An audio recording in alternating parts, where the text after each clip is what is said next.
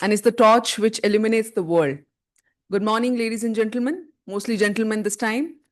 On behalf of the organizing committee, it is my immense pleasure to welcome you all to Sogocon 2025, the fourth annual conference of Society of Genitourinary Oncologists.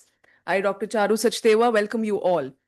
We gather today not just to learn, but to challenge assumptions, to share the breakthroughs, and most importantly, to shape the future of genitourinary cancers. We are proud to have with us over 70 renowned faculty members, multiple international experts, and a packed scientific program that promises to be both intellectually stimulating and clinically relevant. Let's begin our journey. To set the context and begin the day, I would request Dr. Amitabh Singh, Senior Consultant, Department of Genitourinary Oncology, IGC-IRC, and Organizing Secretary for the Sogocon. Good morning, everyone. So it's my proud privilege to welcome all of you for this Sogocon 2025.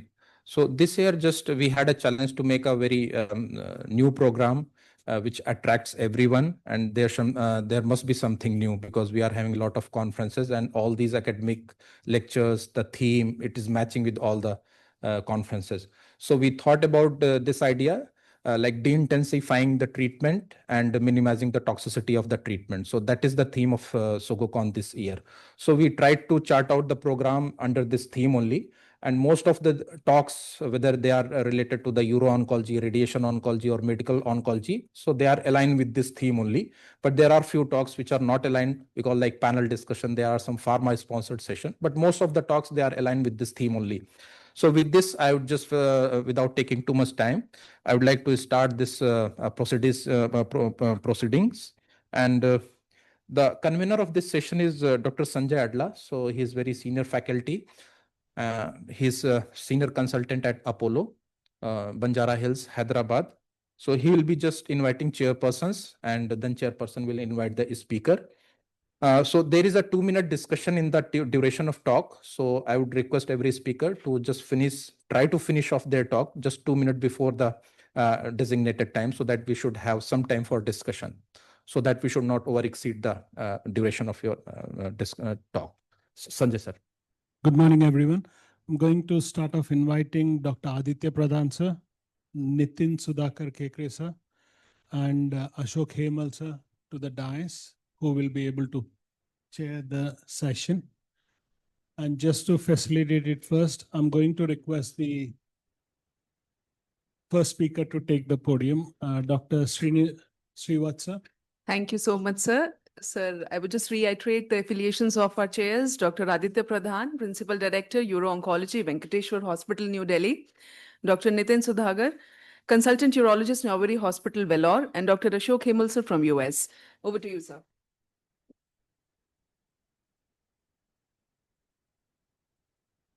So, without wasting time, we'll start our first session when we have a number of interesting talks. The first one is by Dr. Srivatsa, who is a consultant and head of uro-oncology at Sri Shankara Cancer Hospital at Bangalore.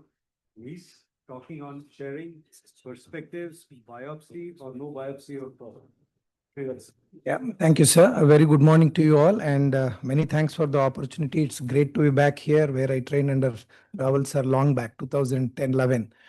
So I have been given this task of discussing a perspective of how prostate biopsy is going to, see the light of the day in the future. I would like to start with 3 clinical scenarios. A 60-year-old asymptomatic patient picked up with a PSA5 and an MRI Pirates 2 lesion on a master health checkup. 65-year-old with a PSA8 with a Pirates 4 lesion. Just one lesion in the left mid gland with no other lesions on MP-MRI. And the third one, a 73-year-old with a 36 PSA with significant LUTs, reported for LUTs, evaluated and found to have probably locally advanced prostate cancer. Now, all of them will definitely require a biopsy because biopsy is the gold standard, and the biopsy can accurately detect up to 92% of patients with clinically significant prostate cancer. The goals of biopsy are to detect clinically significant prostate cancer, because we all know that prostate cancer is a spectrum disorder. It's not one disease entity, and there are different treatment opportunities for patients with prostate cancer. So to understand the exact biology of the cancer is very important. Biopsy also maps the heterogeneity of this disease and probably rules in or rules out patients to focal therapy. But more importantly, biopsy will give us tissue which can be archived for future genetic and molecular evaluation, which can guide future therapies. However, biopsy, if done on all patients, is not a very safe or straightforward procedure because it has its own complication rates, with 1% of patients having severe sepsis, 10% of patients having a hematuria, 1 to 3% of patients having retention, and close to about 10% of patients are missed with prostate cancer.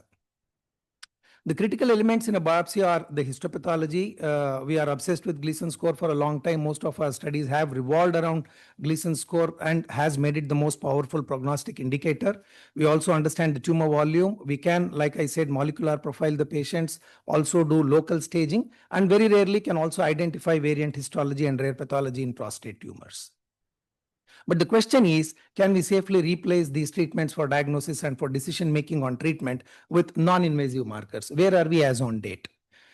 The current non-invasive modalities for prostate cancer detection are MPMRI, blood-based biomarkers, urine-based biomarkers, and a PSMA PET CT scan. They have their own positive predictive value, negative predictive value, sensitivity, and specificity, with MPMRI probably reaching the closest to what a biopsy can tell us. But then there have also been advances in prostate cancer detection. There are MRI evaluations which are beyond MPMRI. There are advanced blood biomarkers. Then we have the ctDNA assay and the circulating tumor cells. And then there are several AI incorporated strategies.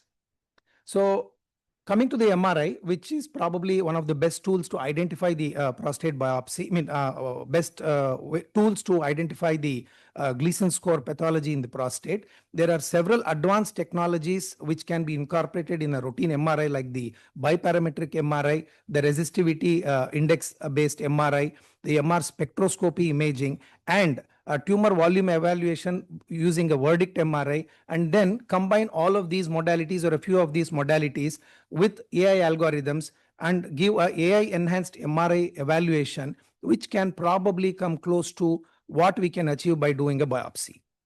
I'll just restrict only to the AI enhanced MRI. What has been shown in two major studies which were well conducted and published in 2024, the PICAI study and the UCLA Unfold AI study, are that the AI enhanced MRI could offer improved detection. It could enhance PIRATS correlation and reduce the inter-observer radiologist variability. But most importantly, it enhanced or improved the clinically significant prostate cancer prediction, with the AUC or the R value coming as close to as what a biopsy could. There are several challenges, but because it's not generally available and it requires a standardization, but this is probably the best tool available as on date. This is a chart which tells us the different modalities of MRI in comparison to MPMRI. And here you can see that the biparametric MRI, the verdict MRI, and the AI enhanced MRI marginally exceed what a MPMRI can offer us in terms of diagnostic value. There are several blood-based biomarkers, PSA being the most rudimentary. I would just like to highlight on the 4K score, which comes close to the biopsy with a R value of 0.82, and the circulating microRNAs, again with a AUC of around 0.8. There are several studies which have looked at AI integration of these biomarker assays, and as on date, what has happened because of this is close to about 30% of unnecessary biopsies can be avoided because of an AI-based biomarker assay. Then comes the circulating tumor DNA and the circulating tumor cells in the diagnosis of prostate cancer. It has offered a significant transit for molecular evaluation and probably even a Gleason score prediction in patients with advanced prostate cancer, wherein it can detect the genomic alteration, it can also risk stratify, and it can offer a non-invasive monitoring, avoiding repeated biopsies in patients progressing to metastatic castration-resistant prostate cancer. Then the last modality, the PSMA PET. The PSMA PET has a very high sensitivity of close to 95%, but its ability to identify the pathology is low. Only about 70% of patients with clinically significant organ-confined prostate cancers can be accurately identified based on their aggressiveness on a PSMA PET CT scan. So to summarize, these are the non-invasive tools or biomarkers which can probably come close to what a biopsy can offer us. Here you can see that the MPMRI, the PSMA PET CT, and a multimodal AI tool will offer as close to as what a biopsy can offer us. So let's go back to the clinical scenarios. These were the three clinical patients. These were the three subset of patients who, probably where we could have avoided a biopsy, and what can we do for them? So in the future, if there is a patient with a suspected low-risk prostate cancer, amenably potential for active surveillance, we can do a MPMRI, then do a PHI or a 4K score, and then for a risk stratification, do a molecular test like Decipher or Polaris. For patients suitable for focal therapy, we can combine both MRI and PSMA PET scan, or offer multimodal AI evaluation to these patients, and also do a circulating tumor DNA to ensure that we are actually not dealing with a high-risk disease. The ctDNA in these cases will be negative. In patients with intermediate risk or high risk organ confined prostate cancers, that is the standard patient that we routinely see. We can do a PSMA PET CT, an AI enhanced MRI, and one of the blood based biomarkers to make a decision on the aggressiveness of the disease. And in patients with metastatic prostate cancers, we can, without a biopsy, rely on a PSMA PET CT or one of the AI based tools, a ctDNA or circulating tumor cells, and then make a therapeutic decision. What's the roadmap for future? This was published in the Journal of Urology. So what they say is by another 5 years, the validation will happen with all these tools. In another 10 years, there will be integration of all these parameters, and we try to aim for a better diagnostic yield with the R value of more than 0.95, and probably by the same time, we can also look at updation of clinical guidelines. The key here is that Can you wind up? Thank you. the key here is that all this data, whatever is generated across the world, should be cloud based, so that there is uniformity in diagnostic evaluation. So last slide. To conclude, non-invasive tools reduce biopsy by 20 to 58% as on date. The future looks bright with a more than 95% diagnostic accuracy using one of the modalities that I have described. But as on date, or probably even in the future, there's no tool that can replace a biopsy for evaluation of histopathology and archival, but probably non-invasive tools will dominate in the future. Thank you. Thank you. So we are a little late. We can take probably one question. Anyone? Right. Thank you. Thank you very much, Vivat sir.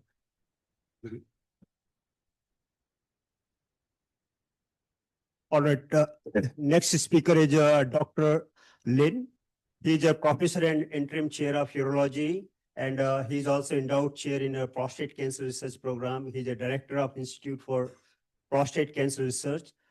He's a president of Society of Urologic Oncology. He's a co-chair of NCI steering committee. He's also chair of Prostate Cancer Committee. He's a vice chair of the NCC and Testis Cancer Control Guidelines, and he's a geosurgeon member.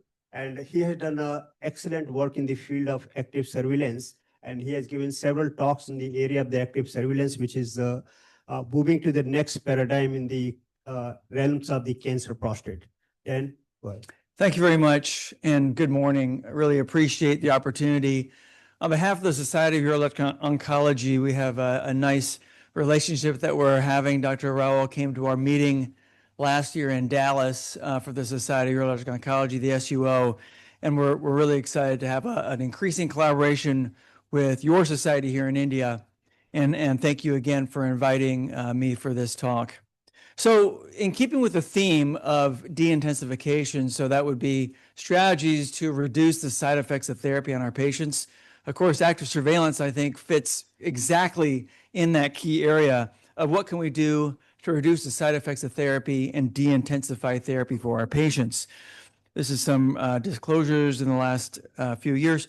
So I divided my talk into kind of 4 key questions. What's the evidence to support the safety of surveillance, and when should we be maybe worried about putting a patient on surveillance? What can we do exactly, as the moderator said, to de-intensify surveillance? Can MRI replace biopsies, again, reducing the burden on our patients? And then can we actually put intermediate risk patients, even expanding active surveillance to intermediate risk? I can just start out with the guidelines. So the AUA guidelines clearly say that for low-risk patients, active surveillance is the preferred management option. If one looks at the NCCN, many years ago for low risk, it was surveillance, radiation, or surgery, but now a few years ago it says preferred, very, very clearly preferred for low-risk patients. The European guidelines actually don't even allow anything else but active surveillance, saying that anybody with low-risk disease should be by active surveillance, not by surgery or any other modality. The Indian Council of Medical Research, when I looked up all their guidelines and you look online for the IMCR guidelines, it's very nice. It actually says patients with a life expectancy of 10 years. I really like the last phrase, there's no upper or lower limit for inclusion for age. Evaluate life expectancy, of course, and the Urological Society of India, the guidelines, this is just the executive summary. When one looks at active surveillance, and again, I really like what you all have done in these guidelines, saying suitability must include patients' financial condition and access to healthcare. That's very important for compliance for patients that are on active surveillance. And then, of course, this pre-biopsy multiparametric MRI, which we'll get into in a minute.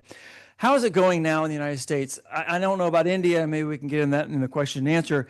United States, for low-risk patients, and this is some data recently published, it's about 60% of eligible patients are getting active surveillance, about 60%. Why isn't it higher? If it's the preferred management, we can get into that maybe. And part of it is there's a very wide variation. All these little dots over here are individuals. You can see there are some practices that have individuals doing no active surveillance and some practices with individuals doing 100% active surveillance. Why is there that discrepancy? I think people are worried about the safety. What is about the safety? And I'll give you some data now regarding the safety of active surveillance. We can date this all the way back 20 years ago to Scandinavia, where they randomized about 700 patients to either surveillance or watchful waiting or immediate prostatectomy. And when one looks at this, the dark area down there is death from prostate cancer, showing there's really no difference in low-risk prostate cancer. For death from prostate cancer, whether it's immediate surgery or even watchful waiting with a non-significant hazard ratio. In the United States, we had a very similar trial, over 700 patients. Again, watchful waiting, not surveillance, but watchful waiting versus surgery. And when one looks at the overall results, there really was no difference in overall survival, whether a patient got immediate surgery or watchful waiting at a PSA even less than 10. Then this brings us to the landmark trial called PROTECT-T. This is from Freddie Hamdy in the UK, where again, over 1,500 patients either were randomized to surgery, radiation, or monitoring, which was kind of like surveillance. And most of them were low-risk patients. And you see here, monitoring was not biopsies routinely, but just PSAs and maybe a biopsy if needed. When one looks here, after about 8 years, half the men in the monitoring arm actually got treatment. And then when you look at the bottom line results, overall survival or death from prostate cancer, if you look at the three groups, death from prostate cancer, no difference in this study. Now, there were a fair number, maybe double the number of metastasis for monitoring. We can get into that later, maybe why that is. This is our study, my study that we ran for the last 15 years, now over 2,000 patients in North America, long-term outcomes in patients. And again, when we published this in JAMA, they made us put these two words, protocol directed, meaning we did biopsies every 2 to 3 years, every 2 to 3 year biopsy, regardless of MRI, regardless of PSA, we did biopsies. And how did the patients do? Again, over 2,000 patients, most of them low risk. And you look here, the 10-year estimated metastasis, just over 1%. Very few prostate cancer deaths. When you look at other cause death, of course, 5%. So this looks like it's safety if you really follow your patients closely on active surveillance. Which patients should we think maybe not to do active surveillance on? There are those patients. The Prius study, they had over 9,000 patients, again, showed at about 10 years, 1% metastatic and less than 1% prostate cancer deaths. And then the final, there was a very large study here, over almost 30,000 patients in many countries, when again, metastasis probability at 10 years, about 1% if patients are followed on surveillance. Again, the safety of surveillance has been established. We know that there are some patients who might not do really well, and that's PSA density, maybe high PSA density, maybe high number of cores, and this is consistent with all this series. So with the first question, who is safe to put on surveillance? In low risk, all men, basically. Exceedingly low rates of metastasis if we follow our patients closely. Who might we not want to? Maybe patients with high PSA density or high tumor volume. So what about de-intensification? I'm sure many of you have patients who are on active surveillance who you do a biopsy and there's no cancer in the biopsy, so-called negative biopsy. And we published one of the first studies of this several years ago.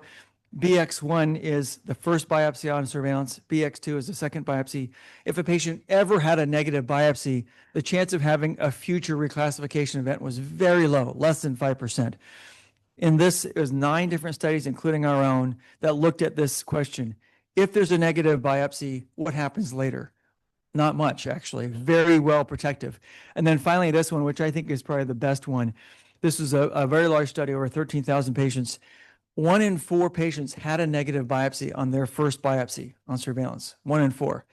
And 50% of the subsequent biopsies were negative. So this shows that we can maybe de-intensify the follow-up. If a patient has Gleason 3+3 grade group 1 disease, a negative biopsy, maybe we can spread out no biopsies for the next 5 years or longer. So those are the patients I think we can de-intensify on. To the last talk, a very, very nice talk about multiparametric MRI. Can MRI replace biopsies? Controversial right now. I think with this unfold AI and some of the other things happening, we'll eventually get there. But what is the data? The data aren't great for MRI on surveillance. MRI for diagnosis, you just saw pretty good results, but MRI on surveillance, you see the negative predictive value, 70 to 80%, and there's a lot of variability in interpretation. There have been 2 randomized clinical trials. I'll show one of them. This is over 250 patients, either randomized to regular biopsy or MRI plus biopsy. And at the end, it did not show any difference in upgrading between the 2. There were unique cancers found in each one. Now, on follow-up of this study, it did look like the MRI arm had decreased failures, maybe less patients progressing. But the authors themselves have some caveats. Maybe there was some imbalance in the randomization. And at this point in time, the final study, this was a very large study, over 2,000 patients, meta-analysis, 15 studies, precise criteria, and one looks at the negative predictive value. At best, 87%, as low as 81% negative predictive value. Clearly, they say serial MRI still should not be considered the sole factor for progression during active surveillance, and changes on the MRI are not accurate enough. The guidelines have come down. These are the Indian Council, the IMCR guidelines. It remains unclear whether NP-MRI should be performed during active surveillance, routinely or triggered. Of course, if repeat biopsies are needed, recommending systematic plus the targeted course. In our AUA guidelines, we actually say MRI should not replace periodic surveillance biopsy.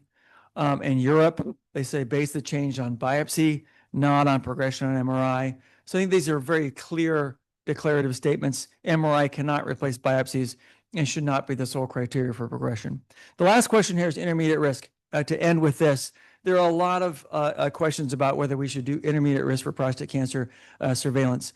And our NCCN guidelines say, yes, it's an option as one of the 3 options, but there have been many studies that have looked at this. This is the Toronto series, 200-man intermediate risk on surveillance. You look at that. If you look at the 15-year metastatic-free survival, clearly after at Gleason 7 or higher, there's looked like higher metastasis-free rates. The UCSF group has looked at 400 on intermediate risk, and again, looked at 2 or greater cores of grade group 2 being suggestive of not. The PROTECT-T trial, if you look at those that had metastatic disease versus the whole cohort, you look at the grade group 2, there are a lot more. All right, so in the initial cohort, 24% were intermediate risk, but of those that got metastatic disease, 40%. So I think that this calls into question about metastatic, doing active surveillance in intermediate risk. And this is the final one, again, almost 30,000 patients. And there was similar treatment-free survival with intermediate risk versus low risk. But those at intermediate risk clearly had higher metastasis and death from prostate cancer, suggesting that maybe we should pause and not do active surveillance in all intermediate risk patients and consider other things like percent pattern 4, length of pattern 4, number of cores. So our guidelines say that certainly favorable intermediate risk can have active surveillance, but they say include those with low PSA density, low tumor volume, low percent pattern 4 on their biopsies. Again, the IMCR says it's only a favorable characteristics like PSA less than 10, clinical stage CT 2 or less, and favorable biopsy characteristics. The Urologic Society of India also say in select patients, and I really like this, with a clear explanation for the increased chances of metastasis. We don't have this in our US guidelines. This is very, very, very clear statement to have a warning about active surveillance and intermediate risk. So my take home points, low risk disease, again, de-intensifying therapy. It with regular assessments has extremely safe, low metastatic rate. Use PSA density and volume of cancer to guide you. Negative biopsy is a very favorable factor associated with low reclassification rates. MRI at this point in time, unfortunately, cannot replace surveillance biopsies. We need to still perform our surveillance biopsies. And intermediate risk disease, we need to pause. There's a higher chance of metastasis and prostate cancer mortality on long-term follow-up. Consider these other biopsy characteristics. So thank you. I'll be happy to take questions if we have time. Yep. Yeah, thank you. Oh, Dan, great talk as always, fantastic talk. So there are two comments and one question. Yeah. So regarding the MRI scan negative predictive value, what you showed, that is for the high grade cancer. But if you take intermediate cancer, then it goes down to 75 or 76%. Yeah, that's true. So that is for the MRI. The other thing I was asking regarding the PROTECT trial, the PROTECT trial, when they hypothesized, they thought of 10% mortality at 10 years.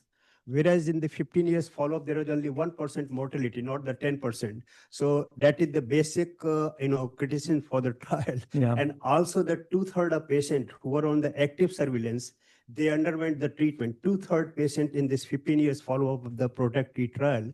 And all those patients who underwent treatment, they had advantage of progression-free survival, they have advantage of metastatic-free survival, and they have advantage of the prostate cancer mortality deaths. So Yes. these are two comments on that. The other thing I was asking, if you remember the NCCN guideline, earlier we used to say patient between 40 to 45 years of age, if you do PSA 2-3 times is stage less than 1, there's no need for the follow-up. Yeah. Even for the patient who is 60 years old, and you have done PSA for 3 years consecutively, if it is less than 1, there's no need for the screening Yeah. for the future. So what's your comment? Yeah, so on the last one there, yeah, in the NCCN guidelines, it does say if a patient is 60 with a PSA of 1 or less, maybe no more PSAs, and that's based on very good data. He knows all the data better than anybody.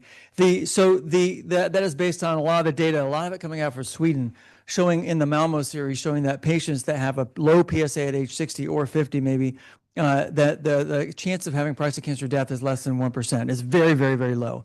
With regards to the PROTECT-T trial, and Freddie Hamdy and I have a lot of talks about the PROTECT-T data, that the majority of the deaths were those that were 3+4. They started at 3+4, not at 3+3. So they had a lot of 3+4s in that trial. And also monitoring was just sort of, maybe the PSA goes up a little bit, do a biopsy, not a scheduled biopsy. And so it worries me. I do wake up at nighttime thinking, oh no, are we doing the wrong thing? Because the metastatic rate was very high in this trial, like very high, 9% metastasis at 15 years, like 10 times ours. So I think it demands routine monitoring and maybe being very careful about 3+4 prostate cancer. Dr. Gupta? Yes. Oh, yes, yes.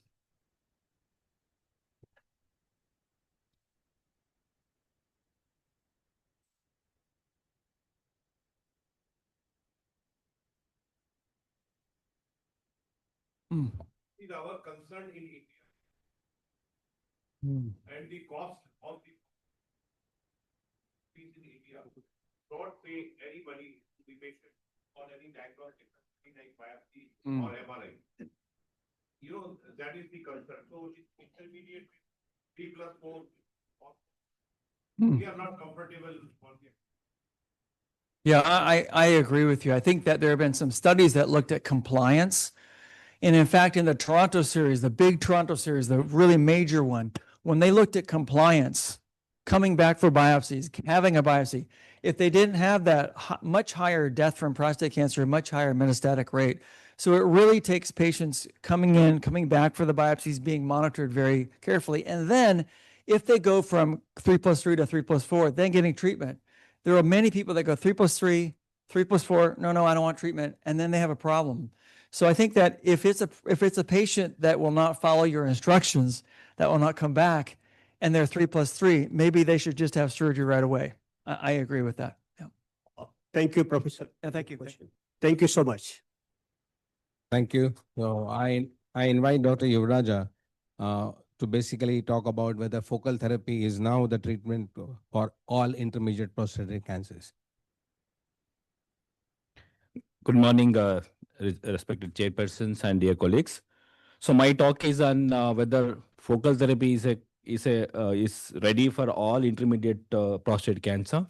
I think it is little bit overstretched as far as the indications goes, and let us explore what exactly means. Where does this focal therapy stands out? So the basic guiding feature or a game changer is the MPMRI and targeted biopsy. These have completely changed our understanding and management of prostate cancer, especially early prostate cancers. And with the recent AI integration is becoming more and more important and easy to diagnose these cancers. So now we know that focal therapy, as a definition, it is a guided ablation of an image-defined biopsy-confirmed cancerous lesion with a safety margin. The question is, who are the candidates who are suitable for focal therapy? Although in India is slowly picking up, but it's not very well established in Indian subcontinent as far as the indication and the treatment goes on. But when we consider the Gleason scores, generally these are all typically 3+4, that is favorable intermediate risk cases are more suitable for focal therapy. Although few select cases of 3+3, the low risk Gleason group 2 and Gleason grade group 4 is very rare indication. It's we divide into favorable and unfavorable. So I think favorable goes in favor of focal therapy when compared to unfavorable. So all other indications are there in the list. So now the question of the multiple or multifocal cancer. So how does we look at or counsel the patient when we opt for focal therapy? Because many patients, we know that there are heterogeneous cancer and multifocal cancer. But the concept of an index lesion and an aggressiveness of an index lesion and indolent nature of a non-indolent lesions is by the concept of focal therapy, where we have to target only the index lesion, not the indolent lesions. So where does it fits into? So we know that radical therapies have got a problems. That it's a morbidity significantly, perceivable of patients, and we have active surveillance with nice talk given earlier. So, but still there is a cancer progression of 20% in 10 years, or usually when you see the SEER data, it is almost 50% fallout in 2 to 5 years. So there is a psychological burden. So the focal therapy completely fits into these two extreme and doing nothing versus doing everything, which increases the morbidity. The range of technology were capable of destroying the prostate tissue. What we have is direct therapy, where we use cryo or nano knife, or indirect therapy, HIFU, as well as brachytherapy. So we have laser light and toxic which are not very popular. Then there are various strategies for focal therapy. Either it could be a focal therapy only the concentrating on the lesion, and then we have a hemiablation or a hockey stick or a whole gland. So as of now, the guideline says that whole gland ablation is not very acceptable treatment. So we are confined to focal or hemiablation almost 90% of the times. So now it is an a la carte approach. So the people ask me, so you have one energy source is enough? No, we don't. We generally minimum 2 energy sources are required because the indications and contraindication fits into 2. So generally for anterior lesions or the gland, if it is more than 80 grams, then we don't do HIFU. So for these patients, it is the nano knife which takes over, or a cryotherapy which takes over the indication. And brachytherapy, a focal brachytherapy is coming as a big way, so that also takes over. Then we have HIFU, is a very versatile, which is available in India, so in 3 institutes. So we have a concentrated ultrasound energy into a targeted zone. So we have different instruments which are available. One is sonoblade, another is a focal therapy. But I think we all 3 are sonoblade as of now. Who is not suitable for primary focal therapy? Naturally, who doesn't buy the concept of focal therapy. Some people don't agree with that. The reason is that, they always think that the cancer is going to come back in the other lobe or in the same lobe because it is a multifocal therapy. Large intraprostatic calcification, more than 80 ml. So previous brachytherapy, these are the relative contraindications to do focal therapies. So generally, when we do HIFU therapy, we divide the gland into 3 segments, segment 1 to 3 from anterior to posterior, and then divide them again into from cranial to craniocaudal direction into 2 millimeter cuts, and then we ablate the tissue. So now if you see follow-up after focal therapy is generally a little bit complicated because we have to identify the lesion which are significant. So our protocol in the institution protocol is to do repeat MRI at the end of 12 months, which acts as a basic baseline study, and then we follow up the patient and compare with the MRI as well as the PSA. At PSA elevation or MRI shows any new lesions, we subject from the biopsy, but we don't do routine biopsy in our cancer registry. So if what happens if there is a recurrence of the tumor, so we can do. So the only advantage of the focal ablation is the field is open. Either you can do repeat ablation, radical therapy. If it is out of field, again repeat ablation, radical therapy. Every option is open as far as the patient is fit to undergo this treatment. So do we have proof of this? So if we go back to Ashim Ahmad, so it's a 2012 paper. It's a very small study. You can see the long-term 89% of men achieved a trifecta with focal therapy. So then we have another study by almost close to 1,000 patients by Taimur and et al. And if you see, so most of the database, it says that so there is no difference between compared to IFU plus cryo versus LRP. That is that time. So LRP was very popular. So if you say SONA-blade data, clinical data, even for intermediate risk patients, if you see 92.2% cancer control at 7 years and 15 years, almost 68 to 70% cancer control. And if you say this is a recent paper by Deepika Reddy. We say they targeted intermediate and high risk patient. Little bit unbelievable to do this type of treatment in high risk because these are all the patients who don't want to undergo surgery. So they were posted for this. And then the cancer control is very, very comparable. So if you see, this is a study by Dr. Shoji. If you see, for intermediate and high risk, 92%, 88% 4-year follow-up, PSF freeze progression survival. So then we have another study where we have, intermediate risk group, 12 months cancer-specific prostate cancer, PRFS is almost to the tune of 80%. So I think the data is accumulating, although we don't have a direct comparison or randomized study. So we have, but there's one paper which says that for a patient with a unfavorable intermediate risk, it doesn't do well. So there is one paper which is recently published last year. So I think this is one paper we have to really critically analyze it and see. So because it is not for everyone, but future there are few randomized trials are going on. I think they are going to throw light on this part trial, Chronos trial, and I think we are going to get the answer how focal therapy is going to be suitable. The most important is not now, as we know that active surveillance is accepting wide and wide. As Dr. Gupta told that in India it's very difficult to do this active surveillance. So we have a wide gap of patients who are all, require therapy, but radical therapy becomes more aggressive.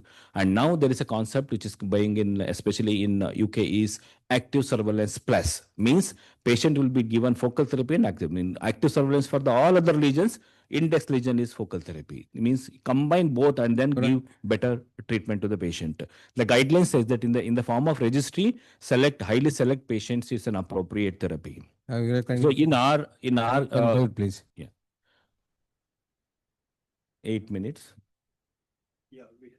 Yeah. So HIFU in our institute it is is a very small series, 82 patients. Focal 20 and hemiablation is the most common treatment what we do. If you see the Gleason score, so we have 3 plus 4, 46 is the most common indication, and 4 plus 3 very highly select patient who refuse to undergo other treatment and they buy the concept of focal therapy. Complications are very minimal, and as of now, at the mean follow-up of 12 months, we have not identified any recurrence. But one patient had PSA elevation and he had biopsy proven lesion outside the ablated site. So that is the very early experience. We are waiting for long-term results. So is focal therapy ready for prime time for intermediate decision? Yes, for a favorable risk, but no for an unfavorable risk. I think we should not choose them electively, unfavorable risk, but it must be done very, very well, carefully selected patients, and rigorous follow-up is required as active surveillance is going. Thank you so much. Thank you. Any comment, Adam or Dan? I have quick comment for you. So basically what you said, the focal therapy relying on the this MRI scan and the index lesion. As Dr. Professor Lin pointed out, MRI scan is a negative predictive value for the intermediate risk cancer. Even we are taking unfavorable, it's a 76%.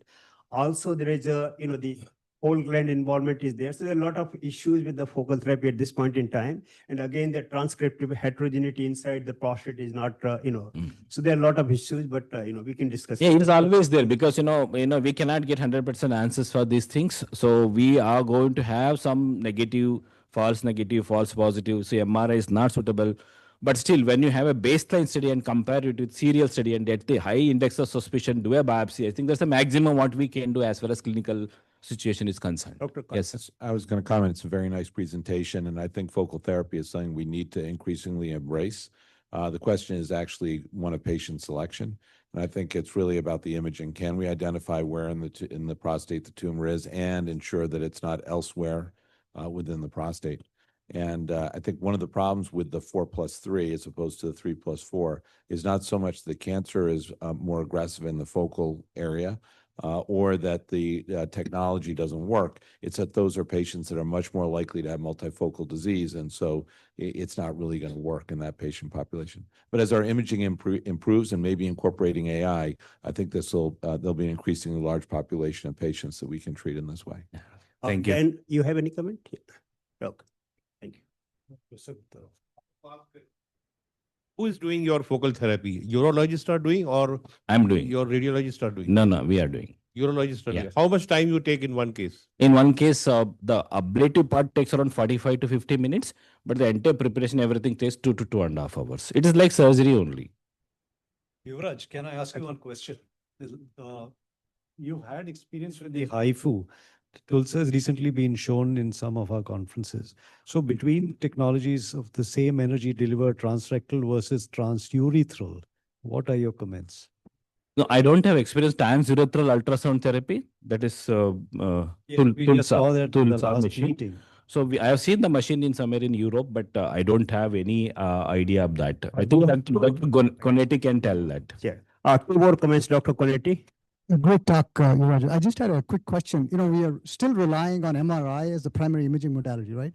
What's the role of PSMA PET in this, or maybe PET MRI even? Because you're just looking at imaging, but not looking at the physiology of it. Yeah, it's a good question, but I think generally in our clinical setup for a primary diagnosis and staging, we don't do PET CT. Generally, we do it for a metastatic workup, and PSMA PET, we don't have it. So I think, yeah, only I think 1 or 2 institutes in India have PSMA PET, PSMA MRI, PET MRI. But Dr. Conetti, again, the same issue, the MRI scan again is at 27% people, they have a normal MRI scan, but they can have a cancer prostate. Because based on the data of the MRI scan.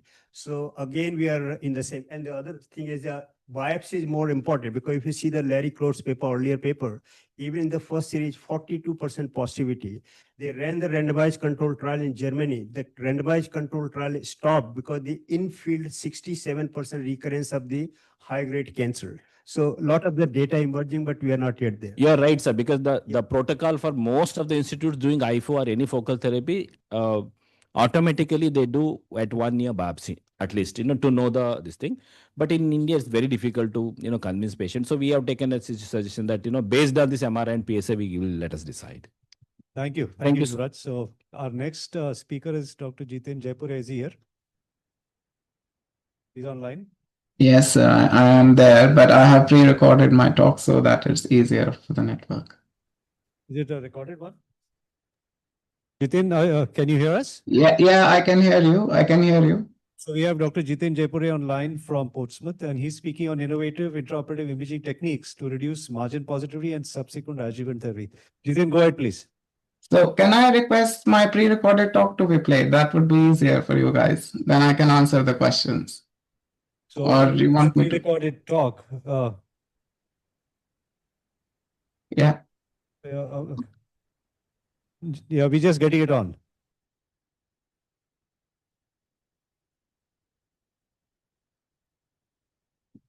Thank you for giving me the opportunity to speak on innovative intraoperative techniques to reduce margin positivity and subsequent adjuvant treatment during robotic radical prostatectomy.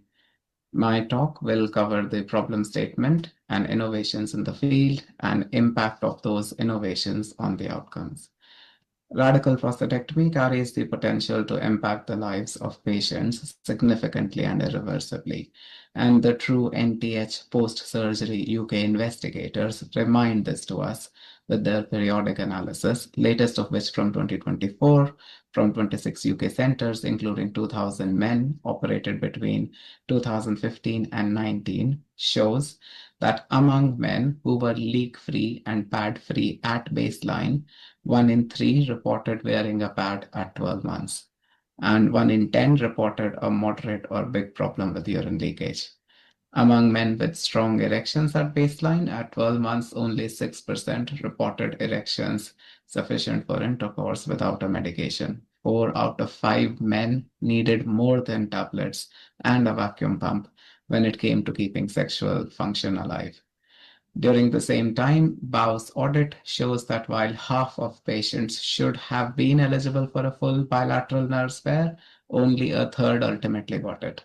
And despite over-treatment and over-resection, 1 in 5 still ended up with a positive margin. Thus, there is a huge unmet need for better aid to intra-op decision-making to save the nerves and preserve potency and continence mechanisms better.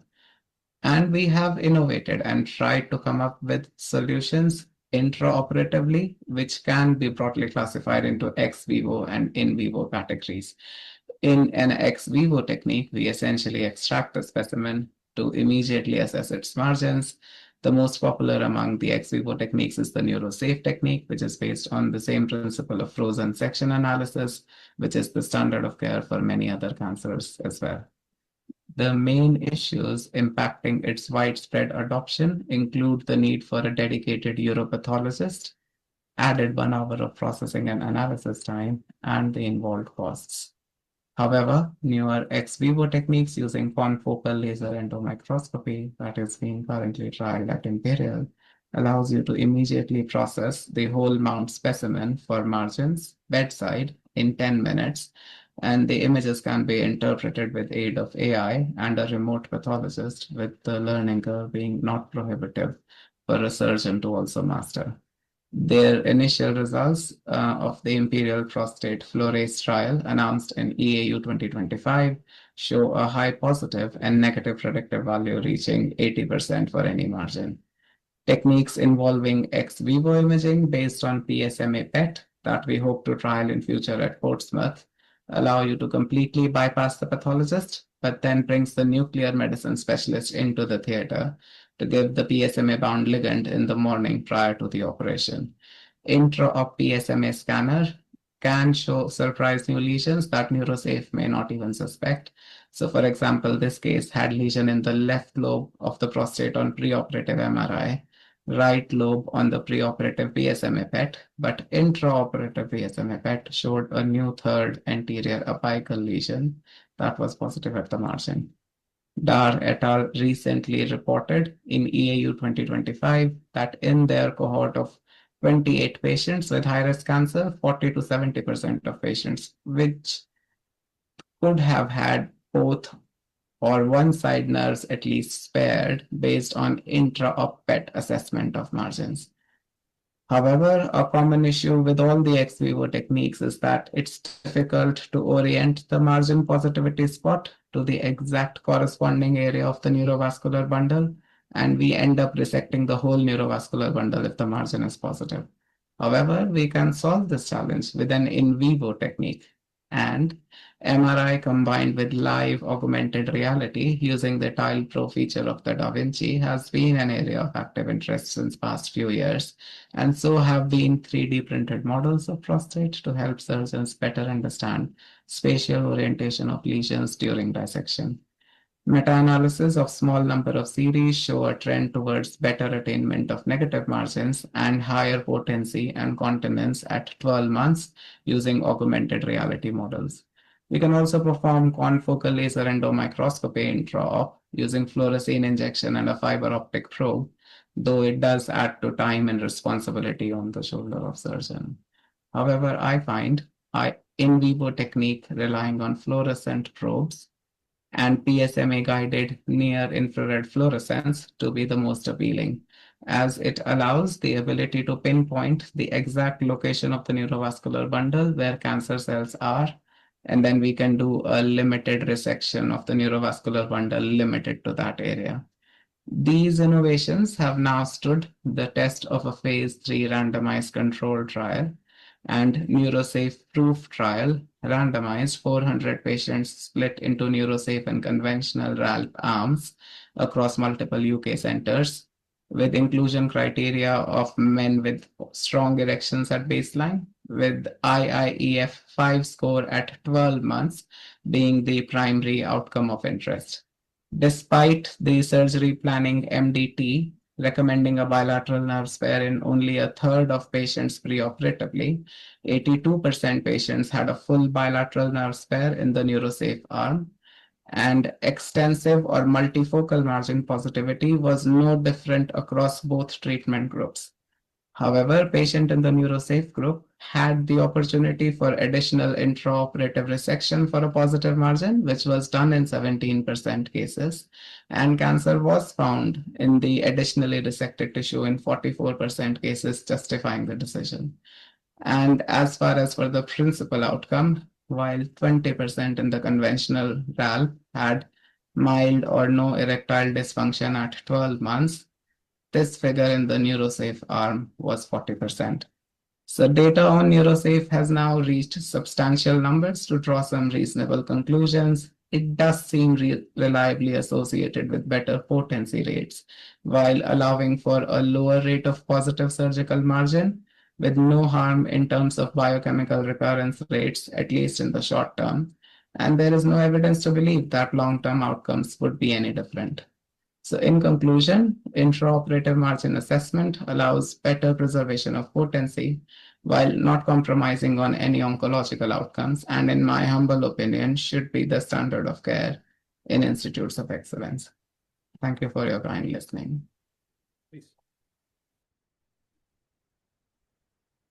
Thank you, Jitin. Let me tell you, Jitin is a fellow of Dr. Sudhir Rawal. Dr. Rawal trained him. He's currently in UK. We are running behind time, but if we have your email address and phone numbers, we'll send you the question. So we'll move on to the next speaker. And next speaker is going to speak on common iliac lymph node in radical prostatectomy. Dr. Thiranjan Basu, is he there? Yeah. So common iliac node M1 or locally advanced? Good morning. Thank you for the invitation. So my talk is on something different from what we started the morning with. It's on whether we stamp common iliac node as N1 or as M1A. And a first disclaimer, it's a very data-free zone. So whatever experience I am sharing here is based on very sparse literature available. So let's see it. On a single line, if you see the staging, I have purposefully kept the N and M for it's very simple for prostate cancer. You have nodes, regional, it stamps as N1. You have non-regional nodes, then they go into M1A. And in non-regional, this paraiotic or common iliac, which is the topic of discussion, they fall into a non-regional lymph node. So in a single line, yes, a common iliac node would classify as something non-regional. But why we debating it? What we know about common iliac node, that over the years, the staging has improved with the diagnostic capability with PSMA. We better can pick up them as treating on non-surgical methods and even surgical, we better can delineate them. And also the overall approach has changed from a time where it is to be just a long-term ADT, something which is not positive prostate, to more curative approach, more of non-surgical approaches and a systemic intensification. So that brings us, we know what we know from the pro PSMA study, there's an improvement in diagnosing this. It's just improved the diagnostic ability from something which is in conventional imaging would have been N0 to picking up the nodes and will only focus on common iliac. We know across studies it is specific doing a PSMA PET CT, and even in typical sub-analysis with the common iliac node, between a conventional imaging to a PSMA, there is actually a double rate of detection of common iliac nodes. We also know how our delineation has changed, something from older studies and staging system limiting the upper border of in a radically treating node to true pelvis to RTOG, then changing it to a cranial border, taking the distal common iliac, and then further going and taking the newer nodal guidelines, which include at the point of common iliac bifurcation. So we know that we are trying to treat them radically, even if by AJCC we are stamping them as M1A. We also know long back now, for about close to 10 years, that from the DanSprat data, there will be 10% isolated common iliac node when they were treating only prostate and not covering the nodal levels. So typically the isolated failures were around common iliac. In terms of survival, if it is a low volume metastatic HSPC taking common iliac as M1A, we know the non-regional cohort, which common iliac would be a part, would fare better than bone and better than the visceral disease. But unfortunately, the phase 3 randomized control trials have very poor representation of that, very poor representation of M1A, and be it common iliac separately, it's hardly there. We also know as the techniques have improved, by either you do a moderate hypofractionation or an extreme across studies, and most of the studies are from India.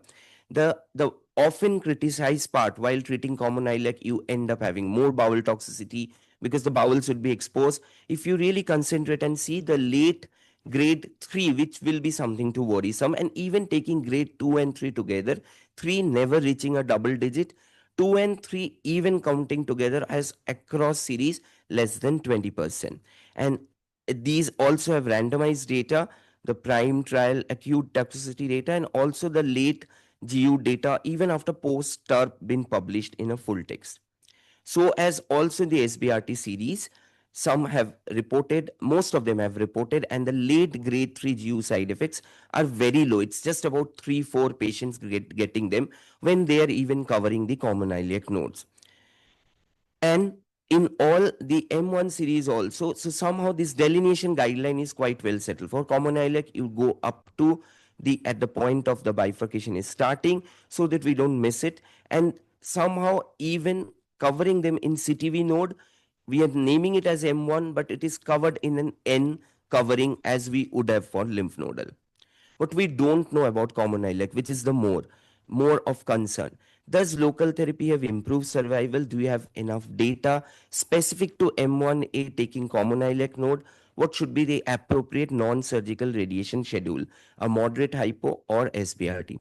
Again, somehow we have two very strong data which are often highlighted for common iliac, both with Vedang's team in 21 followed by 22. The 21 data had 60 patients among them, 20 were common iliac positive. All of them were treated by SBRT, and 80% received prostate with pelvic nodal coverage. And we can see the 3 years OS and biochemical failure-free survival, which are quite decent. In 22, which is compared between an CN1 and CM1A taking the common iliac, 130 patients with 43 being common iliac, 70% up had SBRT 5 fractions with prostate and pelvis, and a very decent 2 to 5 years biochemical failure-free survival. Even in the Stampede arm, the most highlighted and the most strong data of M1A series, when it's a long-term published in PLOS 22 recently, the only non-regional lymph node cohort, M1A would have been, had 81 patients representing 9% of the total cohort, and the hazards are quite good for better OS and FFS. This again will be criticized if they have reporting more toxicity. Unfortunately, no.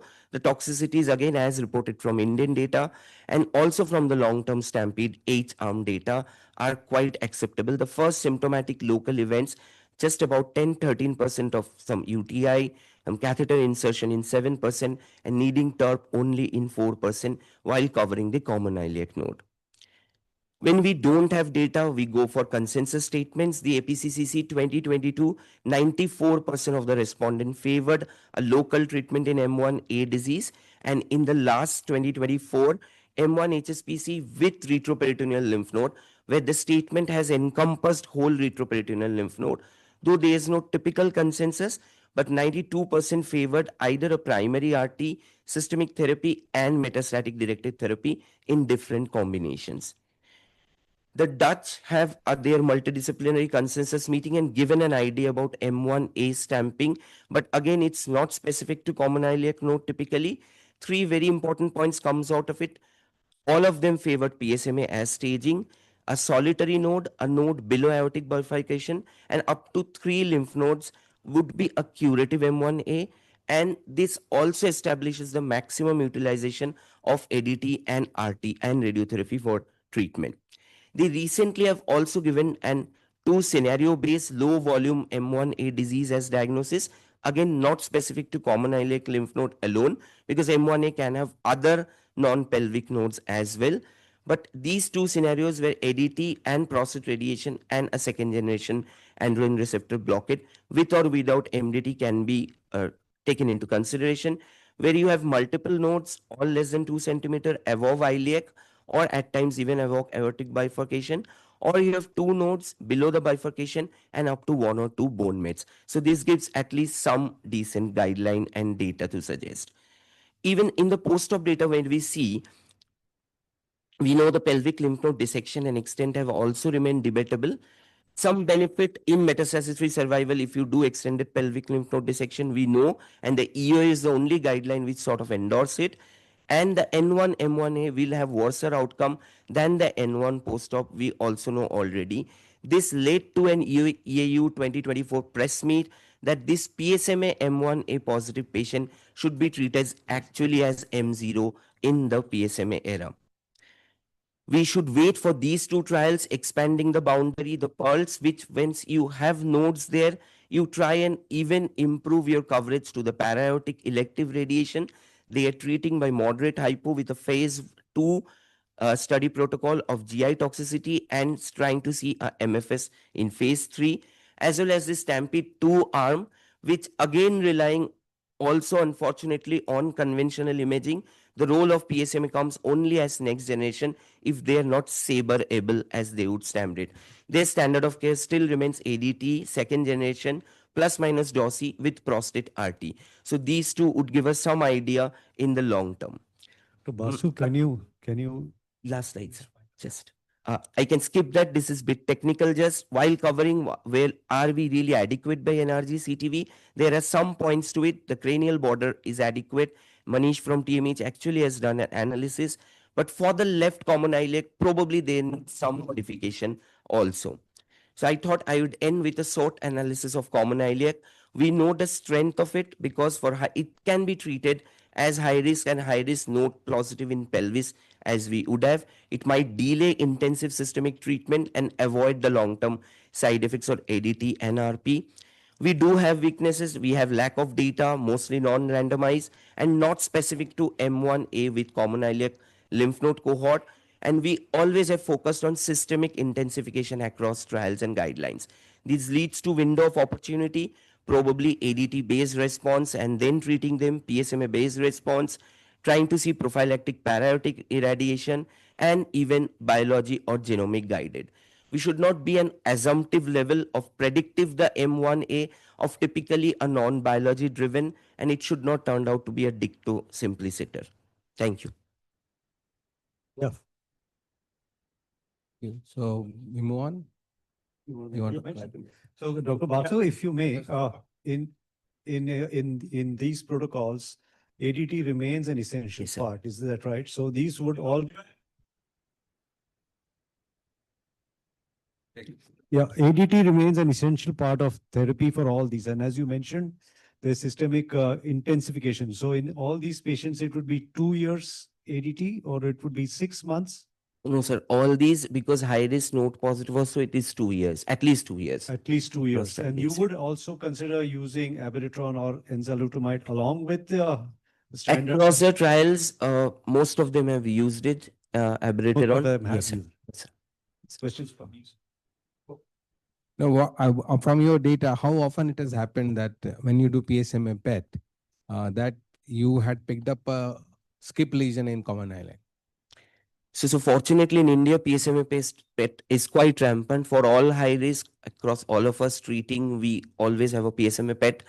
Picking up common iliac node where it was not reported maybe in other images, would be around 10-15% max at the red cell. How high? Yes, sir. In high risk, and if you already have a pelvic node, then the chances increasing more. No, that I understand. What I basically was asking was Maybe around 8-10%. Still, that is very high percentage because the reason is, so this is not a pathological diagnosis. This you are talking based on the PSMA PET, Yes, am I right? So now if you look at the data of the PSMA PET, we have a keynote speaker, he'll be talking. The biggest problem of the PSMA PET at this point in time in detecting the lymph nodes. So the false positive lymph nodes on PSMA PET is very high at this point in time. So you cannot totally rely on this. That is number one. They will talk, he's a keynote speaker is here. Doctor. The second issue is, as Dr. Kekre was pointing out, isolated lesion to common iliac is very rare. Not rare, it's very rare. If common iliac is involved, then internal iliac group of lymph node ought to be involved at least 40 to 50% times. Yes, sir. So that is the another caveat in what you are saying. Yes, sir. So that is what at this point in time, and in my opinion, Can I ask Dr. Vedang to comment, please? He's here in the audience here.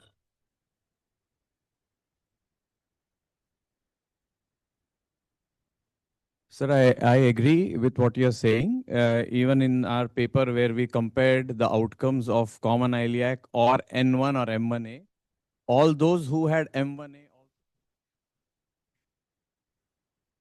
but the crux of it is we must treat, it's called M1A, but we must treat it with a curative intent. And the outcomes are quite remarkable at 5 years. Whether the other problem in Indian population, there's a lot of chronic prostatitis, and also the non-reactive lymph nodes are very positive. You can see across, like you see the false positivity of PSMA PET in the Indian population is much more high because of the reactive involvement of I am lymph not nodes. sure that is entirely true, sir. I think the false positivity rate, or I don't think it's an India specific thing. And it's about 7 to 8% false positive and may not be so much in the node. So I don't think that's a big issue. But I agree that skip only common iliac, we have to be careful while interpreting it. I think that's a very good point you made, that when you have a disease positive, whether you should treat with a curative intent going higher up. And if it shows a better thing, I think it makes sense. Yeah, I think Thank we you very should. much. Thanks. So now I'm very happy to call one of my own fellows. Sorry, which one is? Yes, this one. Sorry, radiation toxicity. Has technology reduced harm? Dr. Malik. Yeah, sorry. I thought. Good morning, everyone. We've had a very early start, and thank you to the organizers for inviting me to speak on this topic. So I'm going to talk to you about how technology has potentially reduced the toxicities in prostate cancer. Has reduced the toxicities of prostate cancer treatment. Now, radiation therapy for prostate cancer is widely applicable, both for localized, node-positive, and limited metastatic disease. What is important to understand, and I understand that this is mainly a non-radiation audience, is that the curative doses for prostate cancer are very high. And these doses are highly toxic for the rectum and the bladder. Over the years, fractionation for prostate cancer has evolved from conventional fractionation to moderate hypofractionation, and there's a big push for ultra hypofractionated or stereotactic radiotherapy. And this is often used synergistically with androgen deprivation therapy, especially in high risk and metastatic disease. Now, this is the anatomy of the prostate, and if you see that it's surrounded or very close to the bladder and the rectum, and if we want to treat a box-like area, a substantial volume will get treated. So the local toxicities of radiation therapy involve urothelial or mucosal damage, vascular injury, and muscle layer changes, which contribute to chronic changes in the mucosa and the blood vessels that lead to late toxicities. And when we talk about toxicities, you're going to hear a lot of grade 2, grade 3, etc. The most common way of monitoring toxicities is with the CTCAE version 5 in clinical trials, but also the Lent-Soma classification. And these are some of the the toxicity grades. So when you have very severe toxicity, gross hematuria, gross rectal bleeding requiring blood transfusions or active interventions, that's when it's grade 3. When it's lesser interventions, it's grade 2. Now, first, let's talk about intensity modulated radiation therapy. That has been there for a while. And basically what it does is that we are trying to conform radiotherapy around the prostate with a relatively tight margin. And we are giving radiation beams from many directions with what is known as inverse treatment planning, which is specifying what doses are allowed and what are not allowed to what are known as organs at risk. And as you can see from the dose distribution on the right, that you can sculpt the dose to come out of the rectum and the bladder. Now, IMRT has become the standard of care, not by virtue of a randomized control trial, but by virtue of large institutional case series. This is from the MSKCC, which shows that, even with the addition, a higher dose of radiotherapy with IMRT, that grade 2 or higher late rectal toxicities actually came down. So IMRT has become a standard of care. From a post hoc analysis of a large randomized control trial, the RTOG 0126 study, which was not actually investigating IMRT, but allowed 3D CRT and IMRT as a part of a dose escalation protocol. They compared the toxicities of IMRT versus 3D CRT in the patients in the high risk or the high dose cohort and found that there was significant reduction in the incidence of grade 2 acute GI-GU toxicities as well as in late rectal toxicities. And it is from this trial that we have what are known as our initial dose constraints for radiotherapy to these structures. Now, there has been many studies, many small comparisons, and a meta-analysis of IMRT studies show that in several of, especially acute, but also late toxicities, there has been a substantial reduction with the use of IMRT. So IMRT has become de facto the standard of care, and all, appropriateness criteria guidelines now specify that you must use IMRT. And if you don't have it, you should consider referring patients to centers that have IMRT. Now, when you are giving very conformal doses, you have to ensure that the dose is delivered in the right place.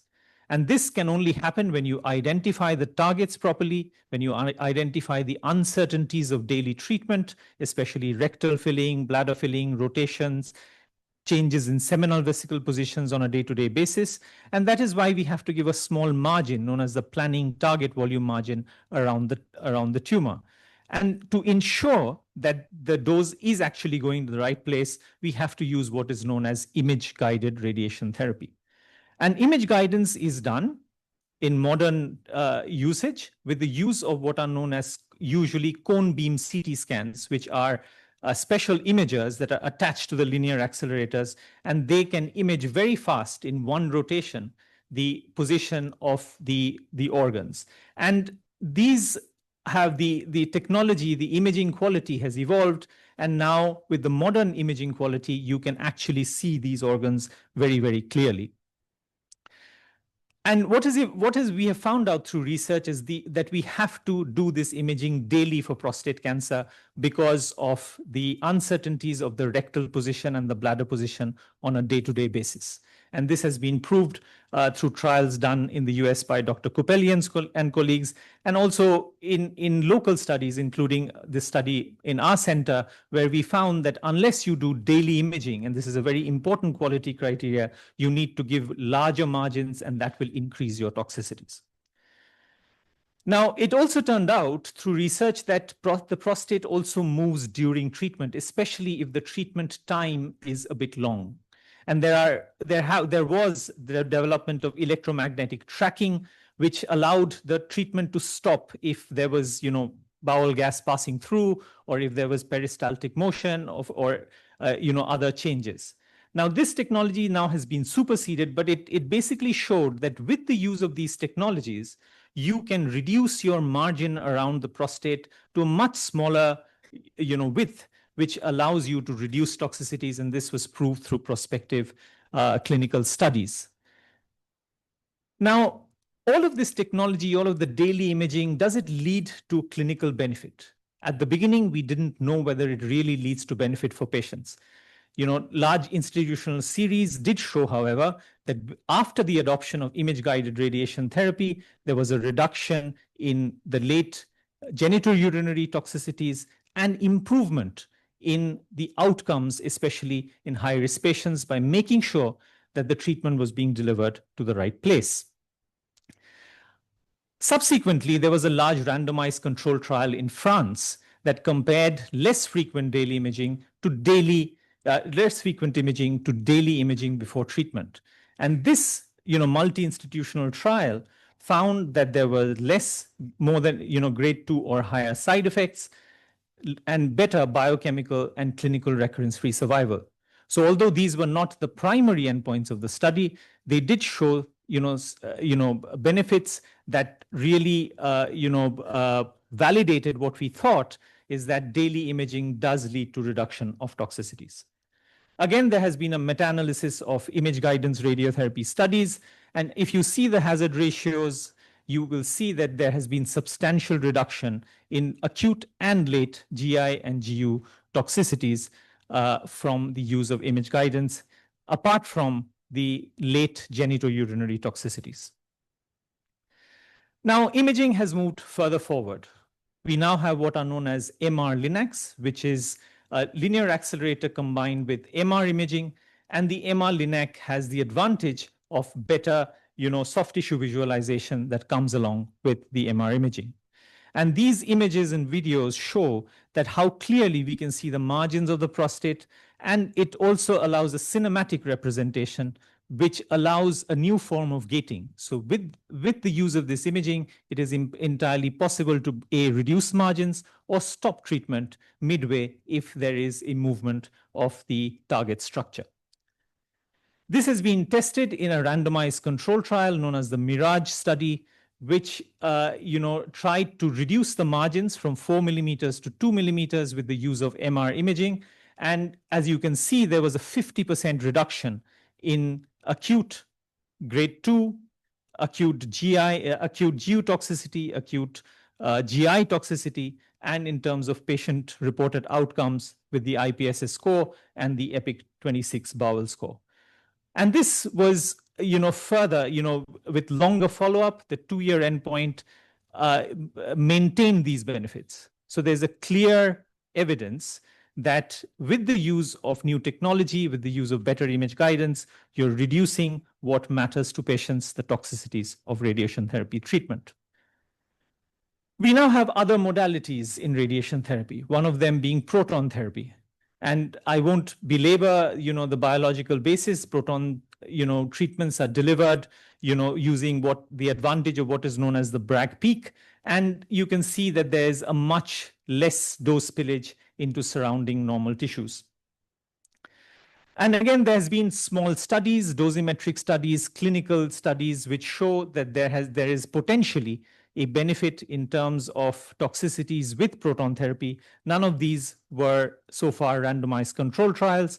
However, unfortunately, the only randomized control trial that has reported so far, which is the PARTICOL-QOL study, did not find a clinically significant difference in patient-reported outcomes. This has, however, only been reported in abstract form in a recent meeting, and we are awaiting the results in a full paper, which we can, of course, discuss and debate in the future.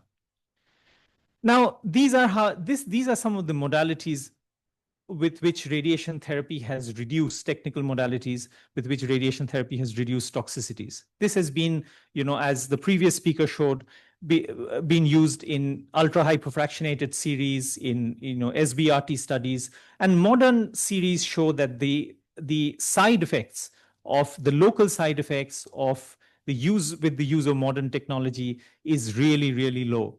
And what we usually associate, the toxicities that we usually associate with radiation therapy, proctitis, cystitis, bleeding, have been reduced considerably. But there's another angle to the use of radiotherapy, which is the reduction of the toxicity of androgen deprivation therapy. Can we move to conclusion? Yes. So there have been a series of studies in oligometastatic and oligoprogressive disease, which have tried to see whether the use of metastasis-directed therapy with SBRT reduces or can delay the use of androgen deprivation therapy. These are phase 2 studies, the STOMP and ORIOL, which have demonstrated nearly a 7-8 month delay in androgen deprivation therapy use or a limited use of androgen therapy instead of potentially permanent or long-term use has been tested in the EXTEND and RADIOSA studies, which have also shown excellent results. Even in castration-resistant prostate cancer, carefully selected patients, when treated with metastasis-directed therapy, have shown an extension till the requirement for the next line of systemic intensification. Therefore, to conclude, technology has played a pivotal role in reducing local toxicities through better target delineation, planning techniques, and image guidance. Proton and carbon ion therapy have the potential to push these boundaries even further, and the selective use of metastasis-directed therapy can help delay or limit the use of androgen deprivation and systemic intensification, and thereby limit toxicities of hormonal therapy as well. Thank you. Thank you very much. I think as we are running short of time, we can ask you questions later. I'm very happy to call one of my own students, Dr. Vivek, to come and speak about selecting patients for lymphadenectomy, imaging, and nomograms. Good morning, everyone. Thank you for this opportunity.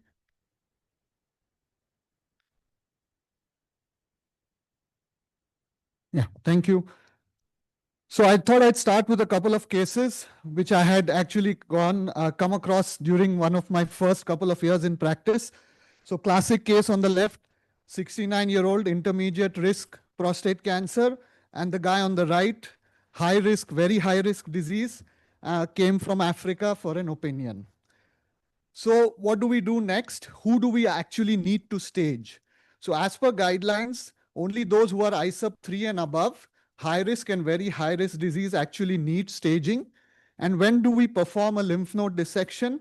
It's indicated if the risk of positivity is more than 2% according to NCCN guidelines or more than 5% according to EAU guidelines.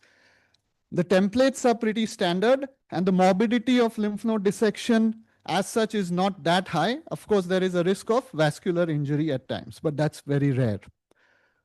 So moving on to the staging in terms of imaging, the standard which was done in the past included the CT and MRI.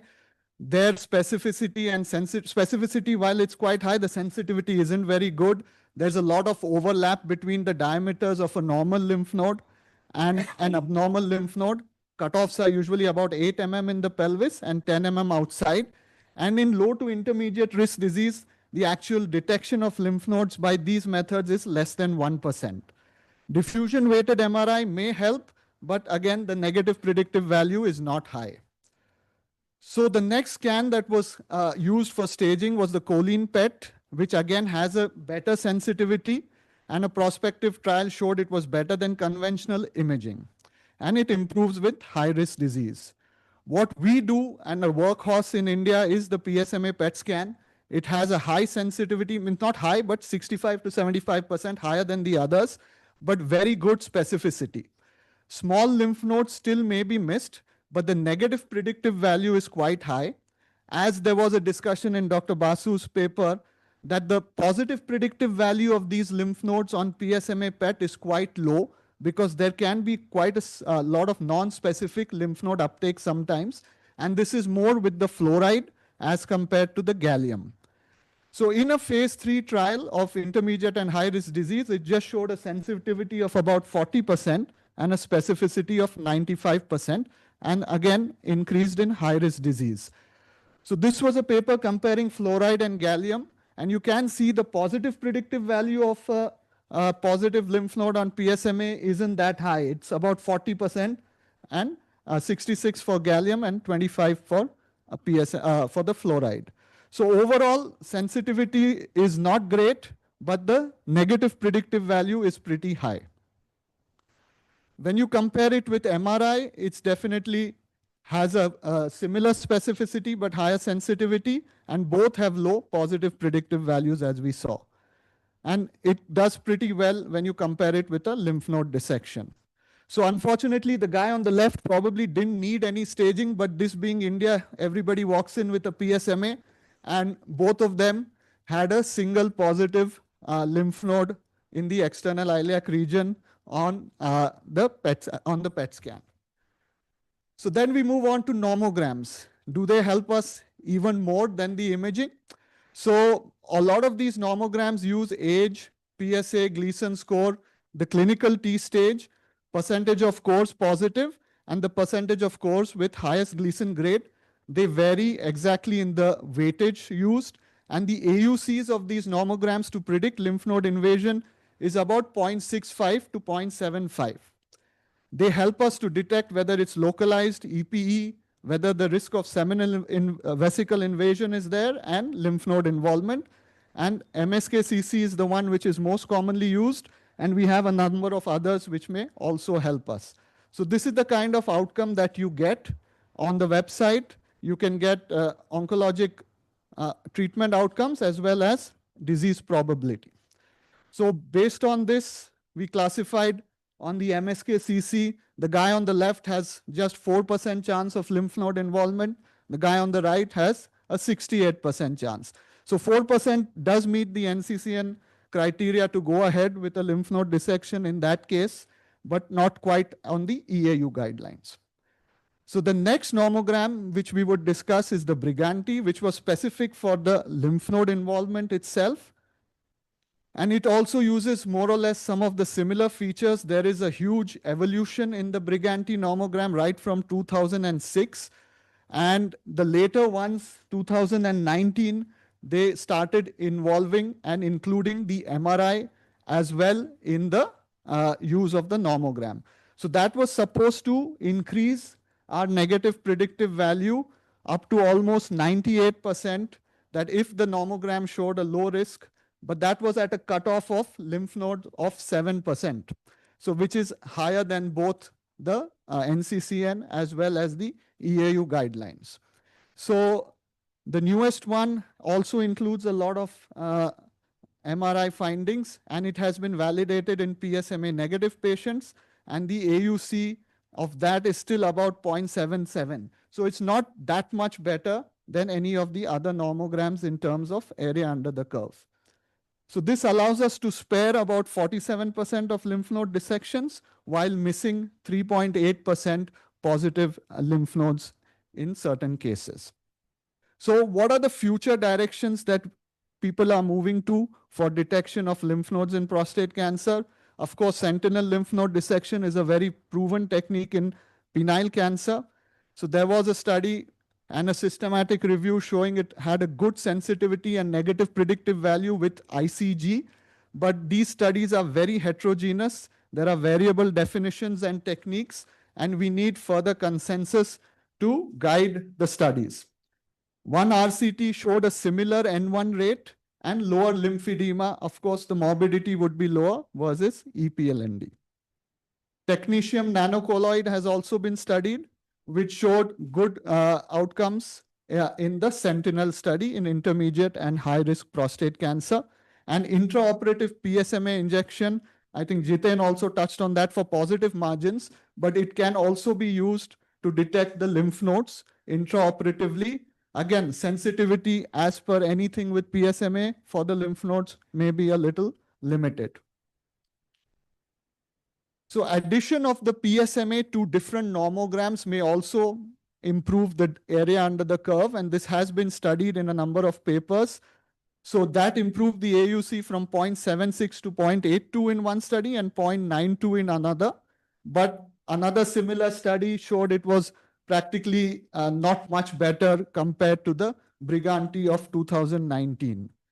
I think yesterday, Dr. Amandeep and the Tata Group, they presented their paper in the SOGO meeting, where the primary prostate SUV, if that is very high and the PSMA does not show any lymph nodes, those still have a high risk of lymph node positivity. So those may need a lymph node dissection. So incorporation of the prostate SUV in addition may help stratify further if you add it to some of our nomograms. Finally, there is one newer PSMA agent, which has also been used, studied in a single study of intermediate risk patients. This is supposed to have greater affinity and may improve the sensitivity, which is otherwise not that high with the standard PSMAs. Finally, everything is moving towards AI and machine learning. So there has been a lot of studies in this to see whether that can improve our lymph node detection. So a machine learning model helped to improve the AUC to 0.89 in a single study. A systematic review of 22 studies was just published this year, which actually still shows a significant variability in the positive predictive value, and the black box nature of some algorithms highlight the need for prospective studies, improved interpretability, and the continued involvement of experienced physicians in interpreting these AI results. So they conclude actually that as of now, AI is still an adjunct, but it's not a replacement for expert clinical judgment. So with time, this may help, but as of now, it's not yet reached the position where it can give us a clear idea, yes, go and do the lymph nodes or do not. So coming back to end with both our patients, we did the lymph node dissection, and as expected, the guy on the left didn't have anything, and the guy on the right did have a single node with 13 other negatives. So the way to reduce morbidity is stage patients only who need to be staged. I think, unfortunately, we stage everybody, and sometimes we do pick up a few false positives.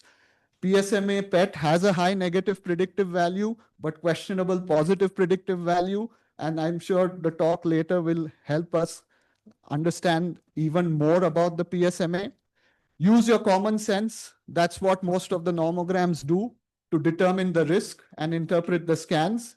Sentinel lymph nodes and AI-based algorithms are still early in their development, but may help to improve accuracy in the future. So as of now, the lymph node dissection remains the most accurate staging technique. And when clinically indicated, we have to go ahead and do it. Thank you. Thank you. Thank you, Vivek. Dan, go ahead. Yes, yeah, nice talk. Just a couple questions. And I guess my question is if you have a unilateral positive, I mean, the question really is discordancy. So if you have a Heiberg antinomogram with a clean PSMA, would you just not do it? Number one. Number two, if it's unilateral solitary lymph node, do you omit the other side? I don't think there's any data on that. Actually, there is a randomized control trial going on. Randomized control trial going on that. Okay. And my question actually you answered. You are doing regularly lymphadenectomy in any case. Yes, sir. Or you omit lymphadenectomy. As of now, I have not omitted. In India, most of our cases are high risk. My question is now, depending on these normograms and the study with PSMA and all, will you omit irradiating the lymph nodes or still irradiate every patient? Mostly we're radiating. You're asking me about radiation or surgery, sir? No, radiation. How can they ask about surgery? I can answer. Radiation surgery.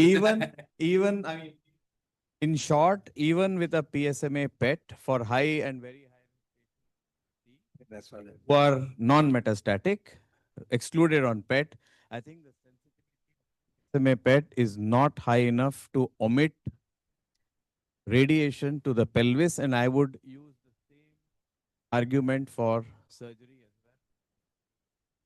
Yes, for sure. Dr. Kibble? Yeah. I was going to comment. One of the things I find very interesting is that the PSMA PETs are showing us lymph nodes outside of the primary landing zone, not only in the pelvis, but perirectal lymph nodes, for instance, which are profoundly altering our management of these patients. And I wondered if you could comment. I mean, early on, people would say, go after those. And I would go after them and I couldn't get them. Yeah, and I would be like, I really tried. And it sort of shifted a lot of the treatment, I think, a little bit more to radiation therapy in those patients so we can try and hit those lymph nodes. Do you have any Yes, sir. comments on that? So I would say it would be case to case. If it's a very young, fit guy, you may still go ahead and try.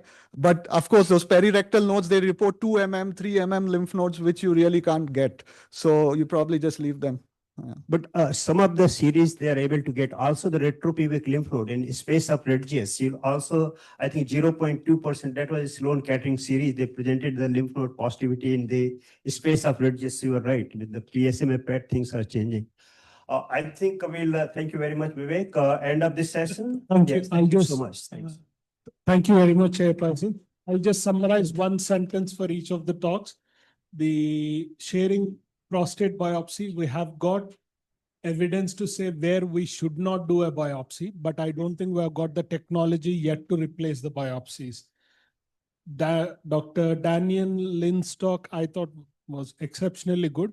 There were 3 learning points from that. In that, don't trust the MRI in the active surveillance.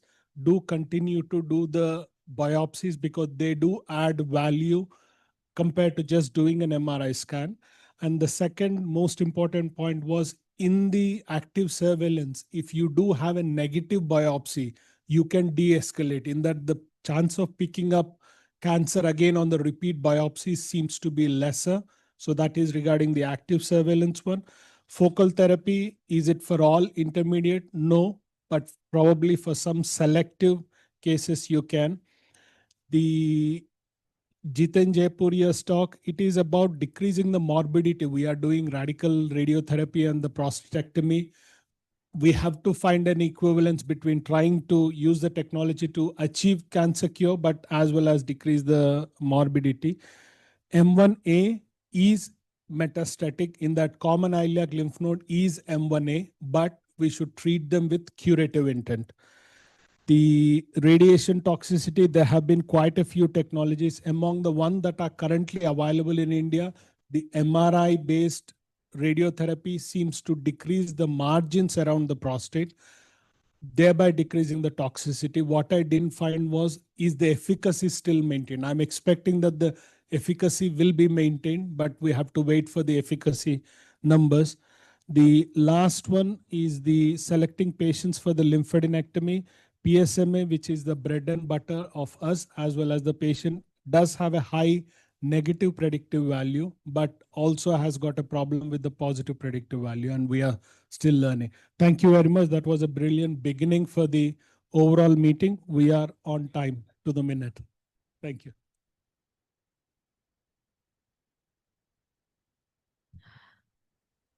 Thank you, Dr. Sanjay, for beautifully convening the session. Thank you, chairs, Dr. Aditya, Dr. Nitin, and Dr. Ashok Hemal for chairing the session. Moving on to the next round and rotating the conveners, we have Dr. Ginil Kumar Kochi from Amrita Institute of Medical Sciences, Kochi, and Dr. Sayan Paul, Senior Consultant, Apollo Multispeciality Hospital, Kolkata. We request the chairs for this round, Dr. Narmada P. Gupta, Professor Emeritus and Padam Shri awardee by the President of India, Medanta, Gurgaon, Dr. Vineet Talwar, Director Medical Oncology, RDC IRC, Dr. Suman Malik, Senior Consultant Radiation Oncology, Narayana Hospital, Kolkata, and Dr. N. Raghavan, Senior Consultant and Uro-Oncologist, Apollo Hospital, Chennai.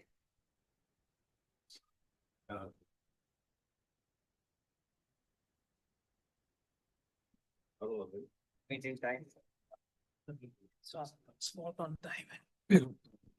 We have got 5 talks, 1 debate, and a panel discussion in this session.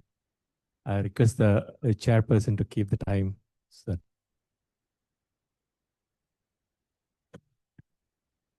Good morning. May I request Dr. Adam S. Kebel to come on the dais. Dr. Kebel is the chair of urology at Mass General Brigham, the Elliot Carr Cutler Professor of Surgery at Harvard University, USA, and he's also chair of Harvard Residency Program. He received his BA, MD, and many other fellowships, and he has a leadership position in AUA Quality Control, NCC and Prostate Screening Guidelines, NCI Genitourinary Trial Screening Committee, KALGB Executive Committee, and many other associations. Thank you very much, and please start your lecture. Thank you very much. It's truly a privilege to be here and to begin this association between your organization and the Society of Urologic Oncology. I'd like to particularly thank Dr. Rawal, Dr. Talmar, and Dr. Singh for inviting us today. So the focus has really been on de-intensification. I'm going to be talking about intensification of therapy.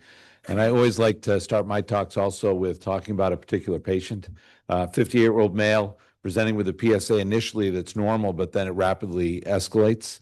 Biopsied and found to have Gleason 9 cancer in multiple cores, including T3 disease involving the seminal vesicles. And this is the kind of patient we're increasingly seeing and struggling with. How do we manage them? Because we want to cure them, it's a young man, but how do we do that? And surgery alone is probably not enough, okay? So the real question is how are we going to manage them better? So this is data from Scott Egner, which is now about 15 years old, but I still think is germane. The dark bars, these are different grades of prostate cancer, and the dark portion of each graph indicates the percentage of the patients who die of prostate cancer. And what you can see is for patients that have Gleason 8 cancer and above, the risk of death is 1 in 3 at about 15 to 20 years, which is fairly significant for prostate cancer. And we often argue about what is the best management for these patients. Is it radiation therapy? Is it surgery? Is it multimodality therapy? We're going to give them surgery knowing that they're going to need radiation. And what I would argue is that's all about the management of local disease. And really what kills patients is metastatic cancer.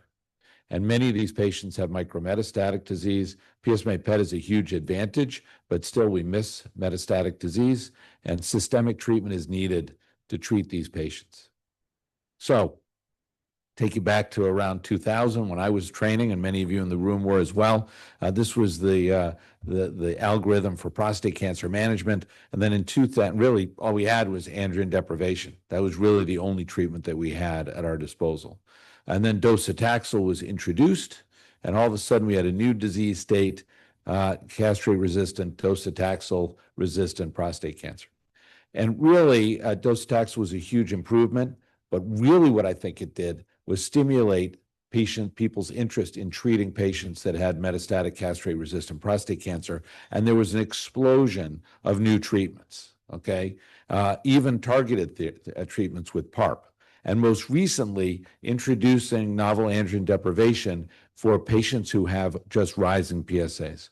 And the question that we're asking increasingly over and over again is, can we treat these patients with systemic therapy that have locally advanced disease and cure patients that were incurable?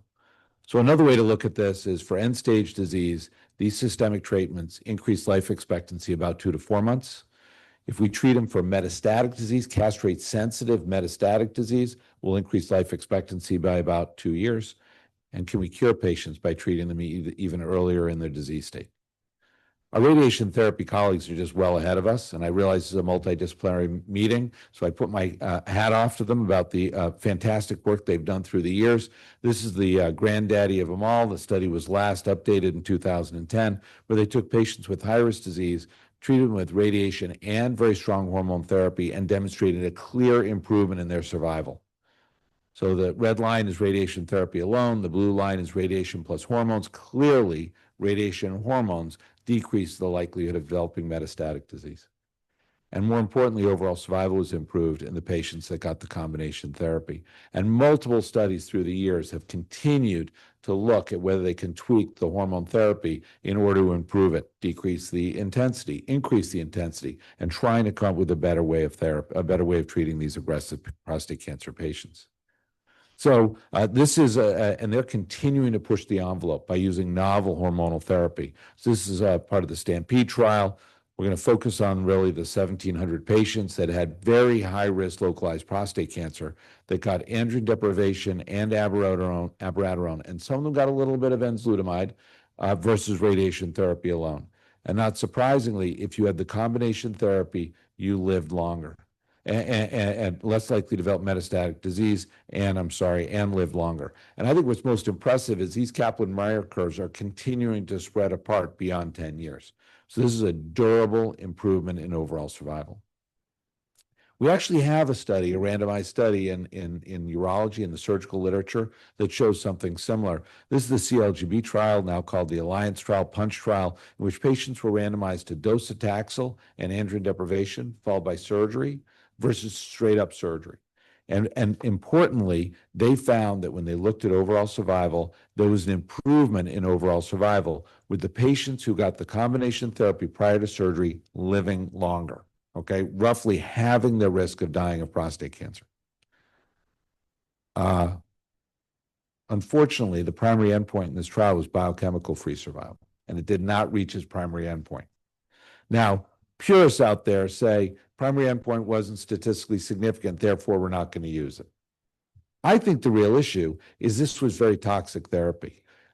25% of them roughly had grade 3 toxicity and 19% had grade 4 toxicity. So you're taking patients who feel good, they're having surgery, they really have no problems, and you're exposing them to a very highly toxic treatment. And a lot of patients balk at it. So over the past roughly decade, maybe even a longer, 20 years, we've done a series of trials, multi-institutional trials, including University of Washington, where we've tried to intensify the use of neoadjuvant therapy using hormonal therapy as opposed to chemotherapy. This is basically the algorithm, and Mary Ellen Taplin, who's really been the brains behind most of these trials, is pictured up in the top right-hand corner, took in patients with very high-risk disease, treated them with either very intense androgen deprivation or even more intense androgen deprivation, did some correlative science, then did a radical prostatectomy. Now, those of you in the room, again, like me, that have a little more gray hair, say we tried this before around the 1990s and it didn't work. And what I like to point out is these were not patients with high-risk disease. These were patients with low-risk disease. The duration of treatment was not very long, and the agents that we used were not very good. So this is the first trial that was done, a pretty primitive trial, basically using LHRH and then increasing intensity of therapy, bicalutamide, dutasteride combination, and then finally ketoconazole, treated them only for 3 months, and then did a radical prostatectomy. It's even hard, I put this slide up here, but it's even hard to demonstrate that these patients had high-risk disease, okay? And there aren't very many patients in each arm, only about 10. And while it was a randomized trial, it clearly isn't distributed very evenly. So it's hard to really understand who we were treating. What we did find is that the androgens were significantly decreased in the tumor with the more intense therapy, with the patients who got ketoconazole, compared to the patients who got less intense therapy. And we saw that in the less intense arm, really nobody had a complete response. But in the patients that had the more intense therapy, the therapy with ketoconazole, about 10% of them had a pathologic complete response. This is the last trial we did. I'm not going to go through all of them. And you can see same basic idea, taking patients with high-risk disease, but now we're treating patients with leuprolide, abiraterone, and apalutamide versus abiraterone and leuprolide, doing a radical prostatectomy, and then treating them for an additional 6 months, so 12 months of treatment. It is unambiguous that these patients have high-risk disease. Just to focus on the NCCN risk stratification, 95% of them were defined as having high-risk prostate cancer. And what did we find? The complete response rate was pretty much the same, around 10%. But now, if you include the number of patients that have minimal residual disease, less than 5 millimeters of cancer, now we're up around 20%. So if we look at all the 5 studies, the important thing to take home from this is as we move through time from the first study through to the 5th, an increased intensity of therapy, moving from simply using leuprolide along with dutasteride to now, it's a little cut off at the bottom, but apalutamide, abiraterone, and LH. And we're increasing the duration of treatment. Now we're treating up to 12 months.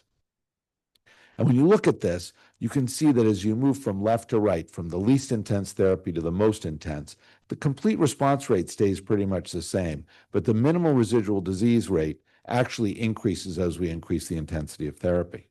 Now, those of you in the room are like, well, don't we want to cure patients? Isn't that what I started at the beginning? We already know how to eradicate the cancer in the prostate. We either give them radiation or we remove the prostate. And so we want to cure some of these patients, correct? So along again with colleagues at the Dana-Farber and the BI Deaconess Medical Center, we pooled about 200 patients who were treated in these 5 trials, and we were looking at time to biochemical recurrence, time to metastatic disease, and looked if that minimal residual disease actually had any impact. 5-year follow-up, a high percentage of these patients developed metastatic disease, 20% reflecting how aggressive the cancer was, and roughly 5% of them actually died within that 5-year period. But the metastasis-free survival overall was pretty good, around 80%, and an overall survival around 98%. In the patients that had no cancer, none of them had developed metastatic disease. Patients that had increasingly large tumor burdens remaining, more and more likely to have a recurrence. So to look at it from a Kaplan-Meier perspective, you can see the patients that had a better response in the tumor appeared to do better from whether they developed metastatic disease or not. A similar study, but this time matching about 212 patients in these 5 trials with patients that we operated on who had identical pathology preoperatively to see whether there was a difference. And what we found is it roughly, and again, this is a non-randomized trial, but the hazard ratio is 25.25. Pretty impressive improvement in both biochemical-free survival and metastasis-free survival. And these are the Kaplan-Meier curve, again, demonstrating a very dramatic difference and improvement in the patients who got the neoadjuvant therapy. So what I've shown here is longer ADT correlates with better pathologic response. More intense ADT correlates with better pathologic response. I didn't show this, but lower tumor antigens in the tumor actually correlate with better response, and that also better pathologic response then correlates with a lower recurrence rate, and that the treated patients did better than matched controls.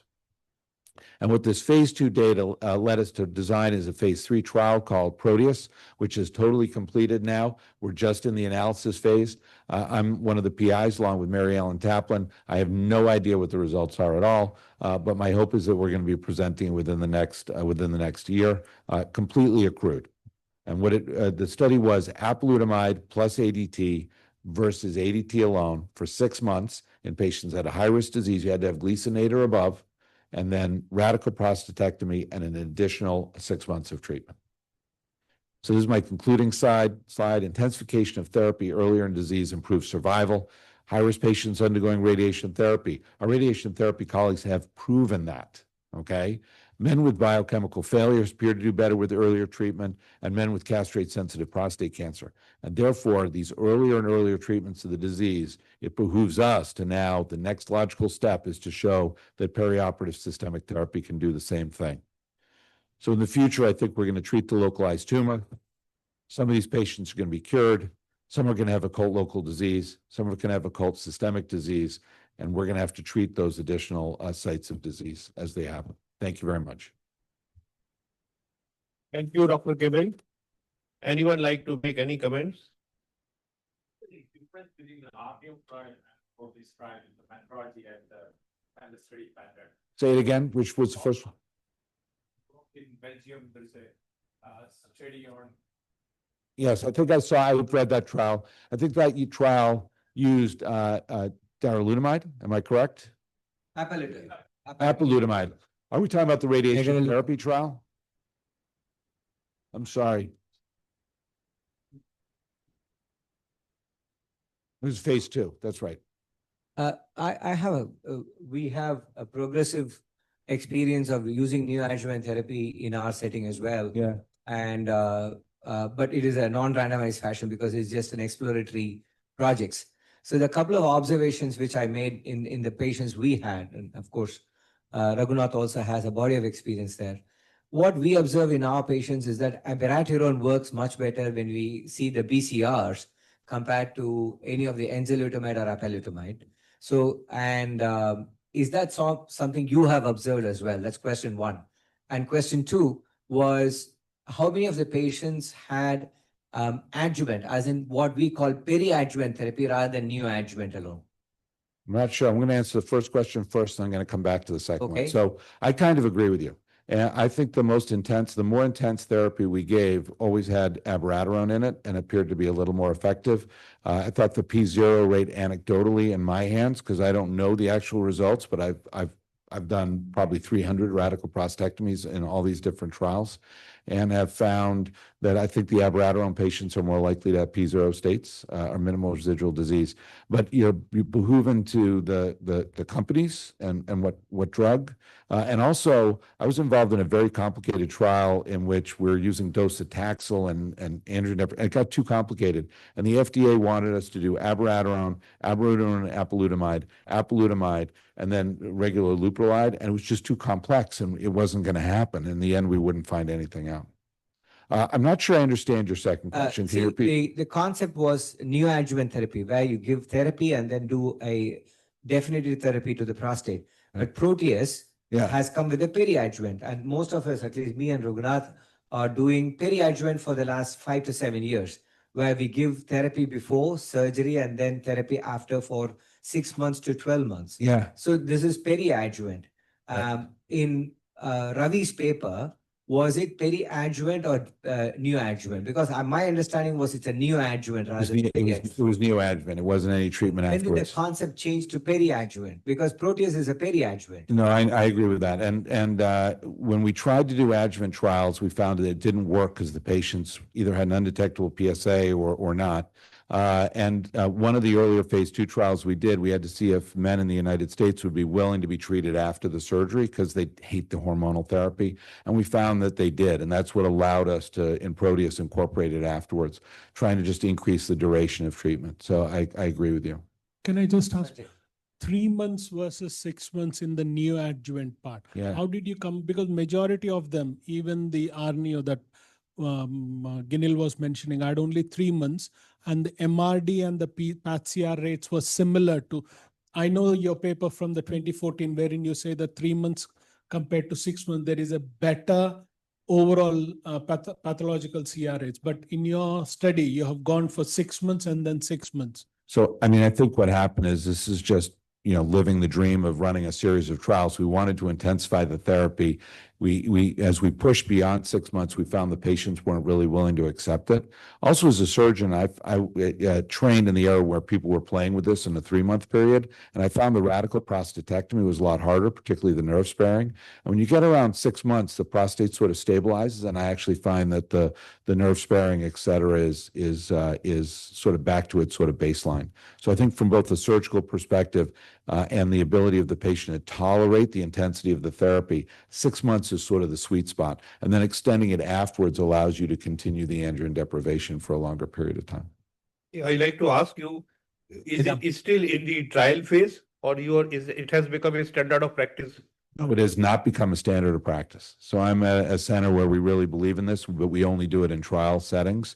Our latest one is one where we're using precision medicine to help guide which therapies they get. So adding a PARP or adding an immunotherapy agent, depending on what sort of mutations exist.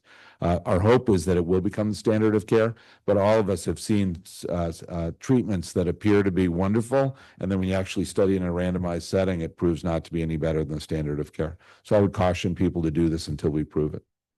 Yeah, Vedant. This is slightly philosophical. In the ever persistent debate about surgery versus radiotherapy, ADT in high risk, one thing I could never counter against radiation was you need ADT. And that is a problem that my colleagues, surgeons, patients, they care about, that you need ADT with radiation to get the results. Now you're adding the same ADT to all the patients, right, and continuing it for a year later, and that is going to suppress the testosterone for another year. So how does this fit in with the entire philosophy? So, I agree. I mean, more patients, I end up operating on an awful lot of patients, not because they fear the radiation, because they fear the ADT. And now I've gone ahead and staked my career on giving them exactly the agent that they're all trying to avoid. But I would say these are patients that are really, these are not patients that have, Gleason 6, Gleason 7 cancer. These are patients who die of their cancer. And I think that intensification of therapy and where we save their lives is actually the bottom line. And I think early intensification of therapy may save them longer term androgen deprivation. So in Steve Freeland's trial, where the patients got enzalutamide and LHRH or LHRH alone, in a disease state where they have a rising PSA. I think one of the things that's lost in that trial is the patients that got the more intense therapy, when they stopped it, had a longer drug holiday before it was restarted again. So hitting it hard early may decrease the total amount of time the patient needs to get androgen deprivation over their lifetime. See, you have added this neoadjuvant and peri-adjuvant therapy, but the debate of the radiation versus surgery is still going on. I know. Go on forever. Yeah. It never stops. Only last question for me is, do you notice a difference between LHRS agonist versus LHRS antagonist? So we haven't done the study where we've gone ahead and given it. I mean, there's some clear advantages to the well, I always have trouble thinking the agonist. I get that right? No, the antagonist. The antagonist. I mean, mostly it's a pill that they can stop and start very quickly, so the patients love it. That the hot flashes and everything get better much more rapidly. I can't imagine that there'll be a huge difference in terms of using it in the perioperative period. But my guess, if this study is positive, that'll be one of the next studies that's going to be done. Thank you, sir. Yeah. Thank you. In the inclusion, sorry, just one question. In the inclusion criteria, do you have only Gleason 9 or Gleason 8 also? And what about the lymph nodes? N0 disease, N1 disease? In the inclusion criteria for your neoadjuvant chemotherapy, neoadjuvant hormonal therapy patients, do you have only Gleason 9 patients or Gleason 8 patients also?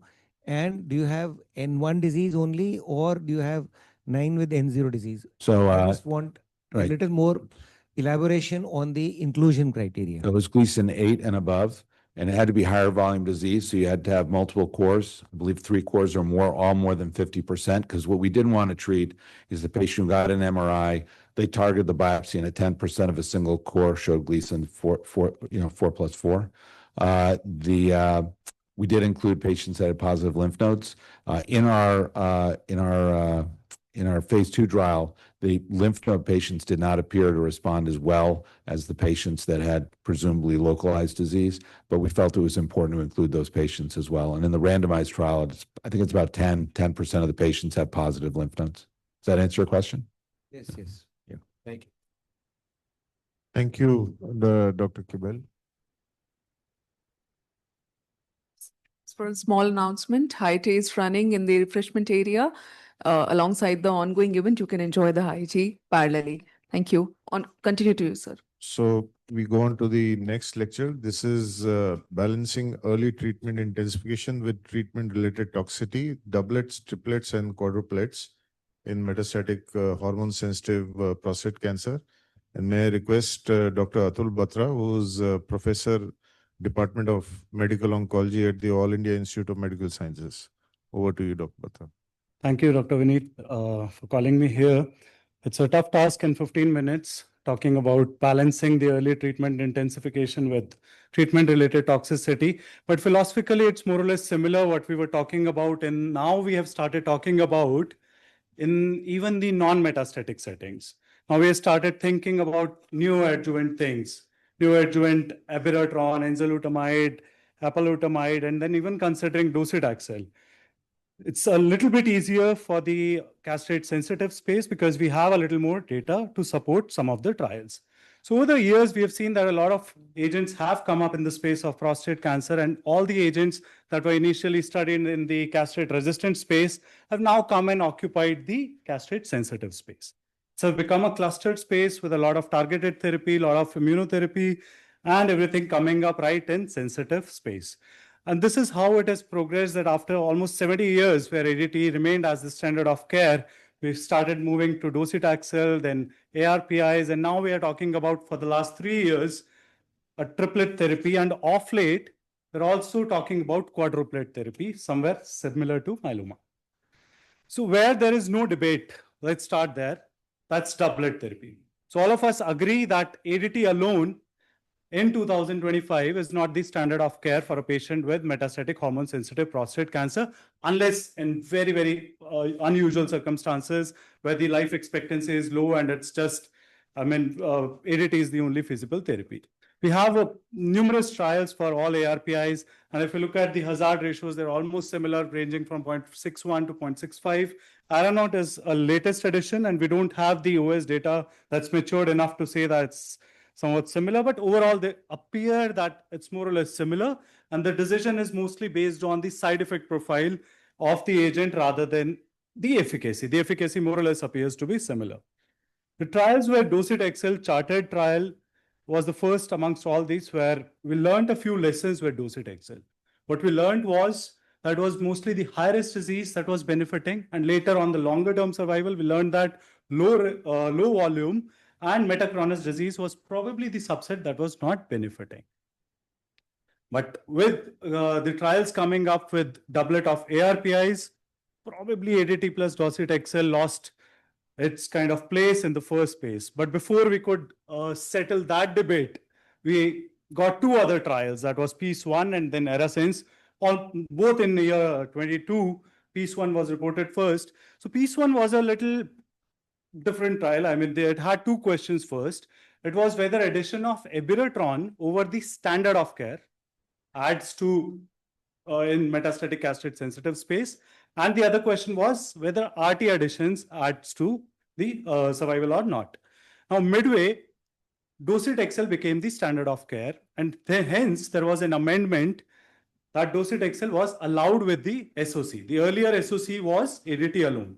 So practically we had four arms: SOC, which was ADT alone, SOC, which was ADT plus docetaxel, SOC plus ebiratron, again two types, ADT plus ebiratron and ADT plus ebiratron plus docetaxel. But they made changes in the sample size calculations to make sure their analysis was powered enough to answer this question whether triplet is beneficial or not. A more cleaner trial was ERASENS trial, because it simply asked whether addition of darolutamide over and above ADT plus docetaxel improves the survival or not, and the primary endpoint was overall survival. So a little cleaner trial, ERASENS, but both more or less had one common question, whether triplet compared to ADT plus docetaxel. Now, this is the most important part here. The comparison is with ADT and docetaxel and not with ADT and ARPI. What does it do? Enzamet, I don't consider it as a pure trial, but because again, only 45% had this triplet thing. So let's not focus on this. But if you look at the results of ERASENS and PEACE-1, there were certain differences in the trial inclusion criteria that ERASENS actually allowed metachronous and PEACE-1 did not. But overall, they showed that overall survival improved with the addition of the third agent. Both the trials showed with a hazard ratio of 0.68 here and 0.75 there. So this now showed that a triplet improves the overall survival. Now, this is a hardcore outcome. There's no debate that it improves the overall survival and radiographic progression-free survival. But the question remains, this was never compared to addition of docetaxel to an ARPI. Understand? This is placebo plus ARPI plus ADT was never a control. It was always docetaxel. So we don't know whether a triplet, how does it fare as compared to ADT plus an ARPI. We know across doublet comparisons, although they are indirect comparisons, there's no direct comparison of a doublet with docetaxel with a doublet of ARPI, which one fares better. But we have done a lot of meta-analysis, network meta-analysis. The hazard ratios are better. The benefit of docetaxel kind of wanes later on. And ADT plus an ARPI benefits all risk disease and all volume disease. So this question remains uncertain. And now, do all patients merit triplet became the question because of the toxicity, as we discussed in the last presentation as well, that docetaxel has toxicities. Almost a fourth of patient will develop grade 3 toxicity. So is there a subset of patient that benefits from the triplet? So we did a subgroup analysis. They did a subgroup analysis to compare high volume versus low volume. High volume clearly shows a difference in the graphs, whereas low volume, of course, the events would occur later, and this is a subgroup analysis, mind you. So the number of events have not occurred in that subgroup, but it does appear that maybe it is somewhat similar to charted, that the benefit of docetaxel or triplet therapy here is more or less limited to high volume days, suggests, right? Then we look at the low risk, high risk thing based on the latitude definition, but it appears that risk-wise, we are not able to differentiate much. We try to look at de novo versus recurrent metastatic or the metachronous disease. The numbers were less, and therefore the confidence interval actually crossed 1, but again, not very clear whether this benefits or not. So overall, where are we? That if we look at high volume disease, The options for a treatment are a doublet with a ADT plus ARPI or a triplet with an ARPI and a docetaxel. And if it's a synchronous disease, it would be considered for fit patients. But if it's a metachronous patient, then again, we need to discuss. It was only the ERASENS trial, 14% patients, and the benefit may be limited. Still, we don't know exactly. But for a low volume patient, it does appear that probably ADT plus ARPI remains the standard of care only for few younger patients, or I mean, these volume is very kind of weird sometimes that you have a whole of X's involved and we still call it low volume. And if you have just 2 vertebra and 1 femur involved, you still call it high volume. So it's sometimes a little weird to classify those patients just based on distribution. We need better ways to classify our patients. Can we do better? Now, this was just based on volume risk. We being medical oncologists, we try getting NGS into everything and then see what we can do molecularly. And this is what was seen with a large comprehensive genomic profiling, that we saw a lot of patients, a proportion of patients who had such mutations which could be targeted with the available drugs. Like BRCA2 was there, PTEN was there. We had drugs which are already there. And then we also started seeing from certain data that comes from UTA, and that showed that the SPOP mutation, patients who had this mutation, they tend to do extremely well with a doublet ARPI as compared to a docetaxel. So there was no benefit in patients who had this SPOP mutation as compared to those who had this mutation. But again, this is retrospective data, and this was done on a larger database in the US, and it showed a very remarkable result, but there's no prospective validation here. Likewise, if the patients carry TP53, PTEN, RB1, we've started calling them triple negative. If they have these mutations, these tend to do extremely worse. And probably these are the patients where docetaxel benefit can be observed. Again, these are retrospective data. These are not prospectively validated. So these are suggestions that these may help. Right now, not into clinics. Some people do use it, but we need to be aware that there's no prospective validation. Now, what about our old biomarker, what is PSA? Can we do something with the kinetics? So it is seen that patients who have the old 7 months less than 0.2, they tend to do extremely well as compared to those who have a higher PSA level after the induction therapy around 7 months mark. So we see that across the trials. So can we do something? Can we de-escalate or escalate based on this? We have a presentation after this by Vinayak. We'll be talking about de-escalation. So there are ongoing trials in patients who have PSA less than 0.2 after 6 to 12 months, whether we can do an intermittent ADT here. We are coming back to what was done earlier and was negative, but was done unselected. Now we are doing in a selected cohort who do well with the initial therapy. Likewise, for apalutamide, we have such trials, and vice versa. Can we just start with ADT plus ARPI, look at their PSA, if it stays above 0.2, can we add docetaxel later on? Can we select our patient based on what their PSA kinetics are based on the initial therapy? So there's a lot of escalation and de-escalation trials going on in this space, and with time only we'll be able to kind of refine what is right. Apart from this, we have a lot of trials where targeted therapies are being brought up in the metastatic castrate-sensitive space. For Capitello 281, we have a press release. The abstract is yet to be read. It was a positive trial as per the press release, where adding capivasertib with abiraterone and ADT did improve the primary outcome. Again, Amplitude was presented last month at ASCO, where addition of niraparib in patients who had HRR mutations did show improvement in radiological progression-free survival. Likewise, there are trials where they're trying to add talazoparib or PSMA-based therapies based on that. So this space, again, will have to kind of personalized therapy is going to be the answer here. We look at their markers, biomarkers, we look at the mutation, we de-escalate or escalate based on the PSA kinetics. And of the latest addition is the quadruplet. There was a phase 2 Cascara trial that was presented in 2 years back in the ASCO. So this was a small trial, but an interesting one, where there were only just 61 patients, but importantly, around 40% of patients had TP53 mutation. These patients tend to do bad, and these patients were treated with ADT plus cabazitaxel, carboplatin, abiraterone, highly toxic. But they saw that at 7 months, almost 61% of the patients had a PSA of less than 0.2. If this is compared, shouldn't do cross-trial comparison, but still if we do, this was 45% in the charted experimental arm. So we've seen some signals, but I think this is a little far off. Another part of the amplitude trial, so here also patients were allowed to have 6 cycles of docetaxel earlier.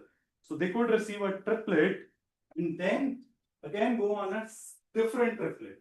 So practically they're also receiving 4 therapies here with ADT, docetaxel, abiraterone and niraparib. Around 20% of patients did receive this quadruplet, and this was a positive trial. The full paper is yet to be published, but this was just presented last year. A lot of interesting things going on with HRR, and this is one thing that I feel that these PARP inhibitors would take the space in the sensitive end. So this is what the future of treatment looks like for metastatic HSPC, but we'll have to do a molecular profiling of such patients.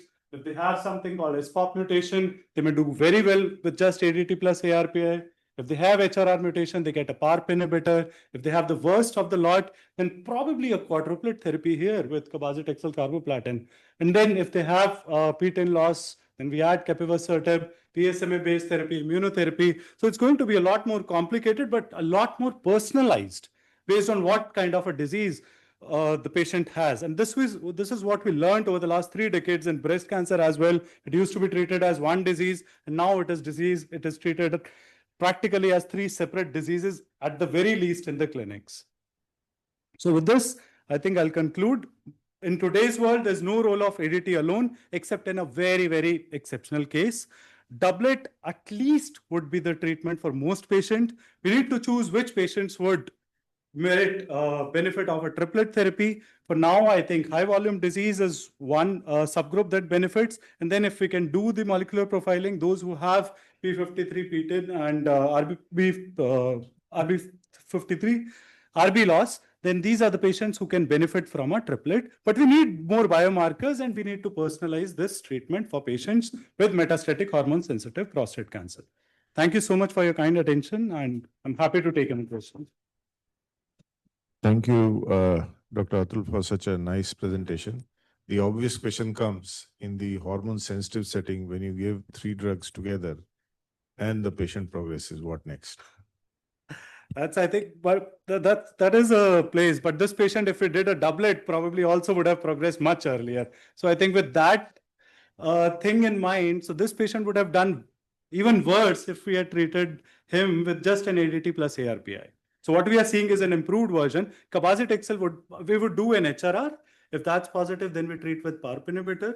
But if HRR is negative, then probably cabazitaxel would be one choice of drug. Correct. So basic accent is the more you can stretch the hormone sensitive period, the better it is for the patient, whether you give Earlier we bring in all the therapies. I think the patients are younger, they're able to tolerate and you get better. a higher overall survival. Thank you. Any questions? I have one question. I presume medical oncologists fascinated about NGS. I'm sure you've done thousands of them as well, at least hundreds of them. How many of these mutations are you finding? What is published in the Western literature vis-a-vis what you observe here in India? We'll tell you about India. So we just published last month in JCO Precision Oncology that we have very similar mutation profiles. Around 11% of our patients with metastatic hormone-sensitive prostate cancer have germline mutations. Of this, BRCA2 is most common, followed by ATM, then CHEK2. And if you look at HRR, we did a study together, pan-India. Dr. Vineet Talwar was actually initiated that study, and we were also part of that study. Around 24% of our patients have HRR somatic mutations. So 11% you get germline, and over and above, 13% would be somatic. Around 13-14%. Now, when we talk about PTEN, we also participated in Capitello 281. That's just in around 10%. Right? And P53 we see very commonly, especially in patients who are doing bad. So we tend to do mutation profile a little later on, but I think it should be moved into the first line. We don't have data for that. It would eventually come into first line. When do we do this mutation profile? Germline, you do it upfront when the patient is castrate sensitive because it has other implications on the family. It has no treatment implications as of now, but amplitude, if it gets approval and we have TALAPRO-3 that's coming up, we will have implications of doing an HRR testing upfront, somatic as well as germline, right? For now, we do some somatic testing later on, but there are problems of doing somatic testing later on. You do it after 10 years of initial biopsy, your block is really in a bad shape, the DNA just gets fragmented, and it's better to do it upfront even if you're not going to take a decision based on that. So I would say around 30 to 40% will get some kind of mutation in your the tissue and around 12% of patients in the germline. Thank you. Thank you so much. Thank you, Dr. Atul. So our next speaker is Dr. Vinayak Maka, Senior Professor, Ramaya Medical College, Bengaluru. And he will discuss one important aspect of de-intensifying hormonal therapy in metastatic hormone-sensitive prostate cancer after deep PSA response. Over to Dr. Vinayak. Thank you, sir. And thanks, Sogocon, for giving me opportunity. Very unusual topic. This topic was very enlightening for me to do practice also. So I think few of the slides my friend Atul has covered, so it's primed at least for the talk. So why it's relevant for clinical practice? Let's seeing the reasons. This space, metastatic hormone sensitive prostate cancer, is one subset from last at least half a decade. We're seeing only intensification happening. We started with ADT, which was there. Then we said not enough. We added docetaxel. We added novel androgen blockers. Then triplet. Then almost going for quadruplet. So is there a subset of patients who would not require such a escalation is the question. These are the evolution of all approvals for last half a decade. Very interesting space, but its space has grown a lot. And I think our practice has seen lot of patients are receiving all the treatments, at least triplet for most of the patients, and patients who are not fit, at least doublet, which is androgen blockers, we use it. Why we do it? Simple reason. You can see that incremental survival increase, like starting from ADT alone, now to P study is almost 61 months. So there is incremental life expectancy survival which we see with patients who are hormone sensitive prostate cancer. But they don't come without any caveat. They come with adverse effects. Lot of our patients, we assume chemotherapy is more toxic, but trust me, the androgen suppression with abiraterone and enzalutamide, it brings its own set of caveats of problems which are unique, which require more of physician than actually of we are more comfortable with chemotherapy than with this drugs, which is because it continues for longer time. And if we're saying 61 months of survival, we're giving 61 months of the novel agent. So there is a school of thought that we need to be de-intensified. So there are a lot of biomarkers which can help us. A few of the biomarkers Dr. Atul has covered, but first, at least few of the markers are not real prime time practice, like pre-10 mutation. There are drugs which are targeting them and they are coming into the practice. P53 mutation, pathway like RB pathway alterations, AR pathways. Like example, if I have androgen receptor mutation amplification, the stop may be detrimental. So we need to know which whom we should not de-intensify. And the one biomarker or clinical biochemical marker is PSA nadir less than 0.2. Yes. This has been studied. It is not a new marker. This having PSA less than 0.2 is studied long back in the oncology group trials, where they had taken three categories: less than 0.2, 0.2 to 4, and 4, and they found that there was intermediate versus continuous thing. There was the survival were not non-inferior. They could given a break, but this topic has come again into the question because of the study presented by Ironman's registry data in the ASCO GU last 2025. So where they looked as PSA nadir less than 0.2 as a key early prognostic marker where we can de-intensify treatment. So this study had all the arms. One of the caveat is triplet therapy was not included for various reasons, but it had ADT alone, ADT plus androgen receptor block inhibitor plus chemotherapy. So what they found is if they defined PSA less than 0.2 nanogram per ml, all the patients had at least, if you have ADT or ADT plus chemotherapy, at least 28% of patients were able to achieve PSA nadir. Whereas if you use androgen receptor inhibitors, it was almost half of them would receive achieve the nadir. And given a time of another 1 year, under 10% of patients would achieve the PSA nadir. So based on that parameter, what they found is the relapse rates in this subset of patients who achieve PSA nadir within 6 months had a best outcomes irrespective of treatment outcomes, whether you're given ADT plus androgen receptor inhibitor or even chemotherapy. So this data was very discussed in the GEO update where they're thinking to de-intensify. And I think there are few more studies where they look closely the PSA nadir and their outcomes. Charted study and all the newer triplet therapy, they have found to be very significant biomarker to predict to de-intensify the patients who would taking the hormone therapy. So what can we de-intensify? There are no studies, as we're speaking today, where there are no studies where they have studied in a randomized fashion of de-intensification.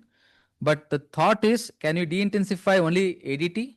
Can you just like our enzalutamide study in non-metastatic disease, where there is a persistent rise of PSA, can you de-escalate only ADT, or you de-escalate by removing ARPI, or remove both? So merits of it is lesser side effects and financial cost.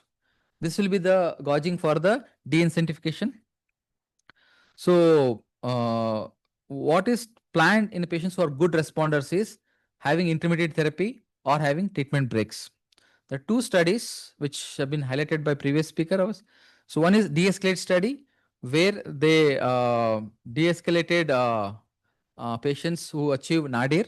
The time frame was from 6 months to 12 months. So where they're looking at overall survival as the endpoint. So they're looking into continuous treatment or intermittent. Another study is Libertas study where they have looked into having at 6 months a hard stop. If you achieve an nadir at 6 months, we are offering them intermittent versus continuous. This is both are randomized studies.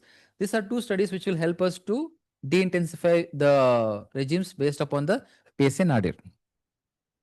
So the other side of the coin, if you are de-escalating, can you escalate for the patients who do not achieve PSA nadir by 0.2? Yes, there are two studies, which is not my mandate to talk, but there are two studies, which is one SWOG Canadian study where they have added docetaxel to the patients who do not respond and started with ADT plus ARPI, but who do not achieve a nadir, they were escalated with chemotherapy. Peace 16 study where they have done in the patients who poor responders, they have given lutetium therapy. This has two studies which will help us to escalate and de-escalate, and achieving a PSA nadir will be one of the very good endpoint we will not going to look in our practice, where patients we want to go to early remissions, we can de-incentify. But as of now, data is not very reassuring to de-escalate. This is my last slide. Thank you. Any questions? So we can have few questions from audience. So in your current practice, do you de-escalate? No, sir. No, sir. Actually, we look closely the PSA nadir achievement, but I think the data is not there to de-intensify as of now. There are initial studies before the era of our novel agents or chemotherapy where there were mixed results. So I think this data is yet to come, but I think I'll take the house call. So in my practice, I am already practicing this de-escalation, those who have got 0.2 after any kind of treatment. And then I keep them on surveillance, regularly follow up with 3-month PSA. And if it is going up, then we can again start. So this intermittent androgen blockade therapy in our radical prostatectomy, post-radical prostatectomy patient, I'm following last 10 years actually. And I was always debating in my mind whether I'm doing right or wrong, but I'm happy to see now studies are coming. I think that. So this is especially in a country like India. Can I make a comment? I just wanted to talk about the duration of response also.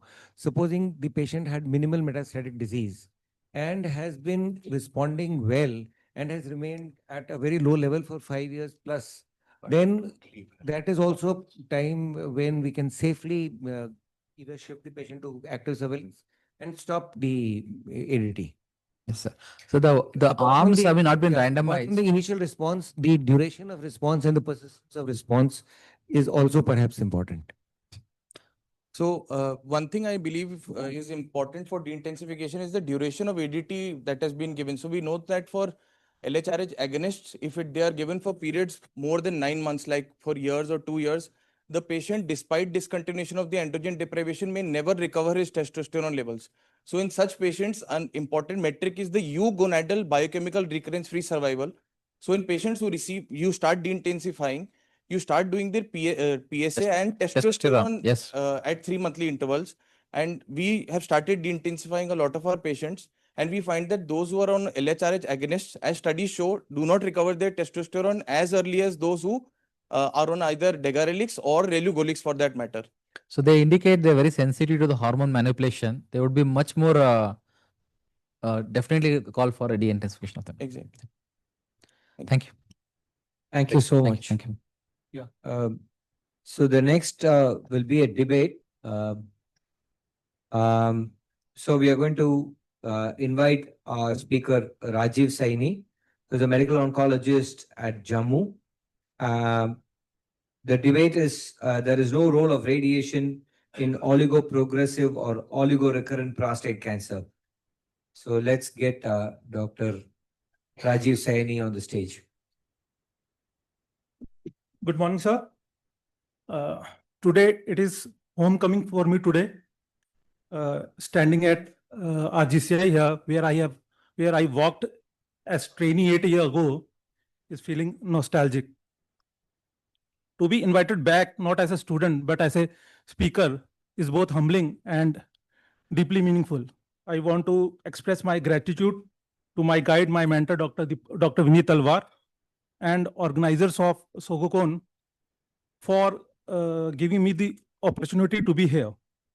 So today, my role is to speak in favor of the debate, no role of radiotherapy in oligoprogressive, oligorecurrent prostate cancer. So before starting on the debate, I want to highlight few points. So what are these oligometastatic diseases? Because as we are using more and more hormonal therapy and targeted therapy, we are coming across these subset of metastatic disease. Oligometastatic prostate cancer is defined clinically by lesion enumeration, typically between 3 to 5 lesions, depending upon the trial. So among these oligometastatic prostate cancer, there are various subgroups. One is de novo or synchronous oligometastatic disease, where oligometastasis present at initial diagnosis. Then second is oligorecurrent, that is metachronous disease arising after definitive therapy to prostate cancer. And third subset is oligoprogressive disease, where isolated lesion progress in a background of otherwise stable disease controlled by systemic therapy. So the first two subsets, they usually are hormone sensitive prostate cancer, and the oligoprogressive disease is usually castration resistant prostate cancer. So what are the current standard of treatment at present? For low volume metachronous metastasis, ADT with one of the following preferred regime, that is abiraterone, apalutamide, and enzalutamide. So this is in low volume metachronous, that is oligorecurrent disease. And what about oligoprogressive disease? So these are the various trials which already being discussed by Dr. Batra, which have shown that doublet is preferred over ADT alone. And this trial, except charter trial, most of the trial has shown OS benefit in low burden disease also. So regarding oligoprogressive disease, presently we have to change the therapy, systemic therapy once disease progress. What is the preferred treatment? If no docetaxel or novel hormone therapy was used, we can use abiraterone, docetaxel, and enzalutamide. But if we have used any of these agents, we can use other agents which are not used. In addition, if we have this mutations, molecular study, like we have mutation, BRCA mutation, HR mutation, we can use the targeted therapy also. So the median OS, overall survival in hormone sensitive prostate cancer, typically low burden disease is around as high as 90 months, while in the castration resistant prostate cancer for low volume disease, it is as good as around 50 months.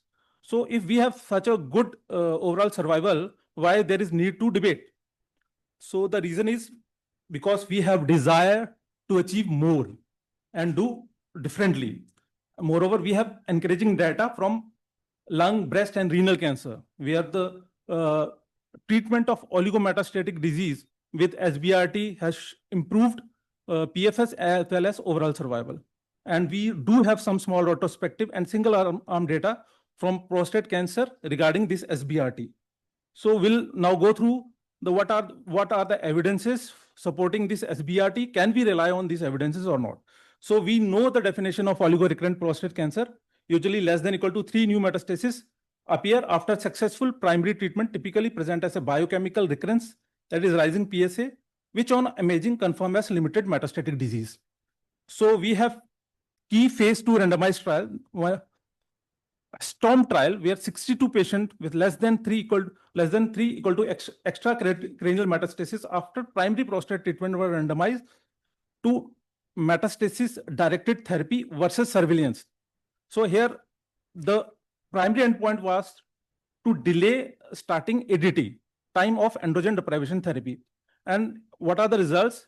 Here median ADT free survival was longer in the MDT arm, 21 months compared to surveillance, which is only 13 months. And there is no grade 2 or higher adverse events were observed in the MDT arm. So this study shows that we can delay use of systemic therapy with MDT with very low toxicity. Another trial is Oriole trial, where 54 men with hormone-sensitive prostate cancer and less than equal to 3 metastases randomized to again SBRT versus observation. And the primary endpoint was disease progression at 6 months. So what are the results? Progression at 6 months was significantly lower in the MDT arm, that is 19% versus 61% in observation with very low toxicity. So this study also shows that disease control benefit with excellent safety. And third is Saber Comet trial. This is basically a trial where multiple histologists were included and only 16 out of 99 patients have had prostate cancer. This shows benefit of MDT and overall survival for oligometastatic cancer, but extrapolation to prostate cancer is limited because of the heterogeneity of the study. So these evidences conclude that radiotherapy is safe and may delay disease progression and time to systemic therapy for selected patients with oligorecurrent prostate cancer with good quality of life and cost effectiveness. But evidence usually are from phase 2 RCT. They support use of MDT for ORD, but definitive phase 3 data are lacking, and these studies have not clarified whether this intervention can improve overall survival or not. Coming to second subset, that is oligoprogressive prostate cancer. This is defined as the progression of limited number, typically maximum of 3 of lesion, with majority remain responsive to ongoing systemic therapy. Typically occurs in subgroup of castration-resistant prostate cancer and caused by the evolution of one or more subclones to become resistant to ongoing systemic therapy. So what are the evidences in this subset? This is Tajula et al. In 2021 prospective data, where 2 studies, they pooled phase 1 analysis of 2 studies with castration-resistant prostate cancer, less than 5 progressive lesion on imaging, treating with SBRT alongside continued ADT. So 2-year next line systemic therapy free survival is 67.7%. This established safety of this intervention suggests delay in progression and systemic therapeutic switch. Doctor, another 2 minutes to finish your argument. Yeah, there are various retrospective evidences also showing that SBRT to oligoprogressive disease can prolong time to next line systemic therapy. And now there is phase 2 RCT, which is directly comparing MDT with standard of care, whether it has any overall survival benefit or not. So with all this data, can we conclude that we can use this therapy or not? But there are few points which we have to look. One is lack of definitive phase 3 evidence. Despite multiple promising phase 2 trial, there are currently no conclusive phase 3 randomized controlling trial demonstrating that MDT in this setting will improve overall survival or long-term disease control.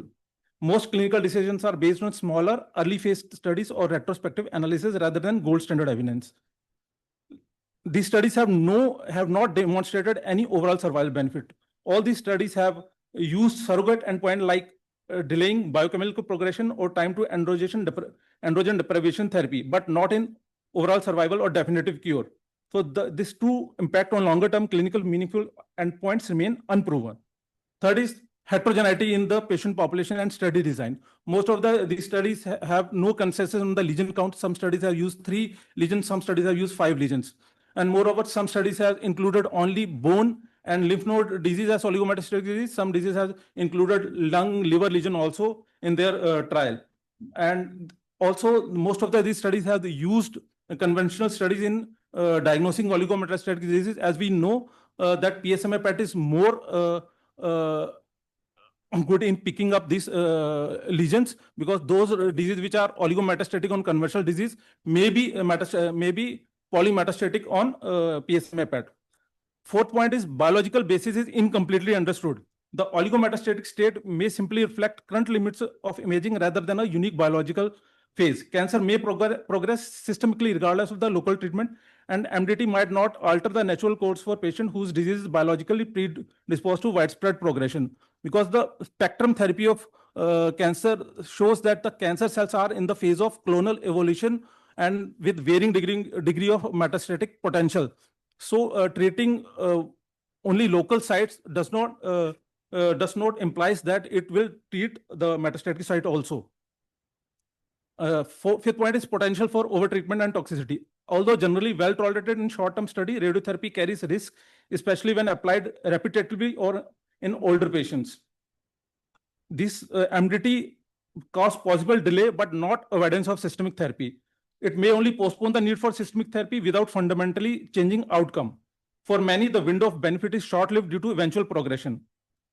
Seventh point is its bearing on economic and resource consideration. Frequent imaging, planning, and delivery of advanced radiotherapy may strain healthcare resources for a modest or unproven effect, diverting resources from intervention with proven survival and quality of life benefits. Ongoing trial may alter recommendation because there are key phase 3 study like Platon, Force, Stampede-M reducer expected to clarify the true benefit, because in these studies they have compared MDT with standard of care. And till now, while the guidelines support the use of radiotherapy in this situation, ongoing research is still exploring the optimal integration of radiotherapy with other treatment like hormone therapy and the best patient selecting criteria for maximized benefit. So finally, to summarize, there is no robust evidence supporting the routine use of radiotherapy in oligoprogressive or oligorecurrent prostate cancer. Systemic therapy remains the foundation of management. Radiotherapy should be reserved for clinical trial or highly selected cases. Risk, uncertain benefit, and evolving understanding of disease biology counsel against routine radiotherapy in this setting. Need for large prospective randomized studies to assess survival, quality of life, and cost effectiveness of radiotherapy. Improved biomarker or imaging to select true oligometastatic or oligoprogressive candidates. Thank you. Thank you. Thank you so much. Please take a seat. So Abhilash, Dr. Abhilash is radiation oncologist from Vizag, one of the stars. So Abhilash, defend yourself. It's MDT is not very beneficial. Good morning, everybody. Thank you for this opportunity to the chairs, Rajiv Gandhi Hospital, Sogocon. It's great to be here. And I think Dr. Sani has actually made quite a few points in my favor. And he's already given me enough ammo to defend this. So let's take the discussion forward. So I'm obviously against this motion, being a radiation oncologist. Two keywords here. De-escalation is the theme of today's meeting. Oligoprogressive, oligorecurrent prostate cancer is definitely a very niche setting. We still haven't really understood the concepts or the philosophies behind high risk and locally advanced cancer. How can we understand the biology of oligoprogressive or oligorecurrent? So just if you rethink metastatic prostate cancer, yes, systemic therapy is the backbone, undisputed facts, nobody is denying it. Over the last 2 decades, we've improved the survival, more or less doubled the survival. This comes across from the Harvard group and also from the Stampede data. Dr. Max recently had a keynote lecture in EBM Tata conference in February, which I attended. You can see that the survival has more than doubled in the last 2 decades for metastatic prostate cancer. You have a plethora of systemic therapy options, FDA approved in hormone sensitive and castration resistant. I'm not going to get into it. My colleague knows better about them. The cost effectiveness or the side effect profile, that's what they deal with day in and day out. But I think we have too many options in prostate cancer. So the key adverse effects: treatment resistance in the form of castration resistance, erectile sexual dysfunctions, and because of a lack of a molecular target, potential high rate of mortality. So where does radiation therapy fit into this entire picture, or do we just discard it in in the case of metastatic prostate cancer? And could it be really the missing piece which could help you guys go forward and help you give better delayed next line systemic therapies? Just a basic understanding of what oligo recurrence is: limited sites after curative therapy. Oligo progressive disease is an already metastatic patient undergoing systemic therapy, but some focus of progression, which possibly can be ablated or targeted. The absence of evidence is not the evidence of absence. Carl Sagan, the famous American astronomer. But yes, it's a poorly understood area. And for today, we may not have evidence. Say 10 years down the line, we could all have a lot of evidence. Background, my colleague has already spoken about it, so I won't delve into this. We'll be talking about points 2 and 3, the oligo recurrent setting and the oligo progressive setting. So what is MDT? I mean, the audience is mostly a uro-oncology audience, so I don't have to stress. High targeted, specific approach. The idea is to delay the progression and delay the need for aggressive systemic therapy. Mind you, we are not saying avoid systemic therapy. We are just saying potentially delay it, potentially avoid the adverse effects of ADT, delay it, prolong it. That's what we're saying. There is some proven data for PFS plus minus OS benefit, like my colleague also said and agreed. QOL preservation is probably the big thing I'll be talking about. And yes, used with systemic therapy. He cited some limitations: requires advanced imaging, image guidance, robust QA. I mean, if you want better outcomes, you need better technology. And not suitable for widespread metastasis, I agree. The major limitation which I'm willing to accept is there is no phase 3 data. Yes, as of today, we don't. I completely agree to that. So this is just a pictorial representation of MDT to all the disease, only to the recurrences, to progressive disease, or to the symptomatic sites. How do we go about doing this? But please understand that the systemic therapy definitely runs in the background. So let's begin. Oligo recurrence can be in two types. It could involve only the pelvis, nodal recurrence, or distant recurrence.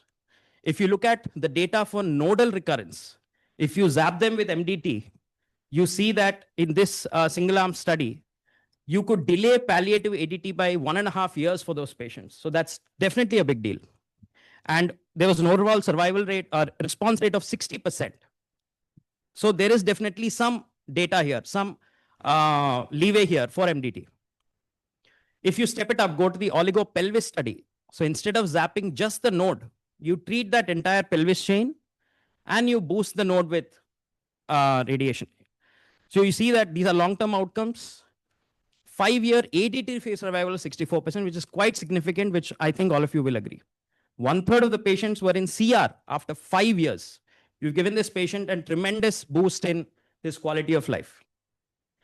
These two studies which I talked about were compared in a randomized control study in the Peace Storm study, which created quite the storm, published earlier this year in the Lancet. So you see that they met their primary endpoint. A 4-year metastasis-free survival was statistically significant in the favor of elective nodal radiotherapy for oligorecurrence. This is local pelvic oligorecurrence. You see beautifully the graphs separating, statistical significance, undeniable benefit. The STOMP and the Oriole, my colleague has already spoken about them. This is for distant oligorecurrence, so not confined to the pelvis. If you just observe them, as opposed to you treat them with SBRT, there is a statistical significance for PFS. We have the EXTEND study where they've used intermittent ADT for oligometastatic disease. The combined therapy is definitely better than hormone therapy alone. In the RADIOSA study, they've combined it with ADT versus SBRT alone. And yes, all patients had testosterone recovery at 1 year. I think somebody spoke about testosterone recovery earlier as well. So this trial kind of proves it.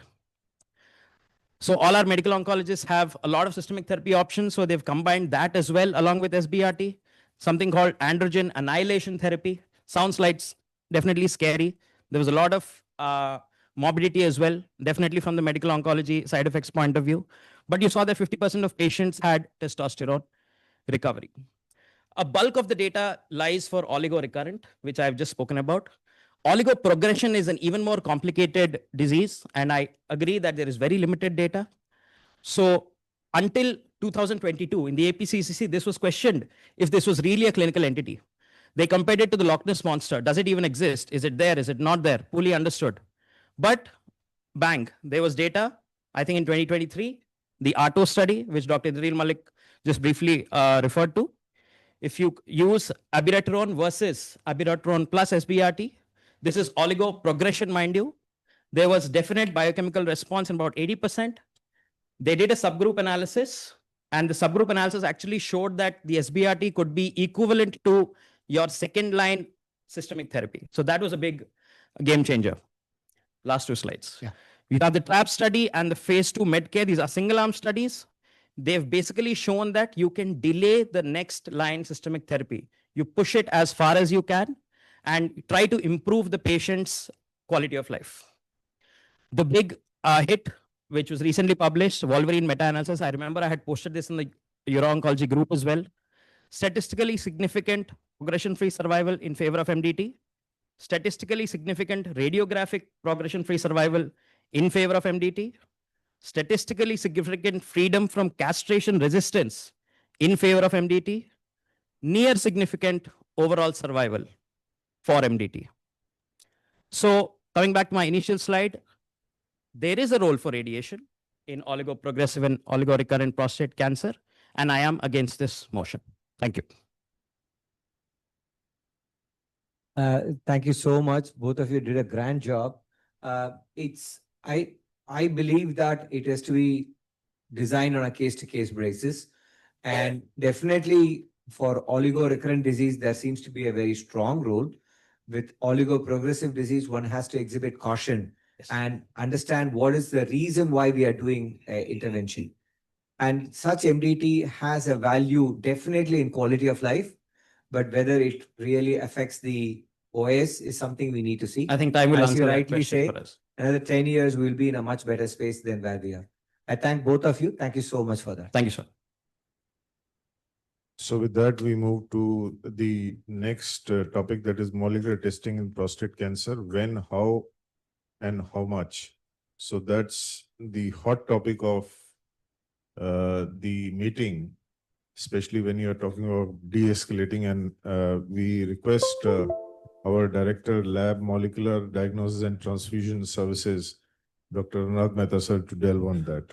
Over to you, sir.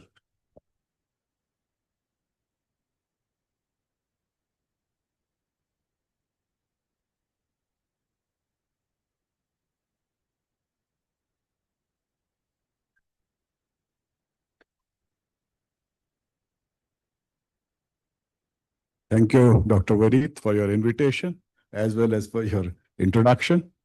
Good morning, everyone. And this morning, I'll speak to you on molecular testing in prostate cancer. And I will focus on three aspects of molecular testing.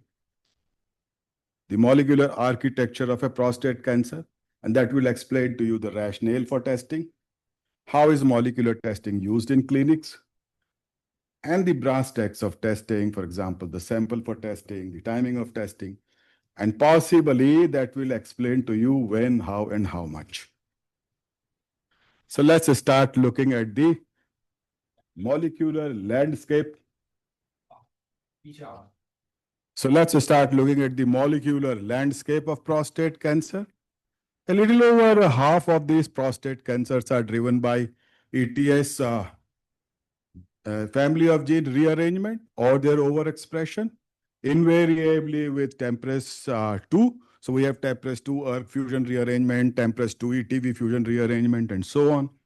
And a little less than half of these prostate cancer are driven by an assortment of mutations, like the most frequently reoccurring one is this POP mutation, FOXA1, IDH1, and several others. The point which I will like to highlight, and you shall take note, is that about 18% of the prostate cancer have inactivating mutations in homologous recombination repair genes. And this incidence rises to about 25% with the progression to metastatic disease. Likewise, CDK2 biallelic inactivation is seen in 2% to begin with, increases to 5%, and the MMR deficiency is seen in 1%, and that rises to 4 to 5% with the progression to metastatic disease.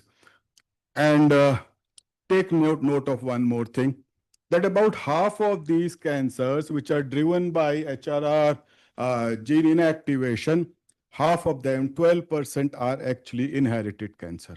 So a very large chunk of prostate cancers are inherited cancers. About 1 out of every 8 cancer is an inherited cancer, and this requires germline testing. And unfortunately, this is an underutilized testing, and I will exhort the surgeons to include germline testing for prostate cancer in appropriate context for detection of these cancers and then the subsequent family risk. And another point to note is the androgen receptor genetic alterations. So all these alterations actually converge to drive dysregulation of the androgen receptor pathway, but the androgen receptor physical genetic alteration only happen at progression. And what are those alterations that happen at progression? The first is the mutation in the ligand binding domain. And what does it do? It makes the ligand binding domain promiscuous. Now it can utilize, instead of dihydrotestosterone, any other steroid. It can utilize glucocorticoids. It can actually utilize even the ARSIs, the signaling inhibitors. And then we can have amplification. Obviously, the protein dosage is increased. And then we have splice variants, which actually do not need a ligand. So what are the clinical implications? And these are emerging and important. So please remember, this mutation L702H makes this pathway sensitive to glucocorticoid. So if you're using glucocorticoid with abiraterone in this situation, this may actually fuel the growth of tumor. And likewise, 877L, here the enza and apalutamide can be used not as an inhibitor, but as a promoter of androgen receptor pathways. So with this mutation, you will be advised not to use enza or epa and instead use daralutamide. And the other implication is that we have a new emerging drug, which is a PROTAC degrader of the androgen receptors. And this have been shown to benefit, especially the cases which carry these two mutations in 878 and 875. And 46% PSA50 responses have been observed. The other alterations that have been seen are the methylation in a variety of genes, and of these GSTP1, RASF1, and APCR are especially important because the methylation in these 3 genes have been used for diagnosis. So now just to sort of summarize what we have learned, the HRR gene loss of function increased by 7% with progression of this stage of cancer. Likewise, MMR deficiency and CDK biallelic loss also increases with progression. And this has an implication. The implication is that testing the archival tissue to detect actionable biomarker at the onset of metastatic castration-resistant prostate cancer may lead to underdetection. So you have to use a fresh tissue or maybe a liquid biopsy. The significant epigenomic alterations are observed in prostate cancer, which we will use for diagnostic test. And AR alterations are uncommon as a primary driver, but become frequent during progression. And these alterations are gaining relevance in clinical application. So you may not be using them today for deciding what drug, what ARSI to use, but they may become relevant over time. So now the next is, how do we use the genomic information in clinical practice? So first is therapy selection, and we have established usages, and we have emerging usages. The established usage is HRR gene inactivating mutations which are used for selecting patients for PARP inhibitor. And the testing and the context is metastatic castration-resistant prostate cancer. Likewise, we use MMR deficiency for agnostic usage of pembrolizumab. The context remains the same. And then we can also, in the emerging therapies, you use CDK12 biallelic loss of function. And it has been seen that these have high tumor mutation burden and are enriched in those who will respond to immune checkpoint inhibitor. The context remains same in castration-resistant prostate cancer. And then AR ligand binding domains I have already spoken to. And the context will be whenever you have to use the novel and ARSI or abiraterone. And then another emerging use is a PTEN loss, for which AKT inhibitors are being tried as an emerging therapy. The trial so far has recommended its uses in metastatic castration-resistant prostate cancer, but conceptually people think that this can be used both in the early stages and hormone-sensitive prostate cancer also. And then we have a diagnostic use in which we look at the methylation profiling, and obviously this will be used at the time of a diagnosis. Similarly, we can use a microarray-based gene expressor classifier, and this gene expressor classifier will tell us about the aggressiveness of the tumor, and this also has to be done either post-biopsy or post-radical prostatectomy, and then the detection of inherited cancer. This should be done at the time of diagnosis, but if it has not been done at the time of diagnosis, it should be done whenever it is possible. And now a little bit about the brass tacks. So about 25% of metastatic castration-resistant prostate cancers have inactivating mutations in homologous recombination repair genes, and 60 to 80% of these will respond to PARP inhibitors. But only 6 to 9% who do not have HRR inactivation will respond. Therefore, testing for HRR gene inactivation is useful in selection of PARP inhibitors. There are two settings in which PARP inhibitors are used, either upfront with the androgen receptor signaling inhibitors or after exhausting the ARSI and the taxanes. The genes that can be tested in or have been tested in different trials are different, but most of us confine ourselves to the gene list that was used in the PROFOUND trials, the 15 genes that were used in the PROFOUND trials. And a point to note and take home is that those with BRCA2 will respond best. Those with BRCA1 will respond little less than BRCA2, and then ATM, PALB2 and others. Also take note of the fact that germline BRCA, those who harbor germline BRCA alteration will respond better than those who have a somatic BRCA mutation, and those with biallelic BRCA2 alteration will be the best responder. And some of them have been the extreme responder, while those with monoallelic BRCA2 are likely to show less pronounced benefit. So when to test? Obviously, it is obvious at castration resistance. Preferred sample, liquid biopsy, because you want real time now, not the archival tissue, and you are unlikely to do a fresh biopsy, but just doing this testing. However, if the liquid biopsy fail, then you will have to do a fresh biopsy. You can use archival tissue with a rider that you will under detect some cases of HRR. And as I said earlier, the report should have biallelic, monoallelic, subclonal. And if it is subclonal, the report should indicate that this is less predictive of a response to PARP inhibitor. Most patients are not likely to respond if they have a tumor fraction of 40% and if they have an allele frequency of 10 or 15%. So that should be noted. And if the allele frequency is very high, that should also be noted. And if the allele frequency is very high, this could be a germline. Like in this case, the allele frequency was high. So we went ahead and tested him by Sanger sequencing on blood, and we identified the same mutation. So you can do on the tumor tissue the task of also identifying the germline mutation, but you have to be very aware of the WEF for this. And then for MMR testing, 5% of prostate cancer, advanced cancers, are MMR deficient. This could be because of sporadic or because of Lynch syndrome.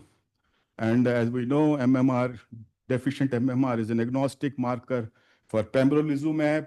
But however, the benefit of immune checkpoint therapy in prostate cancer has been ambiguous.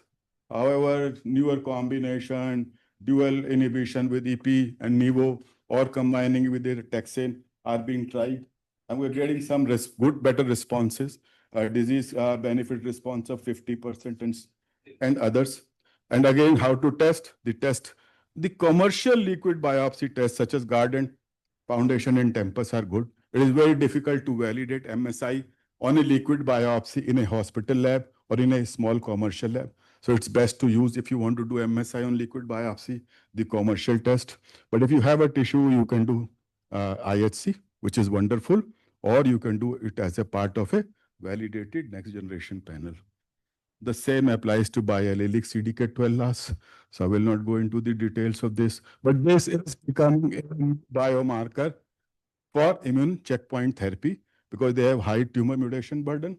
And the only type of prostate cancer, because prostate cancers are very cold cancers, like hormone receptor positive breast cancer, unlikely to respond to immune checkpoint inhibitor. But it has been seen these are the tumors with biallelic CDK12 loss, which may be hot tumors and may respond to immunotherapy. And it is not uncommon. In our limited testing of prostate cancer, we have already seen 3 cases of biallelic CDK12 loss. And then PTEN is another emerging marker. And a trial called iPotential 150 has shown limited benefit only in the radiographic progression-free survival. The overall survival has not been identified. And PTEN is becoming conceptually a marker for AKT1 inhibitors like capivasertib or ipatasertib across all stages of prostate cancer. And this can be identified by IHC on the tumor tissue. But unfortunately, again, you will want to do it at castration resistance. And this evolves from 15% to 50%. The incidence truly increases. So you will have to use liquid biopsy. And then we have a decipher test, which is based upon gene expression profiling. And it divides the risk into high genomic risk, intermediate genomic risk, and low genomic risk. And combining the genomic risk with the clinical risk, you can either de-intensify or intensify the therapy, both after biopsy and also after radical prostatectomy. And then we have this test based upon, this is called confirm MDX, based upon the methylation of those 3 genes I had already spoken about. So when a biopsy is negative, but suspicion is very high, we can use confirm MDX. And this is based upon the methylation in the vicinity of the tumor tissue. So if you have failed to take the tumor tissue, the tissue that you have obtained in the biopsy will show the methylation signature. And if methylation signature is present, that means you should repeat biopsy. And if the methylation signature is absent, then you can revert to routine screening program. And lastly, something very dear to me is to identify prostate cancer and assess family risk. Because 10 to 12% of prostate cancers are inherited, germline testing is strongly recommended. It is as frequent as ovarian cancer. Ovarian cancer specialists are doing it. Prostate cancer specialists are not doing it. So this should be an important message from my side. And this should be done for risk reduction counseling for male breast and pancreatic ductal adenocarcinoma in the patient, and also for family screening. When to test? Test at diagnosis. If you have not done that, whenever possible. Whenever you make a fresh contact with him now, do it. And who to test? So in early prostate cancer, with the very low risk and intermediate risk, testing is restricted to those who have a positive family history or those who have a intraductal or cribriform morphology, or if they have a personal history of breast cancer. And all other patients of high, very high risk, regional disease, metastatic disease, they should all be tested. and tested for nearly these dozen genes which are associated with inherited prostate cancer risk. So to summarize, molecular testing is critical for guiding the effective use of PARP inhibitors and for identifying prostate cancer patients with underlying hereditary cancer syndromes. Germline testing has not gained traction in the prostate cancer field, and there is an urgent need to embrace it vigorously. Molecular testing can streamline diagnostic processes, help assess prognosis, and enable better informed treatment decisions. So thank you so much. I will close here. Thank you, sir, for such a lucid lecture. And we as clinicians, we also take guidance from you, especially when it came to PARP inhibitors. Initially, it was all comers, like we had the Propel trial and the Telepro, and slowly we came to know from the Magnitude trial that we have to sift out the BRCA mutants who would get the best benefit, especially the BRCA2. And now they are moving from the castrate-resistant arena to the hormone-sensitive arena. You have the host of trials which have been alluded. And of course, we have the other markers which are coming in vogue and some agnostic markers. Thank you very much, sir, for the lecture. So, so after the molecular testing, now it's time for the PARP inhibitors. So PARP inhibitors, we know in CRPC, now it's using in HSPC as well. So PARP inhibitors in HSPC and CRPC by Dr. Vashish Mania, is senior consultant, medical oncologist and hemato-oncologist at Breach Candy Hospital and Saifi Hospital. Over to Dr. Mania. Thank you so much, sir. Thank you, Dr. Talwar, and such a pleasure and a privilege to be here at RGCI. Dr. Anurag Mehta, phenomenal talk, has really made my life significantly simpler because I will be focusing on a part of what he spoke about, and that is indeed role of HRR testing and PARP inhibitors. Where do we stand today in terms of HSPC and CRPC? So let's deep dive into understanding what's the fuss about HRR testing. Don't we have enough troubles deciding whether should we be using a triplet, a quadruplet, a doublet? Should we escalate? Should we de-escalate? Why do you want to address one more problem if it's not worth solving? It probably is worth solving. So we will quickly touch upon what's the fuss about HRR testing, what is HRR, whom to test, when to test, whom should you add PARP inhibitors, when should you add PARP inhibitors, and what are the potential side effect profiles of using these drugs. So again, succinctly put by almost 3 of my colleagues in the last 1 hour, there is enough evidence to believe that this is an important area to be addressed, because 1 in 3 patients who is metastatic would be HRR positive, either germline or somatic. They have both prognostic and predictive implications. Prognostic because if you are HRR positive, you will probably do worse, and predictive because it opens up a new therapeutic armamentarium. What really is HRR all about? HRR, or homologous recombination repair, is a DNA repair pathway of clinical interest because of its sensitivity to PARP inhibitors and potentially platinum-based chemotherapy. These include directly or indirected pathways of genes which are BRCA1, BRCA2, CHEK2, ATM, PALB2, FNCA, and RAD51D, among others. So what we all probably know about is the basic DNA damage whenever there is a single-stranded DNA break. Because of an intact PARP, it uses the base excision repair pathway and the cell survives. However, if these cells are subjected to PARP inhibition, there is accumulation of these single-stranded DNA breaks, which eventually, if unrepaired, lead to replication flock collapse and a double-stranded break. Now, if there is a double whammy, along with PARP inhibition, if one also has an HRR which is deficient, then it leads to what we call as synthetic lethality. It leads to cell death. So having presence of HRR deficiency and PARP inhibition is lethal to the right cells. So when would you do this testing? What all should you test for? And who would you test? I think these questions were answered in the last 30 minutes. So I'll breeze through them.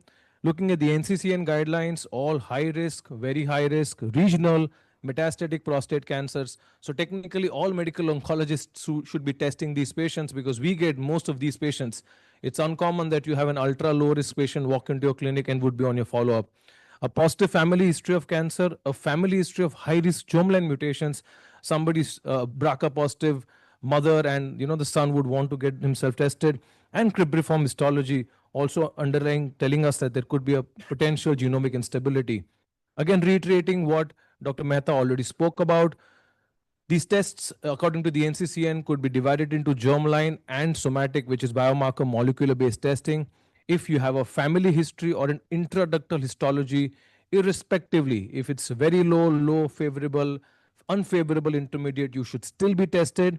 If you are high, very high, or if you have regional or metastatic disease, irrespectively, you should undergo germline testing. When it comes to somatic, probably you would want to undergo somatic testing if the life expectancy is more than 10 years, or if you have regional or metastatic disease, to find more patients who are HRR positive or DMMR. Why do we talk about HRR being prognostic? Because if you have a DNA repair abnormality, one realizes that these tend to get accrued. So if you look at, and when should you test it? I think, again, Dr. Mehta beautifully, succinctly mentioned that if you're testing these patients when they're early in their disease life cycle, you're likely to miss them. So about 10% of these patients would be positive at early stage diagnosis versus 27% patients when they become metastatic in nature.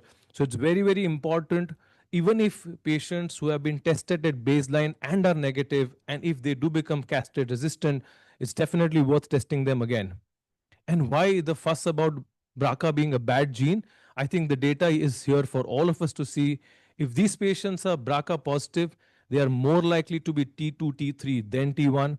They are more likely to be a Gleason's of 8 and more if they are BRCA positive. And they're more likely to have nodal involvement, 6 versus 1.6%. So these tumors are often more aggressive. They're often advanced at diagnosis with a higher T and N stage, and hence have a poor prognosis. What should we test for? Again, BRCA2 being the most common one, so it should at least include an MSI panel by IHC or NGS if resources are not a constraint, and at least test for germline HRR, which includes BRCA1, 2, ATM, PALB2, and CHEK2. In the absence of a family or a family history of typical clinical features, it may yield low results. And the prevalence of inherited DNA repair mutations in men with prostate cancer, has been reiterated now, is found to be around 11.8% based on a large analysis of 700 plus patients. So when we look at germline mutation, about half of these would be BRCA2. BRCA1 is very uncommon. ATM and CHEK2 are more common compared to BRCA1. For all comers, if you put somatic and germline together, again, BRCA2 is the most common one. 8% germline, 7% somatic. BRCA1 together, somatic and germline constitutes less than 2. ATM is more common, CHEK2 is more common. So which patients who should be tested? Again, reiterating positive family history, known DDR mutations, intermediate high risk biochemical relapse, and metastatic prostate cancer. Also those with a ductal or intraductal histology. What do you test for? Somatic tissue, if possible. Ideally, if they metastasize, do it again if it's negative at baseline. Germline testing should be recommended for all comers, is what all of us believe. Liquid biopsy, CTC, interesting concept. Is it for all comers? Probably no. If you cannot biopsy a metastatic site, if the patient has bone-only metastases, a rising PSA, and it's worth contemplating doing a liquid biopsy. However, watch for chip mutations because they often can spoil the party there. So coming to addressing the treatment, which is using PARP inhibitors, we have 4 of them, 2 of which are available in India, olaparib and rucaparib. The other 2 are not yet available in India, which is talazoparib and niraparib. When should you add it? What is the current evidence of data in HSPC and CRPC? Unfortunately, as we speak today, there is no randomized published data of overall survival benefit of adding these drugs in HSPC. In CRPC, there is reasonably strong data. However, there are 3 areas that we need to quickly discuss today as to which mutations in DNA repair genes would benefit the most from PARP inhibition. What should be the sequencing of these drugs? Now, these drugs are available. When would you want to use it? Would you use it before chemotherapy, after chemotherapy, before ARPI, after ARPI? Would you want to use it alone? Would you want to use it in combination? This slide actually encompasses all of that data. So BRCA2 followed by BRCA1 is the most sensitive. PAL-B2 ATM are less likely to be sensitive. Olaparib has the most robust data based on the profound cohort genes. In olaparib, you can check it can be used for all comers like HRR, including BRCA. While for rucaparib, the data is only for BRCA1 and BRCA2. Again, for talazoparib, it's for all comers which are HRR genes. Sequencing of therapy, again looking at pure FDA approval after androgen receptor therapy, like abiraterone and enzalutamide, monotherapy of olaparib is currently an FDA approved therapy. And after chemotherapy, you can use either olaparib or rucaparib. So use of single agent rucaparib post AR therapy is currently not US FDA approved. Monotherapy versus combination therapy, let's quickly understand. So what is the data say? Looking at the profound study design, which divided these patients into two cohorts, A and B. Cohort A was the one which were more likely to respond, which is BRCA1, BRCA2, and ATM. It randomized patients who had progressed on prior abiraterone or enzalutamide to single agent olaparib versus placebo. And radiological PFS is what it was the primary endpoint. And the cohort 1 data is very, very obvious and evident. There was a median overall survival benefit of 19 versus 14.7 months. If you adjust for crossover, the HR became even more robust at 0.42. If you combine all comers, which is A plus B, BRCA plus BRCA-like genes, the OS benefit is less profound with an HR of 0.79. However, if one adjusts for crossover, because crossover was allowed and rightly so, the HR again goes towards a significant limit of 0.55. The other data was post-taxanes. What if this patient had a high burden disease and this patient received taxanes while he was HSPC or even in CRPC state? Then the data is there for combining a PARP inhibitor with abiraterone or a PARP inhibitor with enzalutamide as well. Again, radiological PFS was the primary endpoint and OS being the secondary endpoint. Again, very robust data, early separation of curves which continue to remain separate, a median radiological PFS of 16 versus 24 months with this combination therapy, and a strong hazard ratio of 0.66. Also, what we see is that the benefit was for all comers, irrespective of when was docetaxel used. It was more profound, surprisingly, in people who had high volume visceral metastases. And the benefit was obviously far greater in HRR deficient versus non-HRR patients. TELAPRO trial, I think Dr. Talwar briefly mentioned about it. Very, very interesting data because it interestingly also looks at all comers, and it's talazoparib, again a combination of talazoparib plus enzalutamide versus enzalutamide alone in people who may have used abiraterone or docetaxel when they were HSPC. It again looks at radiological PFS, and OS is a secondary key endpoint. Again, very, very early interesting separation of curves. Hazard ratio of 0.63, the median OS is not even achieved in the combination, and it's even more profound expectedly if you are HRR deficient. 27.9 months versus 16.4 months PFS is very, very uncommon in such subset of patients because these are technically high risk patients. I have used this slide from Up to Date because I thought it was very, very self-explaining.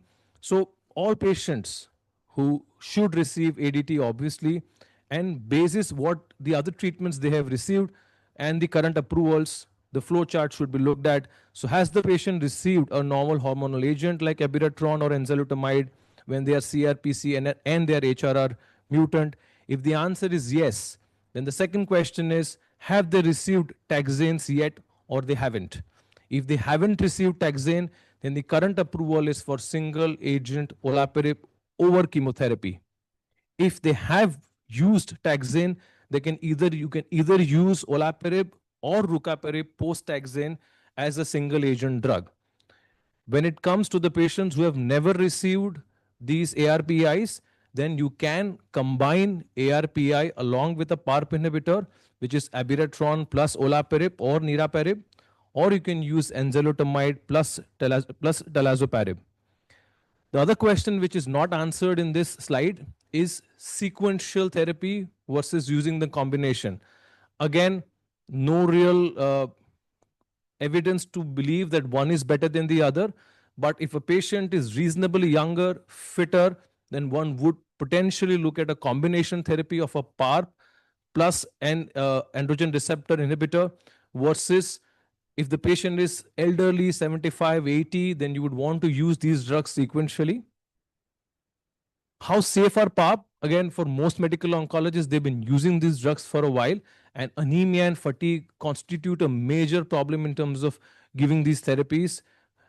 However, there was not a significant dramatic upswing in these toxicities synergistically with the use of abiraterone, and were reasonably safer. Again, other side effects like nausea, diarrhea, constipation, back pain are there more commonly in the combination therapy compared to a single agent drug. So choose your patients wisely. If you have a patient who is younger, fitter, no major comorbidities, has had a reasonably fair hematological profile, worth using this combination. If the patient is frail, elderly, you would want to use these drugs sequentially. So we probably have answered these 8 questions. 3, I've had the luxury of Dr. Mehta answering them before me. Thank you. Thank you so much. Just one question, that how do you place PARP inhibitors in hormone-sensitive prostate cancer? Do you use or? So the current evidence does not support its use. The current evidence mentions that hormone-sensitive prostate cancer who are HRR deficient should be treated like anybody else. Any more questions from audience?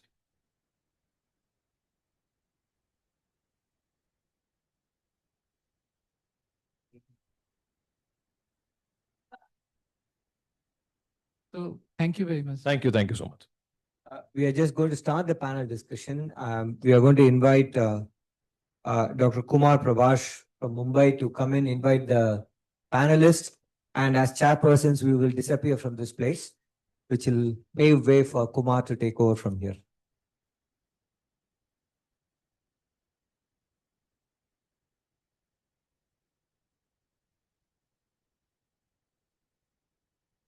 Good morning, everyone. I thank the organizer, especially Dr. Vineet, for inviting me for this session today. And my job is to have a discussion regarding CRPC and the treatment options. And I request the panelists to come on board. Dr. Varun Goel, medical oncologist from Delhi, Dr. Swati Chug, medical oncologist from Delhi, Ram Abhinav, medical oncologist from Coimbatore, Anandya, medical oncologist from Delhi, Dr. Adam Stewart Kibble, uro-oncologist from United States, Daniel W. Lin, uro-oncologist from United States, Aravind Panda, urologist from Hyderabad, and Sujana Priya, radiation oncologist from Hyderabad. So we do have a good mix of specialty here.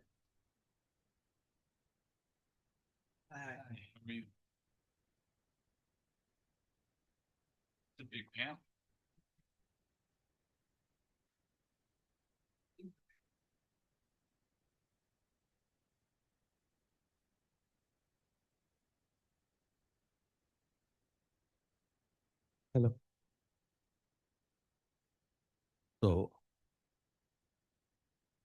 So everyone is seated, so we can start the session. We'll start with the first case. Maybe we'll put something interesting there. It looks like this was the first panel, so we don't have HSPC. So we'll talk about some HSPC and then see, because your CRPC is dependent upon what you did in HSPC, and we did have some interesting discussion. What do you do in HSPC apart from ADT to combining 4 drug? So let's see what people do and what we do subsequently. So, gentleman, 48-year-old, not so uncommon in Indian context. The 48-year-old will be fairly very young in Western context for prostate cancer, but you do get it. No comorbidities, no family history, had LUTS, and the PSA was more than 100. There was prostate adenocarcinoma on biopsy, Gleason 9, PNI positive and positive in 90% of the core. This was the PSMA PET result showing it's all over. and the biopsy report is conventional prostate cancer. Gleason 4 plus 5 is 9. So you have a high volume disease, metastatic, hormone sensitive, and then we can have from all the panelists in today's time, we heard from people how to go from one extent to other, how they will treat it. Maybe we can start from here. And everyone can have a view, because prostate cancer is today treated by oncologists, radiation oncologists, medical oncologists, and they all have a view for the same. Yeah. So I would, this patient is young and definitely he warrants triplet therapy. And also, yes, for the second question, I would consider NGS with HRR plus HRD is generally a part of, if you do NGS with HRR, they do it sometimes. If HRR is positive, then I will do HRD. Otherwise, I would not do. But yes, he will get triplet therapy in my practice initially, and I would do molecular testing. So Molecular testing, yes, HRR, definitely HRD. If HRR is positive, yes, HRD. NGS will cover all that. Cover all that. Ramavan, same? Somatic and germline. Okay. So ADT with taxane plus that is triplet therapy with HRR, HRD I don't usually do, but if it's available, I would do it. And also NGS. And preferably both germline and somatic, because he's 48-year-old. We have a high chance of germline mutation. Yes, sir. Same here. Triplet regime, because it's high volume disease, would prefer for triplet regime, and also HRR, including germline and somatic both upfront. Thank you. Definitely would like to go for a triplet regime containing an ADT. And for regarding molecular testing, HRR, germline, somatic both, including of NGS. Sir, I will concur with our same. So panelists. So triple regime and HRR with the NGS, both somatic and germline. Thank you. Yes, sir. At our institution, we'd refer to medical oncology, but he would get triple therapy. He would get germline sequencing and tumor sequencing. Yeah, very, very similar. We have a multidisciplinary clinic with medical oncology, of course, and there's no surgical at the front end, but we would do commercial testing as well as ctDNA as well. Oh, ctDNA added to it. And ctDNA for? It would be a in-house ctDNA for research purposes only. Oh, okay. Yeah, so I kind of concur with all my panelists, and I would also like to add a bone modifying agent if possible, because he's having a lot of bone lesions for bone health. Bone health. Yeah. So bone health, not for metastasis. No, for bone health. Bone health. Yeah. Great. Yes, that's true. Important to test for bone health and to add a bone modifying agent for bone health. The difference is that don't give on a monthly basis. Give it 6 months a year. That will be good enough in case bone health requires the intervention. Otherwise, good. So looks like two things is fairly well established. One is testing. So looks like sensitization for testing has been enough that everybody concurred that do testing, have the report with yourself. Second is that if you have disease, high volume, we can keep debating what do you call high volume. But if your disease is a lot of them, 3 drugs, almost everyone agreed that we need to be using it. Coming to testing part of it, again, we heard everyone concurred germline and tissue both. We had some discussion regarding ctDNA. Maybe can you want to add a value? What potentially ctDNA in research adds value? Where there is going to be the potential for ctDNA in future in case where it is getting tested as far as the prostate cancer is concerned? So we've looked at the value of ctDNA in quantification for sure to look at first initial disease response to the initial 6 months of therapy. So trying to have what we call a fast switch. If the ctDNA is changing in the first 6 months of therapy, at that point in time, whether to switch to another therapy or not. It's similar to this idea about de-intensification or intensification based on the PSA response. We've done that for many years already, looked at the nadir PSA, but now we can look at ctDNA response as well. So that's what we're doing in a research protocol, of course. Ram, Avinam, you want to add something? ctDNA, where else you think it will be useful for in your treatment decision making? Otherwise, if biopsy is not feasible, then I would go for ctDNA. Excellent. So you have biopsy not feasible. So what is that ctDNA? We say a germline, you do in blood. So what is this difference between ctDNA? This is for audience that you have sent for blood. So what is this germline and ctDNA? Are they different? Yes, they are different. Excellent. So what is trying to convey that in case you don't have a tissue is older, you have done your germline perfect that you do from the normal cells. What you're doing for ctDNA, it is going to come. Like if you take lung cancer, today we do in almost all patients ctDNA for doing the somatic testing. And if you don't have enough tissue, you can do ctDNA. And if you have mutation in ctDNA, specificity is excellent. The problem is the sensitivity. And that is the reason, because you do have tissue in most of the patient, we don't do it here routinely. But in case you don't have it, if you're doing ctDNA and you are getting those mutations, it is good. So difference between germline and ctDNA, in case you don't have tissue, you can do it. And for monitoring, as was mentioned, it will be coming soon. You have in colon cancer now, you do have as a part of, by and large, FDA label is there. You don't have an NCCN guideline, but whole lot of people uses it. And if you see the curve for ctDNA based therapy modification, we will be shortly using it. So just one point to add. Go ahead. Like Yeah. we may use this ctDNA as a monitoring purpose when like we have started PARP inhibitor, but if we getting resistance and patient is progressing, maybe some type of resistance mechanism we can get on that.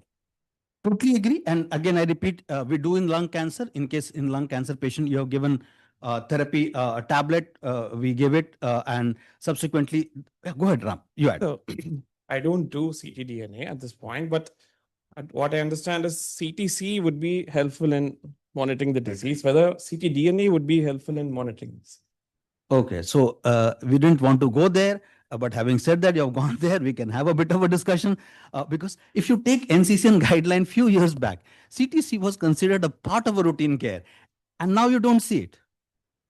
So what happened? So yeah. I don't know. It was, I don't know, are you part of the guidelines? The NCCN? Not that one, yes. not so, that. so it was a very big debate about CTC versus ctDNA. And I think that the sensitivity or the specificity when one looks at the performance of CTC, it went down with time over the clinical trials from the bank specimens. But the ctDNA, the readout of the actual mutational landscape, was much more robust. That's why the CTC went away. That was my impression. I don't know whether anyone, Bod or anyone else that's involved in NCCN, but that was a great debate. Yeah. And just a comment about different guidelines. So guidelines are set up in different ways. AUA has very strict guidelines, which can get in the way sometimes because you want to go ahead and discuss something and they say, well, there's no level one evidence, therefore we can't endorse it. And a lot of our practices are not based solely on level one guidance. NCCN is based on a bunch of people getting in the room and arguing. And often the loudest voice is the one that wins, not the one with the best data. So just take NCCN guidelines with a little bit of grain. And that's why sometimes you see it flip back and forth. So what, yes, sir, go ahead. I'm just going to make a comment to what Dan and everybody was saying. The problem with CTCs is the Veridex assay is not very sensitive. So Howard Chair, who did a lot of the original work, has stopped using CTCs. They got rid of all their analyzers. That's the biggest problem. You cannot find the CTCs reliably. So that's why people have defaulted to ctDNA. And there's not a competing assay that allows you to detect ctDNA at this point. But we have been doing some work which is able to find ctDNA, and at least in advanced prostate cancer, we're able to actually look at signal. We can find PSMA and other, we're actually looking at, exosomic analysis of proteomics to see if we can separate out. But it's still a ways away before we can actually bring it to prime time. But that's really the fundamental problem with CTC. You cannot find them. Okay. So I think so what we understood with all the discussion, the CTC, one of the challenge has been you count only few cells, like 5 in number. So you have to take a blood and then you find those cells, and then cells has to be, prostate cancer cells, and then counting. So think about you have 3 and 6. So those chances of having those issues and error becomes higher. And that's the reason it is usually not done. It fall out of the favor, but it is catching up again, because in that cells, whatever you pick up, you can do sequencing. So put people at what they are doing it. So we did some work for CTC in head and neck cancer. Again, it's tough to pick up those number of cells. But what the smartly people have done now, pick out those cells. Now you are getting a bunch of cells and you're doing genomic analysis. Can you do those 5 cells and individually do genomic analysis? And that looks interesting. So looks like there is a slow and comeback for CTC, but not for routine care at this moment. And you can do in research setting. Yeah, go ahead. Go ahead, sir. Yes. So what we have done now is to subcategorize these tests Hmm. in a particular patient. Yes. So if we are looking at making a ruling in or ruling out metastatic disease, we just do a cfDNA, which is much more cost effective, and then we can just get the yield. We don't need the circulating tumor cells. We don't even need the ctDNA. But if you're trying to look for a marker out of this, then probably, like you said, a CTC or a ctDNA may be more better. But I think we should start looking at even cfDNA as a probable marker for metastatic disease. CFDNA for yes, cell-free DNA. Cell-free DNA. Got it, sir. Cell-free DNA. I'll make a statement on that, sir. Yes, go ahead. Yes, that is true. Huh. So what is the purpose of testing the somatic mutation? Germline, I understand, because we have to see whether this component is hereditary transmission. So that can be done at a later date as well, when you have the chances of somatic mutations occurring will increase as the CRPC progresses. So what is the actual role of the somatic mutation when we Got your point. I wanted to bring it later, but as you have raised it, so we can. So question, there was some discussion on it, I know, in the last few, presentation, but 2-3 people can comment on it. Why you want it now? When you want to intervene it later, why you want this information now? No. This patient is young, and if he has a BRCA1 or BRCA2 mutation, and maybe we can change the sequencing. We may not introduce chemo very early, or you may introduce PARP inhibitors early in this treatment. So you definitely need in this case. Okay, so this also discussion, I wanted to have it later because that study was discussed. Because this is young. There are toxicities in PARP. If it was very old, if this patient was like 75, then I wouldn't consider that. Maybe, but this is 48. You have a very valid point. He will tolerate. So you have a very valid point. So, Aram, you want to have a PARP inhibitor early? Not now, but No, it's okay. Not now. testing it early, better results. Will come. You want to add it? Sorry, you want Testing to early will lead to better results. The testing might better result. How? That's what his question. The tissue is fresh. Okay, some information that you can help you change in the mutations. What happened? That is one. Sensitivity of the test is sensitive test is better early than later. Okay, then anyone? For the germline, it would make sense for cascade testing for the family. Somatic. I mean, yes. His question is, yeah. He's saying somatic. Asking somatic, right? Why you want to do somatic? No, I understand. Anyone? So, in principle, okay. Oh, yes, go ahead. I take help of my colleague.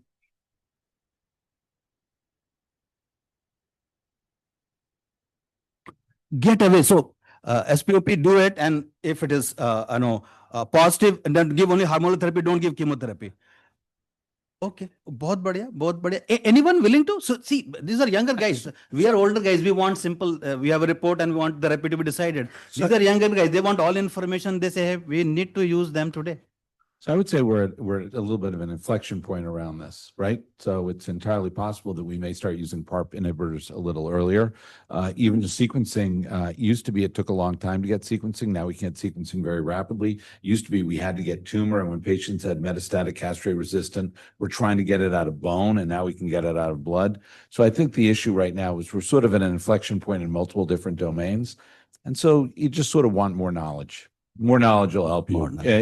If the patient, he's a young patient, he's probably going to progress fairly rapidly, and you would much more quickly go to a PARP inhibitor. It's entirely plausible that in a few years, you'll be able to sequence something out of his blood very quickly and convert him to a PARP very earlier, and you won't care what his primary tumor is. But right now, I think it sort of helps you sort of anticipate where you're going to go. So, we got, regarding, we'll have one each comment for all three of them. One is cfDNA. So one of the problem with cfDNA is that cell-free DNA, you have lots of normal cells in the blood. So you will get whole lot of cfDNA. We have done whole lot of work in lung cancer on cfDNA and ctDNA. So only having cfDNA, that provides you very limited information. ctDNA as a level, as a proportion of cfDNA, that gives you some useful information because that proportion tells you what is the body tumor load, but again, partially. I know, then you do have mutations that gives you far more information. So that's why you see a whole lot of people working on ctDNA level, or now moving on doing those individual mutation and methylation where the work is at this moment. But good to start with. If you want to start with liquid biopsy, good to start with doing something. Coming to the testing part, what we heard from the panel, that you do have mutation testing, you can do it later. If you have a tissue, think about it, you have a progressive disease in bone, then where you do the biopsy from and how you get the testing done. You can do ctDNA, it's less sensitive, excellent specificity, but getting test is a challenge. Old tissue, and again, that work we have done quite a lot. And one of the things we did, 1,500 patients, we had a chance to do on a whole exome sequencing. Only 30% we could do it because those tissues were old. I know. So the older the tissue becomes, tougher it is to do molecular testing. So but remember that fresher the tissue you have, better you have a chance to have the yield. In the sense from tissue for the technical point of view is concerned. But your point is absolutely right. And this was shown by everyone that as the time goes by, the chances that you pick up HRR is higher because more patient becomes HRR positive. So if you get it negative in the baseline tissue and you get a tissue later, repeat it if possible. But if you're doing at baseline, there is some value there. Now coming to HRR testing and giving first line therapy, we'll come to that. I wanted to know what people think after the trial which is there. So this was regarding testing. So two things looks like fairly we have settled. And as we had a suggestion that we may avoid certain treatment. So you had a first line therapy. This is what was done. What was done at our hospital. We may or may not agree. Was the docetaxel required or not? Or do you wanted to give one therapy? You should have been something else. This is what happened to the patient. And this is a post-docetaxel. So post-docetaxel, how you choose those options, what you have? Yeah, anyone can take it. So yes, we have already chose what we chose. So it is written here. But was this the right thing to do in today's time? So first of all, what is the HRD status and BRCA status of that patient? Excellent. And based on which we can plan. If HRR mutations are there, and if it is BRCA 1 and 2, and we have just given docetaxel with no ARPI we have given earlier, we can give PARP inhibitor with the ARPI in the form of olaparib and abiraterone. Otherwise, tezoloparib is not available with us. Otherwise, with azulutamide we can add that. Even if BRCA 1, 2 is not there, other mutations are there. So this is now latest recommendations. Otherwise, if on docetaxel, if PS is okay, and if burden of disease is still high, we may go for second line like cabazitaxel in this patient, or otherwise docetaxel rechallenge also can be tried. Otherwise, abiraterone is a good option. Okay. Everyone agrees that this is the similar approach? Yeah. Then we can move on. Then, ever thought of lutetium? Yes, sir. Lutetium therapy, yes, it is coming up a big way, even in the first line. And you had this BRCA1 positive, so we have talked about it. Can you go back? Nobody would want to give this patient lutetium? He said lutetium as an option. Lutetium as an option. So I have a question about that. So you would stop the abiraterone when you gave him lutetium, or would you continue with the abiraterone? So lutetium therapy we can plan, and along with the abiraterone, and when after maybe 3 or 4 lutetium therapies, we can discontinue and continue abiraterone. Continue. Yes. Because there is data out there that the combination of lutetium, well, not lutetium, radium, and abiraterone was very toxic. I don't think that's sort of true for lutetium. Lutetium and abiraterone has been well tolerated. Would you agree with that? We have tried in few of our patients, especially if high burden disease, and no much toxicity we have seen. Anyone to comment regarding this? Is a valid question that you give lutetium. Do you want to combine with something, or you want to use alone? The one thing about lutetium is lutetium works well if the SV max is more. There has to be bone. It has to light up. And once my question always to my colleagues is, I'm a surgeon. So if you give us, if you are giving in a triplet setting and the SV max comes down, is it as effective? You have now some trials, upstream trials and all that. We don't have the final answers upfront. We don't have final answers upfront lutetium. How much? So the data is still out on that one. Maybe in the next 1 year we will get data on that. Correct. So what is, yes, sir. Go ahead, sir.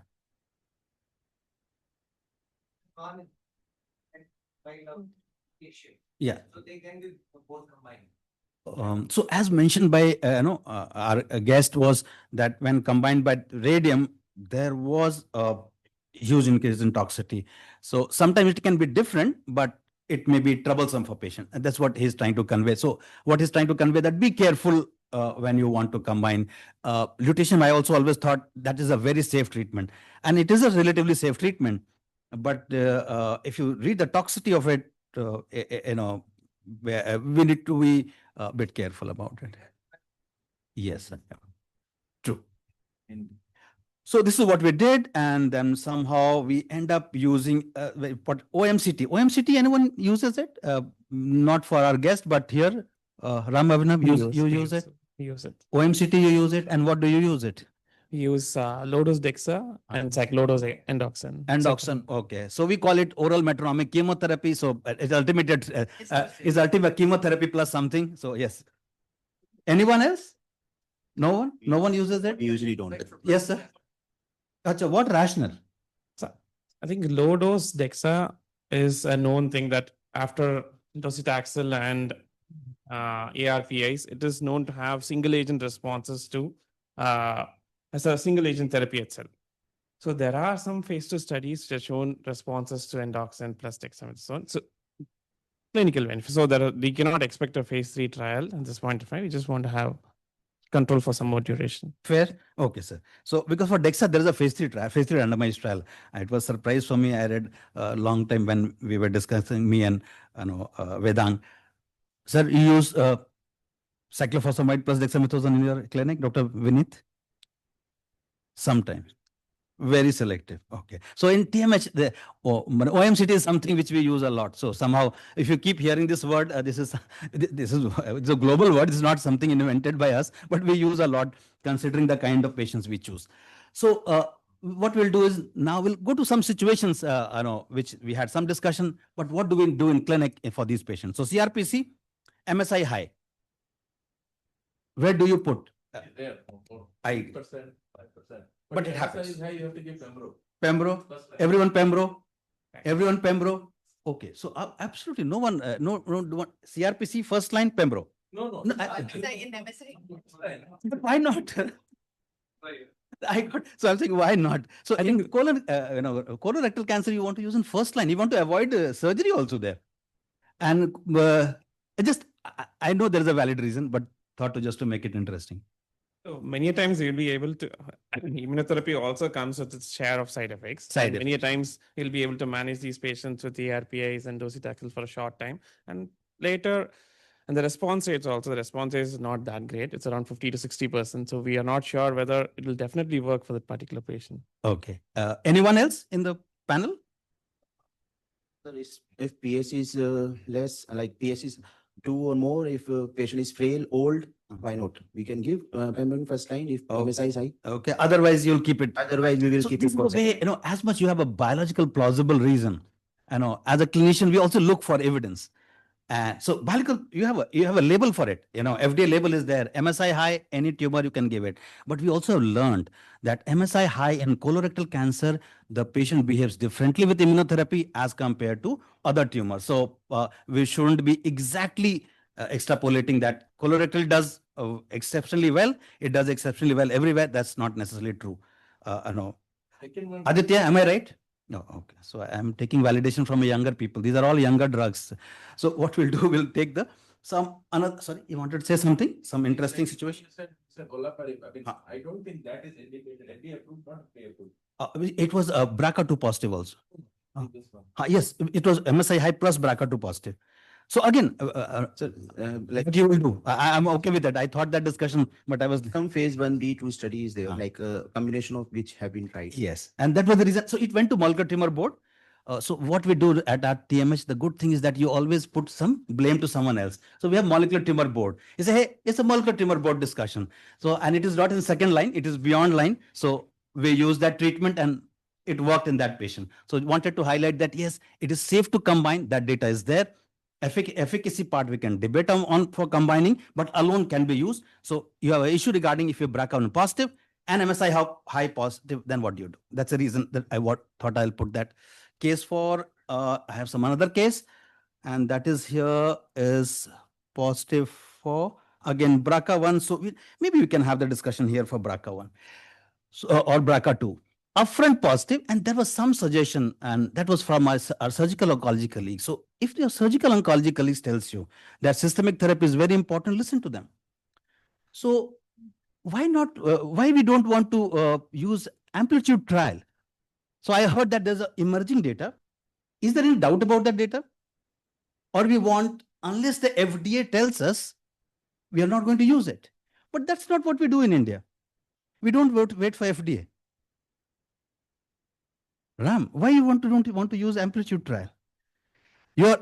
I know, if I remember correctly, your hazard ratio for PFS is 0.6 or something. Maybe Aditya, you can correct me. You can just check. I know OS data is again looks like trend. That was the same primary endpoint. Based on that, we started using abiraterone. We started using enzalutamide. We started using many other. In fact, olaparib. With quadruple regime, sir, we will be there will be concern of myelotoxicity and the toxicity. Myelotoxicity, there will be concern. There will be label. Then so the concern goes away. Initially, we will start with some pinch of salt, like with some caution. Obviously, there is anemia associated with olaparib. There is myelosuppression associated with docetaxel. So there will be toxicity concerns. But with time, maybe we will with experience, maybe some dose modifications we will take into our clinics that regimen. So yes, ma'am. Eventually, if you're looking for more systemic therapy options or lutetium, if the patient becomes myelotoxic now itself, you'll be losing out on other treatment options at a later date. So those concerns are there, that what happens in the future treatment. I know anyone else, sir? Okay, let me check. I have put. And I know I have the details. I just brought I wanted to 73 year old. 70. This is not option. 48-year-old? Yes. Oh, it is option. Okay. So you won't wait for FDA label. No, I'm so like Atul. That's why I wanted to ask for Atul. Atul. Don't tolerate triple dose after 75. And once you don't go at PARP inhibitors for these patients, it's quite toxic. I agree with you, sir. Modi Sahab is 70 plus.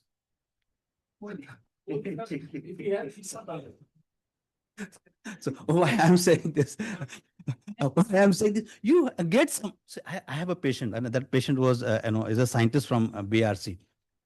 So 2 minutes. I'll complete in 2 minutes. I assure you. There's only one more question left from my side, and that patient insisted not on this. That was when initially you had the data came for docetaxel and abiraterone and darolutamide, and he insisted. We didn't give it. He insisted, I want it, and after discussing all across the world, and finally we gave it, and he survived, and he's doing well at this moment. Now I'm trying to convey absolutely right what you're saying. Age is a factor, but trying to convey that once you have a data there, FDA is a label giving authority, and that is where the data interpretation is what we do it here, that I need to convince Vedang, I need to convince Dr. Vineet, and we need to convince each other and have the practice. So if you have a 48-year-old with this, I won't mind this, the data looks, because hazard ratio looks good.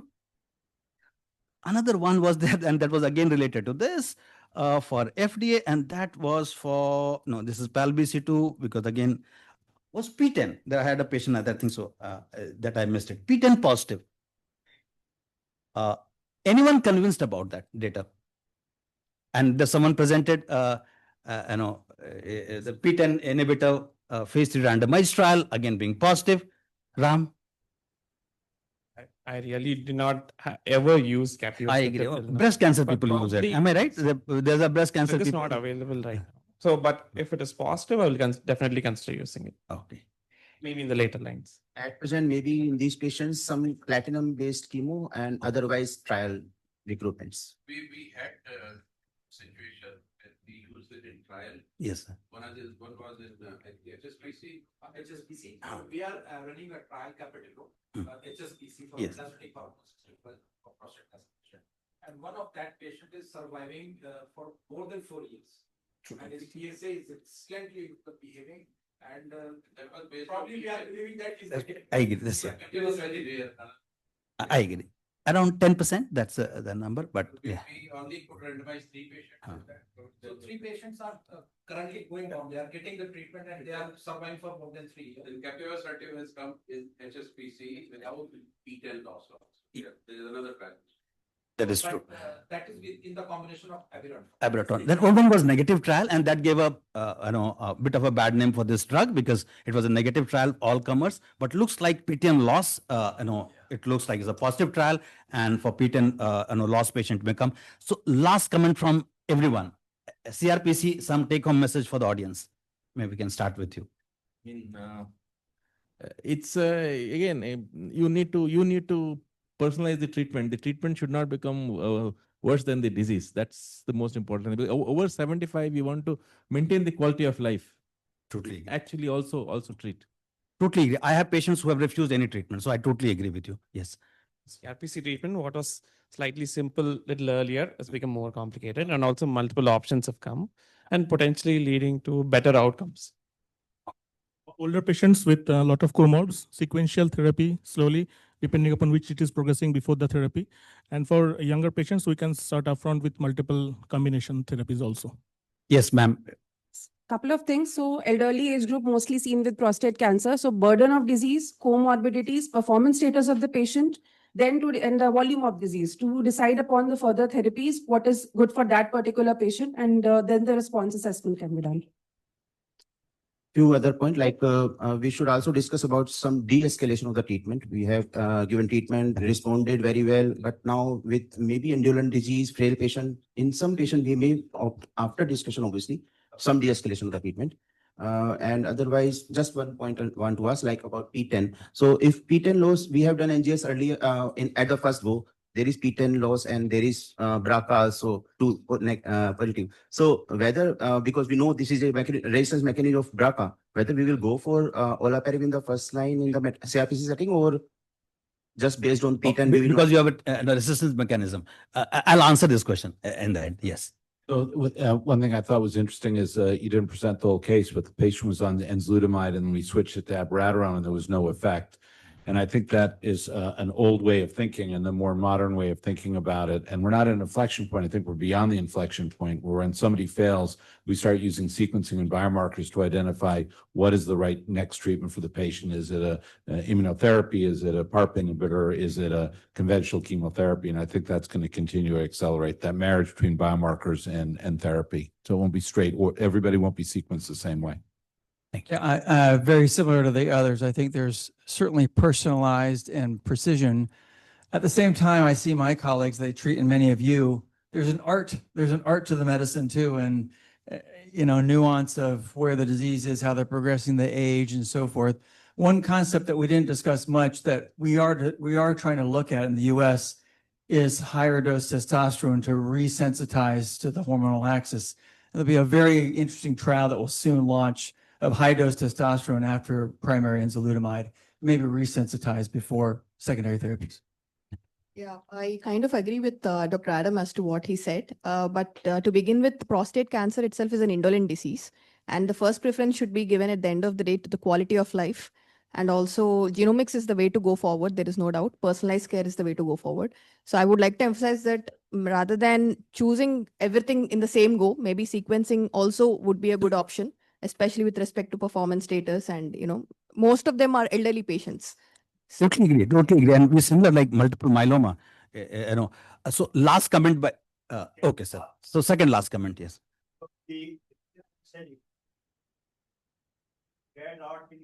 No, sir. 80% of our patients, sir. Yes. Toxicity. Uh-huh. Toxicity of what we talked in US. So I think it's very important to talk about the financial toxicity of all what you are talking. That number one. Number two, by doing a bilateral orchiectomy in select patient, you save a lot of money for these patients. So these two things, in my opinion, should be considered. Yes, sir. No, sir, we still do bilateral orchiectomy, especially the patient who is metastatic. My advice will be you have bilateral orchiectomy because you will be saving money for the other treatment. So 80% of our patients in TMS today also go, in fact, toxicity is financial. Hormonal therapy, sir. Hormonal therapy, then individual we do it.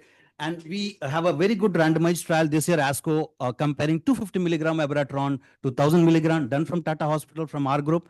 Another one you'll see next year being presented, 250 milligram of abiraterone versus 1000 milligram abiraterone. So you decrease the cost. So we are at TMH very cognizant, and we are in general very cognizant. Aditya, last comment that I didn't answer, BRCA positive, P10 positive. Will you give PARP inhibitor? I said a younger person should answer. This is complicated molecular pathways. Yes.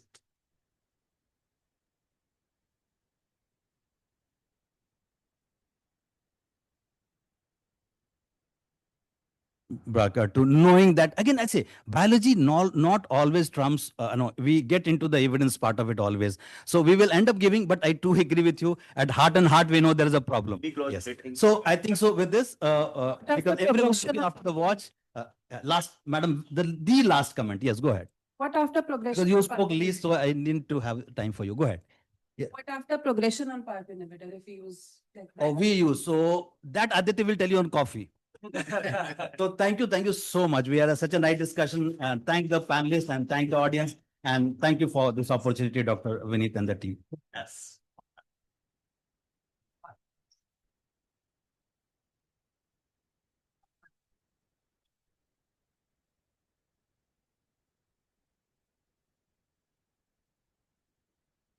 Thank you, Dr. Kumar Prabhash. Thank you, moderators. Thank you, panelists. Thank you, chairs and speakers of this power-packed session.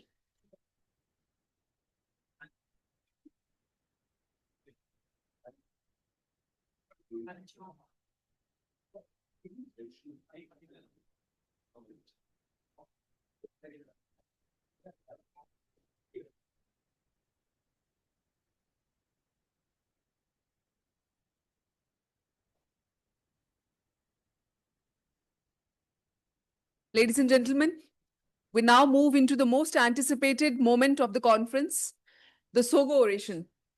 Orations are not just the lectures, they are a reflection of legacy and leadership. But before begin, I would have the privilege to call the chairpersons who will be guiding us through this prestigious segment. May I please request our following esteemed chairpersons to be kindly on the stage and take up their seats. Dr. Jagdish Kulkarni, consultant at Breach Candy Hospital, Mumbai. Dr. Sudhir Raval, Medical Director and Chief of Urogenital Oncology, RGCIRC. And Dr. Vedant Murthy, Professor, TMC, Mumbai. I would request Dr. Vedant Murthy to introduce our orator.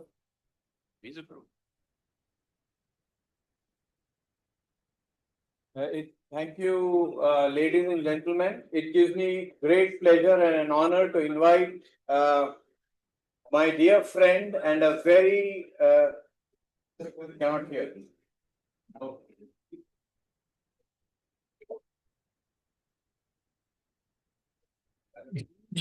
Honor and pleasure to invite my very dear friend and colleague.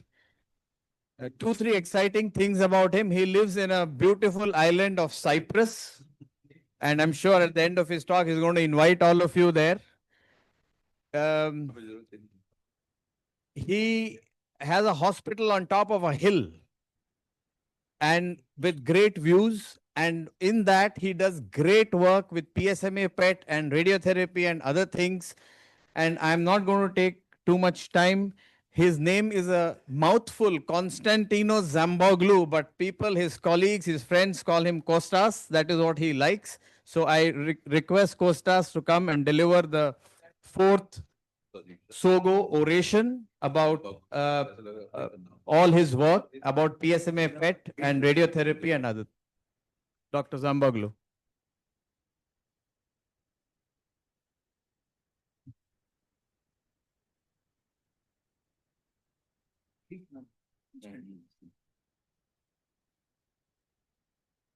Yeah, dear Vedang, dear faculty, thank you very, very much for inviting me to this beautiful country and to this amazing event. I've been here for 1 week and I will come back for sure. I'm really enjoying it, especially the very nice and very clever people here. So congratulations to all of you.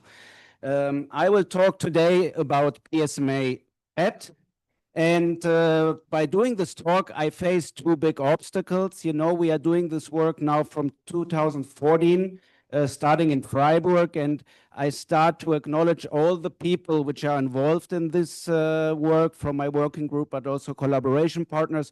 You will see the pictures during the talk. And of course, here are three medical specialties, and I try to make it as much as interesting for all of you. I will try to cover primary, recurrent, and metastatic prostate cancer and how I should do this. You know, I have two little girls in my home, and they really taught me on asking questions, you know, when, why, what, whatever. I think you know this business, and I try with you to travel around PSMA and to ask questions and try as best as I can to answer them. So starting with the what is PSMA? I think we have to be very, very aware of what we are imaging, and PSMA is a transmembrane molecule. It's not showing metabolism, it's a transmembrane molecule. It's involved in the folate metabolism somehow. We don't know actually the big role in cancer cells, but we know it's somehow involved in cell growth and in replication. Coming to biology, I want to emphasize that there is intralineage heterogeneity. We must know that in primary prostate cancer, but even more pronounced in the more advanced stages, it's not homogeneous. We have some patients with a lot of PSMA expressing tumors, others without, and we don't understand it yet. And even in cancers with PSMA expression, there comes physics in place. We did a nice study with our urology department in Freiburg, and we saw that the metastases, the lymph nodes need to be 2 millimeters at least so we can see them. So there's a threshold. The tumor mass has to have a certain threshold. So coming to the why do we need this? I think this is the easiest questions. We are treating physicians, we target the tumor, we want to know whether to treat, how to treat, and where to treat, and surely reliable imaging is important for this. So is PSMA PET-CT the best imaging we currently have in prostate cancer? Again, I would say this is quite easy. We have the PRO-PSMA PET trial, high-risk primary prostate cancer, showing a higher sensitivity compared to conventional imaging and a very comparable specificity. So the author said PSMA PET is the new standard of care.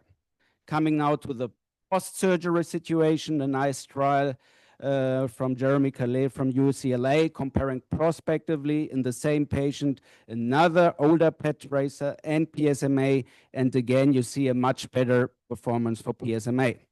So I'm done, the talk is ready, we have the best imaging modality, see you soon. No, I think there are some issues we have to discuss. So first one, we gathered together with some radiation oncologists, urologists, led by my friend Vedang.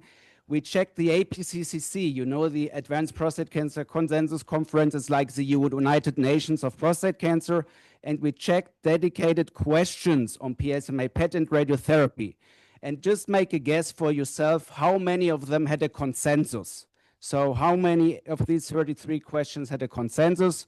The result is very, very embarrassing. 75% without consensus in the APCCC, so the world-class experts.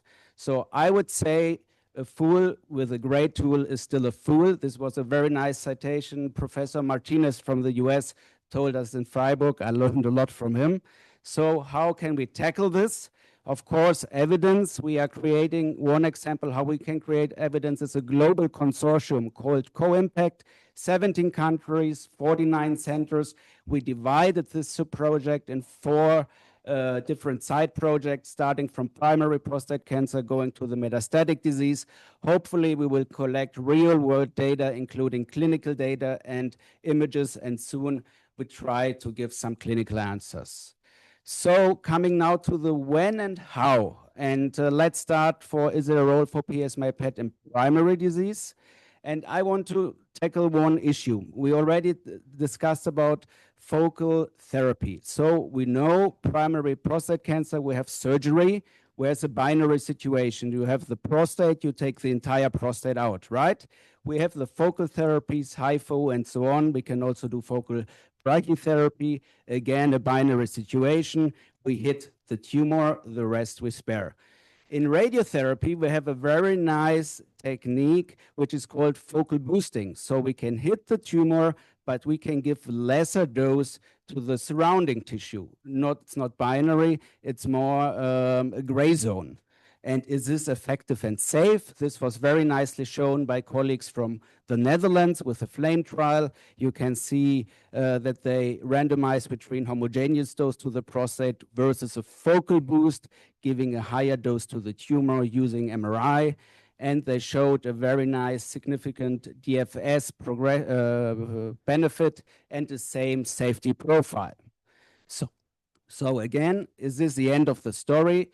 I would say no, personally, MRI has issues. Here's a nice older study from LA again. There's an underestimation of the true tumor volume by factor 3. They had whole mount sections, and MRI has a significant underestimation. And there's a large interobserver heterogeneity. See, please, on this side, these are the centers of the FLAME trial. And in one center, the average tumor was 0.7, and in the other one, 3.3. And on the other side, if the same tumor was delineated by several radiation oncology experts, there's huge heterogeneity. The DSC of 0.6 is bad. You know, 1 is very good, and 0.6 is not what we want to have. Please remember 0.6. So now, how can PSMA PET help us?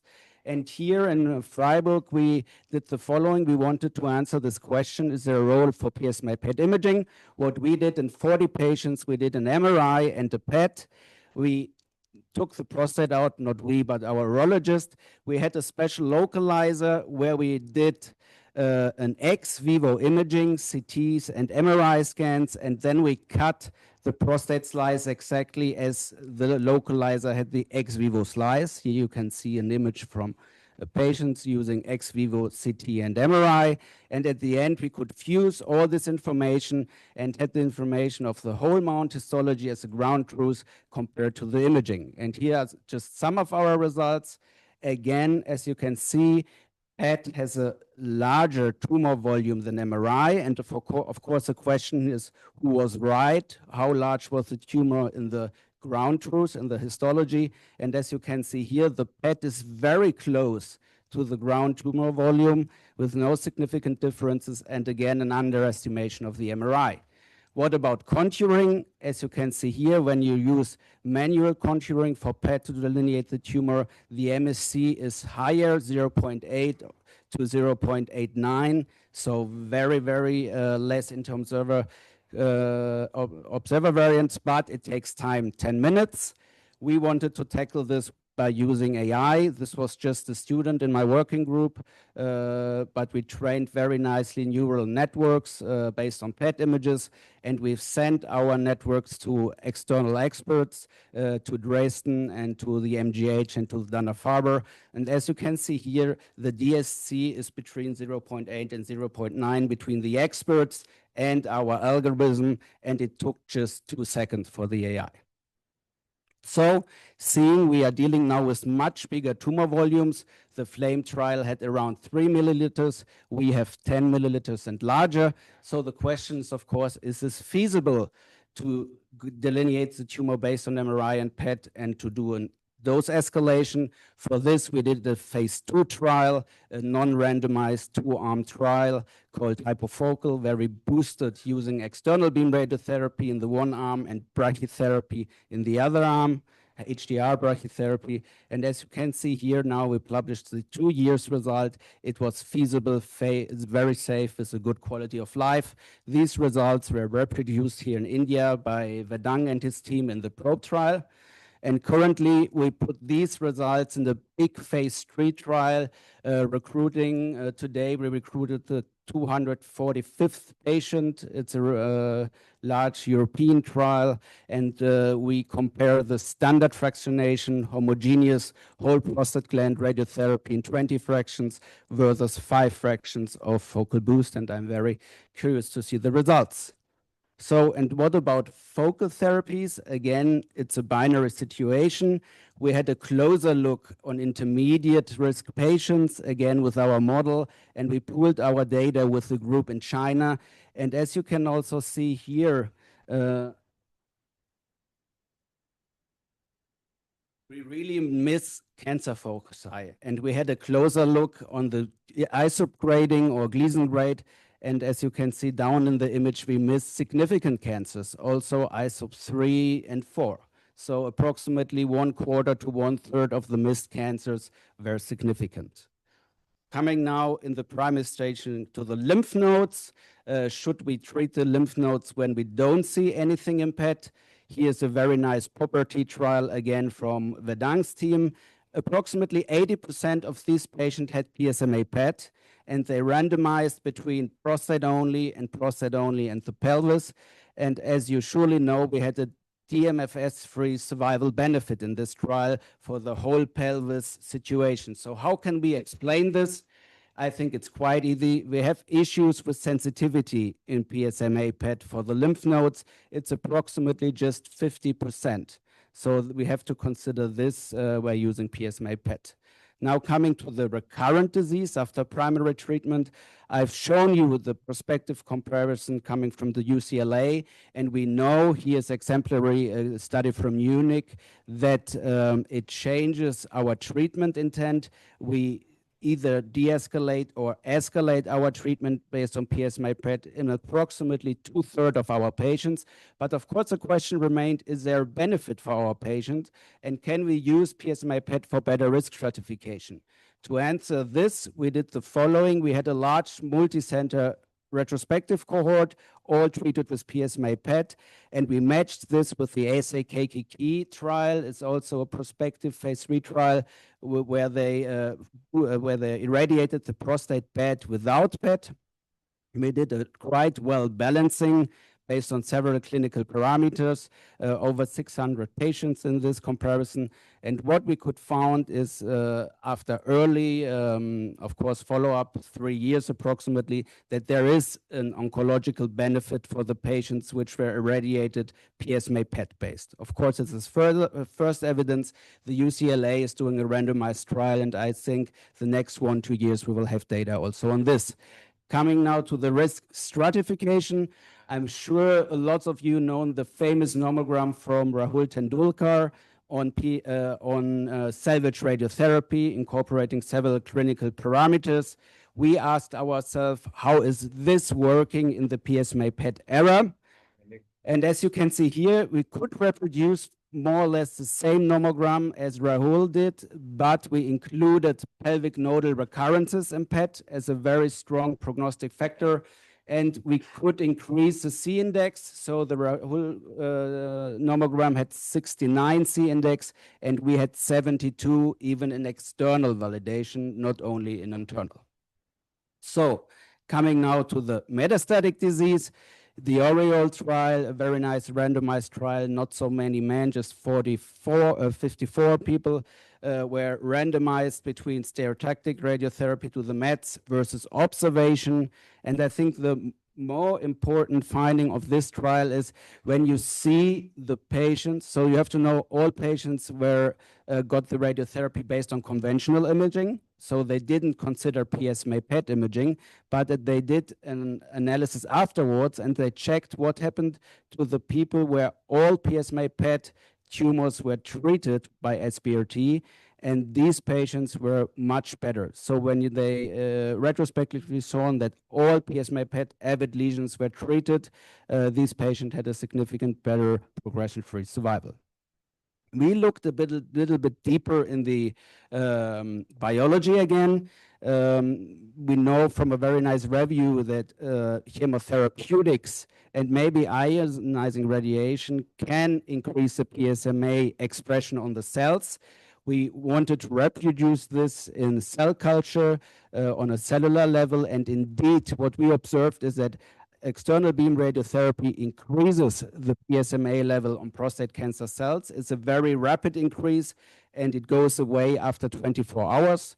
We could reproduce this in the mouse model. So we radiated just with 2 grays, and after 4 hours, because this was the best time point, we injected lutetium PSMA, and we have the feeling that it's not just an additive effect, that we saw a synergistic effect on tumor volume and even a better survival of our mice. taking this now into the hospital. We tried a first in human case report, patient 74 years old. He came with a very huge tumor in the pelvis, lymph nodes around the rectum, and we were a little bit afraid to give a very, very high dose with external beam radiotherapy. So what we did, we gave radiotherapy to the prostate, to the pelvis, and to the lymph nodes. In parallel, we gave for 2 years ADT, but we went in with 3 cycles of PSMA lutetium. And this patient amazingly was tumor-free until 2021 with no significant side effects. And afterwards, he received bone mets, and we did, of course, further procedures, and he deceased with 82 years old, maintaining a very good quality of life. I don't want to say that this is a new standard of care, but we should work on this, combining PSMA, lutetium, and radiotherapy.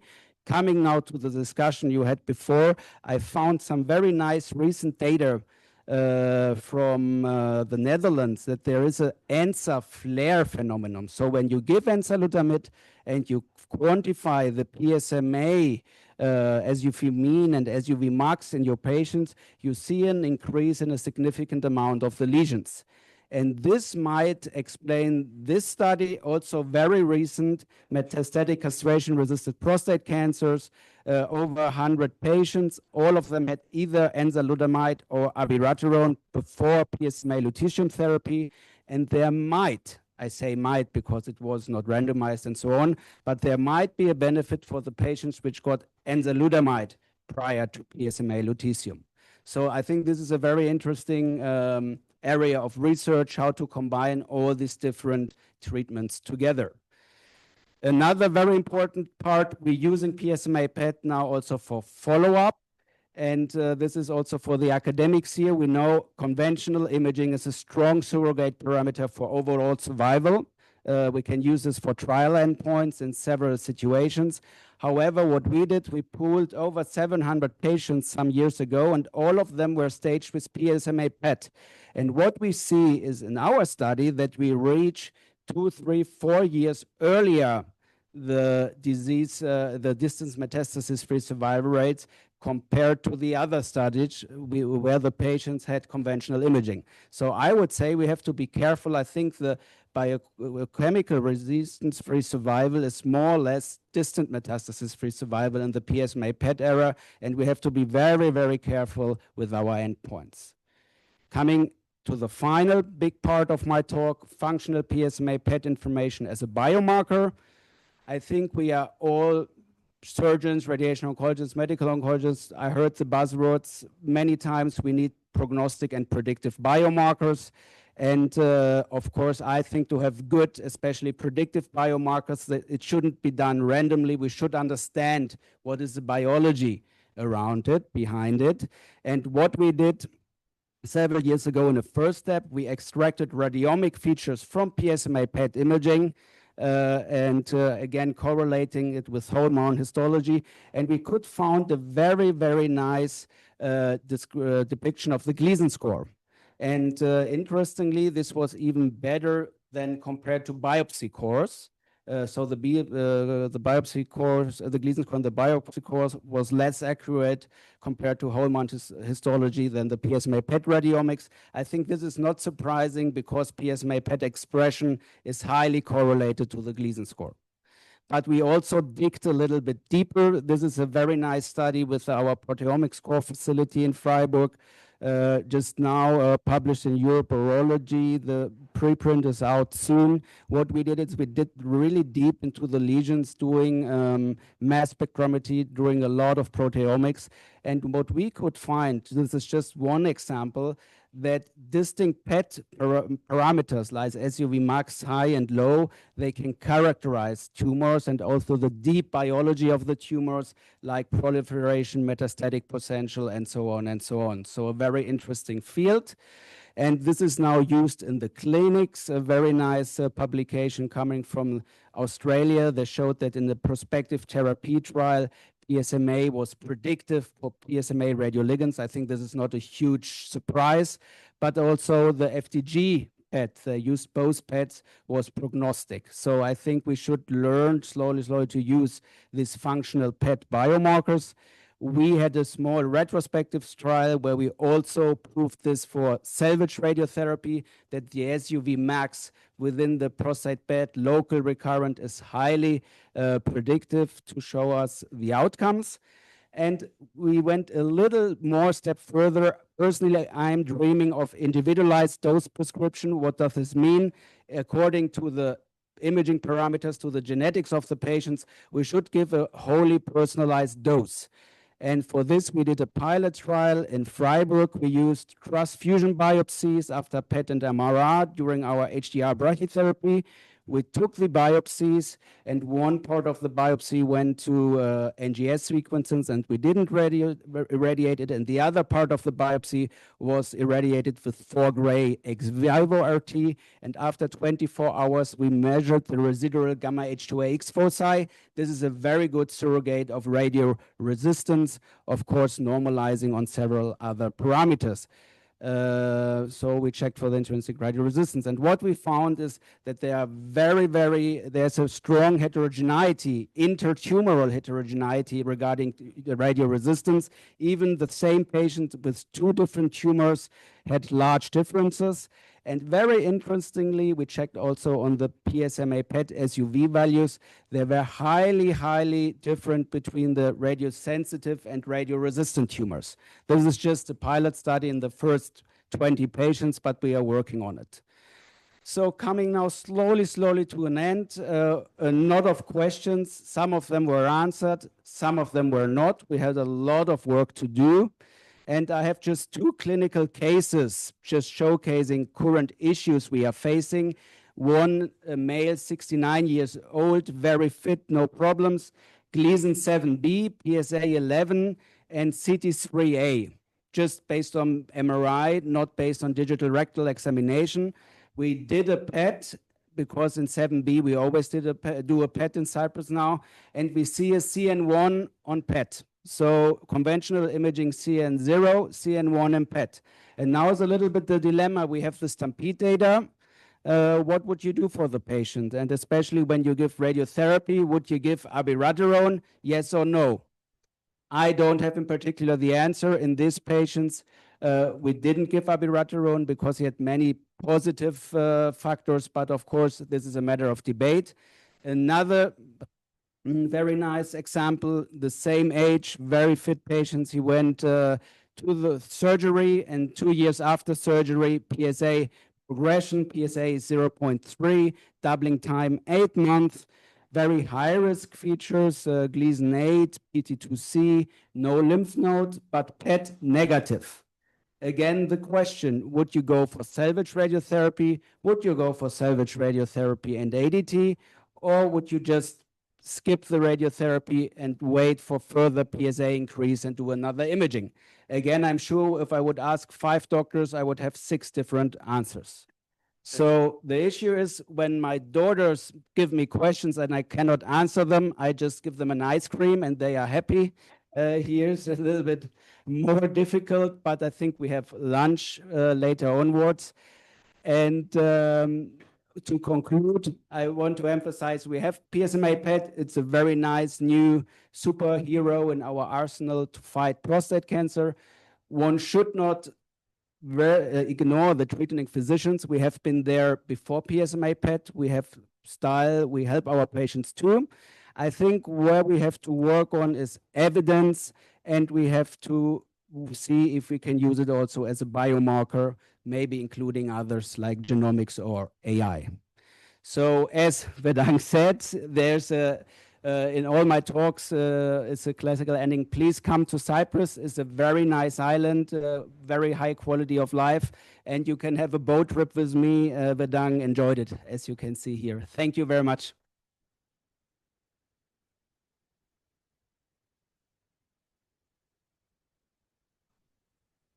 Thank you, Dr. Zambaglu.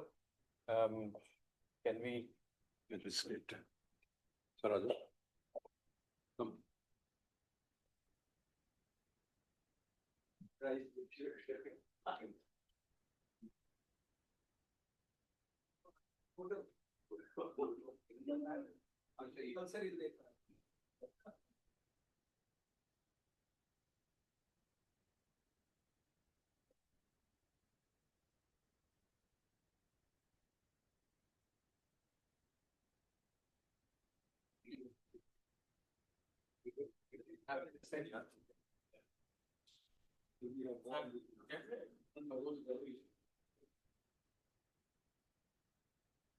Thank you very much. Thank you.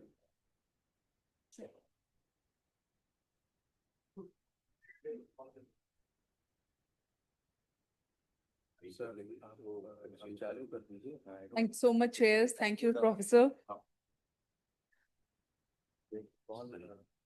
In Indian tradition, lighting the ceremonial lamp signifies the removal of darkness and spread of light, a symbol of knowledge, hope, and auspicious beginning. May I request our esteemed dignitaries to kindly come forward for the lamp lighting ceremony. I would request Dr. Sudhir Raval, Dr. Vedang Murthy, Dr. Amitabh Singh, and our guest of honor, Dr. Ganesh Gopal Krishan, for the lamp lighting ceremony.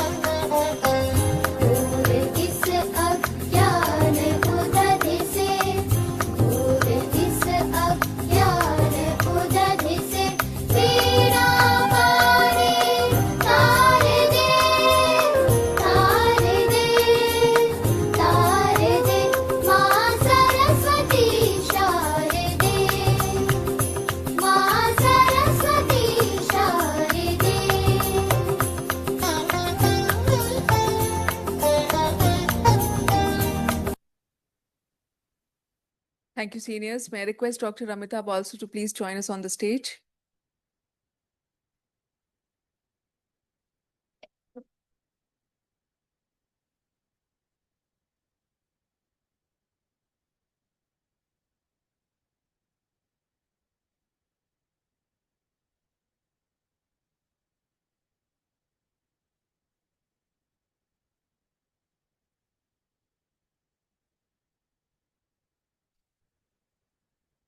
May I now request our guest of honor, Dr. Ganesh Gopal Krishan, for his welcome address. Yes, right. You use it. I should have come there.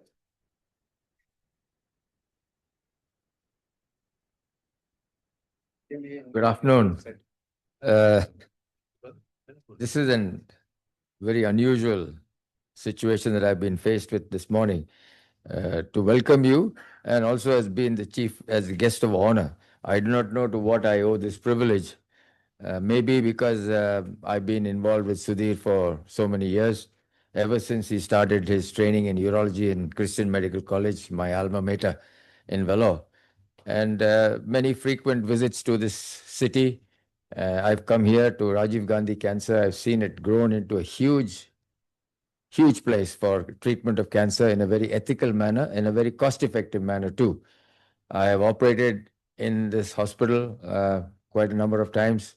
Of course, I'm an open surgery man, but I love to get my hands on the robot and use the skills that Sudhir has been transmitting to his patients.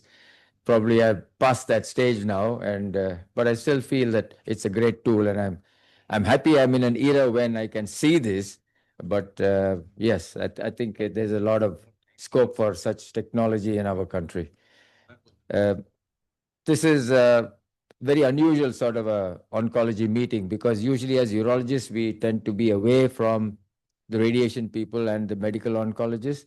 But this is one such organization where I can see that we have a group of people who are all together on the same page.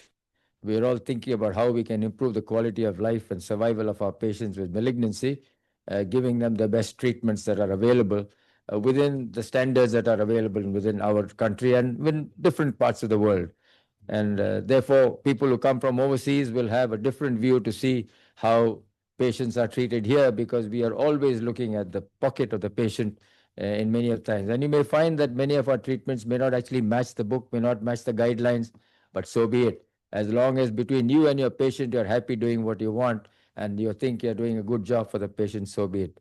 All the very best to you, Sudhir, and to Vedang and Amitabh for organizing this meeting, and to the Rajiv Gandhi Cancer team for hosting all of us for this wonderful ceremony. Thank you very much for the honor. Thank you so much, sir, for your kind words. May I now request Dr. Sudhir Rawal for his address. Thank you, Charu, and good afternoon, everyone. This is the month of Shravan, which we say that month of rain. We have 4 months of rain in north, and 2 days back it was real rain as we used to have when I was kid.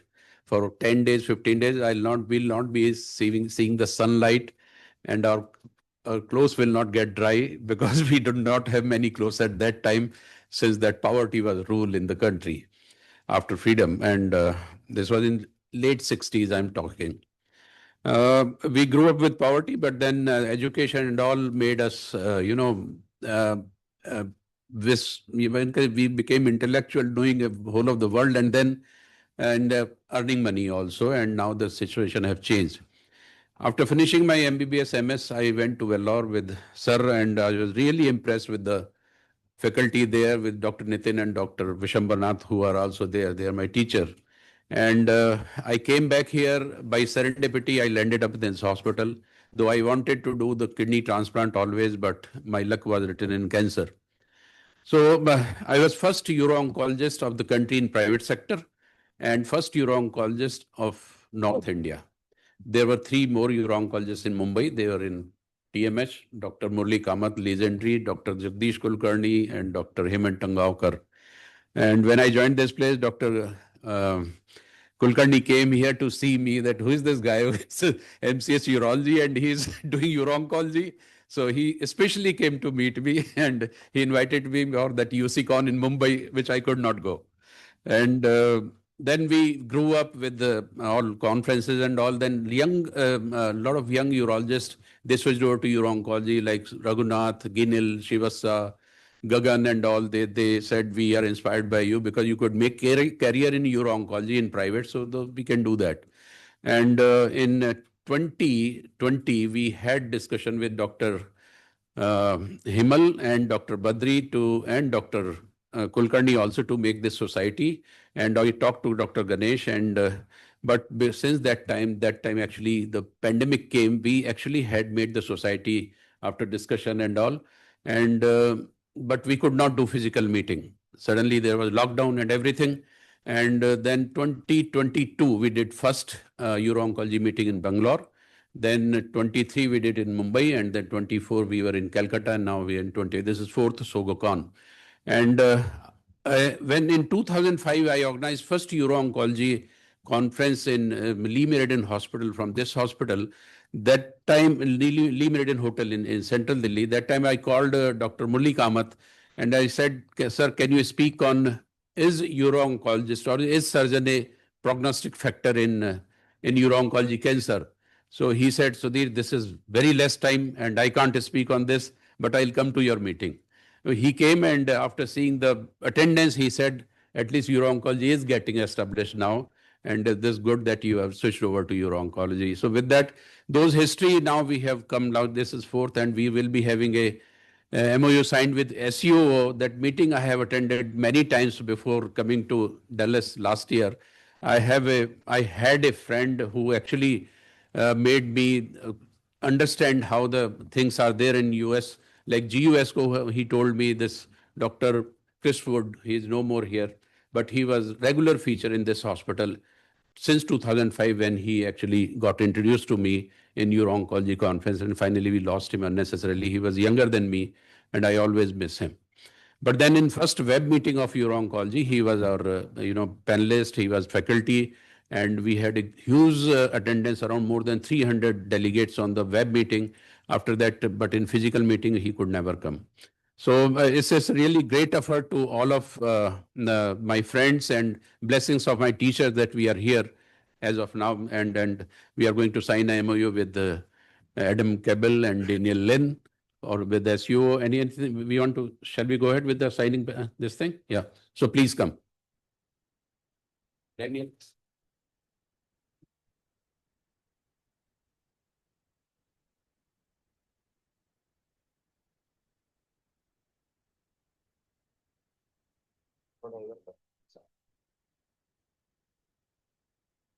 Sorry.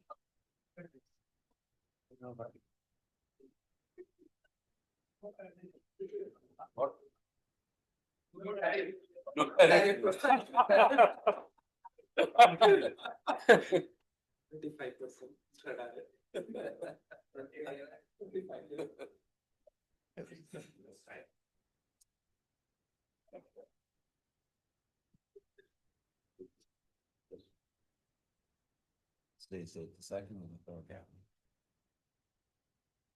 This one. Okay.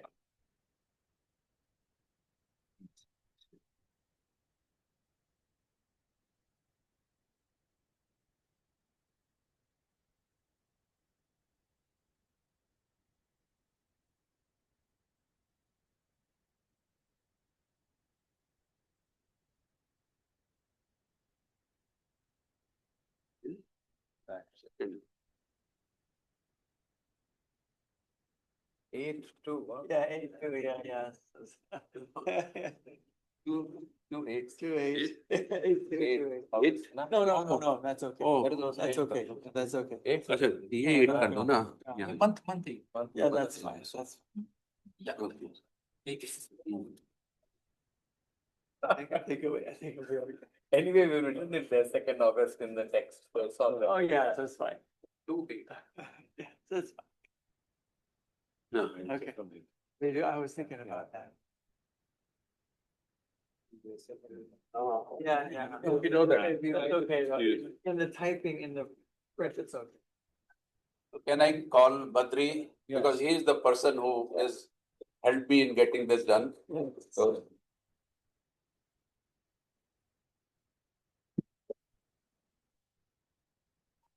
Pretty formal. Yeah, very formal. You can. I can. we get a group photo? Yes. Yes, Photo. Photo here. So envelope You should be in the middle. Yeah. You guys should be. There you go. You can come here, sir. No, we come here. Huh? Yeah. Oh, okay. Here. Come, sir. That's a private. Come on. Come on, sir. This is a CEO. The godfather.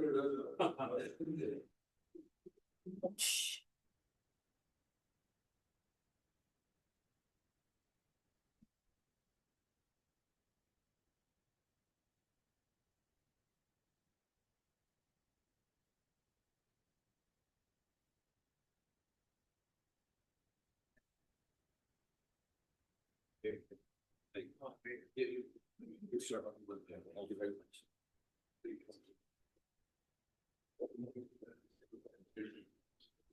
Thank you. Oh, yeah. Better way.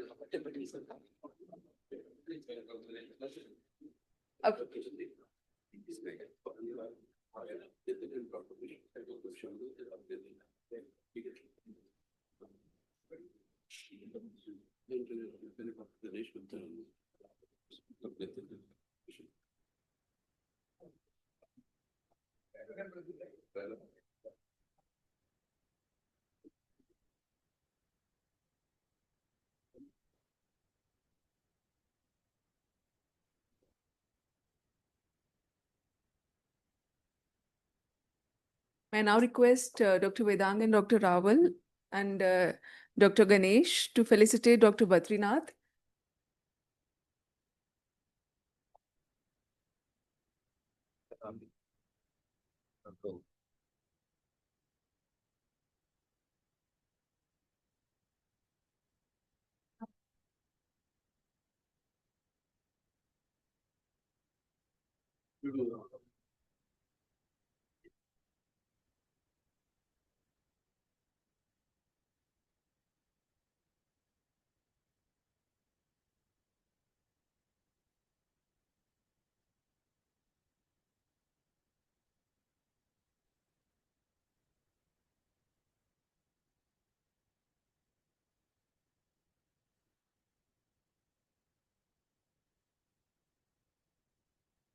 May I now request Dr. Daniel Lin.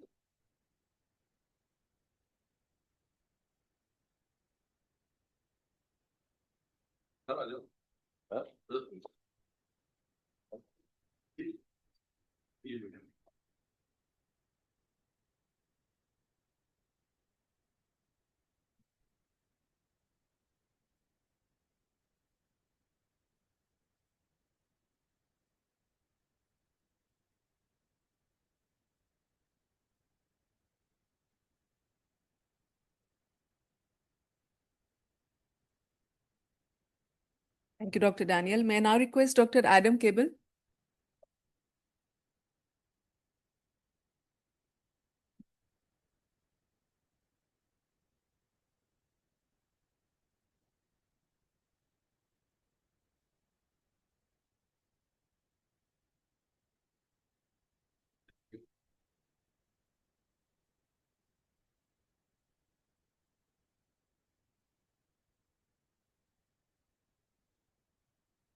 Thank you, sir. May I now request Dr. Ricky Fraser to please come on stage? Ricky. Next. Dr. Ashok Hemal.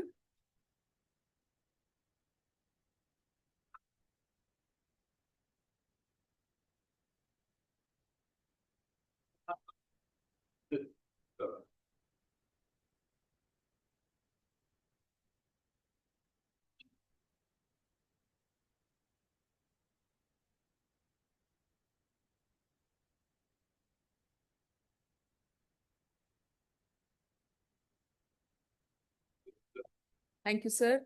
May I now request Dr. Amitabh also to please be on stage and felicitate our guest of honor, Dr. Ganesh Gopal, sir.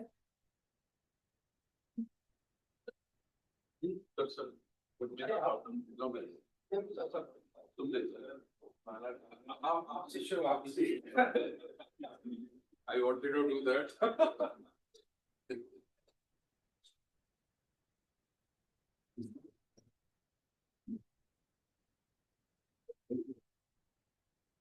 Thank you so much.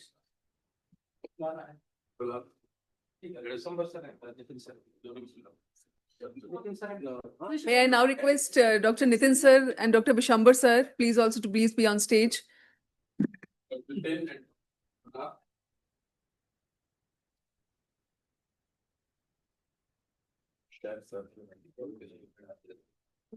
I can only say a few words about both teachers. Dr. Vishambarnath, I used to call him Sherlock Holmes. He will come to know what I am doing. He will find out what I'm on up to. And Dr. Nitin was so good critic that he will speak in favor of something, and after 15 minutes he will speak against of same thing. So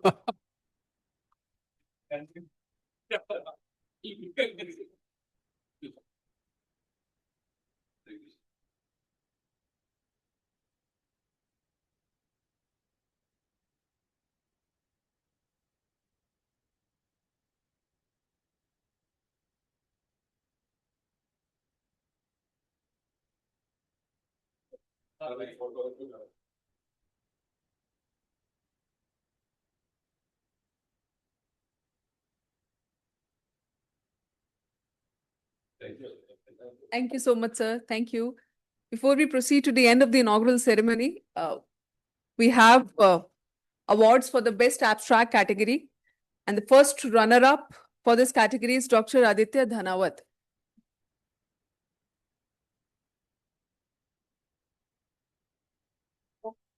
First runner-up. Aditya. Do we have Dr. Aditya Dhanawat in the hall, please?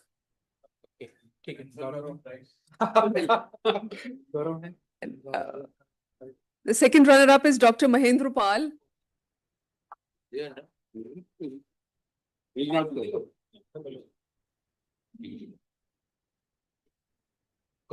Where is he gone? He's not there. I'll take it to another. Take it.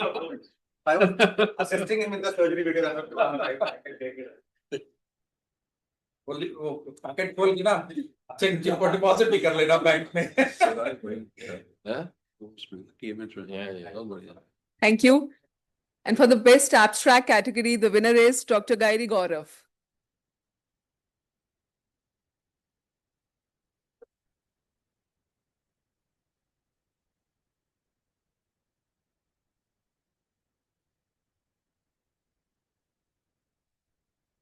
Many congratulations. Just for your information, Gaivi showed us yesterday that 3 years of ADT does not cause cognitive decline. Not significant. That's it. But it was really nice. Congratulations. Thank you, sir. Thank you. Now I would request Dr. Amitabh Singh to take over the podium, our organizing secretary, for the word of thanks. So, good afternoon, everyone. On behalf of Organizing Committee of Sogocon 2025, it's my great privilege to extend our heartfelt gratitude to all of those who have contributed in the success of program. We especially express our deepest appreciation to our chief guest Ganesh sir and the faculty from CMC Willows, whose gracious presence and inspiring address have added great dignity and meaning of this event. Our sincere thanks to the distinguished foreign speaker Adam Kibble sir, Daniel sir. We just heard them. Now next we will be just hearing just after lunch Badri sir, and tomorrow we'll be hearing Ashok Hemal sir, whose willingness to travel across borders and share their expertise has enriched the academic content and global perspective of conference. We gratefully acknowledge the invaluable guidance of Academic Council, which was headed by Dr. Gagan Prakash sir. Sir Talwar sir hain? Okay, Talwar sir. So actually he made all the medical oncology program, and under the guidance of Dr. Gagan Prakash, me, Dr. Puneet, and from radiation oncology, Dr. I think he's not there. Okay. So with this all guidance, so we made this program successful. So we just had that idea that it should be different from other conferences. So that's why we just came up with this idea to de-intensify the treatment and how to reduce the toxicity of the treatment. And a special word of thanks to all faculty members, presenters, and delegates for their active participation and their intellectual contribution, which have brought vibrancy and depth to the discussion. Finally, we commend the dedication and tireless work of the organizing committee and support team, whose commitment behind the scenes has ensured the seamless execution of Sogocon, like especially Anju, Sam, organizing team headed by Mr. Tarun, and with the support and engagement of pharmaceutical companies, because it's not possible without their help, without their support, financial support. And with this, I would like to thank everybody just making this conference a successful conference. Thank you. Thank you, everyone.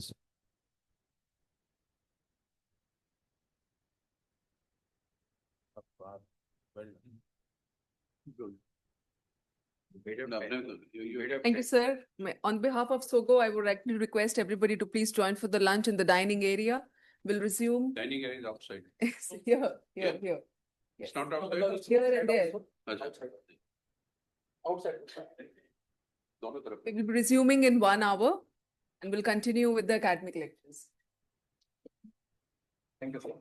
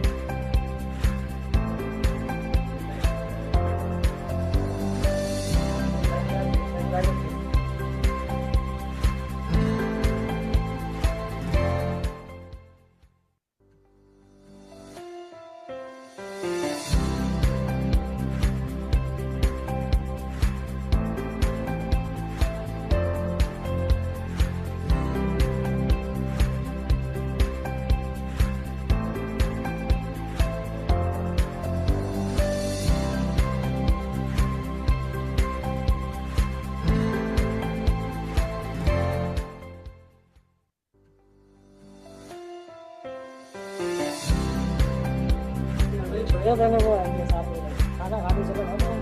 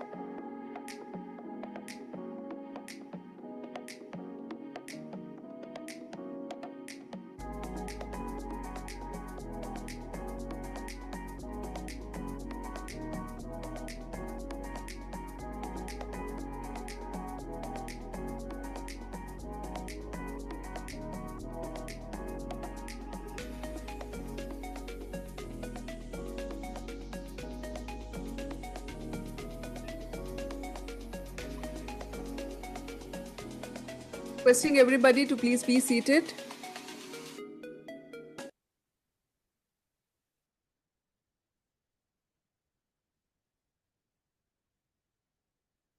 Welcome back from the lunch. This session brings together controversies, new modalities, and emerging data in urothelial cancer, from conservative approaches to immuno-oncology. May I invite the conveners for this session? Dr. Balachandra Kashyapi, Uro-Oncology Surgeon, Dinanath Mangeshkar Hospital, Pune. Dr. Varun Goyal, Senior Consultant, Medical Oncology, RGC IRC. For the chairing of the session, may I request Dr. Ramlesh Seth, Professor in HOD AIIMS, New Delhi. Dr. Ganesh Gopalakrishnan, Professor and Senior Consultant. Dr. Simon, Senior Professor, Department of Radiation Oncology, CMC Vellore.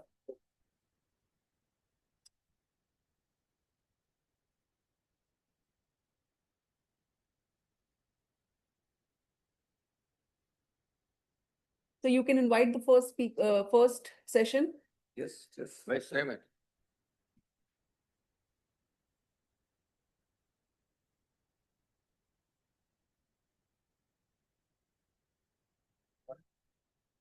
Welcome everybody after the lunch session, and I'm sure the speakers will try their best to keep you awake. So we are first beginning with a debate, and the debate is a 5 into 4 centimeter bladder tumor, Vireds plus diagnostic TURBT versus complete TURBT in view of minimizing complications of TURBT and re-TURBT. For Vireds and against Vireds. That is what the debate is. And for Vireds, Ashish Khanna is going to speak, and against Vireds, Dr. Rahul Jaina is going to speak. So I invite Dr. Ashish Khanna, who is a consultant working here in Rajiv Gandhi Cancer Hospital, and everybody here knows him. So welcome, Ashish. Good afternoon, everybody. So in this post-lunch session, I am the first thing standing between you and your nap. So I hope in this rather unconventional side of things, I hope I can make a few points that can change something. So I'll be talking on MRI directed pathway for definitive management of bladder cancer. I am Dr. Ashish Khanna in the Department of Uro-Oncology at Rajiv Gandhi. So just to put things into perspective, a 63-year-old gentleman, I have added few details on my own, has history of gross painless hematuria, not passing any blood as of now. On ultrasound, has a 5 into 4 centimeter left lateral wall mass, and there is no hydronephrosis. So the debate is that for this 5 into 4 centimeter mass, is the path of choosing Vireds with a diagnostic biopsy of this mass the way to go? And my senior colleague, Dr. Jaina, will be talking about the conventional way of a complete TURBT. So the current therapeutic process is that you do an ultrasound, a CT scan, maybe a cytology for this patient, and then take him for maybe a flexible cystoscopy in the OPD, and then finally goes for a TURBT. So what are the issues with TURBT? This procedure, TURBT, was introduced in 1910, and almost a century has passed and nothing has changed actually. It is frequently associated with understaging, with reports of almost 40 to 50%. In about 20 to 30% patients, there would be absence of detrusor muscle in the TURBT specimen. In addition, this procedure is highly operator dependent, depending on the skill of the individual, location of the tumor, the type of tumor, whether it is a papillary tumor, sessile tumor. In addition, it is associated with additional cost to the patient. And definitely, we have seen that few of our patients do complain of the discomfort that they have in the post-operative period. So coming on to briefly about the understaging, understaging has been reported to the tune of 20 to 50%. And this data is from studies where non-muscle invasive T1 high grade have been taken up for cystectomy. And we find that they turn out to be muscle invasive in almost 20 to 40% patients. In another scenario where even despite restaged TURBT for a clinical T1 high grade tumor, which turned out to be T1 high grade on restaged TURBT also, 46% patients were muscle invasive at the time of radical cystectomy. We all know that TURBT is not an innocent procedure. There may be bladder perforation, bleeding. The patient maybe have to be re-explored. And again, the urethra is at injury. And we have patients who continue to shout in pain because of bladder spasms or clot retention. Is there any other difference of just doing a biopsy versus completely resecting the tumor? So I found this impactful study, although it was a retrospective study where they did a diagnostic biopsy only versus complete resection of a clinical T3, T4 disease. And this was in the pre-neoadjuvant setting. And to my surprise, that the diagnostic biopsy patients had better progression-free survival as compared to those undergoing complete resection.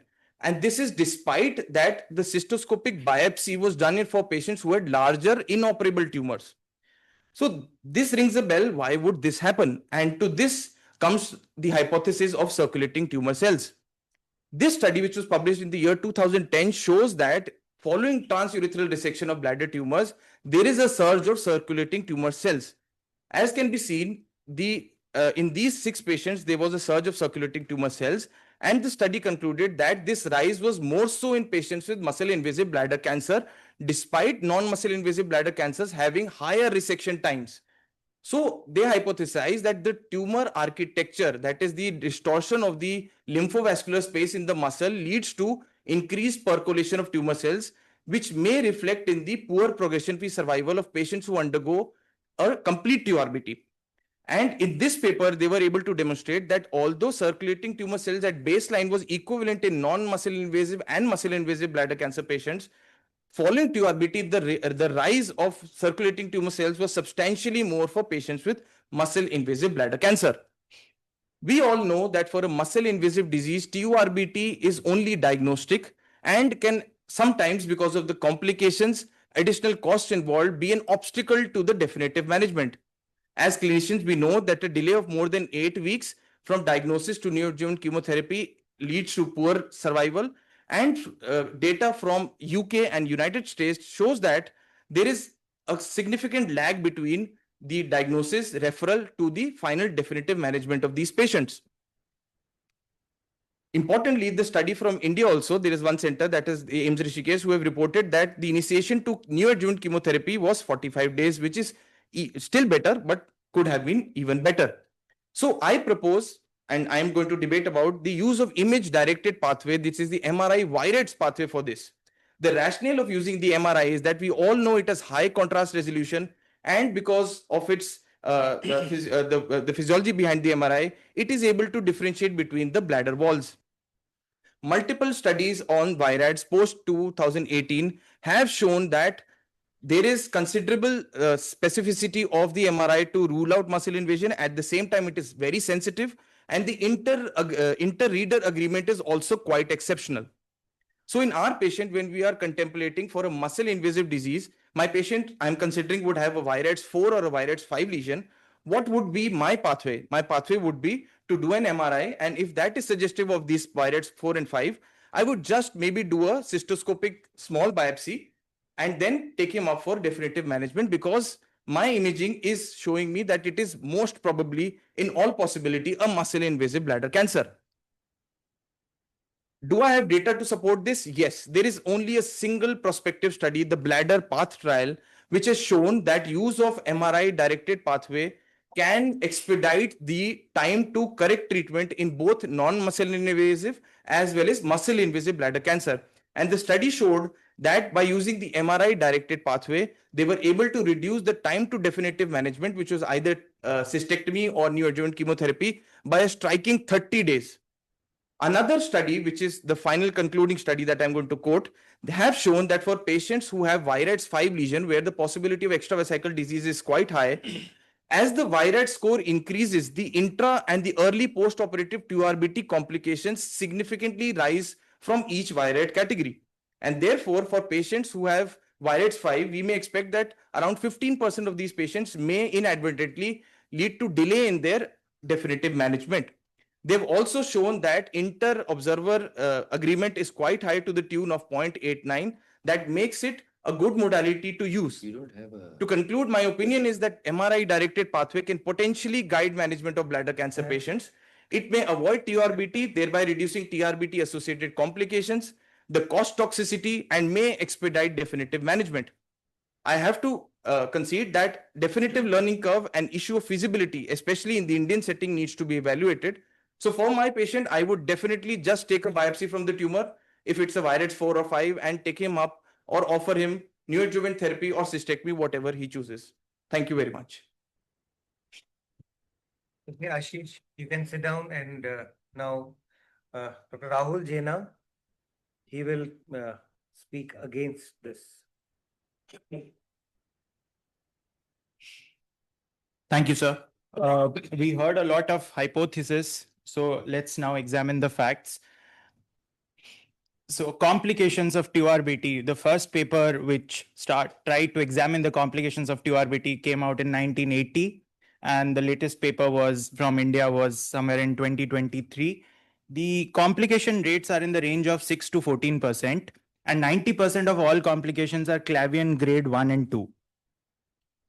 Now, this is a very important indicator. When, studies have shown that when you have a pathological T0 in the specimen of radical cystectomy, it doesn't really make a difference if that T0 was achieved by giving neoadjuvant chemotherapy or that T0 was achieved because you did a very good resection and removed all the tumor cells.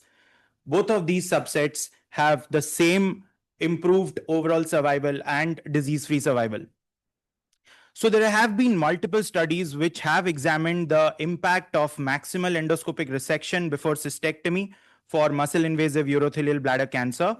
And they've all shown that when you have a maximal resection, the outcomes, the pathological outcomes at cystectomy are improved, which automatically translate into better cancer-related outcomes. So there was a debate in AUA this time between Dr. Daneshmand and Dr. Galsky about TMT. And although the debate is outside the purview of this discussion, what they said was that TMT will be considered to be equivalent to radical cystectomy when we prove that clinical complete response is equal to pathological complete response.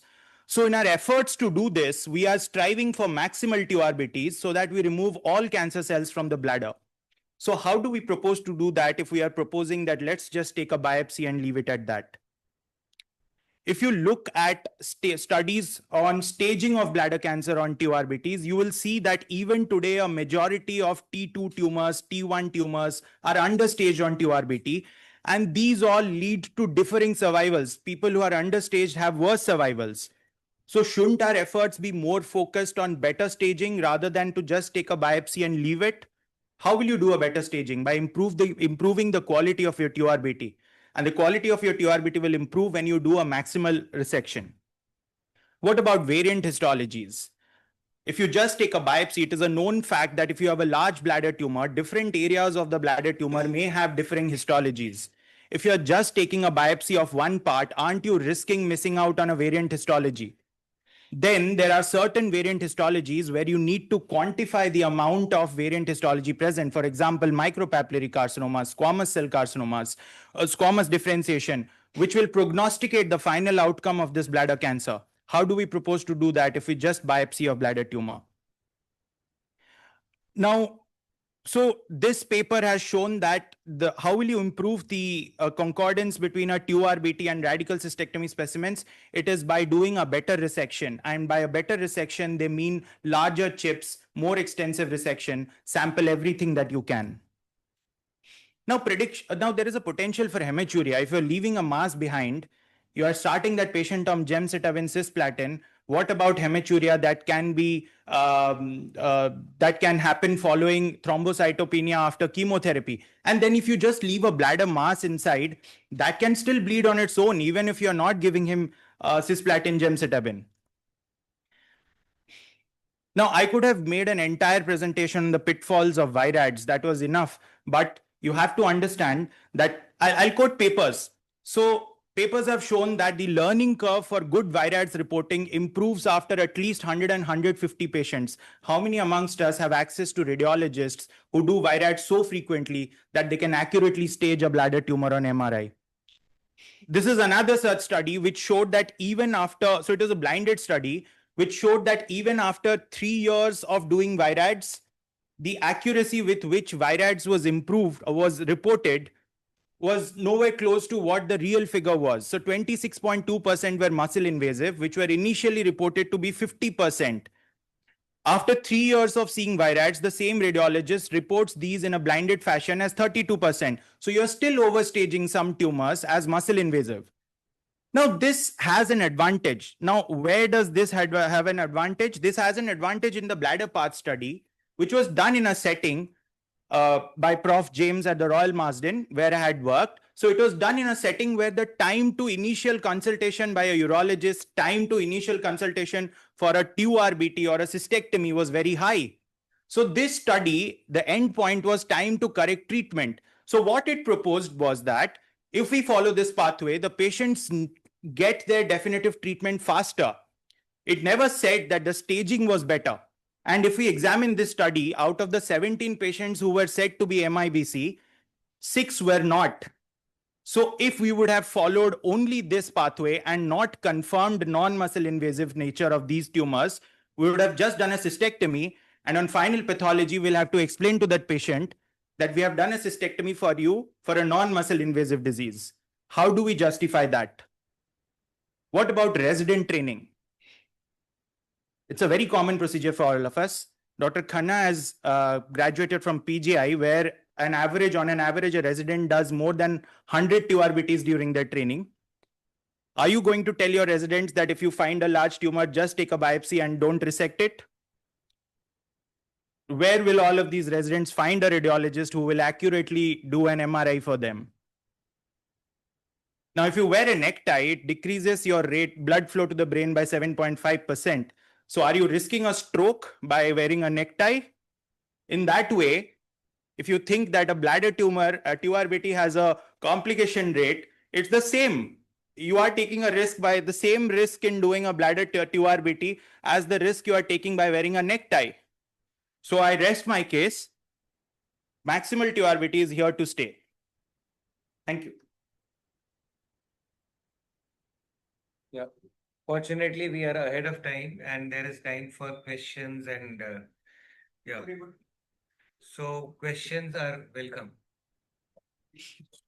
Questions, comments are welcome.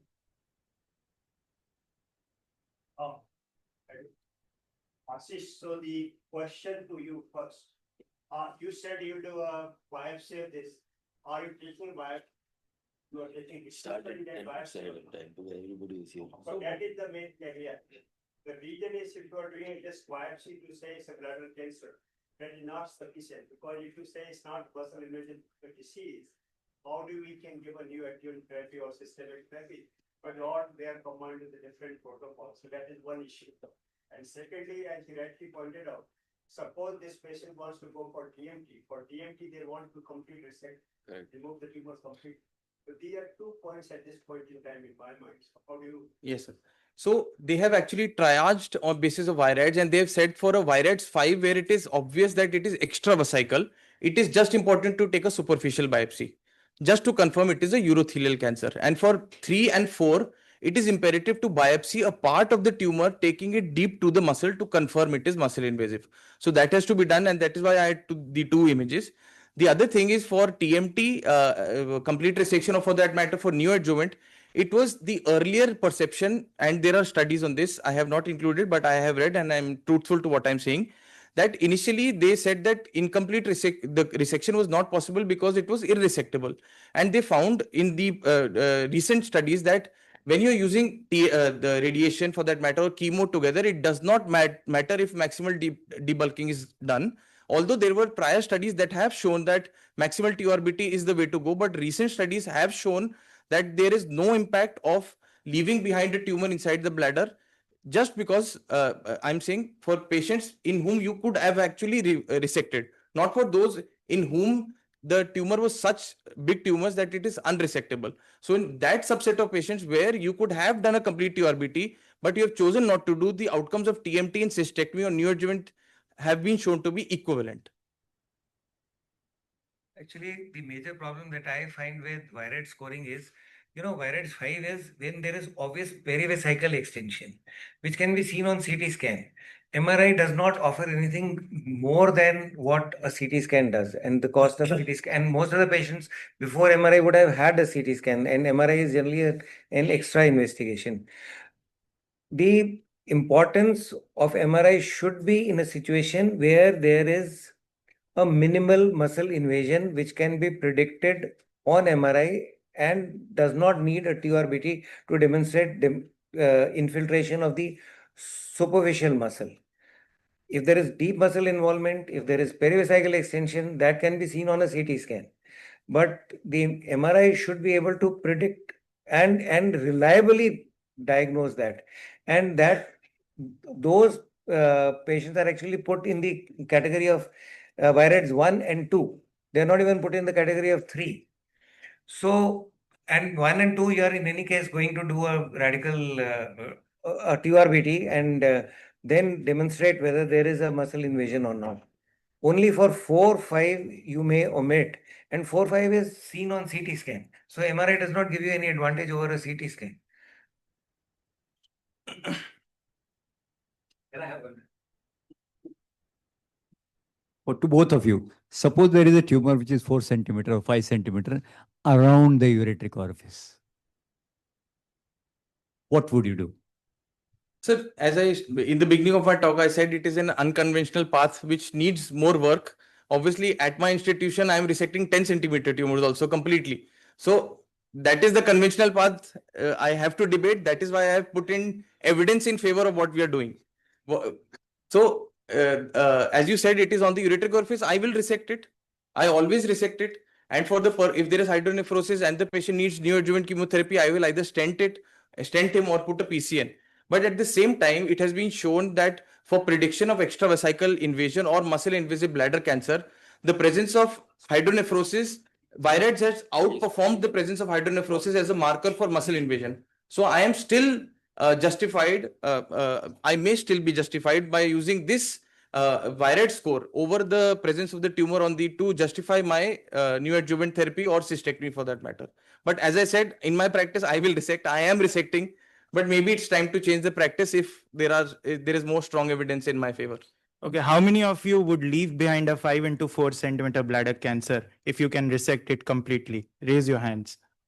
Okay, I win.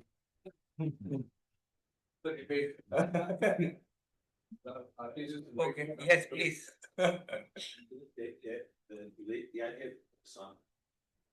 The idea of not resecting at all implies that the patient is definitely going to proceed to a cystectomy. And patients don't. They might not proceed to a cystectomy because they're too ill. They have other comorbid disease. I'm not a huge fan of this, but in the United States there are, and particularly Europe, there's a lot of bladder preservation protocols where patients are getting radiation therapy in combination with chemotherapy instead of cystectomy. And last, there was great data from Memorial where patients who got a complete, now it's several decades old by Harry Herb, forgive me if I'm wrong, where if they did a complete resection for a T2 disease, like 80% of the patients, didn't require cystectomy. So I think that's one of the flaws with just going by the MRI is it assumes that everybody's going to go to a cystectomy. And I don't think that's true. I don't think it is. I guess that was more a statement than a question. No.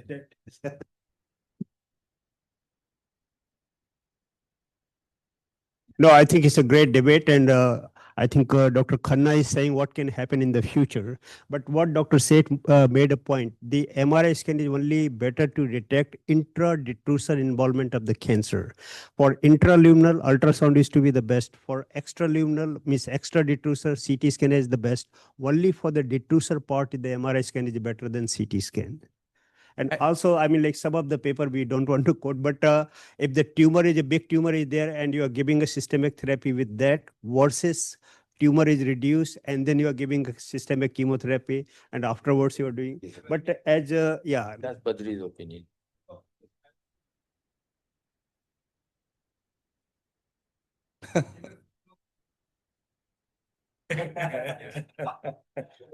So another just fact, Dr. Amitabh was offering this VIRAD stock to everybody and nobody was ready to take it. So at the end it was कर लोगे तो मैंने कहा देखते हैं कर लेंगे. वो मेरे against. No, it's a good talk. Yes, sir. Dr. Koneti, please.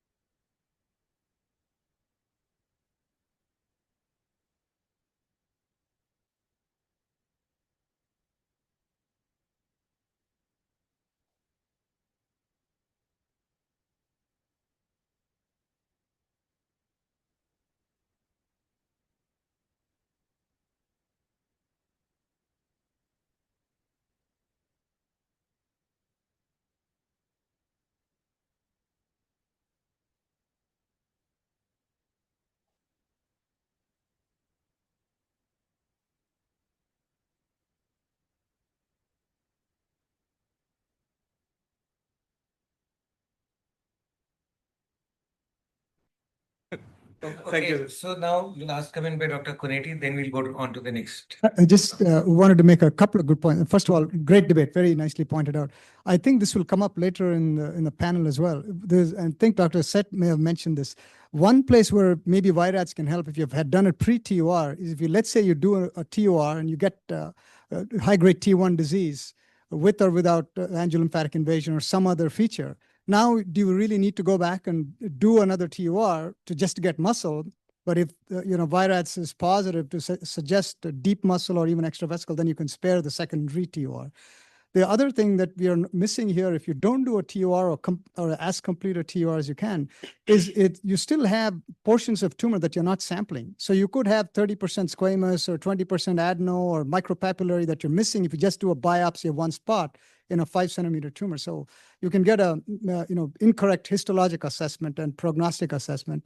And I think that's going to be important as well. So for the variant histology, because I was debating for a definitive management, we will get that definitive histopathology on maybe the cystectomy specimen. And for these people like those with squamous differentiation or micropapillary, any which ways you are going to give them neoadjuvant therapy, the complete management is not going to change. Differ here. If you have a variant histology which is not responsive to neoadjuvant chemotherapy, you will go directly for a cystectomy. If you have a variant histology which is responsive to neoadjuvant, you will go for neoadjuvant. That's why it's important.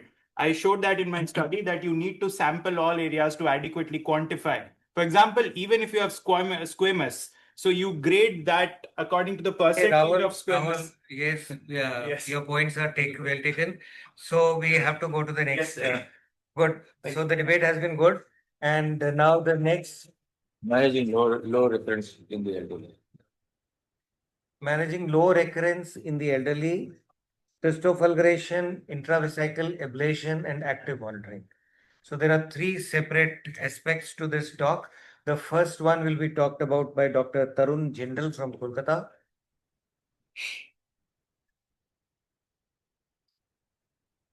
Thank you so much, sir. Can I have my slides?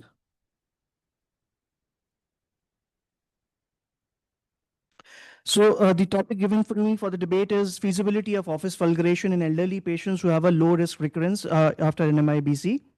So just to put things into perspective, this is a classical index case, 84 years old male, diabetic, hypertensive, ischemic heart disease, ECOG2, had a history of 2 centimeter swell in the bladder in 2022 for which a TURBT was done and the pathology was PTA low grade. He was under cystoscopic surveillance and he was found to have, after 3 years, he was found to have a 5 millimeter papillary swell inside the bladder. The representative picture is there on your left. So what are you going to do? So the debate will probably land up to this question that how sure can you be on a visual interpretation that this is actually a low-grade recurrence or a high-grade recurrence? So this is a paper which specifically evaluated this.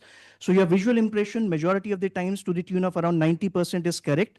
So they have done a blinded study and they found that, yes, whatever the urologist believes, he's correct at least 90% of times. So yes, visually, I believe the tumor which I showed, everybody would agree that this is a low-grade recurrence. So what are the options that we have? So we have either observation, we have office fulguration, or we either go for a TURBT. So that's the point of having this debate. So why this matters? Why are we even debating? So any elderly patient who presents with, I mean, it's very common that they might have a recurrence after the primary tumor has been resected. These are elderly patients, these are frail patients, these are patients associated with so many comorbidities. To subject them to anesthesia is a task. And if they are subjected to an anesthesia, it should be done for a relevant indication. There are also cost implications associated with whatever you are doing, so that you have to be very cognizant as to what you offer to these patients. So my point is that office fulguration offers them a safe outpatient and a cost-effective alternative as compared to the other options which have been discussed in this detail. And again, if you assess by the EAU calculator, or this basically has an intermediate risk category, this falls into intermediate risk category. And if you see the stats, in the span of next 5 years, the chances of this person having a progression is approximately 5%, even lesser. So you can go conservative in these patients. And if you stratify this particular index case with the IBCG group stratification, so you find that it was a single tumor, the size was less than 3 centimeters, the recurrence happened after 2 years. So technically, this can actually be treated with a low risk criteria rather than an intermediate risk criteria. And what do the guidelines say? All the guidelines presently support, and EAUA particularly strongly supports, that if you have a low-grade recurrence in a TA tumor, you can safely offer them office fulguration. EUA has not very well defined about the size criteria, but if you go to the AUA, they have defined that if the recurrence is less than a centimeter, you can actually very well endorse a office fulguration to these patients. And what are the long-term outcomes? The long-term outcomes are right in front of you. So the chances of cancer-specific mortality in these patients is approximate 0%, and the progression is 3 to 5%. So that gives you substantial data to offer this technique to your patients. And the money also matters. So why it makes sense, office fulguration, this is the US-based data. So the office fulguration will cost you somewhere around $1,000, while a TURBT will go up to $12,000. It avoids the risk of anesthesia, general anesthesia, or spinal, whatever anesthesia you offer. It's an outdoor procedure. Hospitalization is not required. The recovery is technically in a day or a couple of hours. And it avoids the complications of TURBT, which howsoever less are certainly there. The ideal candidate profile, age more than 70 years, ECOG 0 to 2, a solitary tumor, or 1 or 2 tumors. All the tumors have to be less than 2 centimeters in size.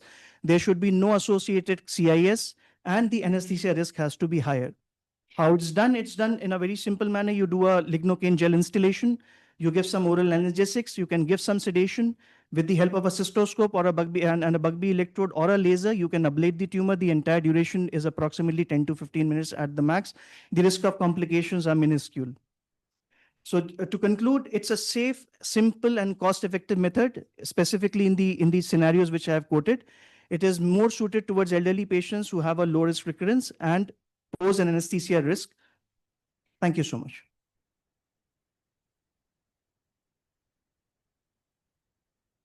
Thank you, Tarun. Anybody has any comments on this? We do have a little bit of time. After all three. Can we ask Dr. Saurabh Patil to speak to us about intravesical ablation? Good afternoon, everyone. I think maximum evidence is with Dr. Tarun, but let's see what the future holds. I will be speaking about intravesical chemoablation. So what we all are discussing here, we are actually discussing about the ways to treat low-risk bladder, intermediate-risk cancers, and we all are debating against TURBT. So we are trying to avoid the risk of TURBT. We have to understand the disease here. The disease is not all intermediate risk are similar. What we feel or think as an innocent disease could have recurrence or progression. That's why the IBCG substratified this intermediate risk into 3 risk groups depending upon the number of lesions, the recurrence, and the number and the size of the tumors. So what it is important for prognostication, because the risk of recurrence and progression is different in all these 3 subtypes of intermediate risk groups. What are the treatment recommendation? Again, if we focus on the IBCG recommendations, they have said almost everything. But the bottom line here is some treatment required. So active surveillance, it does have some problem in form of compliance. Severe anxiety, imagine somebody having bladder cancer inside, even if he is elderly. Again, it's a matter of great caution. And strict cystoscopies every 3 monthly. Chemoablation, is it new concept? No. Almost a decade ago, Dr. Briganti, who was interested in bladder cancer at that time, they did a RCT with same low-grade recurrent intermediate risk group. And they tried some intensive form of MMC thrice weekly for 2 weeks versus standard chemotherapy, standard MMC induction. And they did it before TUR to see what is the effect of this MMC in the cystoscopy. And they found out in spite of giving extra dose, it was safe, much tolerable, less of toxicity, and the complete remission or the complete response was better in the intensive dose.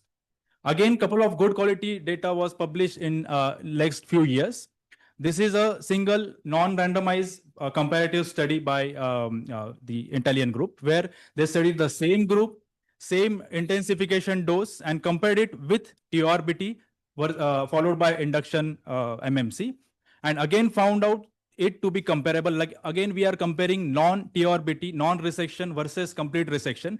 So it has to be inferior, but again, it was similar in this study. Toxicities were same in spite of having double dose, and no patient discontinued the treatment because of the toxicity. Dablakla study, we all know this, published in 2023 in JCO. Again, they included high-grade lesions, same risk of group, high-grade also included. And they studied it for median 34 months. They wanted to see how many people required intervention at the end of 2 years. And they found out that there were fewer patients requiring re-TURBT or the interventions in the intensive MMC group versus the standard TURBT arm. Recurrence-free survival was also comparable. Now, this could be the game changer. This is a new molecule, same MMC in the dose of 75 mg.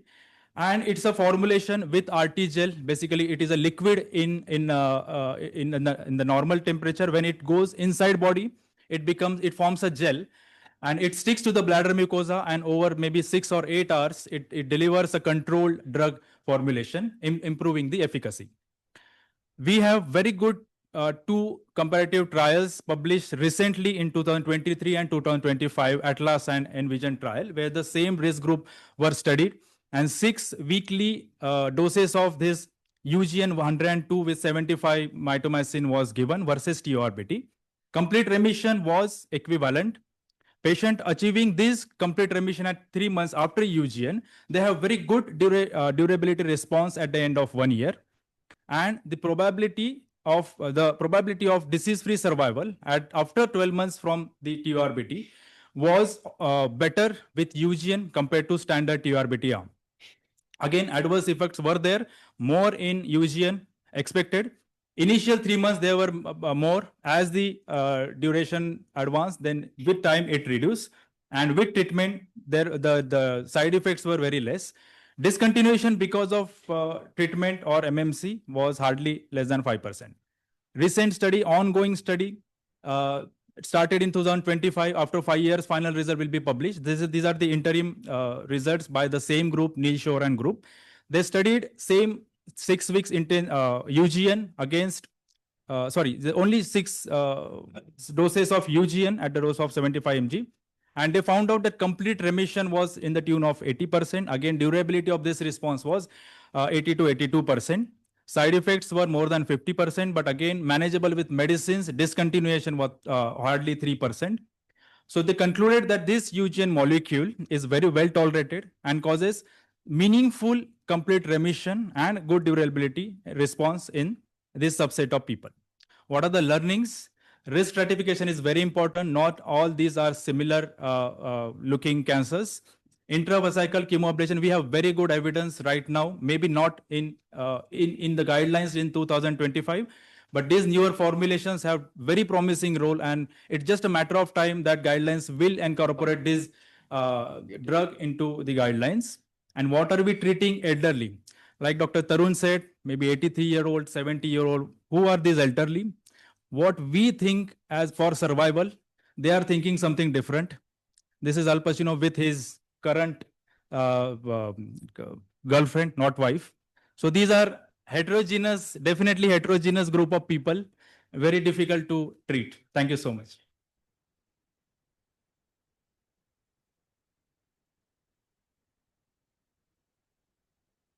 Dr. Ashwin Tamhamkar. Good afternoon all. Yeah, can I have the presentation on? So I'm going to start the talk by remembering Professor Willett Whitmore here, because the surveillance policy, of course, came in from Whitmore's aphorism. All of us know about it. Of course, it was for prostate cancer, and he lived his entire life into managing uro-oncology and especially the prostate cancers. And the journey actually started with bilateral adrenalectomies, which he used to do. And then later, he had gone into the phase of active surveillance after living the entire life, because he had enough experience to get those vibes across. Now, when I apply that mathematics for bladder cancer in an elderly individual, it asked me the same question: is cure necessary when possible? We are talking about the same thing here in an elderly individual. And points in favor of the hypothesis are probably it avoids risk of the procedure complications, which previous colleagues have elaborated, reduces the cost, especially in settings like NHS or something where you have a treatment burden associated cost, minimizes recurrence or the chances of recurrence, progression, and survival are pretty much acceptable. They are not bad because this is a low grade disease or a febrile biology disease. It's a patient-centric approach and ultimately reduces the overtreatment. Of course, there'll be some concerns about just observation because you're seeing a tumor and you're not treating it at all. Diagnostic uncertainty, high-grade suspicion, missed progression, and anxiety of tumor being in situ, and that translates into sometimes patient preference for knocking off the tumor as well. Now the expectant management actually started with Professor Soloveitch's studies where there was limited number of patients who were observed for this. Two good figures from that paper: average growth rate, which we talk about these growth rates in kidney tumors always, so something similar, 1.7 millimeters a month. That's the average growth rate, and nearly it takes 13 months for a new lesion to develop in a low-grade disease. So these are two important figures, wherein you are not touching upon the patient by any surgery, not any major anesthesia or any other consequences. These are some studies of patients with active surveillance on bladder cancer monitoring. Of course, the numbers are limited. You won't have large numbers. You can't have comparative studies here. But the point to be taken here is very few out of those progress actually to muscle invasive high grade later. The similar thing, which is Italian study of bladder cancer, Italian active surveillance bias experience, where they have nearly 50% patients requiring subsequent interventions, which they called it as failure. But interesting to know, out of that, 20% were benign, or less than 10% were high grade, and less than 1% were muscle invasive. So that was and at a meaningful follow. The treatment-free probability rate at 12 months, 1 year, was about 60%, and 3 years was 40%, which means 40% patients did not require any treatment under anesthesia or a procedure when they were monitored for a tumor. Typically, the failures were happening more for patients with multiple lesions and a frequent associated tumor, as in frequent tumors. Good part, again, the last statistics, muscle invasive disease was only less than 1%. That's important. IBCG group, people have quoted this. They have risk stratification, and based on that, they take it forward for the understanding. There is a Japanese group which has actually told how to do the surveillance for these patients. So 3 to 6 monthly cytologies and cystoscopies. That's the plan. And you convert that when the appearance of a lesion changes to little high grade potentially. That's a intra-observer finding. When patient develops a hematuria, lesion crosses more than 10 millimeter, or the size of number of lesions increase more than 5. These are the pointers to be, or the cytology turns out to be positive. Saurabh quoted about this study, but of course the limitation is it's a new one, so you don't have long-term outcomes. Probably in another couple of years, the evidence will get a little more mature. Now, when I see this, it's basically something similar to intermediate risk stratification of a bladder cancer. You have a recurrent disease in a known low-risk cancer. Then it gives me a stratification by IBCG group, wherein it will stratify the individual based on multifocality, size, early recurrences, frequent recurrences, and failure of prior therapy. Based on that, if you have more than 3 risk factors, probably I would not observe. But if you have low or intermediate risk, intermediate group, I can potentially consider for an observation. So that's my ideal patient of active surveillance, who is an elderly, biologically, as Saurabh said, probably biologically, who may not be able to father a child at that point of time, less than 5 lesions, more than 1 recurrences, which is not very early, less than 1 per year recurrence, which is not frequent. He is treatment naive. There is no chemotherapy being taken. Asymptomatic, no hematuria has happened, and he understands the nuances well, compliant, and especially non-smoker there, because there is a small association of active smoking with progression and recurrences as well. Most importantly, that patient probably would have ran the ChatGPT before coming to the clinic and asked the question himself, what's my risk of dying of bladder cancer at 15 years when I have a low risk? And the ChatGPT tells him that it's less than 1%. Then at that point of time, if he comes to me, I would probably sink in and say, okay, let's observe. So last thing, that's probably me after 20 years from now. Again, I ran the ChatGPT before coming here. So probably what I would say today, I'll do an TURBT, but after 20 years, maybe I will go on a side of observation. I would have had enough experience on this particular domain. Thank you so much. So 20 years down the line, you will do it. You will not do it today. Probably yes. Probably Yes. So you have answered. Yes. Okay. I want to raise a poser. You have these elderly patients. Would you strictly follow this protocol of 3 monthly checks and all that, or just say once in a year or once in 2 years? So practically speaking, we don't do this lot because if Why not? So even at 80, there's a contradictory statement here, because even for MIBC, the guidelines say if the patient is fit at 80, do a cystectomy, then why not TURBT? I'm debating myself, unfortunately. I'm giving a hypothesis against what I just said.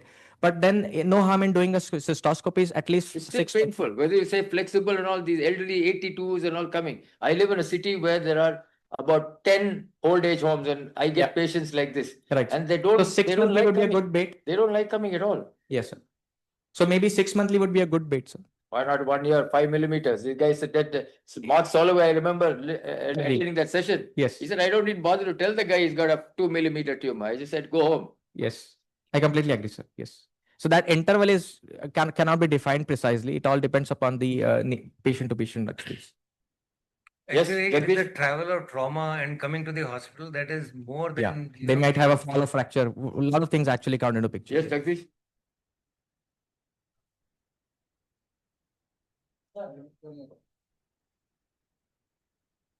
One of the practical problems in old age people, they are on blood thinners, antiplatelet agent. So all these things ultimately bleed and they go in sometimes in emergency, which may be difficult at all management.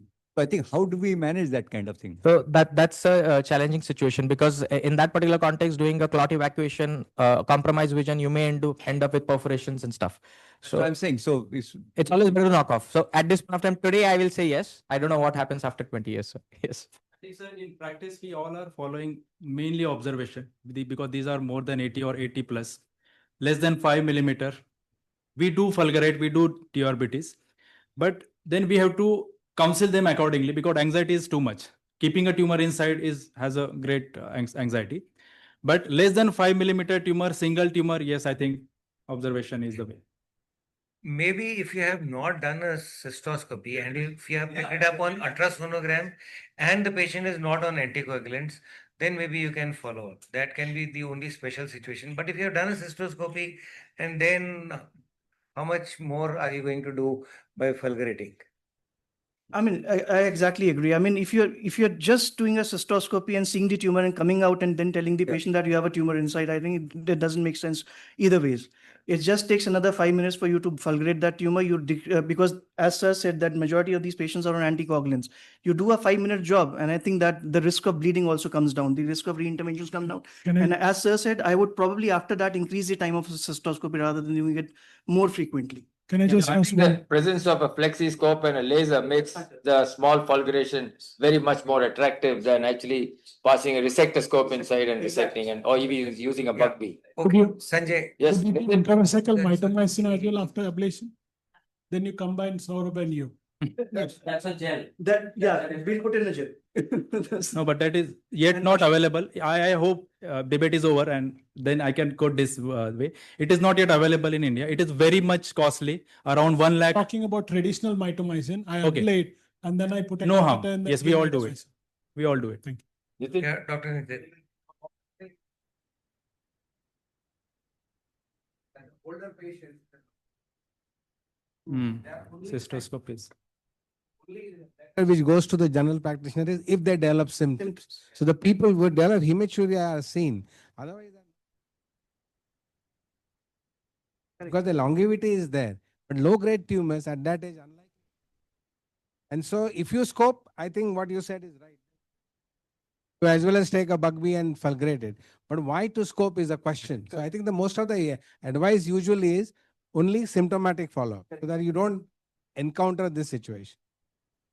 Thank you very much. So that has been a very interesting debate.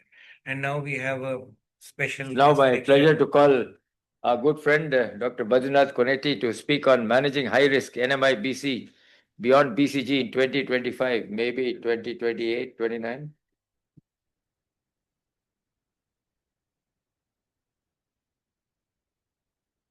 I might have the pleasure of introducing Badri to you all again. He's the president of the Alina Health Center Institute and the chief academic officer at the Alina Health System and regional dean at the Idaho College of Osteopathic Medicine and a professor of urology at the University of Minnesota. Stage is yours, Badri. Thank you all. I appreciate it. Thank you again for the invitation to be here with a couple of my good friends from the SUO as well.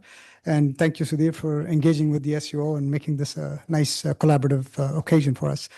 I looked at the theme of this conference and it said de-escalation of therapy. I'm not sure exactly how this fits in because this is either is escalation of therapy. If you look at it from the point of view of what we're doing right now, we're just giving BCG or mitomycin. Now we're coming up with all these new treatments that add on top of BCG. It is also escalation of costs. So perhaps the only de-escalation component is you're de-escalating from cystectomy as opposed to going full bore in the management of these patients. So these are my disclosures. Just so we understand and are on the same page about what is BCG unresponsive disease, and that's the FDA approved definition. It's persistence or recurrent CIS alone or with or without Ta/T1 disease or papillary disease within 12 months of completion of adequate BCG therapy. And adequate BCG therapy is defined as either 2 full induction courses or 1 full induction course and at least 2 of 3 of the first set of maintenance BCG. And of course, if you have recurrent high-grade papillary disease within 6 months of completion of adequate BCG and anything else that's BCG refractory. We also throw in BCG intolerant patients into this group. A whole bunch of different treatments have been tried in these patients who cannot seem to either tolerate BCG or respond to BCG. And this is the cornucopia of treatments. Some are devices, heated MMC. We've done radiofrequency-induced treatment, thermochemotherapy, valrubicin, BCG interferon, all sorts of things have been tried, but none of them really worked. None of them have gotten FDA approval except for valrubicin, which today probably would not get approved because its response rate was 7% at 1 year. So it's really a useless drug, in my opinion. So these are the emerging treatments for non-muscle invasive bladder cancer in different settings. Mostly everybody is going after the BCG unresponsive setting because the FDA has approved single-arm trials for registration and FDA approval. So that's very unusual, but most often you have to compare with either a control arm or another treatment arm. So that's why every company that's in this space is first trying to identify the 100 patients who have BCG unresponsive disease and try to establish that this drug works in that group before getting FDA approval. And then they move it up the chain to intermediate risk disease or BCG naive disease. So the systemic therapies, surprisingly, Pembro was the first one that got approved in this setting. And more recently, there have been some BCG enhancers, I call them, sasanlimab and durvalumab. They're both being reported out between this year and next year. At least 3 and more gene therapies have been tried, and we'll go over some of these. And then devices, gels, I think we already heard about the mitogel that's been FDA approved. And then there's sundry other treatments that we'll go into in some minor detail. The Pembro was the first systemic therapy in the new generation of drugs for BCG unresponsive disease that got approved. And in this, they had 2 cohorts in this Keynote 057 trial. Cohort A was CIS plus minus papillary, and cohort B was papillary only. And interestingly, complete response was defined as absence of high-grade disease at 6 months. So if you had low-grade disease, that did not count. You just should not, the patient should not have high-grade disease at 6 months and was considered a complete responder. So in the Pembro trial, patients got Pembro every 3 weeks for a total of 2 years, and about 40% of them had a complete response at 6 months. And when you went out to 1 year, about half of that 40%, or about 21%, retained their complete response. And at 36 months, now we're just reporting the trial out we submitted our abstract to the SEO just today, and it suggests at 6 years worth of follow-up, you have about 20% or so patients who are maintaining this complete response. So there's some subset, 1 in 5 patients will be long-term responders and avoid cystectomies. And those who do go on to get cystectomy, very few will have aggressive disease. Of 44 patients in this trial who went on to get a cystectomy, only 2 had T3 disease and 1 had node-positive disease. So generally, even though you don't do the cystectomy early, it's still safe to put them through this therapy and you're not compromising anything. But side effects are obviously quite high. Nadofaragene is the other FDA-approved drug, was the second one, kid on the block, if you will. It's a gene therapy. It really involves a gene that's in an adenoviral vector that produces interferon locally. The unique thing about this is it also has a gene for SYN3, which is a detergent, which allows the virus to attach to the bladder mucosa or the urothelium and then allows for viral replication and production of local interferon. Yeah, if you remember, there were trials previously using just interferon into the bladder, but that did not last long because interferon gets metabolized very quickly. So this is a much better way to retain some local production of interferon. And again, response rates at 6 months, about 42%, and it's about half of them will retain it at 1 year. And at 5 years, we've reported out on the 5-year data on this trial, 13% will retain the response. So really only about 1 in 10 will retain long-term response. The third one that got FDA approved is nogapendakin in Bacicept. If you can say that fast, I will give you $10. But it's one of those, it's called N803 or Alt803, and it's a BCG enhancer. So you need BCG with this. Interestingly, the QUILT trial actually had 3 arms. The cohort A was just like everything else, CIS plus minus papillary disease, just high-grade papillary disease. And in the patients who had CIS plus papillary disease, they tried to use just the new drug. This drug actually is a IL-15 super agonist. What it does, it increases local production of IL-15 in the bladder, which enhances the immune response elicited by BCG and increased killer cell activity. So just giving the drug alone will not help. You need to use it with the BCG. And they have cohort A and cohort B, and both of them showed good response of about 70%. So you see the response went from 40 to now 70%.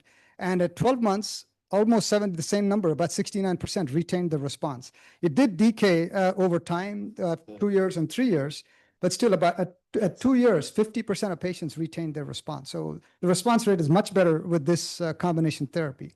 Interestingly, women and those who had to have reinduction of treatment, if the first 6 weeks didn't work, they have to go back again for another 6 weeks. They did not respond as well as those who responded right off the bat. And cohort B had very similar outcomes. One thing to point out that I didn't mention earlier is with nadofaragene, interestingly, papillary disease responds much better than CIS, and same is true for nogapendakin as well. And the other drug that is now on fast track approval at the FDA is cretostimogene, which is a gene therapy agent. It actually selectively, it's an adenoviral vector that contains a gene with an E2F promoter, and it specifically attaches using the CAR receptor, which is present widely in the urothelium and gets internalized. And basically the way it kills the cell is the virus starts replicating very fast because of the E2F promotion.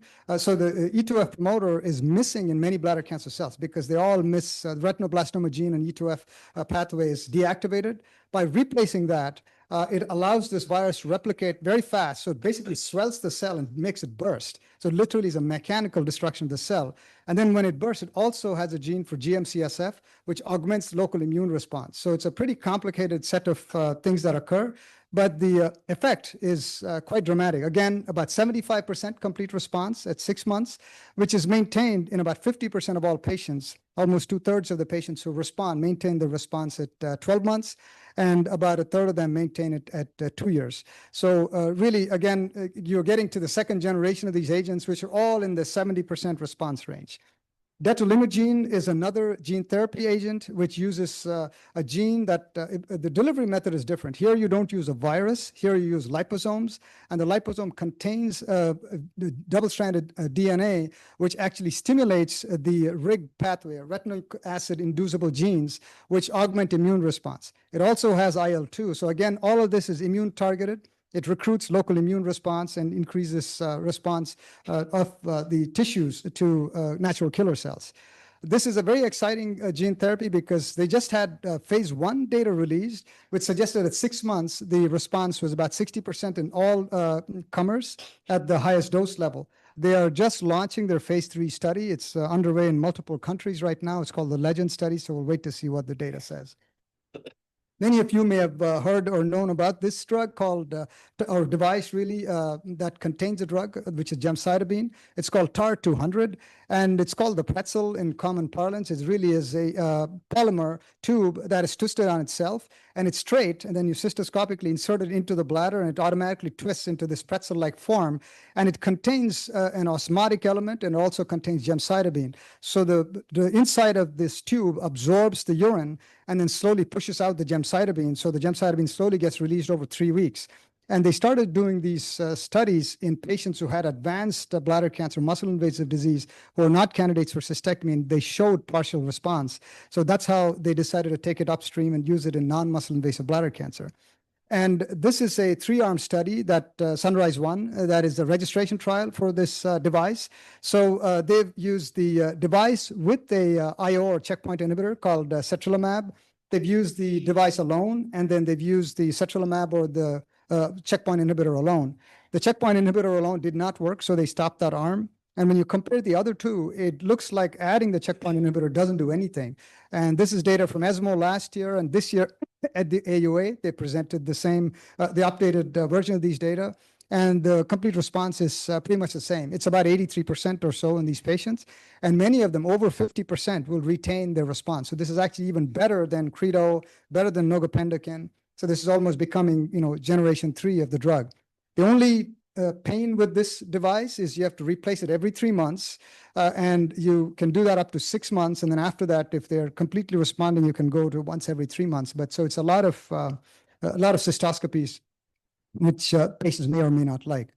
Then the other set of drugs that are coming to being is targeted therapy. So TOR2 was a trial that looked to seeing if patients who had FGFR mutations, if you treated them with erdafitinib, which is a FGFR targeting agent that's been used in advanced disease and many other cancers, including urothelial cancer. It's actually FDA approved for treatment of metastatic urothelial carcinoma. You're just using this in the context of NMIBC. And this is a trial that Jim Caro did in Sheffield, where they compared the oral erdafitinib. So that's the one advantage. This is the only oral drug as opposed to IV or intravesical. And they compared it to dealer's choice intravesical chemotherapy.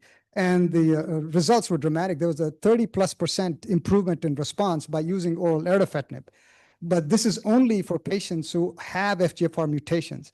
Low-grade and intermediate-risk bladder cancers, 50 to 60% or more of these patients will have FGFR mutations. High-grade disease, probably not so much. CIS, not so much. So this is really more pertinent to early-stage or low-grade disease, if you will. The downside is the side effect profile of erdafitinib is really bad. I have patients who have nail changes, hyperphosphatemia that they cannot tolerate, but there are more targeted FGFR inhibitors coming, which only target FGFR2, not PAN inhibitors that are much better tolerated. So I think watch this space. This is really going to get exciting in the near future. TAR-210 seeks to take the concept of instead of putting the erdafitinib by mouth, they put it into their pretzel and you can put it into the bladder. And that does seem to work well in the phase 1 study with very high response rates of 80+%. There is an ongoing trial, Moonrise 1, that is using the pretzel device, which has erdafitinib. You can put it into the bladder in patients who have FGFR mutations. The advantage is you avoid the systemic toxicity. And the other advantage is you only need to replace the pretzel every 3 months, as opposed to every 3 weeks with the gemcitabine. So that's the advantage of this. So in select patients, this may be a great option. This is just a quick comparison of all the data out there, and I will give you a little more synopsis. The only thing I wanted to point out here was the bar for getting a new drug approved by the FDA in BCG unresponsive disease is pretty low. So you just need to have a complete response rate of 40%. You need to have a 12-month disease-free survival rate of 30%. And almost all of these drugs have met it so far, and that's why they've got FDA approval. And if you look overall as to what is happening in this space, the first generation of these drugs got about a 40% complete response. Second generation, 70% plus response. Duration of response has gone from 20 to 50%. And in device-based treatments like TAR, or targeted treatments with using FGFR inhibitors, the complete response can go to 80% or so. The systemic IO still remains to be seen what value they add, especially because they have much higher levels of toxicity. And I would say in my experience, the gene-related therapies seem to have the least intense schedule and toxicity, especially nadofaragene. You only need to give them 1 instillation every 3 months. So it really is much better tolerated by the patient, and the intensity of treatment is much lower. Couple of quick words about BCG naive setting or where you cannot use BCG. I won't go into details about the Atlas study that was just talked about, as well as the Envision trial, except to point out some of the issues. This was a trial that compared patients who just got TURBT to getting neoadjuvant mitogel. And if they did not respond, you did a completion TURBT in those patients. And clearly there was a significant difference in response and in disease-free survival between the two groups. But the Atlas trial did not complete its enrollment. So it really was not powered to get results with 282 patients. And none of the patients who got TUR got post-TUR chemo installation. If every one of them had got post-TUR chemo installation, then maybe 20% of them would have, the recurrence rate would have come down by 20%, which have been a fairer comparison. Because really what you're trying to say is neoadjuvant mitomycin better than adjuvant mitomycin, and we really don't know. Gemcitabine docetaxel, maybe many of you are using this. This sets a high bar for us to meet in early stage disease as well as in more aggressive high-grade disease. 89% complete response rates, which is maintained at 6 months in most of the patients who do respond. So it's a pretty good drug combination, well tolerated. And we're waiting for the phase 3 bridge trial, which is in BCG naive patients to see what happens. And the trial is finished accruing 870 patients. We're just waiting for the data readout at 2 years. Last 2 trials that I want to highlight. POTOMAC is a trial that is bringing in the idea of using systemic durvalumab along with BCG maintenance. So these next 2 trials really are BCG enhancing trials. If you have BCG shortage, you cannot use these approaches, obviously. But in this trial, they are comparing BCG induction and maintenance, standard, versus BCG induction, maintenance, and durvalumab, and BCG induction only and durvalumab, trying to see whether you can skip maintenance by adding systemic IO, and disease-free survival is a primary endpoint. The data is not yet reported out. Hopefully, it will be this year at ESMO. I talked to the PI, who I know well, who mentioned that at 1 year, all of these patients, it looks like they all need maintenance. So the arm that really responded best was the one that got Durva, BCG with maintenance. They did better than BCG plus maintenance. And there was no difference if you took away the maintenance therapy. And induction did not help. The CREST trial is the last one I'll bring up. This one actually used a different drug, systemic therapy, sasanlimab, along with BCG induction maintenance, versus in the same concept, BCG induction plus maintenance, BCG induction plus IO, or BCG induction maintenance and IO. And again, the combination of BCG induction, maintenance therapy, and sasanlimab did much better. One key thing here, sasanlimab is a subcutaneous checkpoint inhibitor, so it's going to change how we administer these drugs because all of them are now going to change to subcutaneous. And if you look at it, there's about a 7% difference. Is it worth the extra drug therapy and the cost? I will leave that to everyone to judge.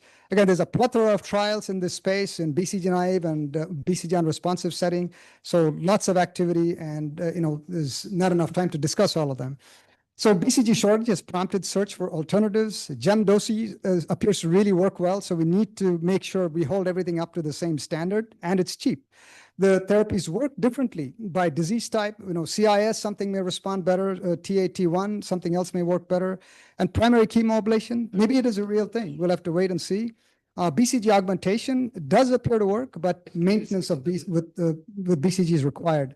And what about maintenance use of these novel drugs? Many, such as cretostimogene, you have maintenance for 2 years. It's a gene therapy. It is not BCG. Why do we have to use 6 weeks of this or every 3-month boosters? We have no idea. So, but the companies are not asking those questions because each dose costs between $35,000 and $60,000.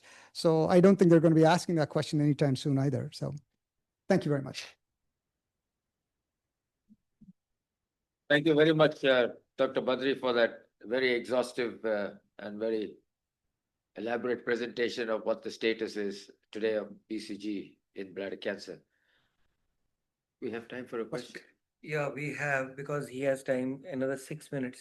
So in a country like India, where BCG shortage is not an issue, what would be your main messages to the... So I guess if in BCG non-responders or BCG intolerant patients, to be honest, I would frankly use gemcitabine docetaxel. It's cheap, it's easily available. All these others are, hard to get and much more expensive. If that's not an option, or if you fail gemdosi, then you really have to think about which ones of these. And there maybe BCG enhancement may be something to think about in those patients. And in all these studies, what percentage of patients had carcinoma in situ, and what percent, when you talked about complete response? Yeah. So were you talking about complete response to carcinoma in situ or to active TA disease or T1 disease? Because you had three categories, TA, T1 and carcinoma in situ. So that's a great question and a really good nuanced point to bring out. So the endpoint is complete response only for CIS. So for papillary disease, as you say, it makes no sense to look at complete response because when you do TOR, that is the complete response already. So in those cases, event-free survival or disease-free survival is what they're looking at. And generally if you look at the total populations of cohorts, cohort A of 100 patients roughly in each of these trials, everybody had to have CIS and plus papillary disease. And most of the trials in cohort B, which included only papillary without CIS, the numbers were between 50 and 100 patients.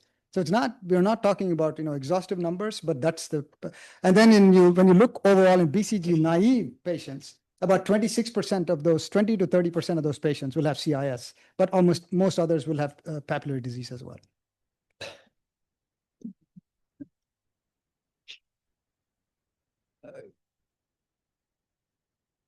At International Oncology meeting, Dr. Raghunath will remember 23rd, we had gone to Germany. There was a guy from Argentina, he talked about imucothel, which is actually seaweed, and they had created a drug from that. And he had shown BCG failure patients had done very well. In fact, there are also some patients who were BCG naive. Imucothel. Have you heard about that kind of? Yeah, well, actually, there's some data a long time ago. Don Lamb had been experimenting with this too, and it did seem to have some effect, but never really has taken off. And I've not seen any other trials in it, but it's been known for. Yeah, that has been reported very transiently. Badri, what is your protocol for, say, basically we are getting, because of the shortage of the BCG, we are giving a gemcitabine docetaxel. So for intermediate risk, we are giving monthly for a year. For high risk, we are giving monthly for 2 years. Now I have a couple of cases. We have given induction BCG, failed. We put on gemcitabine docetaxel that worked for some time. Now they failed after maintenance. So what do you think for these kind of cases? So if the patient had CIS and if they fail, they recur with CIS after a 2-year gap, then you can re-challenge them with BCG because it does seem that if, for whatever magical reason, if you have a gap of 2 years or more with CIS alone, they behave like a new tumor altogether. They don't really have a resistance at that point. I have two questions. One is, do we have a maintenance schedule for gemdosi? Because we have up to 1 year. After that, we are not. And we have been comparing a 3-year maintenance schedule for BCG vis-a-vis a 1-year schedule for gemdosi because we are observing, at least most of us are observing that at least by 2.5 years, we are finding failures with gemdosi. Question one. Question two, for some weird reason, in Indian population, I'll just look at others as well, we are not finding that many CIS here. Most of our population is just G3, T1, T2, T1 or TA. We don't find CIS. Are we going to have a different biological behavior for them? Good question. First question about the gemdosi maintenance. So far all the data we have is on 1 year's worth of maintenance. And this whole idea of 3 years of maintenance for BCG as well, we have to be cautious about applying that broadly. Because if you look at the EORTC trial, in intermediate risk patients, 1 year of BCG maintenance is just as good as 3 years. So it's only in the high risk category you need 3 years. So with gemdosi, nobody has really separated them out and tested whether you need 1 year here and 2 years there. So we don't know. Then with regards to your second question, that's actually true in the Asian population. I do some work in China too. There too, you don't get a lot of CIS, and we're not sure why. We're not sure whether that's because they're not aggressively biopsying. Because you see, if you do random biopsies, most of the European studies say about 7 to 10% of patients will have unsuspected CIS when you do random biopsies. You may argue, is that important or not? But so I don't know the prevalence of random biopsies, template biopsies here. If we do it, then you may get a more realistic estimate of what CIS there is that you're missing. But there may be some biology here too. It has failed BCG or no side effects of BCG, and you have to stop BCG because of he has a miserable condition. So what do you suggest? You de-escalate for hyperthermic therapy or you go for gemdosi? I would try to really rule out potential BCG. I try to lower the dose. I've gone as low as 1/10 of the dose. You can give them, BCG plus interferon. You can de-escalate. You can pre-medicate them. With a cocktail, I use, lidocaine, gentamicin, lidocaine, and bicarb cocktail. Like you do that about an hour before, and then do. So you try all sorts of things and make sure they're not. And the reason I've been pushing so hard is I've increasingly started to use the VALAR analysis, which is AI-based analysis of the histology to see if they are BCG responders or not. And if that suggests they're going to be BCG responders, I'll really try to do everything I can to use BCG in these patients. Anytime they are responder, but they are not, they are miserable with Correct, the unit miserable, yeah. symptom. Yeah. So I'm scared of starting BCG, so I de-escalate to hyperthermia. You said you can reduce the dose to 1/10. Is there data? What is the data? Because people have used 80 milligrams, 40 milligrams, but 1/10 would be only 12 milligrams. Yeah. Is there? Actually, this is all anecdotal, to be honest. Mike O'Donnell, who I used to work with, he has even gone as low as 1/100th. He said basically a whiff of BCG is good enough. I don't know, but 1/10 is reasonable. And some people, and Don Lamb will do that now. If you start dose reduction, they actually will also do sub-Q injection of BCG at the same time to get some systemic stimulation, because you avoid local and you do systemic. And Lamb believes that if you do that, even in the SWOG study, one of the arms was that. It was intravesical plus subcutaneous injection. So there does seem to be a benefit by doing it. So maybe you can do that. You reduce the intravesical and just do some systemic. Because it just came that way. Even 120 dose just happened. Yeah, that's right. Nobody actually figured out as to why it should be 120. And I think if you're looking at an immune modulation, as Michael O'Donnell said, just a whiff of it, we don't know. Dr. Konetti, so finally, the question what being asked, so for maintenance therapy for high-grade cancer, we give for 2 years. That is the protocol by Mike O'Donnell. Because that is the largest study they have published. And for intermediate risk, 1 year. So monthly, no. For the gemcitabine docetaxel for 2 years. And then one more question, the TAR 200, when you use those, the point inside the bladder, what happens like when you give an intravesical therapy, we tell the patient pee in the proper pot, it's a chemotherapy. What happens for those kind of patients? That's the question patient they ask, Yeah, we have not been saying anything specifically different. You just make sure that nobody else uses the toilet, basically, because it is chemotherapy, right, that you're putting. And we're experimenting with a newer form of this, same sort of device that actually breaks, and then the device itself flushes out, so you don't have to do a cysto. So there's new things that are coming. Thank you very much.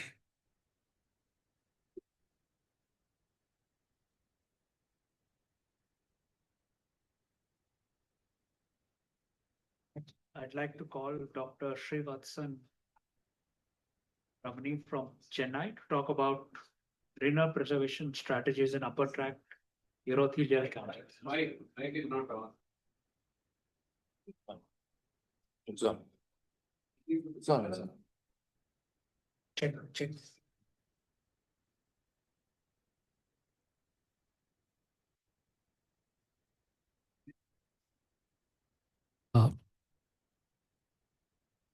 Next, I'd like to invite to the stage Dr.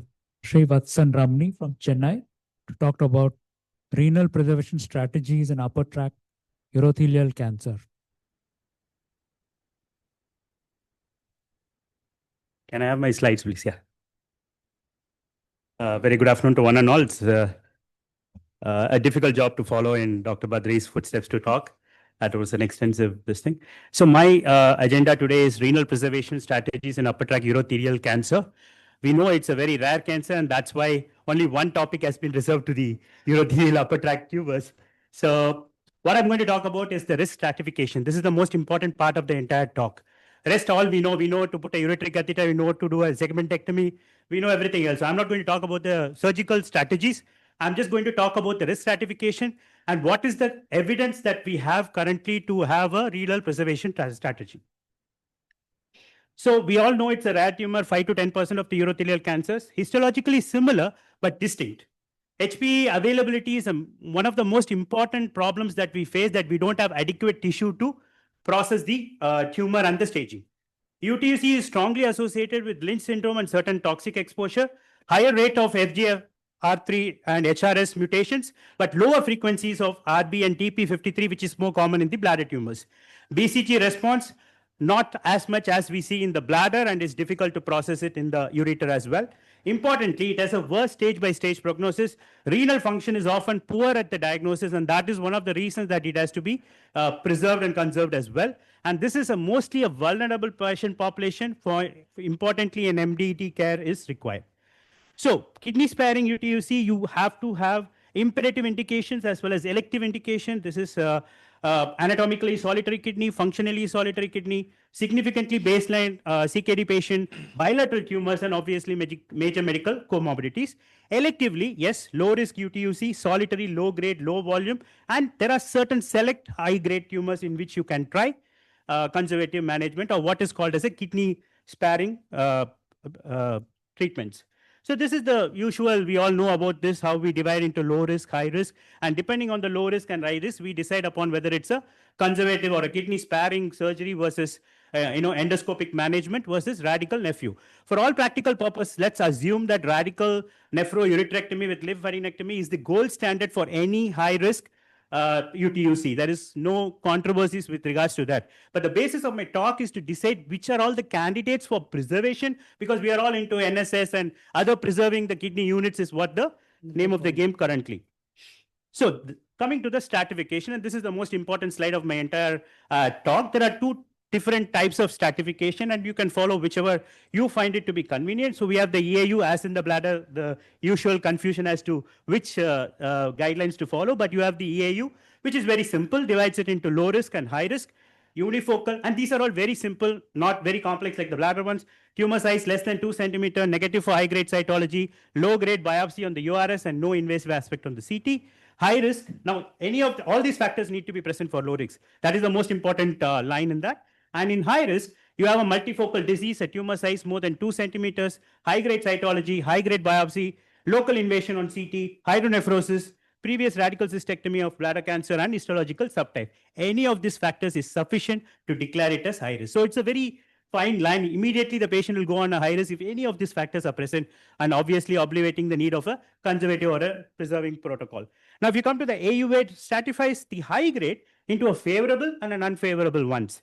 Obviously, just to make sure those favorable ones can go for a kidney preserving strategy. So that is any cytology, but no invasion on radiology, no hydronephrosis, normal nodes, no N1, unifocal appearance with a papillary and not a sessile tumor, and lower tract, there should not be any involvement. So this is very crucial for us to understand which are the patients you choose for which type of strategy that we go.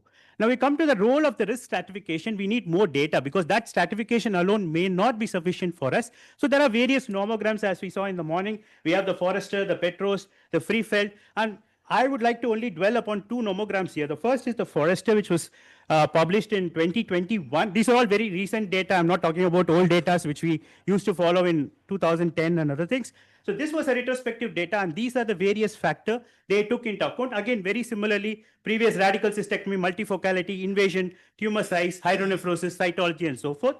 But they found that if you use this, you can rule out the patient who require radical nephroureterectomy, and thereby they cannot be the candidates for endoscopic management as well. Now, the second nomogram that I would like to see the technical feasibility of a ureteroscopic management is the endometry score. This was published in the Journal of Urology in 2025. So these are the various score that is used. The tract anatomical consideration, whether there is a ureteral anomaly, stricture is there or stricture more than 1 centimeter. Radius of the tumor, similar to the previous nomograms, 2 centimeter, 2 to 3 and more than 3. Architecture, papillary or sessile. Count, single or multifocal, and the tumor location. This is very crucial. Now we divide the upper tract into a kidney-related upper tract or a non-kidney-related upper tract, and that's how you decide this answer. As the endometry score increases, the likelihood of endoscopic success decreases, and you can use this as a means to understand whether an endoscopic will help you in clearing the tumor. Probably you will have recurrences, but you will be able to still maintain the OS. So these are the guideline recommendation by the EOA. Offer kidney sparing management as a primary treatment option to patients with low risk tumors. Very strong. Both the endoscopic and distal ureterectomy depending on the location. Very strong. And perform second look ureteroscopy within 8 weeks. Though the strength rating is weak, I would suggest it as a very strong recommendation. The reason I will tell you later. So I'm not going to go into the treatment option. I'm very well aware the urology communities know how to do a erythroscopy, an antegrade, retrograde, whichever way you want. There are some confusion regarding to what laser to use. It started with an NDAC, YOHAC, holmium. Now the thulium laser is also in favor. There is also a paper on a light touch laser, which is a diode laser, which is supposed to have less fulguration, thereby giving you a better biopsy. And nowadays, with enucleation coming into work, even in the ureter and the calyx, they would suggest a enucleation to have a better biopsy instead of completely fulgurating it without a HPE this thing. Use of excess sheath is recommended because you're excluding the bladder from the upper tract, and thereby you prevent the implantation rate. And you also always have to do a intravesical mitomycin to prevent implantation recurrence in the bladder. Again, in the high risk group, distal uretrectomy with an LND depending on the location, a segmental uretrectomy, or very rarely a uretero-rhinoscopy ablation. Now, this is the final thing. So kidney, calyx, and renal pelvis. If it is a calyx and low risk, you can still do an endoscopic ablation. Very rarely, if it is a T2, then obviously you have to go for a RNU. If it is IREX, there is no question that you will have to go for a radical nephrouretrectomy. In the pelvis, again, a more flexible ureteroscopy approach is welcomed here, whereas in the iris, there is no option but to go for a nephrouretrectomy. Similarly, in the ureter, slight variation is low risk versus high risk. If it is a favorable high risk, you can still think about doing a distal uretrectomy, thereby preserving the renal unit. The problem with all this thing is the ipsilateral recurrences. Okay, I'll just go through it fast so that I'll just finish it. So this is the oncological survival, the endoscopic versus the radical nephro. There is not much difference in the overall survival or the cancer-specific survival. I'll just skip all this for the sake of time and directly go to the apologies. So you're all talking about the mitogel. This is the level 1 evidence that we have, and this is recommended in the guidelines as well, that a mitogel installation be done after the adjuvant therapy for treatment after UTUC endoscopically. And this is the Olympus trial which proved, and there is a very good response, complete response out of 58%, and a durability of response at the end of 2 years, which is most important in a case of a UTUC endoscopic management. Not going into the details of it. These are the pros and cons of the mitomycin gel. Mainly, the stricture rate is very high, 20 to 30%. So we need to be careful about that. Other than that, we have a new trial which is going on, which is the Enlightened trial, which uses padaliporphin, which is the new drug. They have recruited, completed, but it will yet to be released. And I already spoken about the intravesical mitomycin. It has to be done in any case where you are doing an endoscopic management. So these are the future direction that we are looking ahead, pembrolizumab with BCG and also the padaliporphin. These are the results which are yet to come forth. Thank you.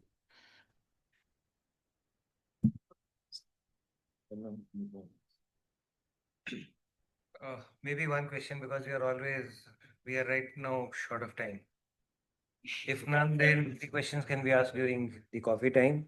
And Dr. Vineet is the next speaker. Thank you very much. Thank you.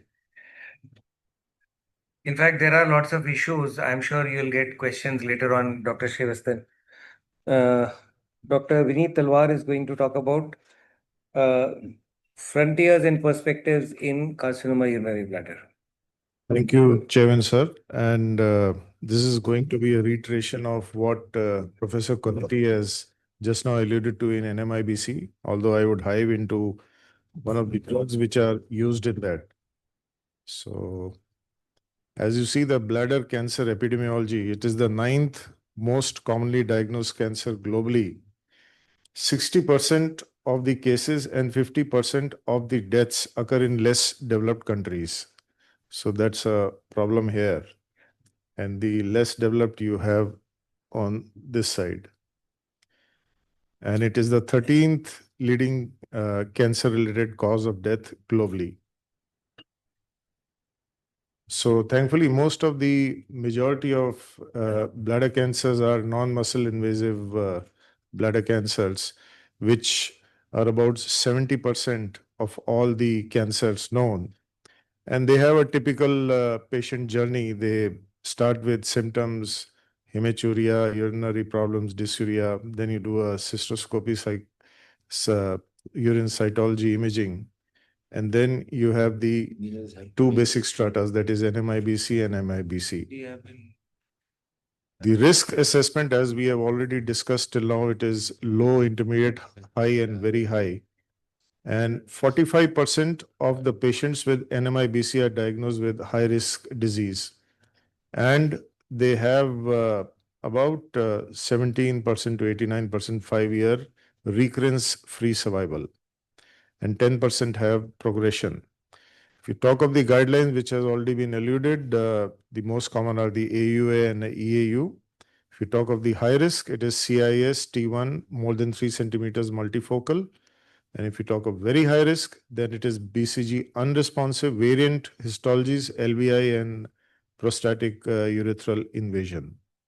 So the recommended treatment options are according to the risk stratification, that is the low, intermediate, and high. I would be delving on the high, which is the patients who are BCG naive, who have features of very high risk disease. In this, you give intravesical BCG or cystectomy. Those patients who are again BCG naive don't have any features of very high risk disease. Again, intravesical BCG is there as CAT1. And those who are unresponsive or intolerant, there again intravesical chemotherapy. Then you have pembrolizumab, and then you have NADO and NOGA. I'll not tell the full name because they are tongue twisters. And of course, cystectomy is there. So this is in nutshell where you have the BCG unresponsive disease whenever you have the high or the very high risk patients. So BCG is the treatment which is the standard of care in NMIBC as of now. And it consists of induction phase and the maintenance phase. And basically, it infects the bladder epithelial cells and increases the PDL1 expression and decreases the BCG effectiveness over a period of time. So that is the potential mechanism. And this is the schedule. You have the weekly followed by the 3 weekly installations till about 36 in high-risk patients. But there is an unmet need when you find that almost 50% of the high-risk patients experience recurrence or progression. This could be partly due to the patient compliance also, because it has been seen in many articles about barely about 10% of patients adhere to full 3-year maintenance BCG schedule. So obviously there is an unmet need, and you can have that despite benefit from BCG induction maintenance, 50% experience recurrence in less than 5 years or become unresponsive where you have to use other modalities. And preclinical data suggests there is a role of PD1, PDL1 axis in the bladder cancer and involvement of BCG tumor in tumor PDL1 expression. And there is a clinical evidence to support that. We are using pembrolizumab as monotherapy in these patients who are refractory. And a combination of BCG and a PDL1 inhibition has been seen in rat models. And that was the gist where this trial, that is the CREST trial, was there, in which sasalimab and BCG were used in refractory NMIBC. So this drug is basically a humanized IgG4 anti-PD1 antibody. This is the structure of this. And this prevents the interaction between PD1 and PDL1 or 2. And that leads to T cell proliferation and inflammatory cytokine reaction in vitro. So that is the basic mechanism of this drug. And this was studied in this trial, which is going on. The primary objective of this trial is that you have 3 arms and you have 1:1:1 randomization, in which sasalimab, as Dr. Conetti had said, it is the drug which is given subcutaneously. It is given once every 4 weeks, 300 milligrams up to 25 cycles. And this can be given as an isolated induction BCG plus the IO, or it can be given with BCG induction maintenance and the drug, and third is only BCG induction maintenance. So these are the patient subgroup is high risk BCG naive NMIBC, CIS T1 high grade TA, no prior immunotherapy or immunostimulatory agents. Randomization, I told you 1:1:1. And these are 3 arms. They continue till recurrence or progression or persistence of CIS. And then, of course, the follow-up is seen, and also the toxicity and the safety profile and the quality of life indices. And this was the summary, and we found that there was event-free survival, which was seen whether it was at 24 months or whether it was at 36 months when you gave both of them in combination. That is the whole induction and maintenance BCG plus saselumab. And the treatment-related adverse events are reported in 87.1 and 70.2% patients. That is the control arm and the treatment arm. And serious adverse events were in about 17%, where you use this monoclonal antibody versus 1.4 in the other arm. So this was the first study to show a statistically significant reduction in the risk of the event-free survival with the saselumab in combination with the BCG in refractory patients of NMIBC. Median duration of exposure of this drug was about 80.3 weeks in the combined arm versus 98.1 weeks in the other arm.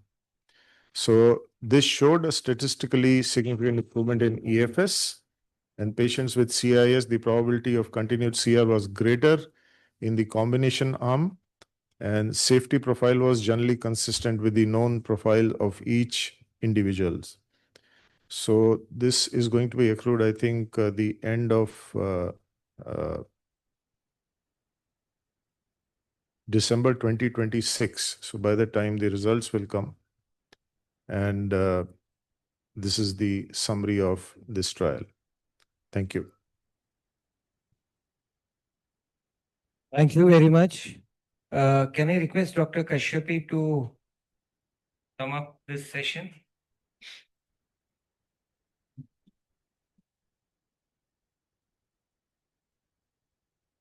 Thank you. So this session on urothelial cancer, the first was a debate exploring whether can we get away without doing a complete TURBT by the newer imaging. Perhaps we have still not reached there yet. It could have a specific role in certain conditions. Second was can we de-intensify the treatment in very low risk recurrences in elderly patients? As Dr. Ganesh Gopalkrishnan and active monitoring was suggested by Dr. Ashwin also. So very small tumors, you can very well easily follow them up. Fulguration, if you happen to do a cystoscopy, a fulguration is a good strategy. Intravesical chemoablation is also a good strategy. So basically, these small tumors have a very low chance of progression. You can very easily de-intensify the therapy and choose whatever is feasible. Dr. Conetti updated us on the upcoming strategies for high-risk bladder cancer, superficial bladder cancers. Various new things are coming up. Cystectomy still remains the standard of care because all these newer therapies, we need to see what happens in the long run. 2 years down the line, 5 years down the line. Dr. Srivatsan updated about can we preserve the upper tracts in low-risk upper tract urothelial cancers. Dr. Talwar has commented about the newer therapies, especially the sasanella, and let us see how things develop in future. Thank you very much for this session. Thank you. Thank you, sir.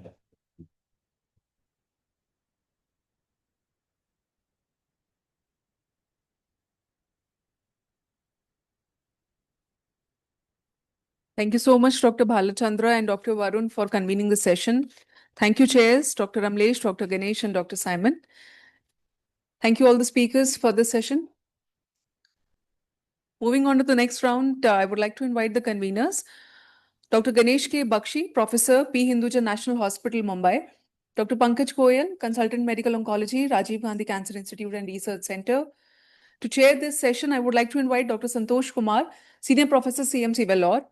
Dr. Shrinik Shah, Consultant, Ahmedabad. Dr. Jaskaran Singh Sethi, Senior Consultant, Radiation Onc, RGCIRC. Dr. Arpit Jain, Consultant Medical Onc, RGCIRC. And Dr. Arundhati De, Consultant Radiation Onc, Apollo Multispeciality Hospital, Kolkata.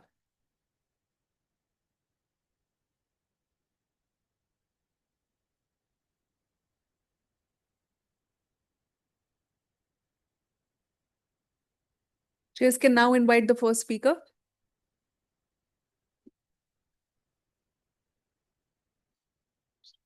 Yeah, can we invite first person is the clinical role of ctDNA in urothelial cancer. Can I invite Aparna Dhar from Gurugram?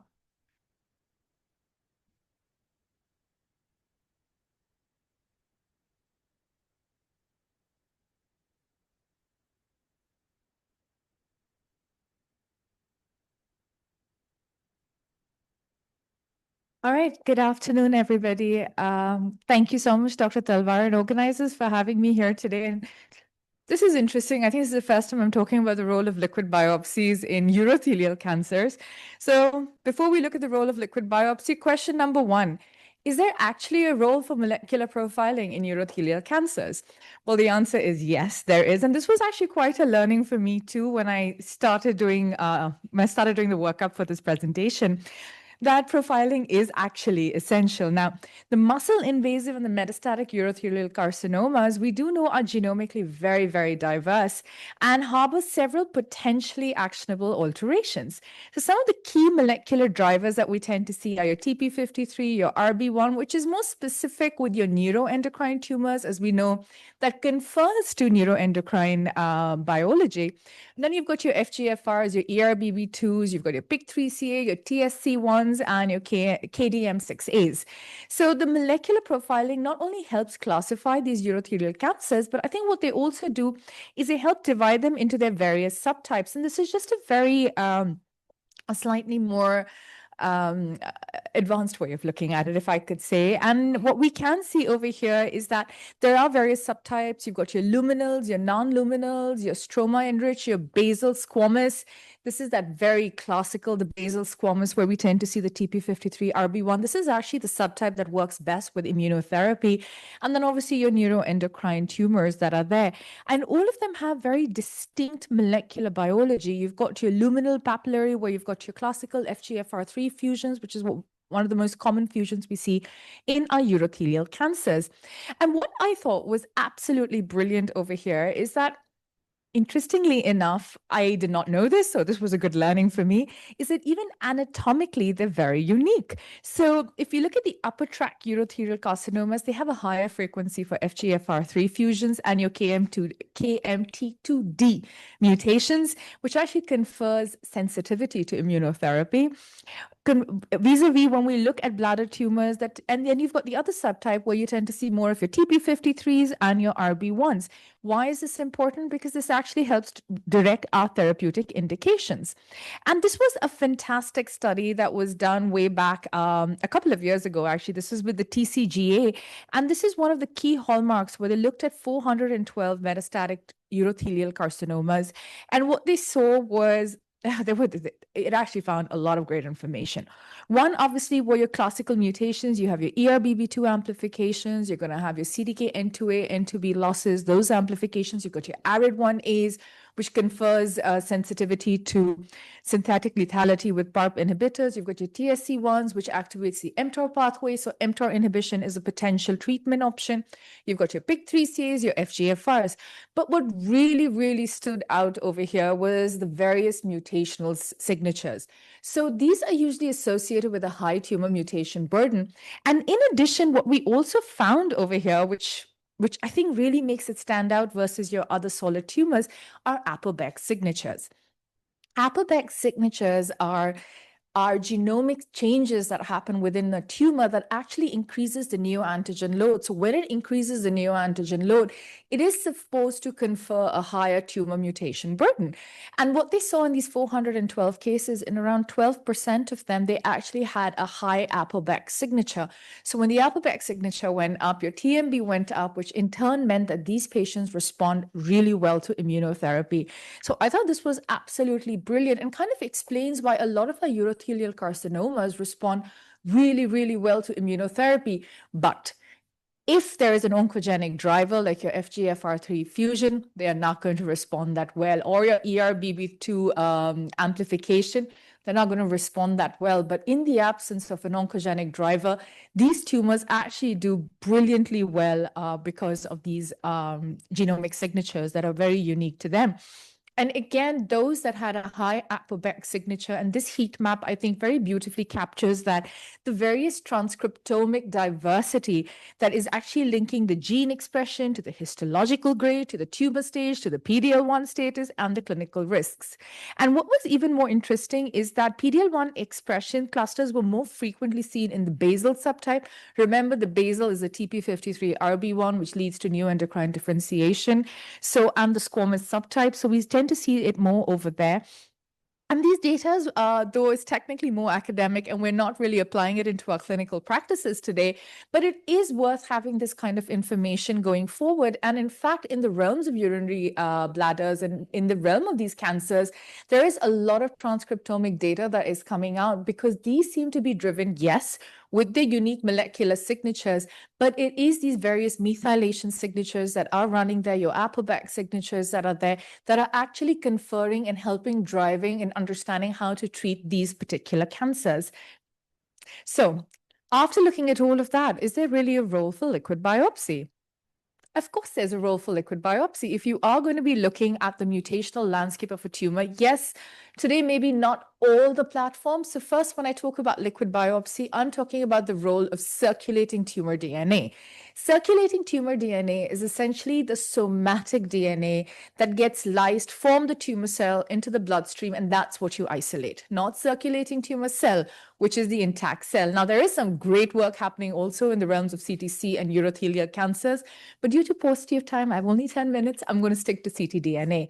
So the role of ctDNA, yes, it is pretty abundant in actually finding and, picking up these mutations. I'm going to show you 2 case studies from our clinic where we've used liquid biopsies. And one of the key reasons is that, and we know this time and again, across all solid tumors are heterogeneous as the disease progresses, as it metastasizes, especially when it goes from advanced to metastatic, the tumor biology is going to change. And there is always going to be inter and intra-tumor heterogeneity. And the best way to combat this is using a liquid biopsy. And again, I repeat, ctDNA. And there are a plethora of ways in which ctDNA can be used today. We have it right up from early screening to treatment monitoring, to molecular profiling, to resistance mechanisms. So picking those up for actually kind of, there's a very nice trial that they are doing. I know it's in GI cancers where it's called the Victory trial. And what they've actually done is looking at the ctDNA, the copy number of ERBB2, they've either increased or decreased the medication. So there's an escalation, de-escalation based on the copy number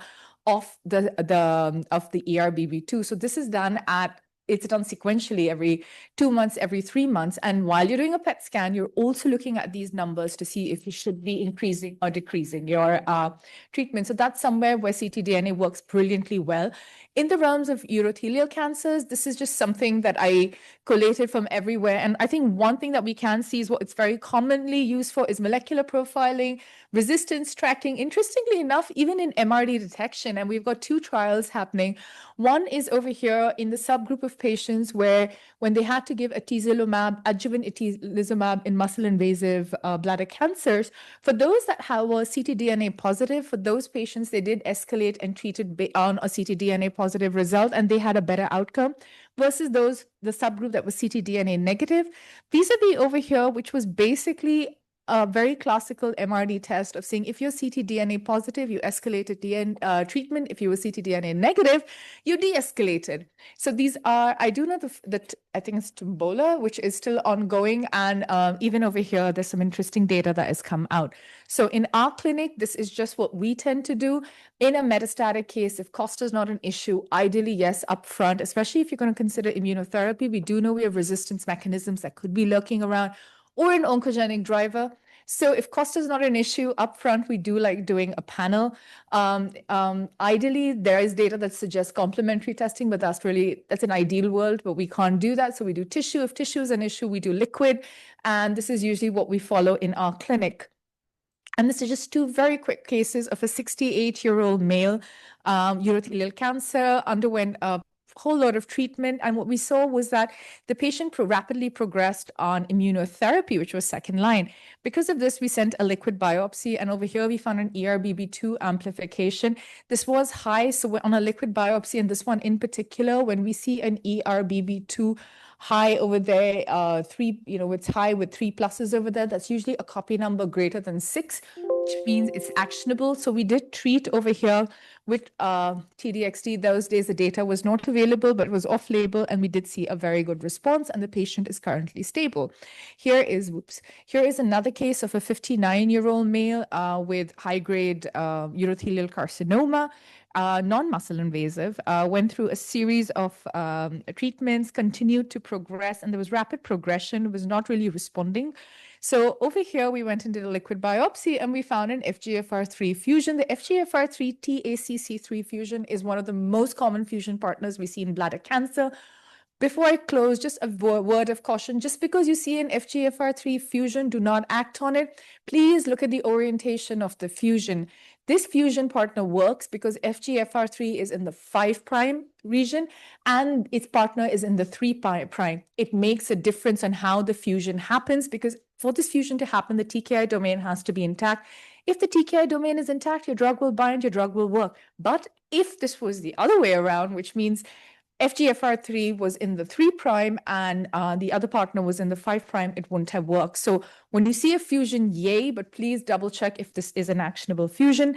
And to very, very quickly sum it up, ctDNA is a powerful tool. We are using it in other solid tumors, and I don't see why with urothelial cancers it should be left behind.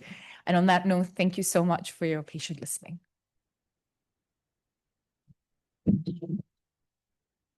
Thank you. I think the questions can be taken later.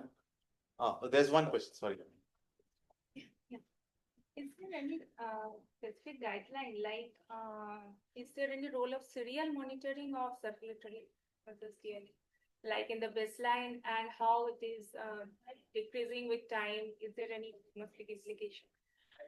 As of today, there's nothing that's, set in stone in the guidelines, to be very honest. It's still work in progress. Are we using it in our clinic? Yes, in some cases where we're at this crossroads, escalate, de-escalate, over there we are doing it. But as of today, would I advocate and say do it in your clinic? No, I don't have hardcore concrete data. It's still work in progress.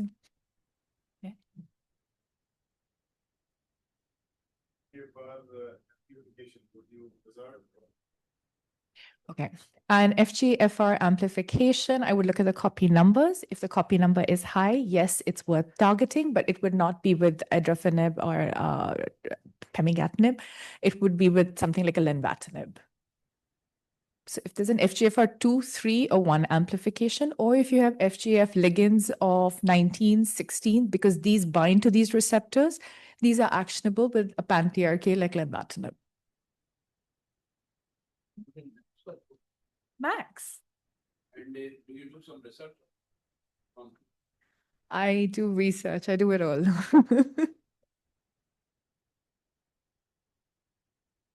Thank you. So the next speaker is Dr. Priyamvada Maitre. She's speaking on extended indications of TMT.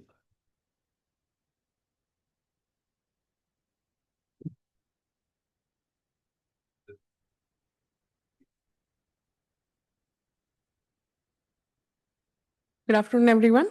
Thank you, organizers, for giving me the opportunity to talk about extended indications for trimodality therapy for bladder cancer today. We all know that trimodality therapy consists of maximal TURBT, curative radiotherapy for the bladder, along with a concurrent radiosensitizer. And in this approach, cystectomy is reserved for salvage. Now, indications of TMT probably depends on who you ask. We know that there are surgeons who would say there is practically no patient who is eligible for TMT when it comes down to it. And I have known some radiation oncologists who say everyone wants to preserve their bladder, don't they?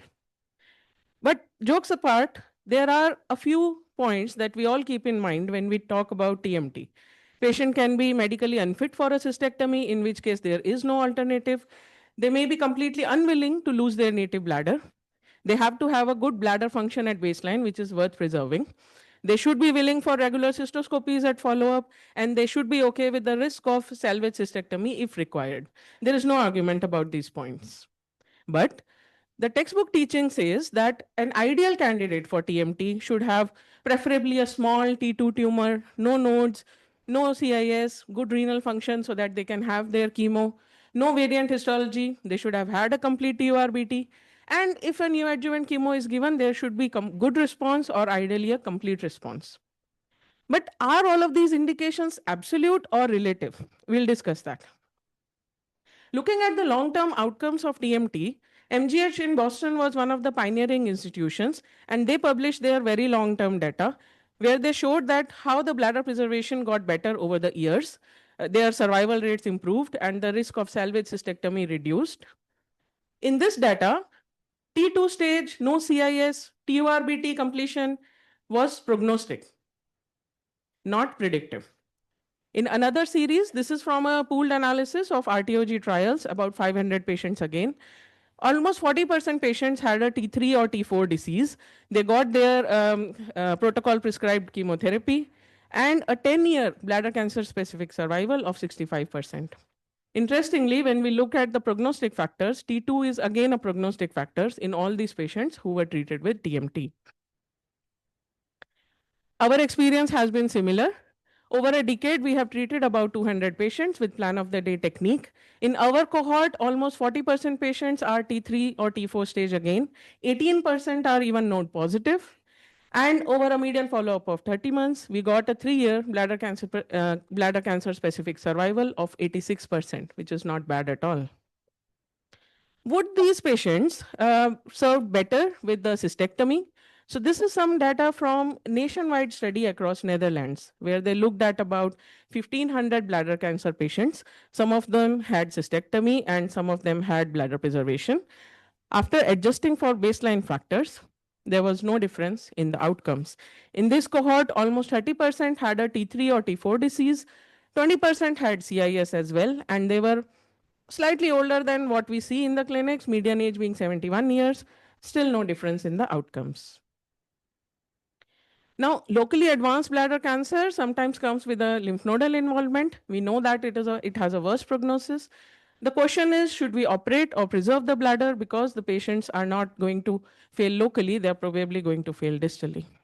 We have some data pooled from the UK centers, about 300 patients, all had node positive, some treated with surgery, some treated with radiotherapy, and there was no difference in the survival outcomes. Interestingly, for the patients who were not eligible for chemo and treated with only surgery or only radiotherapy alone, again, there was no difference. So the OS was similar irrespective of the chemotherapy fitness. After NACT for locally advanced, we know that it is the standard of care now, but historically more patients have been treated with neoadjuvant chemo followed by radical cystectomy. TMT was an alternative option mostly for NACT ineligible patients. But we know from the ABC meta-analysis that NACT has an independent prognostic effect, 5% absolute survival benefit irrespective of the type of local treatment. Similar data from the BA06 randomized trial, where some patients got radiotherapy for the bladder, some got a cystectomy, and NACT benefit was seen in both the cohorts. So the fitness for NACT is in itself a prognostic factor and should not be used as a selective factor for type of the local treatment. Now, having said that, response to neoadjuvant chemotherapy can help in predicting the success of trimodality therapy. There is some pilot data from PGI Chandigarh, 40 patients who all got 3 cycles of neoadjuvant chemotherapy and a response assessment. If there was at least a 50% response, they went on to have a radical CTRT. Using this approach, 87% showed response, and 100% of these patients had a complete response at 6 weeks after the radiotherapy. Interestingly, 3-year OS in this cohort was strongly dependent by the type of response to NACT, which again shows the prognostic value of neoadjuvant chemo. Now, another expanding indication is consolidative TMT after neoadjuvant chemo IO, which is now becoming the standard of care. The International Bladder Cancer Group has highlighted this as one of the priority for research. So patients with locally advanced bladder cancer, they receive their systemic therapy, either chemo alone or chemo IO. And after that, if they have a complete response, they would be interested in bladder preservation, and radiotherapy to the bladder is one of the ways to do it. This is an area of active ongoing research. This is the RETAIN-2 trial, which was shown in the ASCO recently. They treated localized bladder cancer with nivolumab and DDMVAC neoadjuvant therapy. And depending on the residual disease and the cytology, the patients could choose between the cystectomy or radiotherapy. And early outcomes show that using this approach, most of the patients were free of distant metastasis over a reasonably medium long-term follow-up. Now, what do the updated guidelines say? The EAU guidelines this year say that trimodality therapy is an option either upfront for patients who are not eligible for chemo or after the neoadjuvant therapy if they are still interested in preserving their bladder. Similarly, the ISMO guidelines say that TMT is an option for all the muscle invasive disease irrespective of the fitness of neoadjuvant chemotherapy. NCCN guidelines for stage 3A, they show that TMT is a category 1 recommendation. And for a more advanced bladder cancer, after downstaging with systemic therapy, depending on the CR or PR, consolidation CTRT is still a good option. Coming to the variants, we see them often in our clinic. The best data that I could find for this is the pool data from Canada, about 800 patients. 14% had a variant histology, and there was no difference in the outcomes. The outcomes were similar as in the pure urothelial. Looking deeper, the prognostic factors in this cohort was T-stage, HUN, and NACT, not TURBT and not CIS. So that brings us to TURBT. Does the extent of TURBT matter? The traditional old concept that the completion TURBT should be done comes from series such as Boston, which showed that complete TURBT predicted a CR after TMT. But the Canadian data showed that patients with more locally advanced disease are more likely to have an incomplete TURBT. That makes sense. And after adjusting for the baseline clinical factors, the extent of TURBT did not impact the outcomes after TMT. So that is something to think about.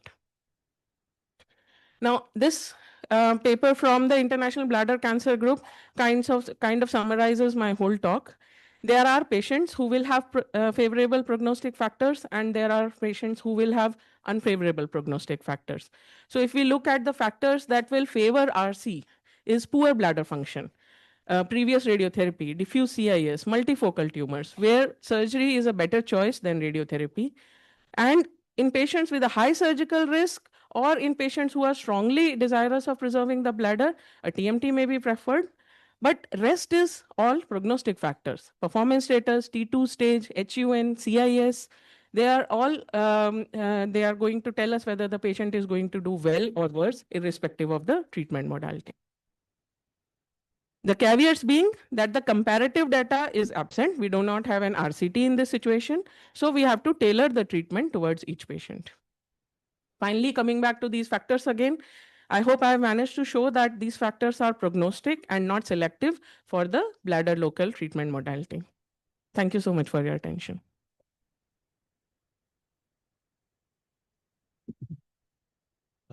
One change which has happened from the past is presence of Virat staging now. Yes. I didn't find it anywhere in any of yours, this thing, whether Virat's response post chemotherapy was a good indicator to choose patients for TMT.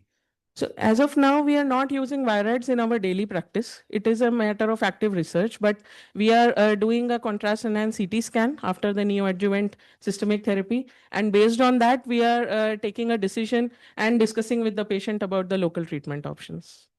How about the squamous variant? If you know preoperative, do you still go ahead with the TMT same way? So mostly similar, but we tend to prefer the upfront local treatment approach. So if they have a surgery, we talk to them about adjuvant radiotherapy, that's in the post-op setting. And if it is a small focal squamous without any CIS in the rest of the bladder, and if the renal function is good, all of the other factors, and patient is willing to preserve the bladder and risk of follow-up scopies, then we can go ahead with radical CTRT. What is your time of reassessment post CTRT? Post CTRT, we do 3 monthly cystoscopies, urine cytology at every visit, and contrast enhanced CT scan every alternate visit, so every 6 months, till 2 years at least. And after that, for next 3 years, 6 monthly assessments, cytology, cystoscopy, and an yearly CECT.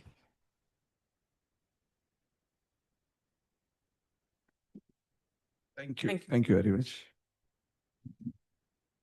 Yeah. Can we call upon the next speaker, the perioperative durvalumab in MIBC?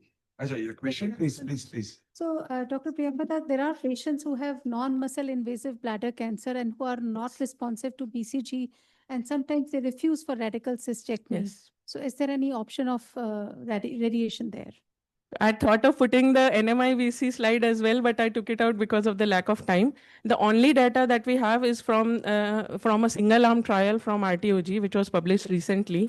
And although in conclusion they said that 88% remained cystectomy free, it was a very small trial with a lot of caveats in the interpretation of the results. So as of now, NMIBC, we generally do not prefer to offer CTRT or even RT unless there is no other option or the patient absolutely refuses the cystectomy.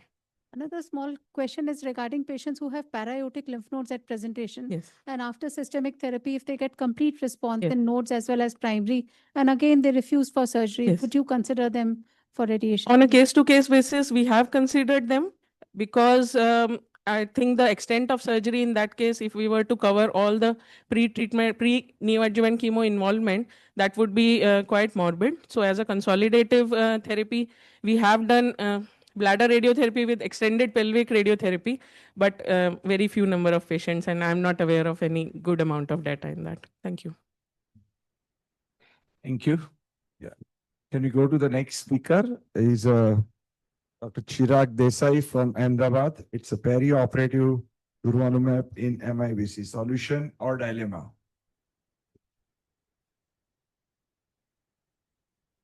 So good afternoon, everyone. And thank you very much, Vinith and the organizing team for involving me in this program.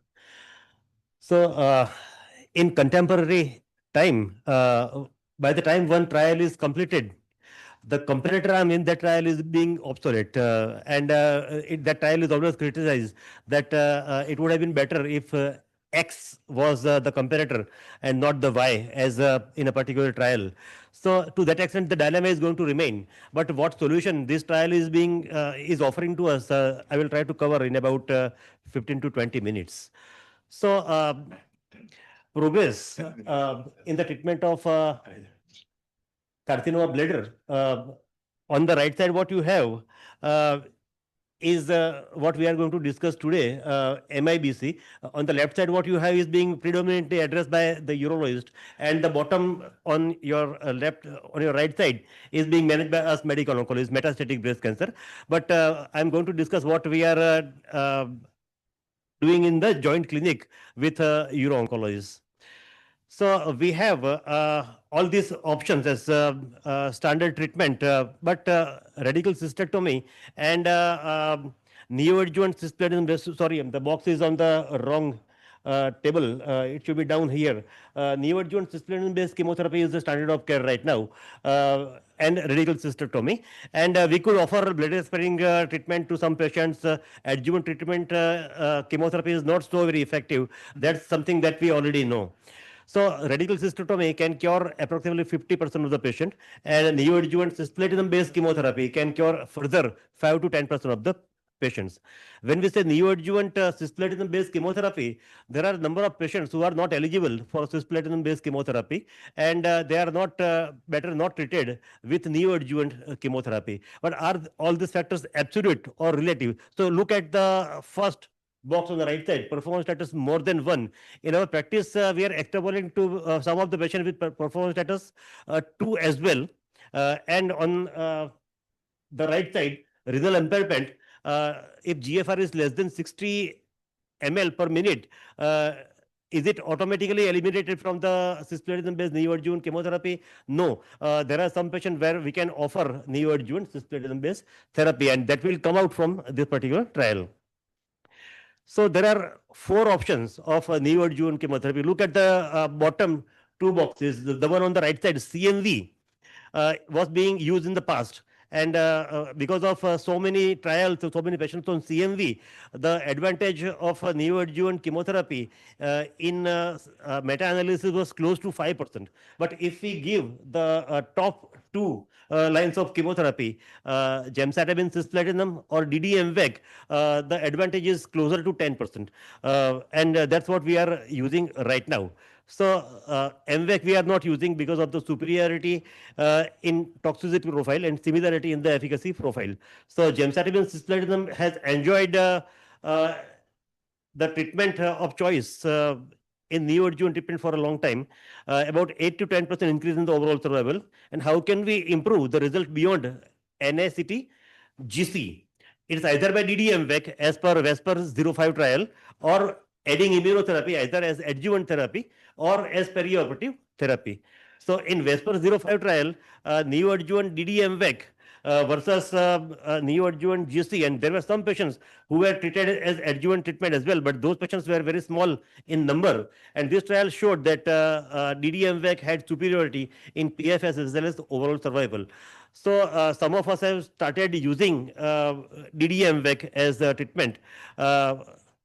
But by the time this trial came, many other trials had already been started, like nivolumab trial and durvalumab trial. So all these trials are using cisplatin gemcitabine as the comparator.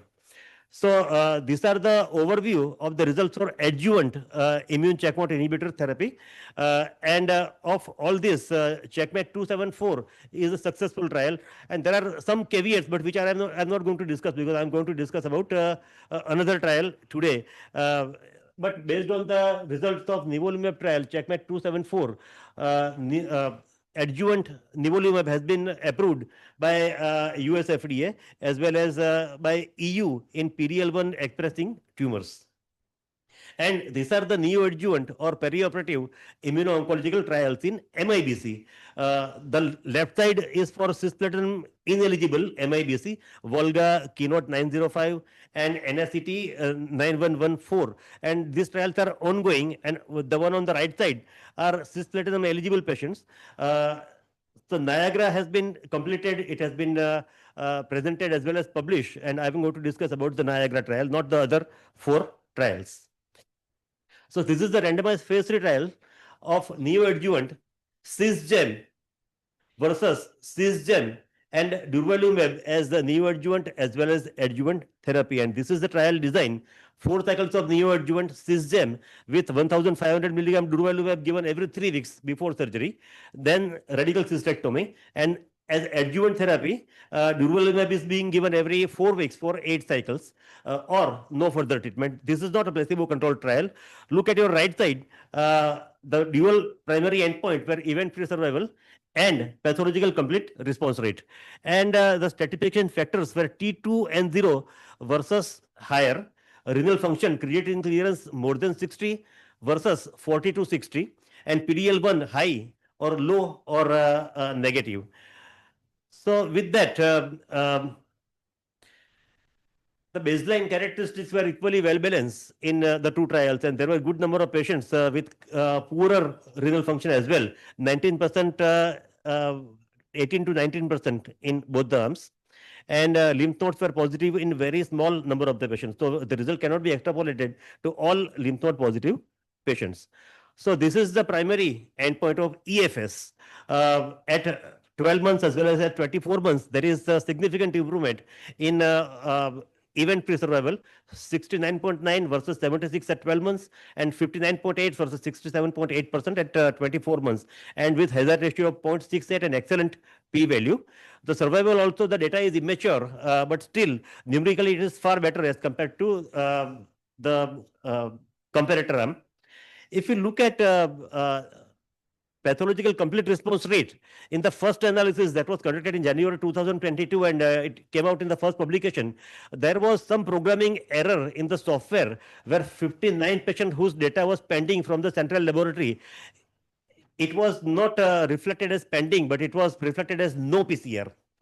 And in the subsequent analysis in April 2024, when the next publication last year appeared, this data was available and it was appropriately incorporated, showing that with durvalumab, 37.3% of the patient had PCR, while only chemotherapy had 27.5% PCR, and that was statistically significant as per the statistical design of this trial. So both the primary endpoint of EFS as well as PCR were met for this particular study. And we can look at event-free survival in the patient who achieved PCR as well as the patient who did not achieve PCR. And in both this subset, there was superiority of durvalumab containing arm. So one dilemma that may remain is that whether adjuvant therapy is recommended if there is a complete response. This figure shows that possibly, yes, there is an advantage of giving adjuvant durvalumab as well as for the patient who achieve pathological complete response. And this is about the overall survival. There is small but real difference. The curves are closer in the adjuvant arm. At the end of 2 years, it is 91.1 versus 95.5%. That is 4% gain in the overall survival. At 2 years, the data is not mature. Let us look at the mature data coming up in next couple of years. And for non-PCR, there is a difference between the two arms. So there were some patients who did not undergo radical cystectomy, who could not undergo radical cystectomy for various reasons. But those who underwent cystectomy, there was 9% gain in the PCR rate by offering durvalumab as compared to only chemotherapy. And the DFS was better in this subset of the patient. And the DFS in PCR as well as non-PCR, both the subset was better in the patient who underwent radical cystectomy. So if you look at PCR in borderline renal function, it was doubling from 16% was 32%. If you look at the EFS in the borderline renal function, again, there was wide separation of the curves, showing it at some significant level, even though the EFS HR was 0.69 and the upper bound is 1.01, so just missed. But still, 0.69 is something that you cannot ignore. So if you look at the waterfall plot, if you look at the forest plot, all the dots are on the left side of line of unity, and it shows that neoadjuvant durvalumab is working in practically all the subsets. And safety, I think I will discuss about the safety in the next slide, which is important. So what are the concerns when we are giving neoadjuvant therapy? And these concerns were discussed in multiple forums where all of us were together, medical oncologist and uro-oncologist. And the uro-oncologist had these 3 fears mainly: early progression, toxicities precluding or delaying surgery, and post-operative complication. So in the publication of this trial, post-operative complications have not been addressed, but the other 2 things have been addressed. So the first thing, look at the first line in this table, the event leading to death. It was 3 in each arm. So if we consider that GC is the standard of care, there was no addition of death in experimental arm with durvalumab. And look at the last 2 lines, events leading to cancellation of the surgery. It was 6 versus 7. 1.1 versus 1.3%, and event leading to delay in the surgery 9 versus 6. So it was equal, and there was no difference in the 2 arms. And if we look at the comparison of the patient who had to discontinue neoadjuvant therapy because of early disease progression, it was 2 patients, 0.4% in durvalumab versus 4 patients, that is 0.8% in the chemotherapy only arm. So very occasional patient, there was progression of the disease. So that usually, rarely ever if happens. So to conclude, the Niagara trial met both the endpoints, EFS as well as PCR. It worked in compromised renal function as well.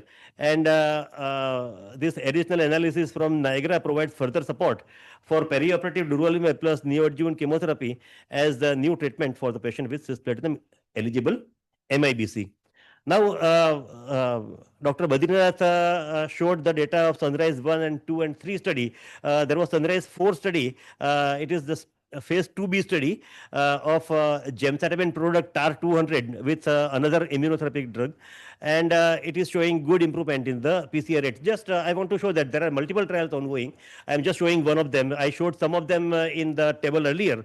A lot of work is being done. So there are three options to improve the outcome beyond what we are achieving with gemcitabine cisplatinum. One is Vesper 05, give DDMVEC, and the other two are like Checkmate 274, give nivolumab as adjuvant therapy, or Niagara perioperative durvalumab. So V05 unfortunately did not have immunotherapy arm, and both the immunotherapy study did not have DDMVEC arm. I mean, they were just gemcitabine cisplatin. So that question is not answered. But if we have to design a study today, I think I will combine immunotherapy with DDMVEC rather than gemcitabine cisplatinum, and that will give us the answer. But that answer we do not have right now. But in contemporary time, avoiding immunotherapy just to give DDMVEC is not a good option. And in practically all the diseases, including renal cell carcinoma, lung cancer, breast cancer, stomach cancer, rectum cancer, and so on and so forth. I can go on.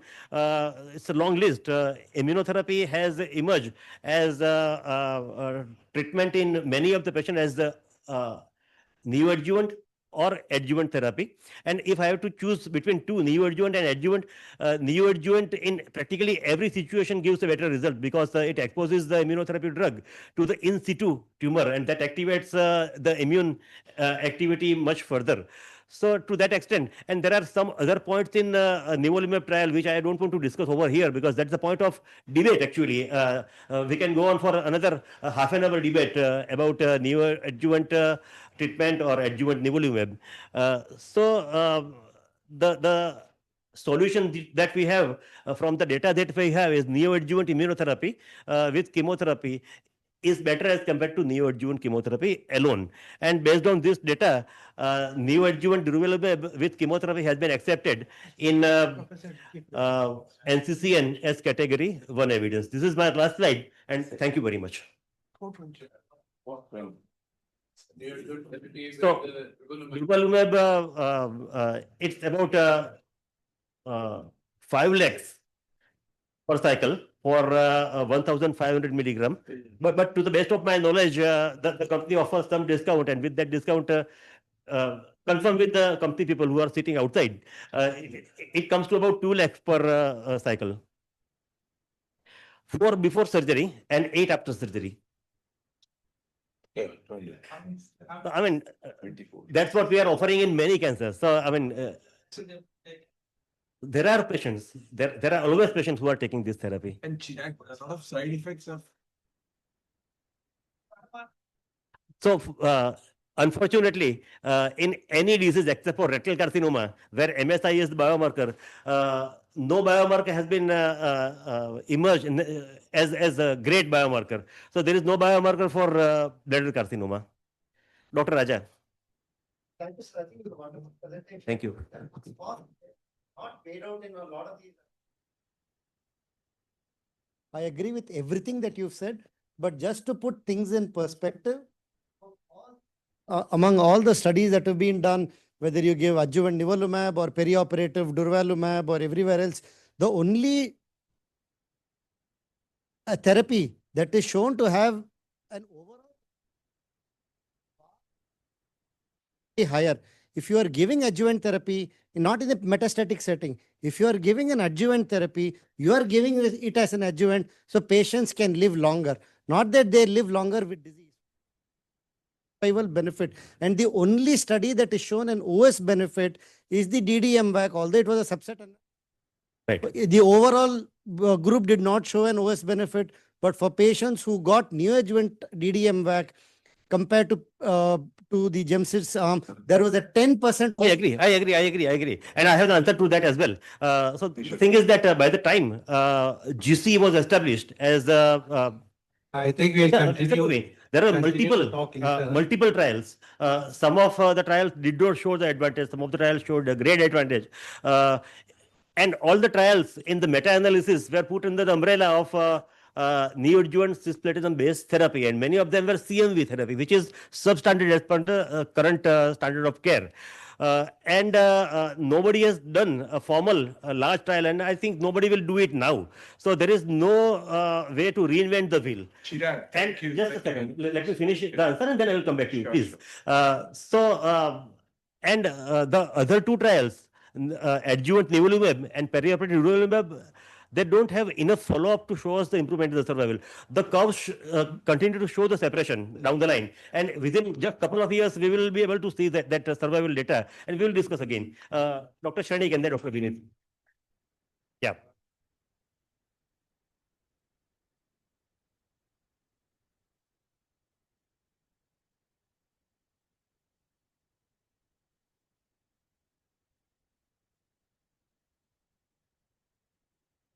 Better response as compared to the ones which were across G plus C.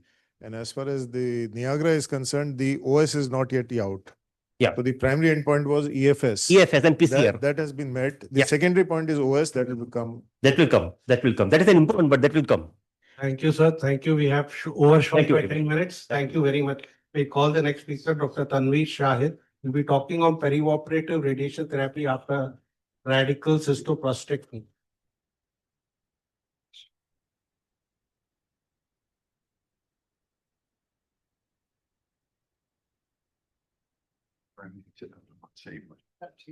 Good afternoon. Thank you, chairpersons.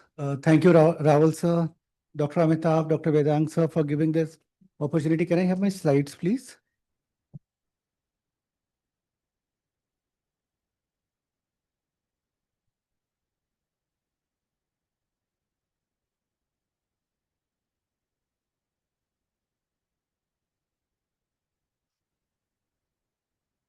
Yes. So I have been assigned the topic of post-operative radiation therapy after radical cystic prostatectomy in view of presence or absence of orthoptic diversion. First of all, as a radiation oncologist, by and large, whoever are sitting in the audience and chairperson also, as post-operative radiation therapy in bladder cancer, seldom we do. I remember Arundhati, Dr. Arundhati and myself, we have worked together. I think we have done hardly two or so our experiences as such in post-operative setting of bladder cancer is absolutely theoretical. This is the flow of presentation. Now, to begin with, the standard care for muscle invasive bladder cancer is surgery with or without chemotherapy. And the surgery is cystoprostatectomy with bilateral pelvic nodal dissection. The major cause, the major pitfall is the locoregional relapse. Chemotherapy does add to the benefit, but what is that percentage of magnitude of benefit? We don't know.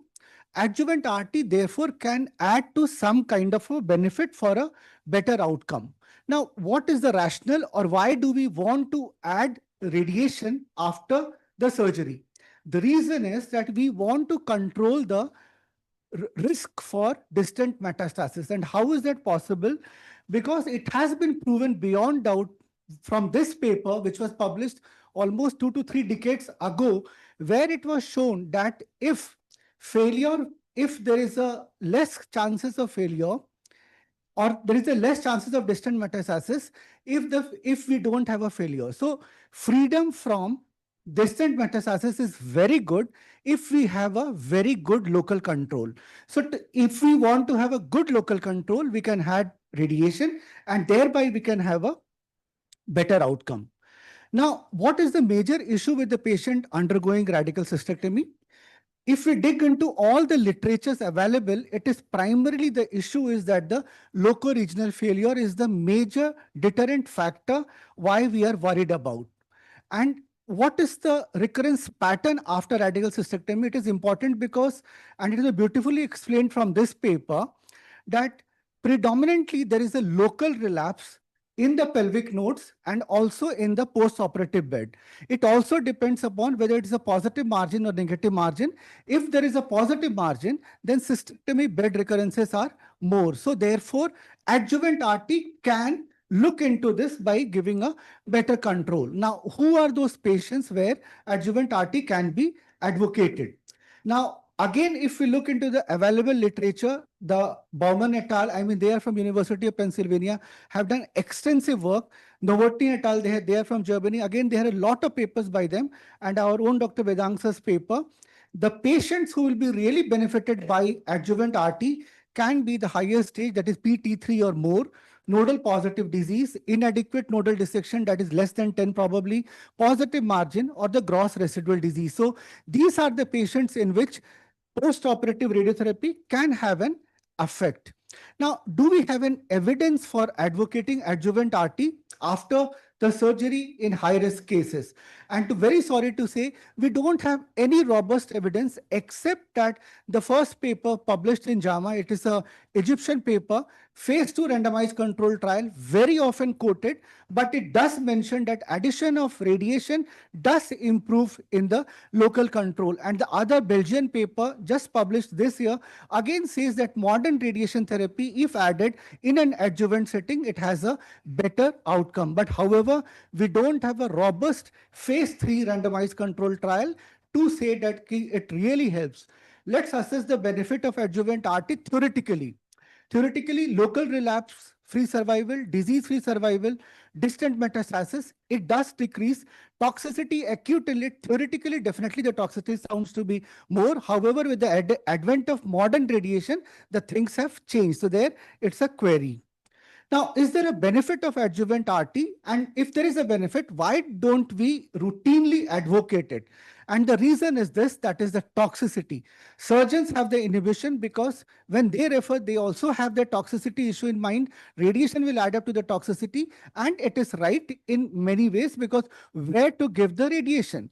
And the issue is the GI toxicity because everywhere there is a bowel. Where do we want to give the radiation? It is in the bowel. So therefore, the toxicity, GI toxicities are high as per the literature. But again, we will have to take it with a pinch of salt because these were the results when the radiations were not conformal. So with the conformal radiation, things might change.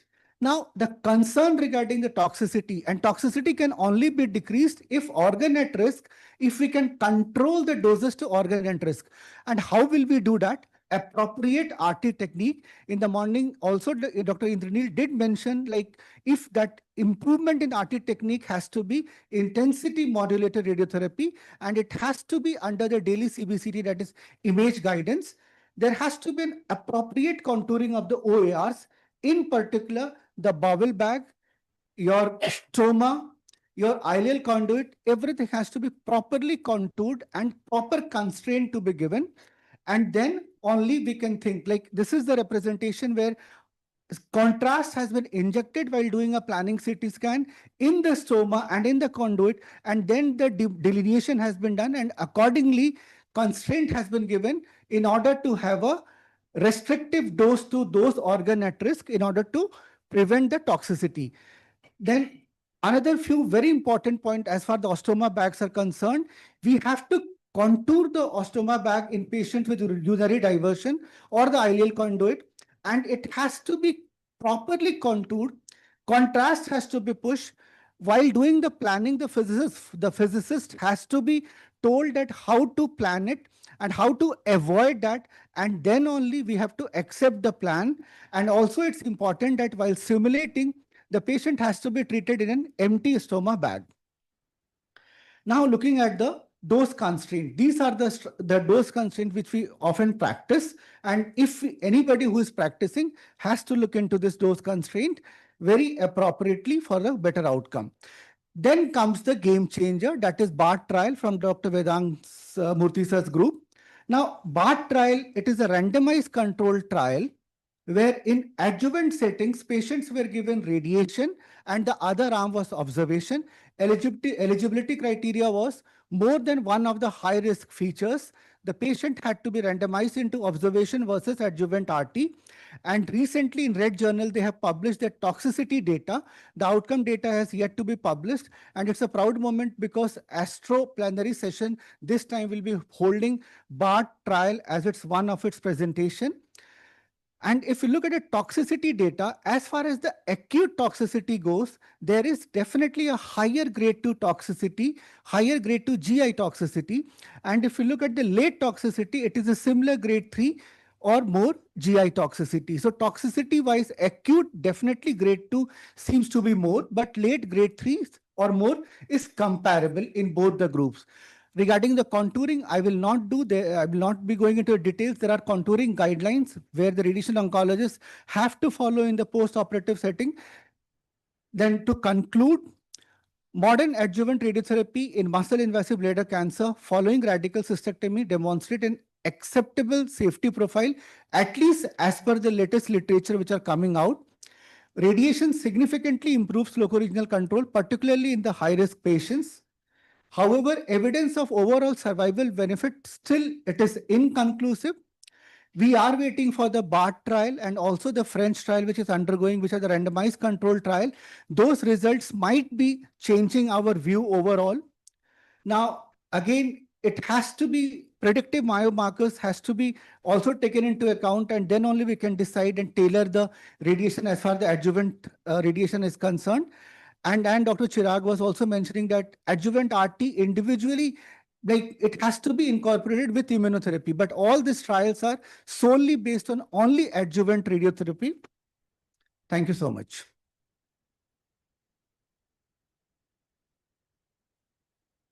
I have one question. Yeah. Is there any subgroup of patient where we can avoid radiation to cystectomy bed? Only we can give radiation to pelvic nodal region, but can that will be beneficial for the toxicity profile? Yeah. So if you look into literature, the way the literature has evolved, so initially it was thought that if there is a margin negative, you can avoid the cystectomy bed, that is post-operative bed, and you can only give the radiation to the nodal volume. However, that theory did not really hold the test of time because the failure pattern was really not dependent upon where the failure was happening. So eventually, initially that it did hold true that you give the radiation only to the nodal volume and avoid the post-operative bed, thereby reducing the toxicity. However, the latest, the Bowman trial update and even that IBIS trial where Dr. Vedang Murthy sir is also one of the investigators, this multidisciplinary group, contouring guidelines, gradually they are modifying that. So we don't have that answer that only nodal, but yes, theoretically you are absolutely right that can be one of the options, definitely, but specifically in the margin negative patients. Thank you. Tanvir? Yes, sir. Yeah. Yes, sir. After radical cystectomy, the entire pelvis would be full of bowel. Correct. And whether you have a conduit or a neobladder, how do you selectively find that tiny, and how do you concentrate on that tiny tissue? Because all the lymph nodes have been taken out. And the bed, there is practically no bed which is separate from bowel. The bowel is filling up the entire bed. And how do you irradiate the pelvic nodes which have already been taken out? And how do you irradiate the bladder bed where the bladder has been taken out and the whole bed is full of bowel? How is it possible? So that's the challenge. Number one, if you have to see the ileal conduit, the stoma, that has to be delineated, and that can only be seen at the time of when you do a proper simulation. Like you are introducing the contrast at the time of planning CT. So while doing the contouring, you are delineating the stoma as well as the conduit. So by that criteria, then you are giving a dose constraint. For example, for ileal conduit, you are giving the dose constraint to less than 5 gray. Similarly, the nodal volumes. Nodal volumes as such, though the bowels are there, but still the nodal volume criteria is the same. You along the blood vessels, you give the margin and you irradiate the nodes. And then your doses, you are not going above 50.4 gray or 50 gray by conventional fractionation. So overall, if you see, that's the challenging part what you are mentioning, but still it is doable with the modern radiotherapy by doing a proper delineation, proper contouring, proper planning, and treating under image guidance every day, sir. So thanks a lot, sir. So we'll sum up. First, the molecular talk we had on urothelial cancer. I think it's an exciting concept, but when we talk about results, still a lot more to be done. And the patient, I think, knows that there are bleak chances of any suggestion of a worthful drug or targetable mutations. And if that drug is available, the second thing, then third is if patient can afford it, and the fourth, if it works. To do these tests, but clinically, I think ground reality is we need to still evolve on that topic.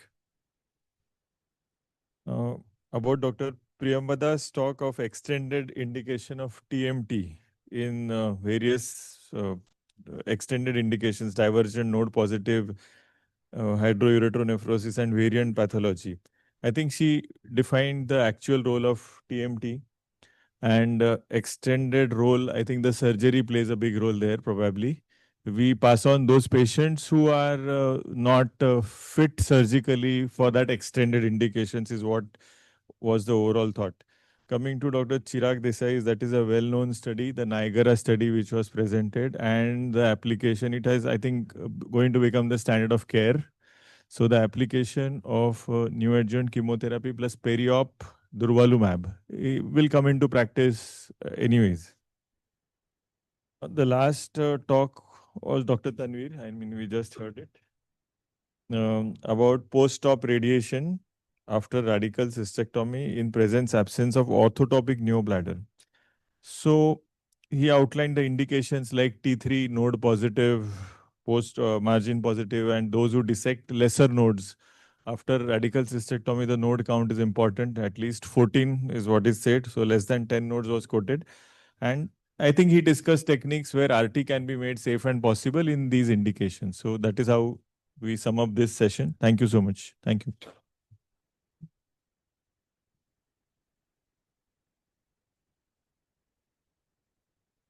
Thank you, Dr. Ganesh and Dr. Pankaj, for convening the session nicely. Thank you, Dr. Santosh, Dr. Jaskaran, Dr. Arundhati, and Dr. Arpit Jain for chairing this session. Moving forth, this concluding scientific session covers low frequency but high impact domains, penile testicular cancers and RCCs, topic ranging from BEP toxicity to sentinel lymph nodes to IMDC-driven RCC strategies. For this session to be convened, I would like to invite Dr. Mahendra Pal, Professor TMC Mumbai, Dr. Dharmishta Ashish Bapu, Consultant Medical Oncology, RGCIRC.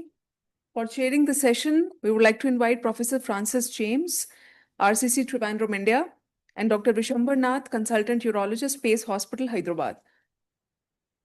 So, Arpit, you can also join as a chairperson. so I would like to invite Dr. Shenik sir.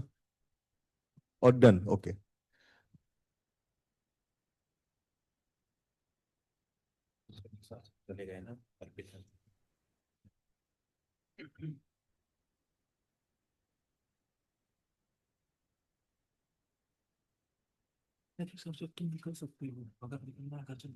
Francis.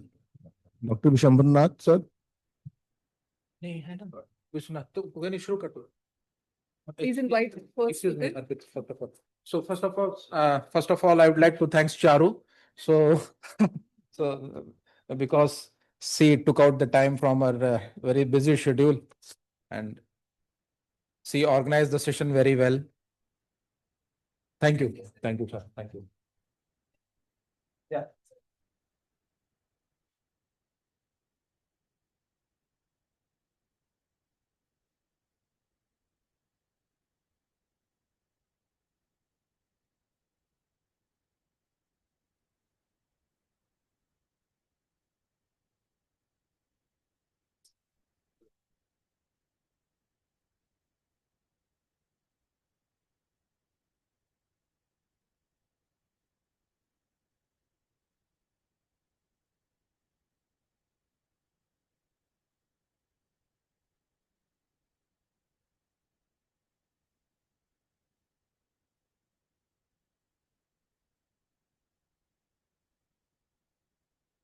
May I request chairperson to call our next speaker, please? At the outset, I would like to invite Mr. Dr. Ricky Fraser to deliver a talk on treatment of a RCC as per IMDC risk group focusing on the ends of the spectrum. Dr. Fraser is a consultant medical oncologist specializing in melanoma, renal cancer, and immunotherapy. He's a clinical lead for the acute oncology assessment unit. He's a clinical lead for the Southeast Wales Immunotherapy Toxicity Service. He's a tutor at Royal College of Physicians College. He's a program director for the diploma and the MSc in the medical oncology, University of Buckingham. He's an honorary lecturer at Cardiff University. So I would like to invite him to deliver the talk. Thank you. And thank you for the invite to speak. Thank you for Merck for supporting it. So my name is Ricky. I'm going to talk about kidney cancer and I'm going to talk about IMDC, but I'm also going to talk about other ways that I think we can stratify our patients. Now, this slide's actually quite important. So I speak for a lot of the different companies. I speak for Ipsen, I speak for MSD, I speak for BMS. And so what I'm going to do today, this is a Merck-sponsored talk, but I'm going to give you my honest opinion on how I manage kidney cancer. So not just a Merck view of how I manage it, how I actually manage it in my real life clinical practice. And so I'm hoping it's going to be a very balanced conversation, and then I'm very happy to take any questions. So we know that kidney cancer has changed, and we know that we started with immunotherapy many years ago. It wasn't particularly effective, but we had IL-2 and interferon.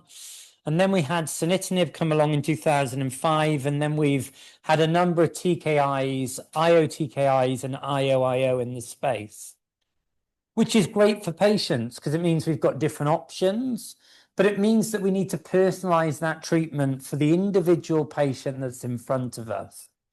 And what I'm going to argue today is not all the combinations are made equally.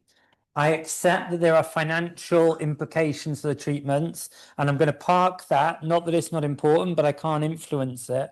What I want to do, though, is talk through some of the data and some of the implications of the data.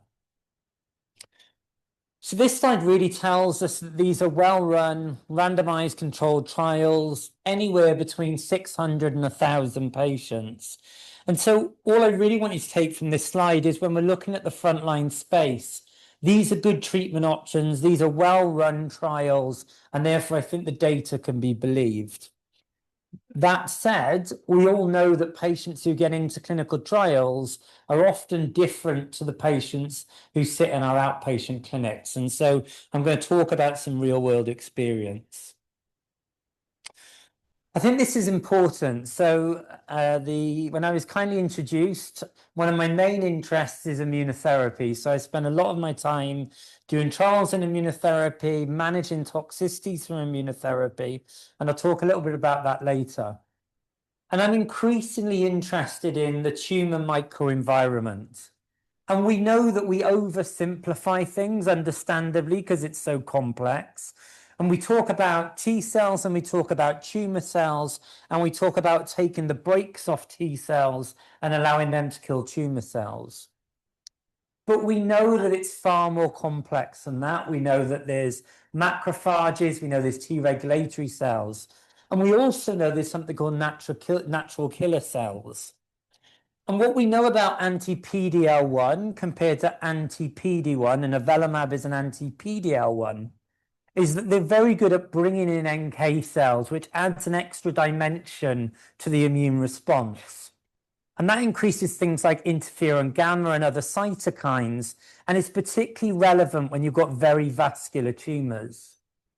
And so when I talk about the data, I think there is a difference in the mechanism between anti-PD-L1 and anti-PD-1. And so we'll discuss how I think that influences the outcomes.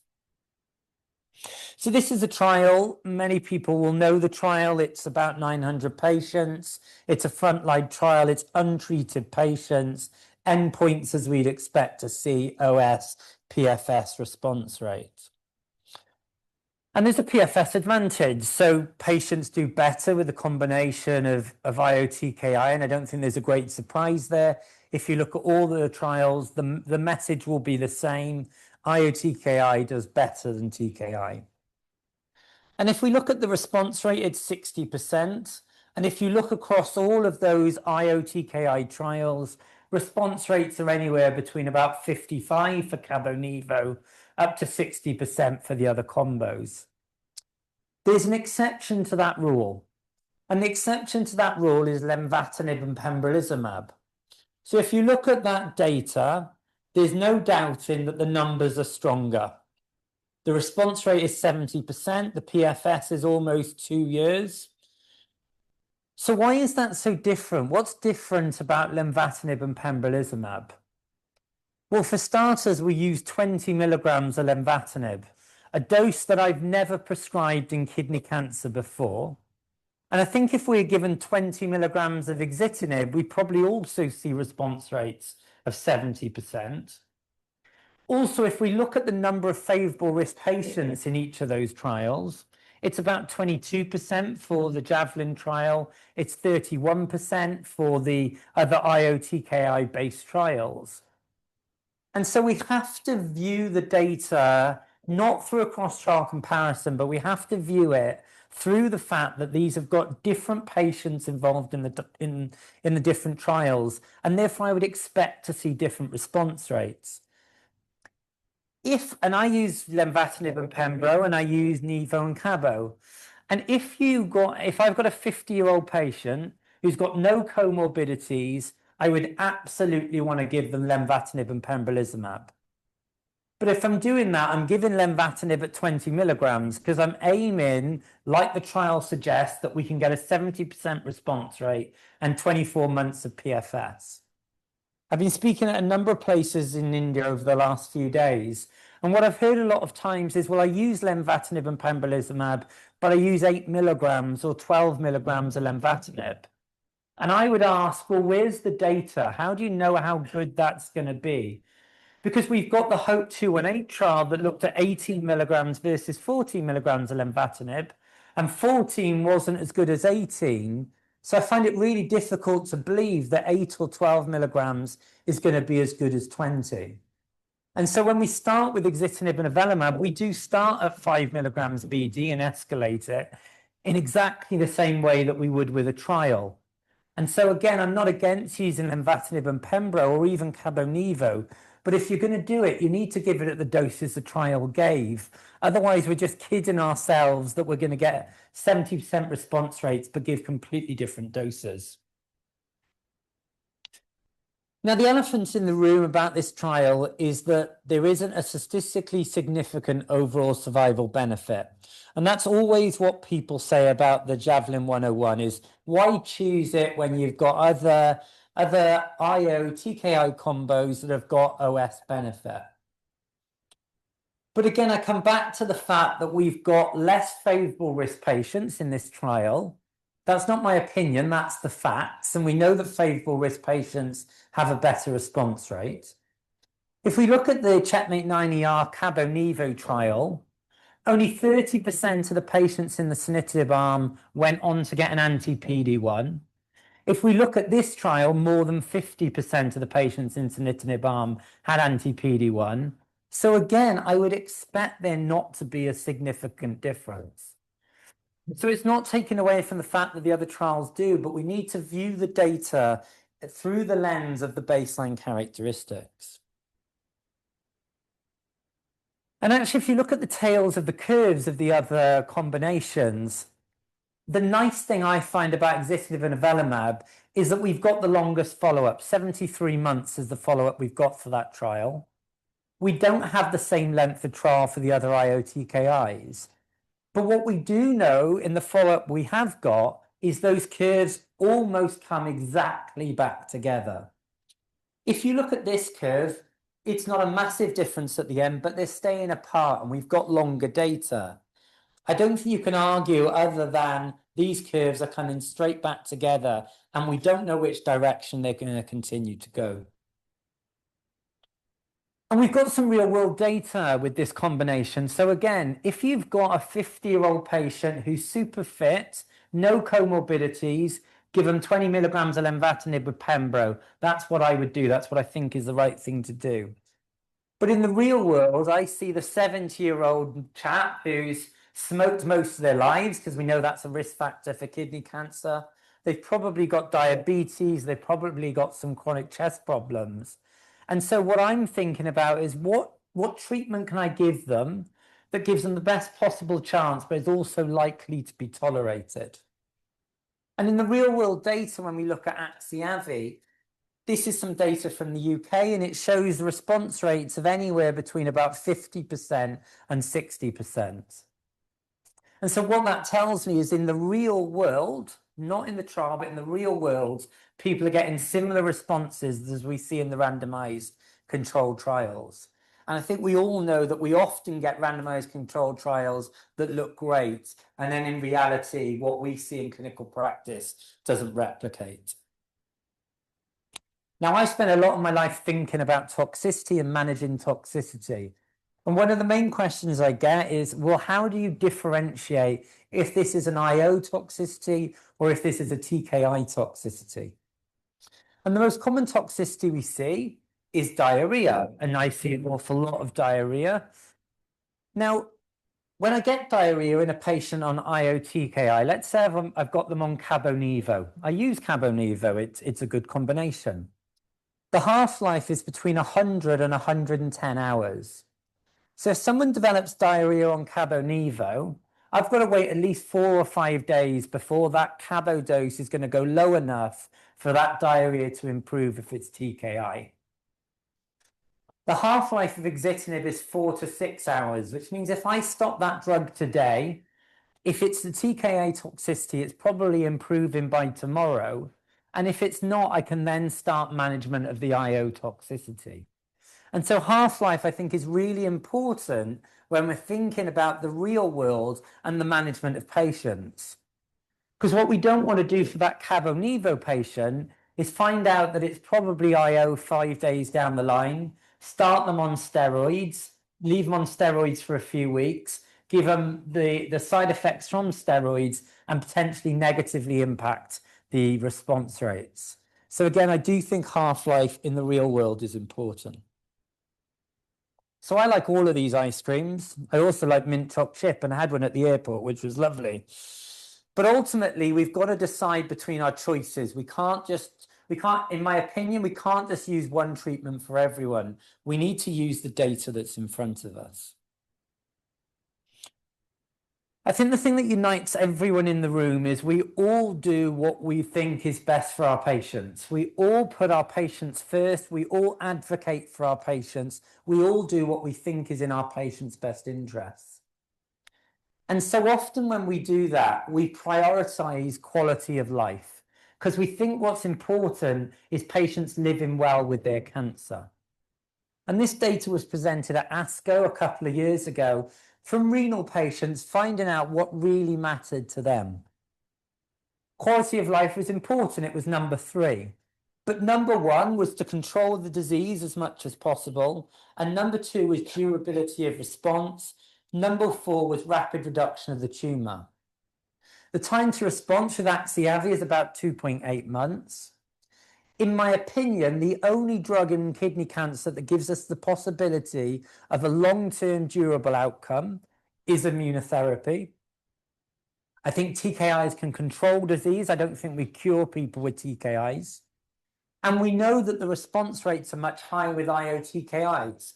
So if we're going to do what actually our patients want us to do, we should be giving them an IO TKI combination rather than a single agent TKI. And if we look at the different data sets, they look relatively comparable. So this is the 12-month OS. I think efficacy looks similar. So when I'm teaching my residents and my junior doctors, I often give talks like this. And at the end of the talk, they often come up to me and go, thanks for the talk, but I don't really understand how you make the decisions. You talked about patient factors and treatment factors, but I still don't really understand when that patient's in front of you, how you decide what to do. And so about 18 months ago, I produced this just to help me when I was doing teaching. And these are actually the things I use to decide what I'm going to do with that patient in front of me. Yes, I think about efficacy endpoints, but I also think about the biology of the disease. I think about the histological subtype. I think about the sites of disease. I think bone mets are different to pancreatic mets and they're different to brain mets. I think they've got different responses to IOs and TKIs. I think dosing is important. I think half-life is important, and clearly patient choice is important.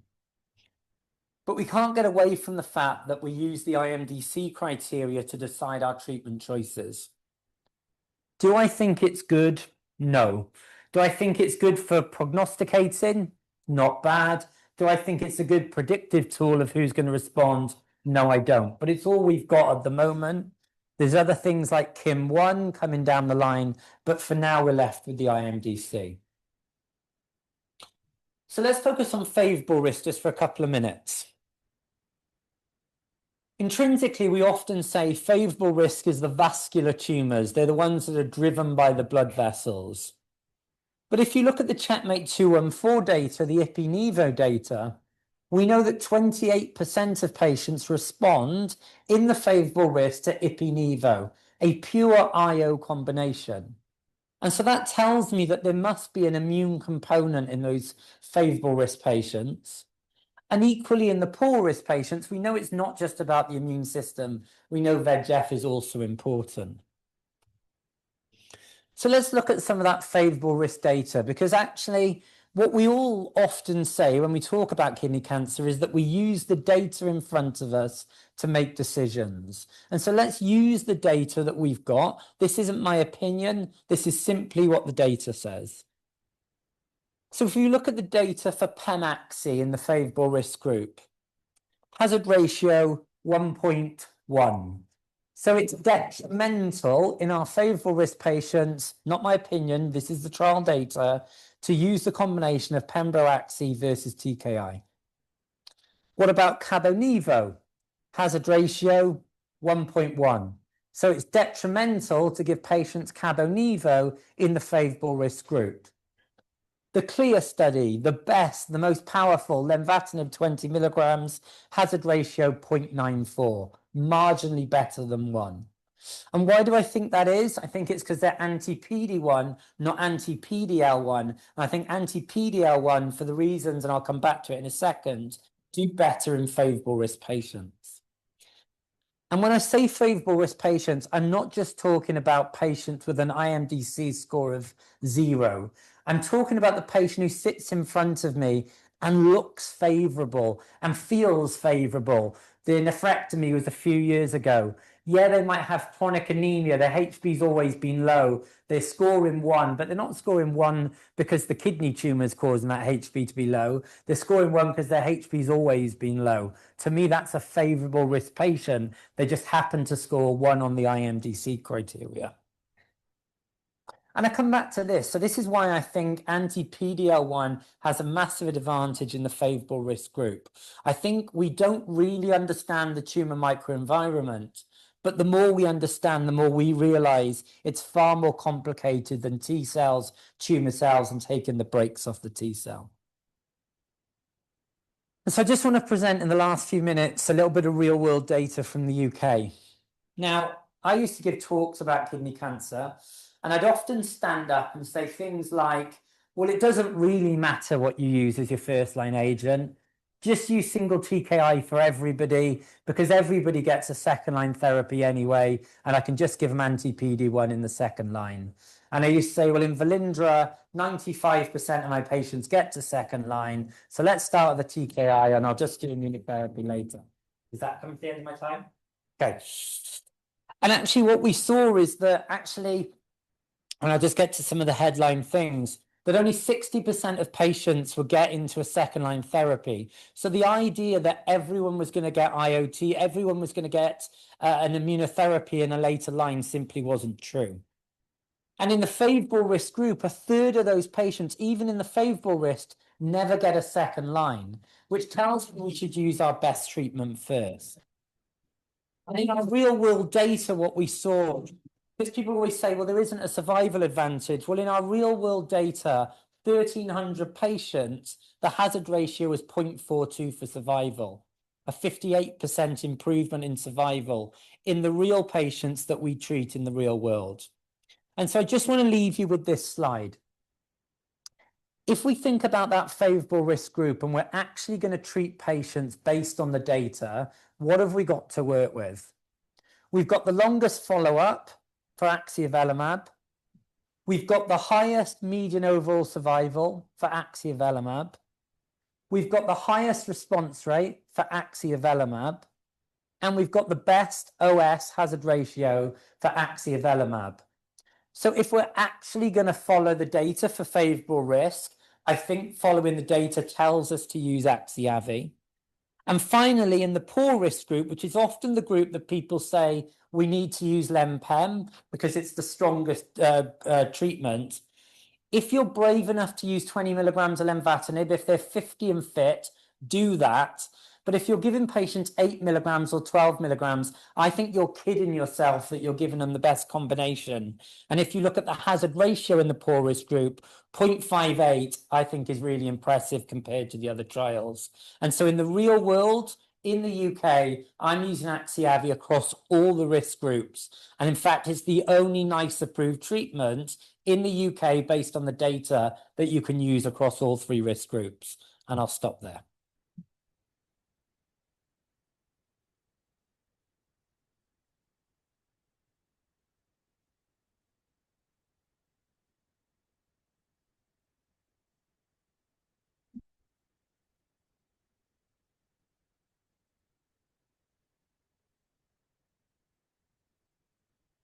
Thank you for your talk and for keeping in time. We may have time for a question and a comment. Dr. Sudhi. I can make some comment because I have used Axi and Abby and seen very good long-term results. By the time then Cabo and Pembrolizumab and lenvatinib came, and then Cabo and this Nivo. Both of them do produce some effect on patient, but I've not seen that good effect which Avi and Axi was giving. What is the reason for this? Because otherwise the data says different. This Nivo, Cabo and Nivo, yeah, and then Pembrolizumab and everolimus, lenvatinib, they do have some more side effects, but they say they're the very good drugs. Yeah. But why? And is it? I don't know. It is in our patients, or you have same experience. So why this Axi and Avi is gone? You know, in the not very people are not very comfortable in using in practice. Yeah. So I think it's a great question, and I think part of it is that the Len and Cabo, yeah, the data looks good. Well, the Cabo Nivo data looks okay. The Len-Pem data looks good. But I think the reality is 70% of patients who start on 20 milligrams of lenvatinib end up needing a dose reduction. And what I see in my real life clinical practice is the patient that I give that high dose to often get toxicity, often deteriorate, and never get a second dose in, and they die having only had 1 dose. What I really like, and again, this is my honest opinion, this isn't just because I'm here. The nice thing about Axiavi is if you look at toxicity rates of things like pneumonitis, a lot less. So 0.6% versus 3% or 6%. So there's no doubt in my mind, and I do a lot of toxicity, that anti-PD-L1 is much better tolerated than anti-PD-1 as a class. So I think that's important because it means it's easier for us to titrate the different doses. And I think for a long time, people have just looked at the data, just the numbers, and said, Axiavi hasn't got an overall survival benefit. And we don't actually look at the underlying reasons why I think that's the case. And we don't think about the fact that most of our patients are 70, comorbid, multiple other comorbidities. And so for me, the nice thing about Axiavi is I can be really flexible with the dosing. But I also know, because the data tells me, that responses are just as good. The durability in my experience is just as good. It's just much better tolerated. Problem in India is that it's very costly. I know. And I can't sort that out today. I just wanted to leave this up. By all means, take a picture. I haven't got time to talk about it. But they're all completely free resources that are available. They're all... there's lots. So the podcast has got 150 podcasts on immunotherapy. They're all free. The IO Clinical Network is completely free to join. We've got about 1,000 members, and there's lots of free resources on that website. And there's a national meeting that I run once a month that, again, is completely free to join. So if you're interested in any of it, take a picture. My email address is there, and I'd be very happy to give you some more information. Thanks very much. So, yeah. So just we want to felicitate Ricky Fraser, sir, Dr. Ricky.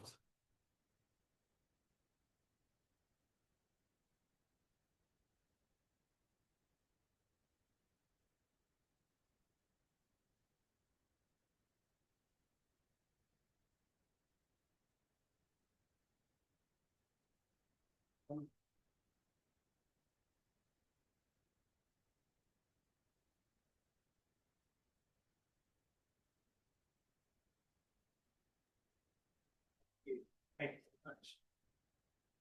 So next talk is from Dr. Piyush Bajpayee in enfortumab vedotin in recurrent bladder cancer.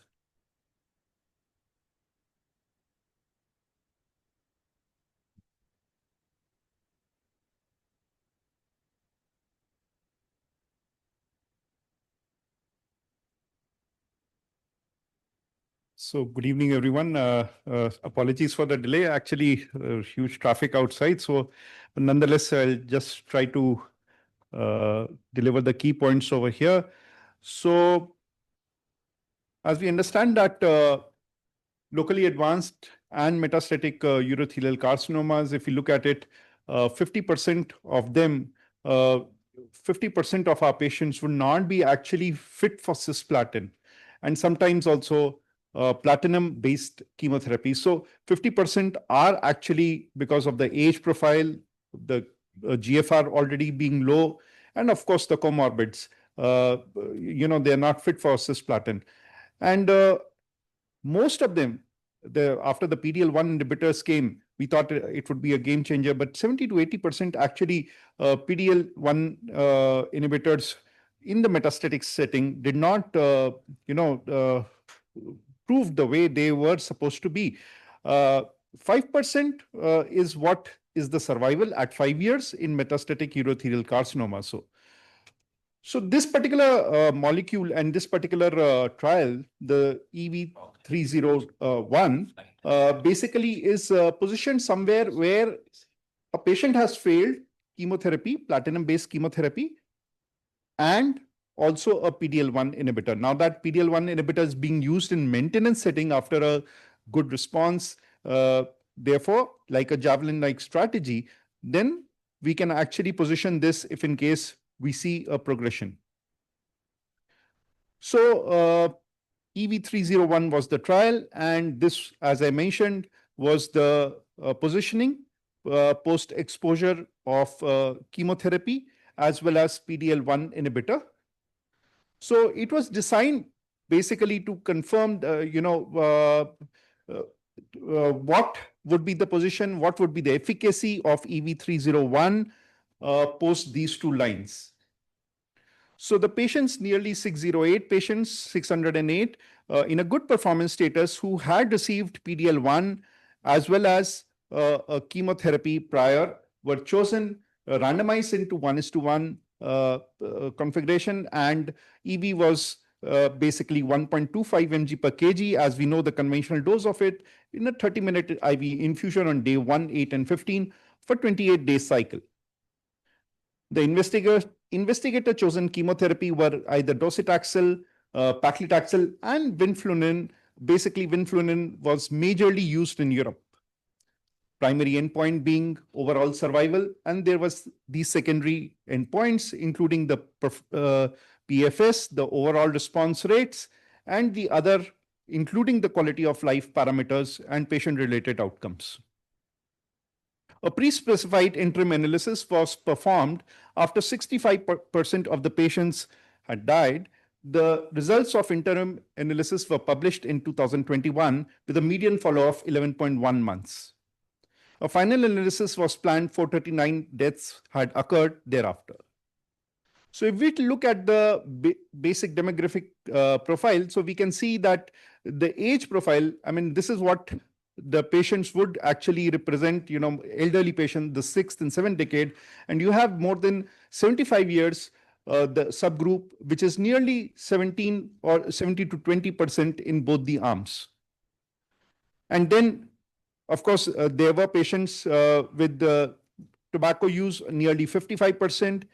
History of diabetes. Now, with this particular drug, diabetes is a concern. Nearly 20% of the patients did have pre-existing diabetes. If you look at Bellman risk score, and nearly Bellman risk score more than 2 was nearly 30% of the patient. And this is important because Bellman risk score, as we understand that overall survival would be bad, nearly 3 to 6 months in high Bellman risk score. These bad subgroup of patients where there is good burden of visceral disease were also included. Now, we look at the histological subtypes. So nearly 76% of the patients, 75% of the patients were actually urothelial transitional cell carcinoma, and nearly 15% mixed cell type.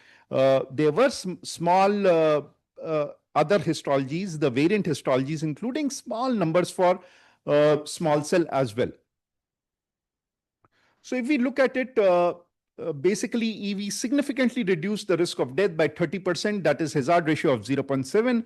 If you look at the numbers, the overall survival was nearly 13 months versus 8.97 for chemotherapy. The estimated 12-month overall survival rate, 51.5 versus 39.2 months. So due to significant improvement in overall survival compared to chemotherapy, this particular trial was prematurely stopped after the interim analysis of intention to treat population was reached. So if we look at the subgroup analysis, mostly all the patients benefiting with this particular drug. And likewise, the risk of progression, if we talk about the PFS, was also significantly impacted upon, 5.5 versus 3.71 for the chemotherapy. Again, if we look at the age group profile or any other parameters, most of these were actually favoring the EV arm. The overall response rates, which is a concern, especially in a visceral disease pattern, so nearly 41% overall response rate. This is something significant when we are using this sort of therapy. Post several lines of exposure of chemotherapy, immunotherapy. So this sort of response rate is something where a doubling is happening, it catches the eye. So overall response rate was definitely almost twice the conventional arm.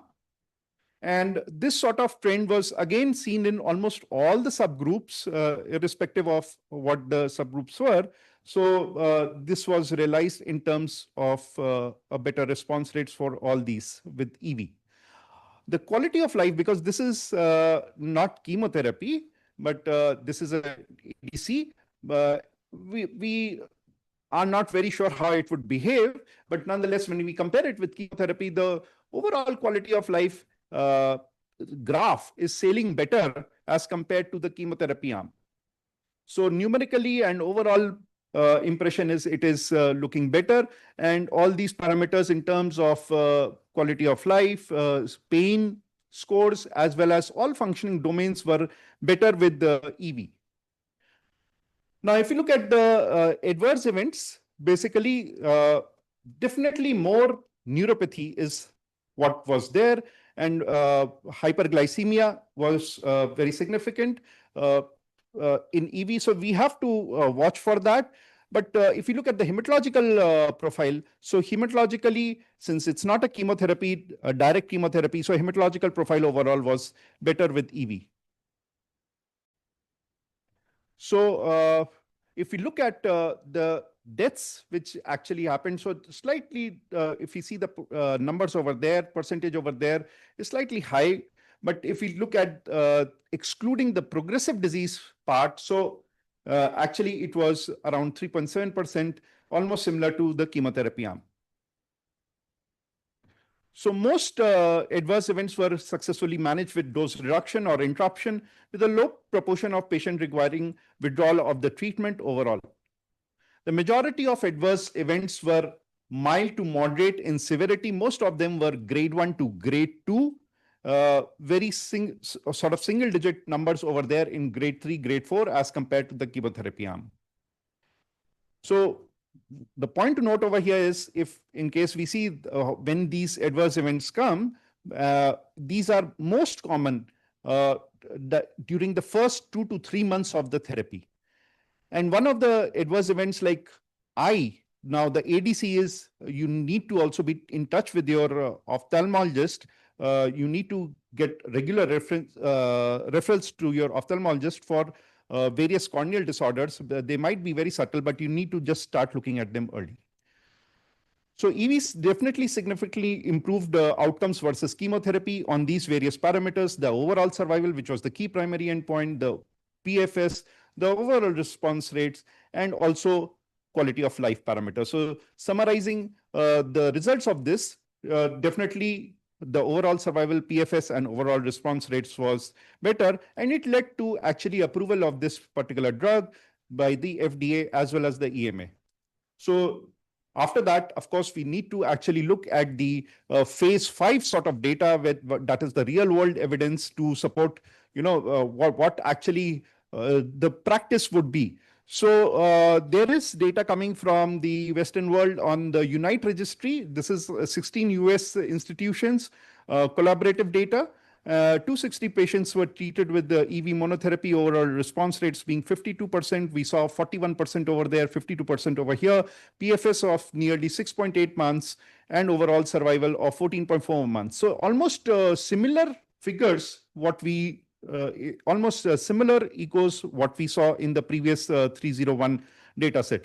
Pure urothelial, if we look at 58%, response rates were there, and in variant histology, slight drop in the response rates is seen.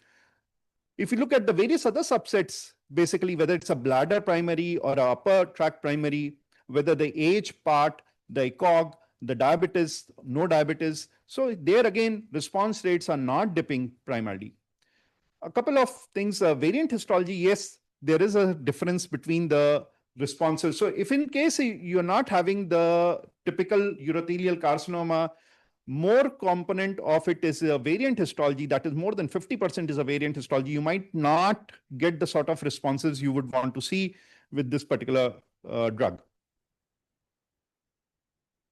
So UNITE study basically saw that, the PFS was quite similar, reflection slightly better than the 301.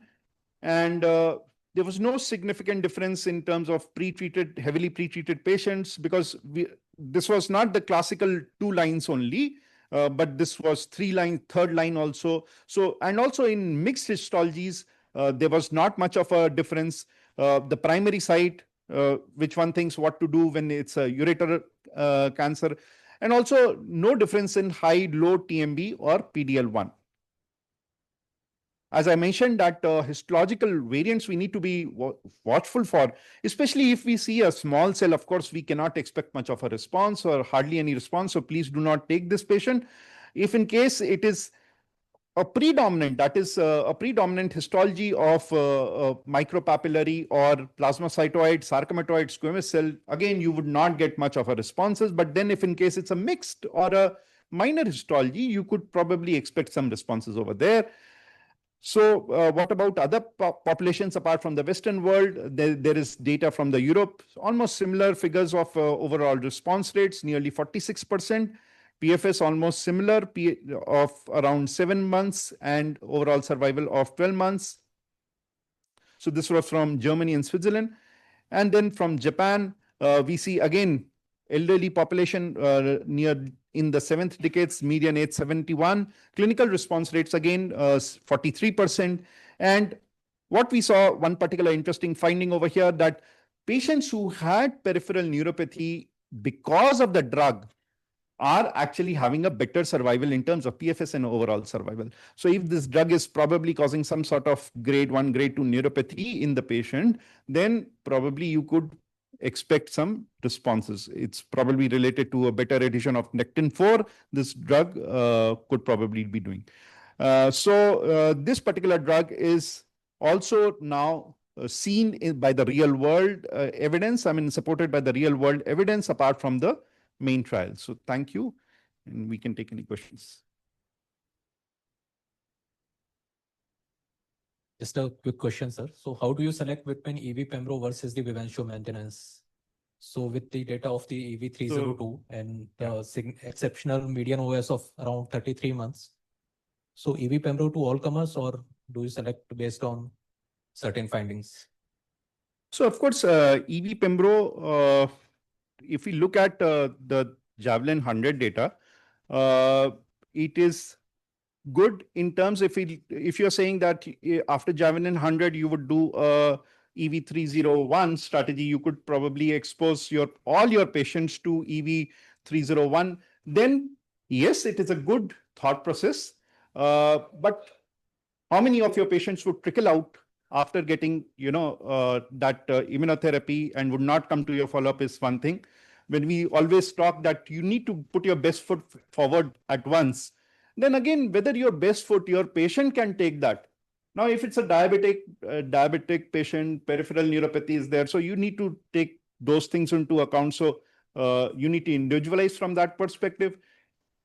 And I would say if in case there is some mixed component where predominantly transitional cell is there, but that's the major component, and there is a small component of squamoid type histology, I would still say that EV Pembro would probably be a better strategy over there.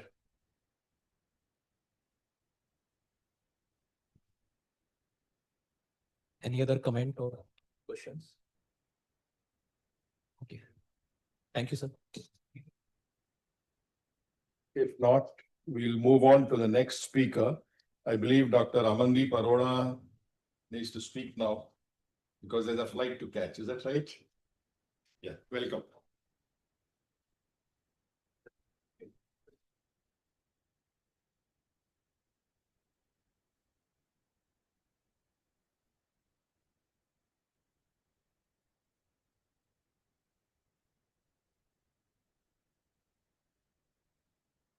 Yes. Good evening, everyone. So firstly, thank you for letting me speak out of turn. Secondly, I'm going to be speaking about testicular cancer. Not a lot of us manage testicular cancer in large numbers, but I'll still try to hold your attention for the next 10 minutes. Okay. So why are we talking about de-escalation for testicular cancer? Because these patients live long, right? Even if the patients have metastatic disease, we aim for cure in them. We have survivorship clinics actually in our hospital. We help them deal with fertility issues. So they live long, but we do not want them to live with long-term toxicities of the treatments that we've done for them, especially if they do not have advanced disease. So our aims with de-escalation are to maintain the oncological efficacy because we know we are doing good, but to reduce the acute toxicity and to avoid the long-term morbidity also, which includes having second cancers because they end up living long. So these are the stages that we will be dealing with in my talk. Stage 1 cancer, which means cancer only in the testis. The CT scan is clean, the markers are normal. And stage 2 disease, stage 2A and 2B. Okay, not stage 2C because stage 2C is considered advanced cancer. Now, stage 1 disease, coming to first, stage 1 seminoma. So 10 to 15% of patients with stage 1 seminoma have occults. So your CT scan is negative, but there is still some disease there, which will come up in the next scan. And these are our treatment options, either put them on surveillance or give them adjuvant RT or give them adjuvant chemotherapy. And we base this decision upon some risk factors like the size of the tumor or whether the rete testis is involved or not. Okay. So how do we do surveillance for stage 1 seminoma? So only 10 to 15% of patients have METs. So the RFS is 85%. Even if they do develop those METs, it is almost always salvageable. So the cancer specific survival, because we cannot write 100%, I'm writing 99%. And this is actually the surveillance protocol. We do CT scans at 3 months, then every 6 months till 3 years, and then annually. This probably seems to be a little too intensive. The advantage of surveillance is that we don't give toxicity of RT and chemo, but this is a disadvantage. We do repeated CT scans, leading to radiation exposure and also cost. So can we come down on our surveillance? So there is level 1 data with a phase 3 non-inferiority trial called TRIST. 670 patients of stage 1 seminoma, lots and lots of patients in 4 arms. First arm, they did 7 CT scans like it is done routinely. In the second arm, they replaced the CT with MR because they want to avoid the radiation to the patient. Third and fourth arms, they came down on the number of the scans that they were doing. So third arm, only 3 CTs, fourth arm, only 3 MRIs. Conclusion of the study, reducing the frequency of imaging and using MRI over CT did not impact outcomes. And what outcomes? Detection of recurrences. So we were not missing recurrences if we did lesser scans and also if we replaced CT with an MRI. So that is good for our patients. Now, can this be extrapolated to stage 1 NSTCT? Probably not, because in stage 1 NSTCT, the percentage of having occult mets is 25 to 30%. That study had only seminoma patients. We don't know if that can be extrapolated to our non-seminoma patients, but I would advise against doing it because the incidence of occult mets is higher. These are the high-risk features that we have for a stage 1 non-seminoma. These are the options that we have, either again surveillance with 7 scans and not 3 scans, or give them adjuvant chemotherapy 1 cycle, or do an RPLND. There is no role of radiation therapy over here. So this is the standard that we do. If our patients are low risk, we put them on surveillance. If they have high risk features, we would want to give them a single cycle of BEP, which has excellent recurrence-free survival rates with no significant long-term toxicity. And this is the preferred treatment option in stage 1 high risk NSCCT. But there is still, we are giving chemo, right? And we're giving chemo to all. We know only 25 to 30% have occult mets, but 100% patients are getting chemo. So can we do something less? Can we do something personalized? We can do RPLND. We can do nerve sparing RPLND at centers of excellence. And only those who actually turn out as having those mets, which will then become PN1 patients, will get the chemotherapy. Or there is also an option of giving them only on surveillance again, because you've actually gone in and removed that disease. And this RPLND may be actually preferred over the chemotherapy if the orchidectomy specimen had teratoma component in maximum. So here we have an option of coming down. So don't give chemotherapy to all, but doing a primary nerve sparing RPLND is not something which is generalizable across all onco centers, whereas giving 1 cycle of BEP is generalizable across all centers. So I would say that we should de-escalate with caution because the surgery cannot be performed at all centers. Coming to stage 2 disease. So this is what the guidelines say. Stage 2A and stage 2B, this is seminoma, chemotherapy, 3 BEP or 4 EP. What is the case for de-escalation here? We are probably overdoing it for our early stage 2 patients. This is not stage 2. This is probably stage 2. On the right side, we have stage 2. On the left side, we have a huge mass. They are not the same, but they will both get 3 BEPs, right? So we are, and they both do great. So we are probably doing too much for that patient with that small nodal mass there. So what do? We thought of combining chemo and RT. So you might say we are combining, we were giving only chemo, but now you want to give both chemo and RT. The thing is we are giving less of each. So giving less cumulative toxicity to our patients. This is the trial, phase 2 design, stage 2A and 2B seminoma. Means what? Nodal size up to 5 centimeters. What are we doing? They took 116 patients. They gave involved node radiation therapy. So as per guidelines, if you are going to give only radiation therapy to these patients, they would have got the dog leg field RT, the para-aortic or the paracaval and also the pelvic. We don't do that. We give it only to the node which is there on the scan. And we give single agent carboplatin. Okay. So the RT is given for the local control of the node over there, and the carboplatin is taking care of the micromets elsewhere in the body. They had a target 3-year PFS of 95%. Probably 1 patient extra had a recurrence, and their actual 3-year PFS was 93.5% in the study. So they've written that they did not meet their target, but then this is still something which is very sound. Second study, de-escalating chemotherapy. Okay. So the standard is giving 3 BEPs. So again, non-randomized phase 2 trial of 98 patients. What did they do? Baseline FDG PET. We all know seminoma are FDG avid. Okay. So a baseline FDG PET was done for all patients. Everybody got 2 cycles of EP so that they're avoiding bleo over here. 2 cycles of EP for all, and then they repeat the PET scan. Positive PET, if the disease is still lighting up on the PET after 2 cycles of EP, they get 2 more cycles of EP. But if the disease is not lighting up on the PET right now, they get only 1 cycle of adjuvant carboplatin.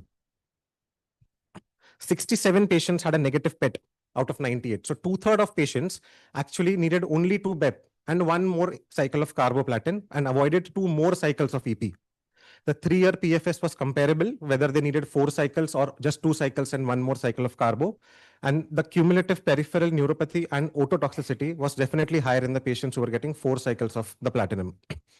So chemo and RT seems so efficacious, right? We're talking of recurrence-free survival in excess of 90% for them. But non-negligible acute toxicity exists with chemotherapy. These patients are also living long. And again, we have these issues with them.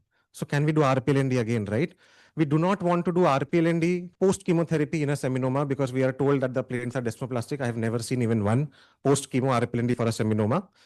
But when chemo has not been given, the planes should be okay. So then we can do a primary RPLND. So it should be technically feasible and safe.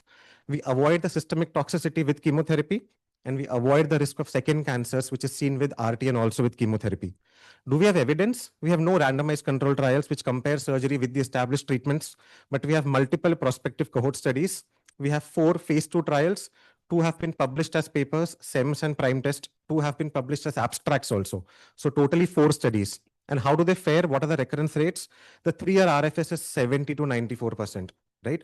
So the 3-year RFS is not 90% or 95%, it is 75, 80%. So it is less. It is less because you're doing local therapy, you're not giving chemotherapy. So the patients are going to have some recurrences outside. So, but all of them who had a recurrence were then salvaged. So the overall survival was not compromised. So the OS was 100%, and very few patients had in-field recurrences, which means that the RPLND was done well because these phase 2 studies were done at centers of excellence. This is the paper which has been, the study which has been described in the most amount of detail, the SEM study, and the recurrence-free survival is there. If there were PN0, obviously 100%, PN1, 92%, PN2, 74%. I don't understand how they ended up having a PN3 because they were doing it on very low burden disease. So to conclude, there is definitely scope to de-escalate in early stage germ cell tumors. For our stage 1 seminoma patients, we can do fewer scans and replace CT with MRI. There is level 1 evidence for it. For our stage 1 NSTCT, don't come down on the scans because we don't have evidence, but maybe think of doing an open or robotic nerve sparing RPLND at a high volume center only. For our early stage 2 seminoma patients, instead of the 3-BEP that is standard for them, we can consider giving involved node RT plus 1 cycle of carboplatin only, or give 2 cycles of, that is wrong, 2 cycles of EP, not bleo, EP, do a PET, and then decide if you want to give more cycles of chemotherapy, or consider doing a primary RPLND and give that adjuvant chemotherapy only to those patients who need it, which you will come to know seeing the histopath report. But all these 3 things, so in stage 1, I told you it is established, but in stage 2, these are still at the phase 2 level. Thank you so much. Thank you, Dr. Arora, for an excellent coverage of all aspects of this topic. You do have a flight to catch. Do you have a couple of minutes for any questions or comments? Yeah.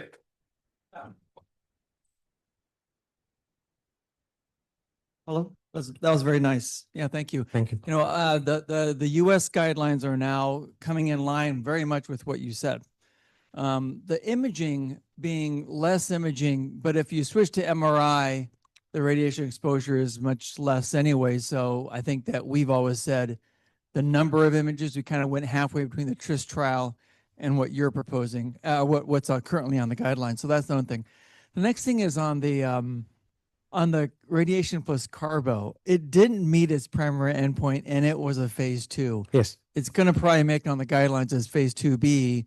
But my real question to you is, and I don't know the number, what percentage of patients still had a positive PET after 2 cycles of BEP on that study? On that study, right? Yeah. So 67 out of 98 had a negative PET. Yeah. So the remaining, so 1/3 had a positive PET. Okay. So they needed 4 EP. The drawback of that study is what is a positive PET is not known. So whatever the authors defined as positive PET. So that is one drawback of that study, but still exploratory, right? We can probably come down. Yes. And the other thing about the RPLND for early stage seminoma, I think that's gaining a lot of steam now, Yes. and it made it to the guideline. Our NCCN guidelines is going to be on there now. Yes. We're also doing, I think, a fair number of people are doing this extraperitoneal approach, open extraperitoneal. That also might, I guess, de-intensify a bit because patients leave. I've done many of them. In a They couple of leave days, the they next can day go home. almost. Yeah, Yeah. yeah, So. yes, yes. Thank you so much. Yes, sir.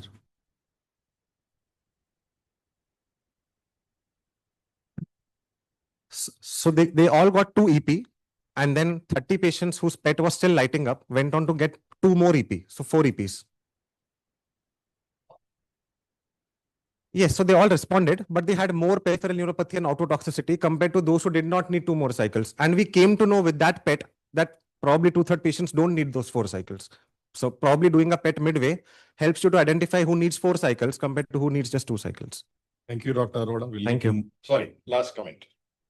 I just want to make a point. In patients who have bulky retroperitoneal seminomas and you treat them with primary chemotherapy, and if the PET is positive, typically you wait another 3 months, and some of them will actually become PET negative. Yes. So in this trial, after 2 cycles, how long after they finished the cycles did they do the PET? And what would have happened if they just waited in the other 1/3? Exactly, Because yes. Some of them would have become negative too. Yes. So the first PET was done at 8 weeks, but they have not mentioned that they wait after it was still lighting up. But they've done the first PET at 8 weeks. Yes. And they said positive PET means more than background activity. They've not even defined the SUV max in the paper. Thank you. Thank you.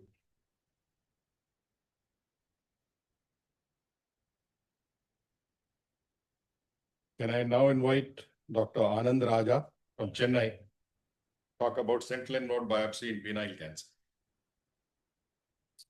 Greetings from the Adar Cancer Institute in Chennai. And some portions of this talk may be a little bit of a repetition for people who were here yesterday. So we'll talk about evolution of sentinel lymph node biopsy in penile cancer. What was the past, what is the present, and what does the future hold? So why is staging of the inguinal staging important in penile cancer? Because nodal status is the most important prognostic factor. 20 to 30% of CN0 patients harbor micrometastasis. Early intervention can be curative. Delay in diagnosis leads to poor outcomes. So penile cancer has a prolonged local regional phase and a therapeutic window which can be exploited.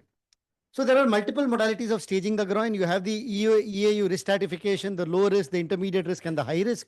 For the low risk, it's surveillance. For the high risk, it's staging, however you stage it.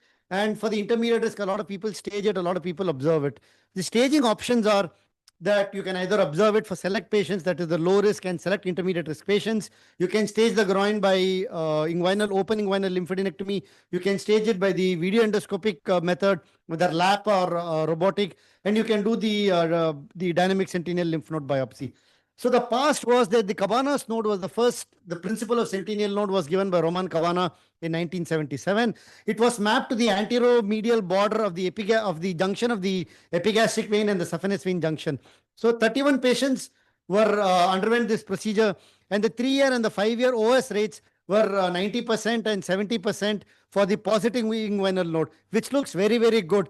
But then none of these studies that came later on were able to replicate any of these. Studies that came later on had a very high false negative rate. So why did Cabana's technique not take off? It was because it was an anatomical based location. It was just said that the node is here, you take it out with experience. We all know that the anatomical site of sentinel node does not really work. No radio tracer or blue dye was used. It ignored individual variability. There was no real-time mapping. And later studies and all showed that the false negative rates were more than 50%, which is not acceptable.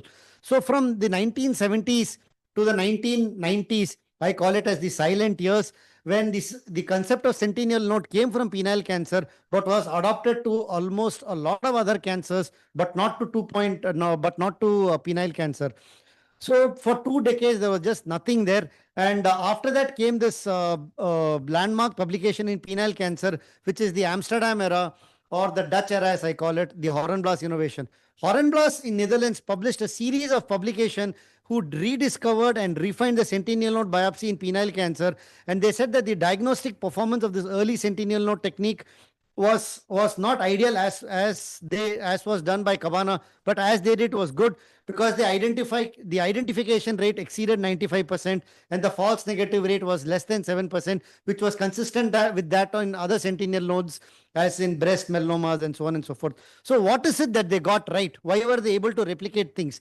So because they use the modern technique of radiocolloid injection, lymphoscintigraphy, gamma camera, identifying it in the theater with the blue dye.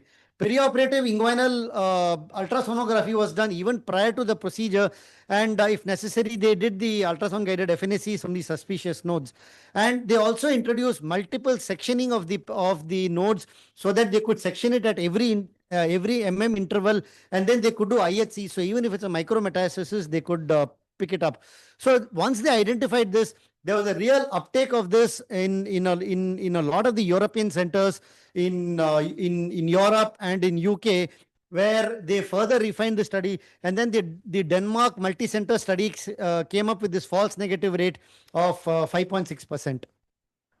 So it was a game changer, but then outside of these few centers in Europe, it did not spread really across the world anywhere else.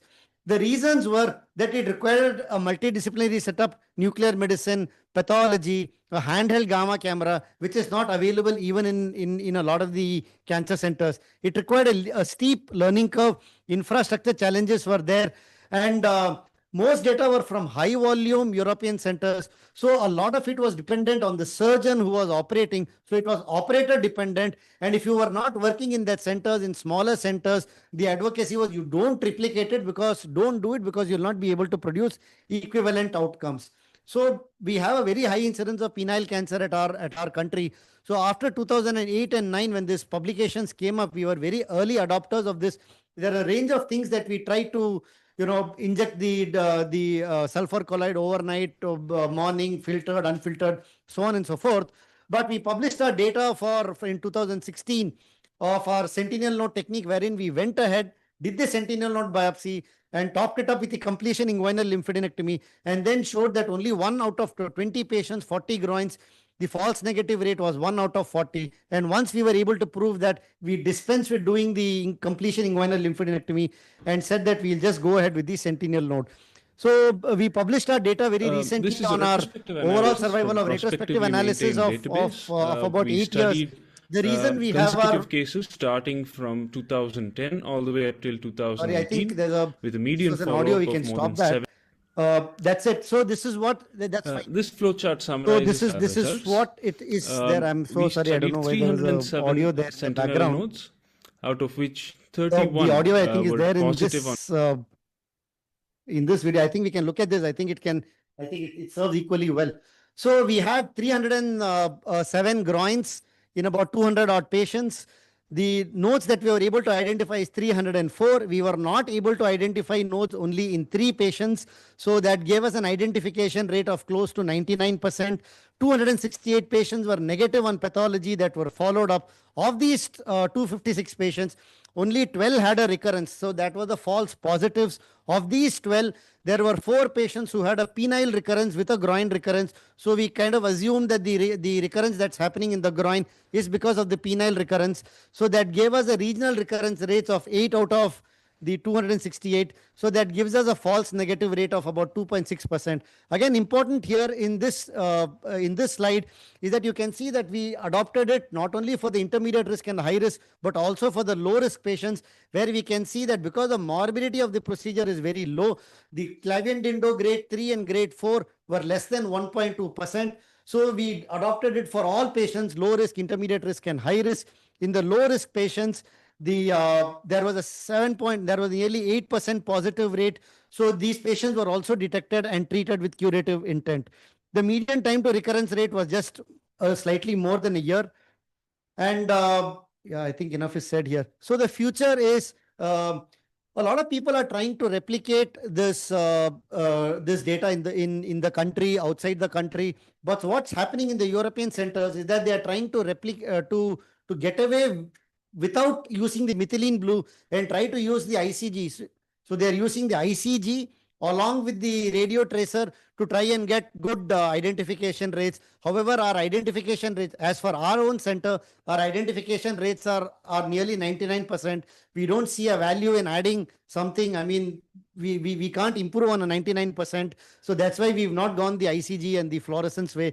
Robotic DSLNB is being explored. I don't know if Rakesh is here. So Rakesh is doing a study on trying to replace the radiocolloid with the methylene blue. So he's doing a study where he can do it with the ICG and the methylene blue, so that centers that don't have a radiocolloid tracer and can do this, so that the procedure can be adopted a lot more widely. We're looking forward to his results. And you have to be more accurate, you have to be more visual, and you have to be less invasive. So the take-home messages are: inguinal staging is crucial for cure. DSNLB is validated, accurate, and a less morbid alternative. Adoption is limited by resources and training. Our experience proves that it is feasible even in resource-limited settings. The future lies in technology-enabled mapping, maybe a robotic-enabled DSLNB or an ICG with a methylene blue or an ICG with radiocolloid. And like I said, DSLNB is like, dating. It's got a lot of high stakes, a lot of mapping, but the false negatives, they are the one that plays the spoiler. So don't fall for the false negatives. Try to minimize them. Catch the right one. Thank you so much.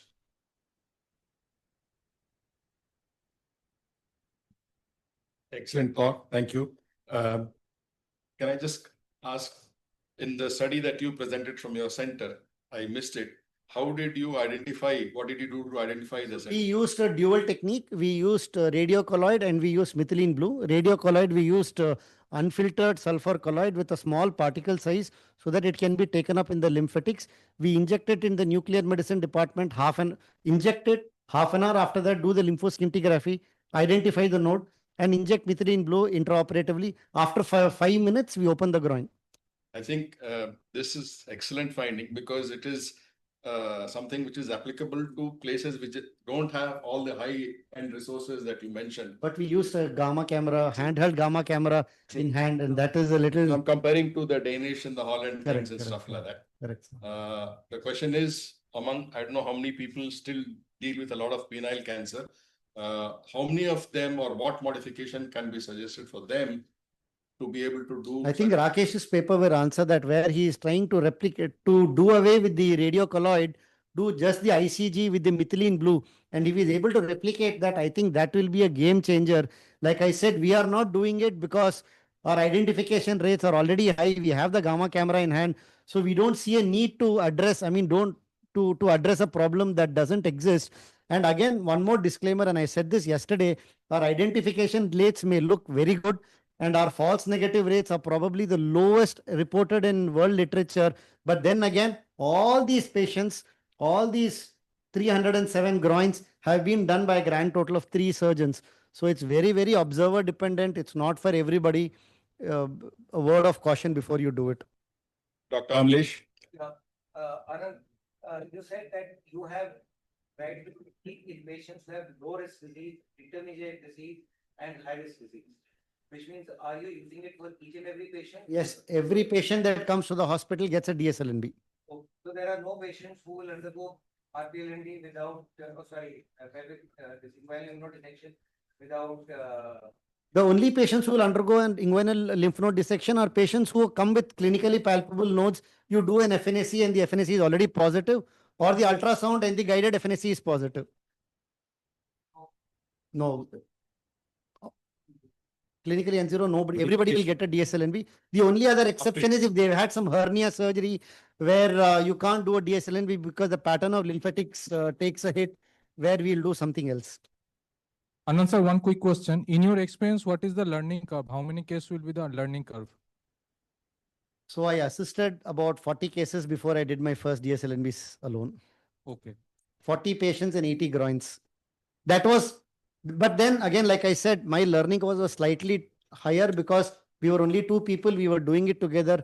But my sentinel node, I did it on my 41st patient. My other colleague who has done the sentinel node probably did it at the 20th or the 21st patient. So 20 patients of 40 to 50 groins, I think should be a good learning curve before you do it. Thank you. Again, it's eminence-based opinion. There's no data to support it one way or the other. Small modification, what you mentioned, because the handheld gamma camera is a problem like to have in every center. Only centers which are cancer centers and they are using in multi specialty discipline like breast and everywhere, then probably it's worthwhile. Otherwise, it's not. The penile cancer load is very low. So we have to negate that technetium. We are doing a double dye technique where you're using only ICG and blue dye. So ICG is given 30 minutes prior to the procedure. Patient in the pre-operative area before the induction, and BCG is our methylene blue is given on table at the time of induction. I think this is a very relevant and valid point for many of us practicing in different places. Thank you for highlighting it.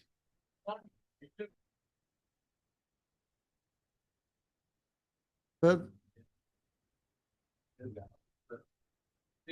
lymphoscintigraphy might show you where the node is, but when you open the groin on table, you can have additional nodes somewhere else also, which any node which either blue or hot.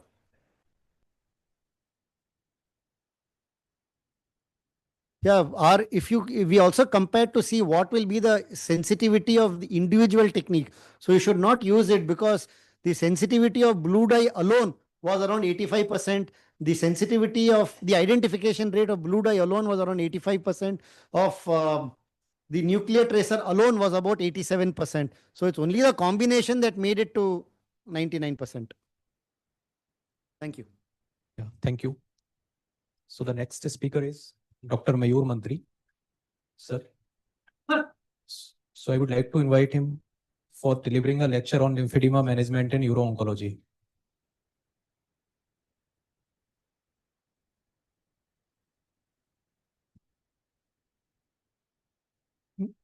Good evening, everyone. First of all, I would like to thank the organizers for giving me the opportunity to speak in the gathering of all the oncologists. So we all know that secondary lymphedema is caused due to obstruction of normally developed lymphatics, whereas primary lymphedema is caused due to abnormal development of lymphatics. Filariasis is the most common cause in India. Post-oncological lymph node dissection is the second most common cause in India, whereas it is the most common cause worldwide. So inguinal dissection is needed in various malignancies of perineal and pelvic region. And there are various types of inguinal lymph node dissections.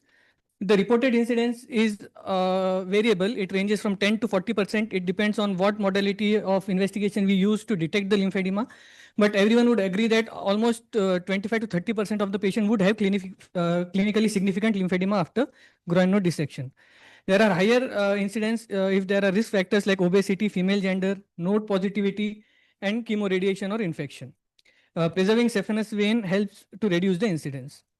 The patient would present with increased limb size, tightness or heaviness in the limb. There will be repeated attacks of cellulitis. In late stages, it affects the mobility as well as daily activities. And patient may even present with genital lymphedema, lymphoria or disfigurement. Ultimately, it affects the quality of life of the patient. So diagnosis is based on clinical evaluation with volume measurements and bioimpedance. Lymphoscintigraphy is gold standard for diagnosis of lymphedema. It would show delayed tracer uptake or dermal backflow. Although initially lymphoscintigraphy was the preferred modality, nowadays ICG is the preferred choice for diagnosis. It also helps in classification and management. With ICG, there are various patterns that would be seen on ICG like the linear pattern, splash pattern, stardust pattern or the diffuse pattern. This would not only classify and it would also guide in the management. With linear pattern, the chances of lymphovenous anastomosis working are more as compared to diffuse pattern. MRI is usually done to see whether it is a fluid dominant or fatty dominant lymphedema, and so whether reduction surgery or physiological surgery is more suitable.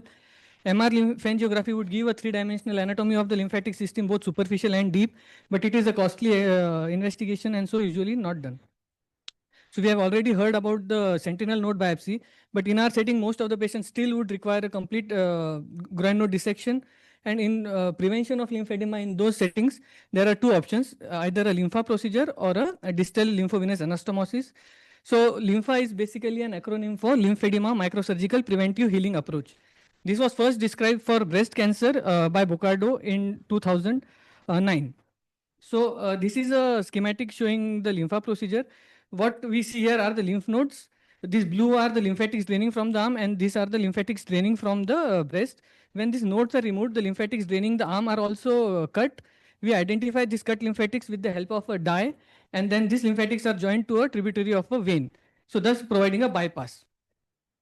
So it is important to identify high-risk individuals and so a lymphedema risk score has been given. So various high-risk factors like the age, BMI, previous operations, whether the current surgery is sentinel node biopsy or complete dissection, previous lymphangitis, signs of lymphedema already existing, radiotherapy and chemotherapy, all these are taken into consideration. A total score of greater than 5, the patient is a candidate for a lympha procedure. So outcomes of lympha procedures, various authors after Bocardo have published their outcomes. Most of these are for upper limb.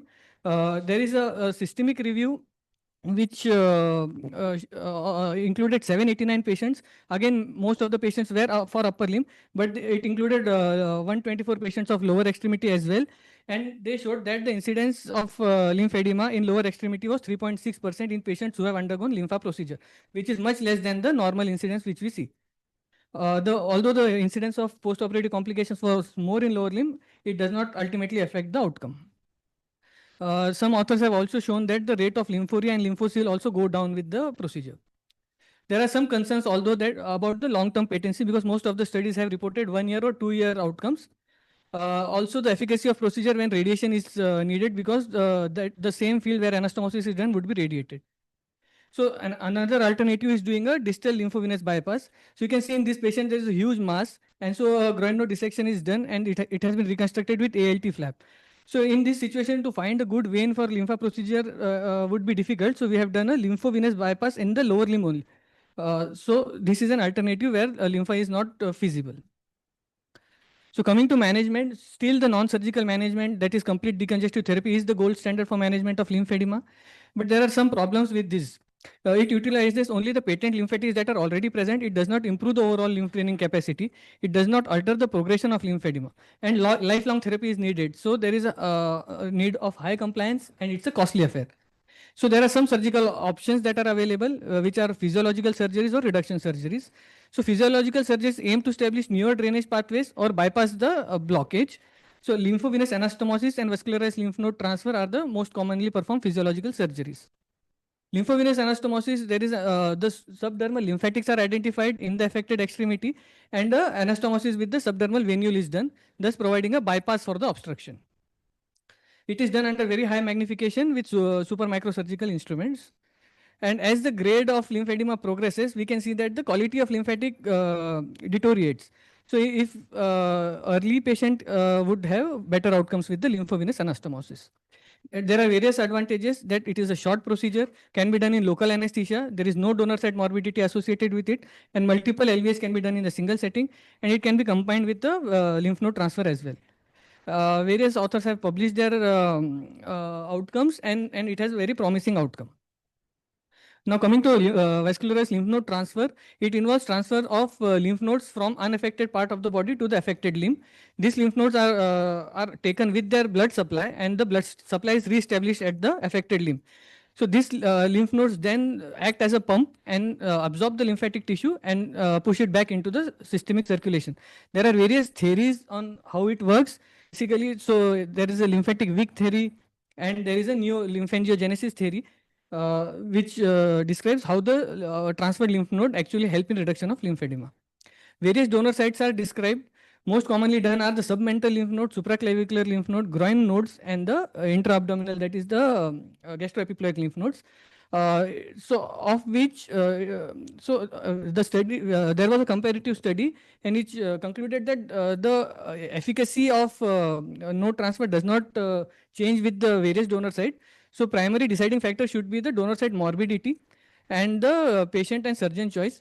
So our preferred modality nowadays is gastroepiploic lymph node transfer, because there is zero risk of donor site lymphedema with that. Various outcomes have been published of node transfer as well. And so this is a systemic review comprising of 24 studies, and they have shown significant improvement in more than 74% patients of upper limb and 53% patient in lower limb. Another systemic review which has also shown very good outcomes. Now coming to reduction surgery, so liposuction is the most preferred reduction surgery nowadays. In this, with the help of power-assisted liposuction machine, fibrofatty tissue from the affected limb is sucked out. It can be used as the only modality, in which case compression bandaging has to be constantly used, or it can be used as an adjunct to physiological procedures. This is a case example of liposuction. Other excisional procedures are not routinely performed. It is done only in very advanced cases, which is the modified Charles procedure, in which there is circumferential excision of suprafacial fat, and the donor and the area is skin grafted. It has a poor outcome when done, and so graft loss is also very high. So it is usually avoided. This is an example of debulking for genital lymphedema. To summarize, the prevention of lymphedema is possible. Physiological surgeries have shown promising results, and the results are best in the early stages, and reduction surgeries can be offered at late stage. Thank you.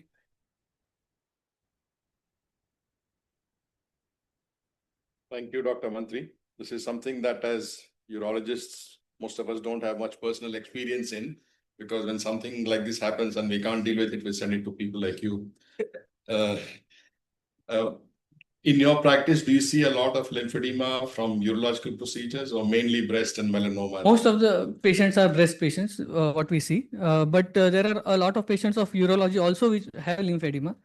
But my personal experience is I have operated more patients of breast and less patients of lower limb lymphedema.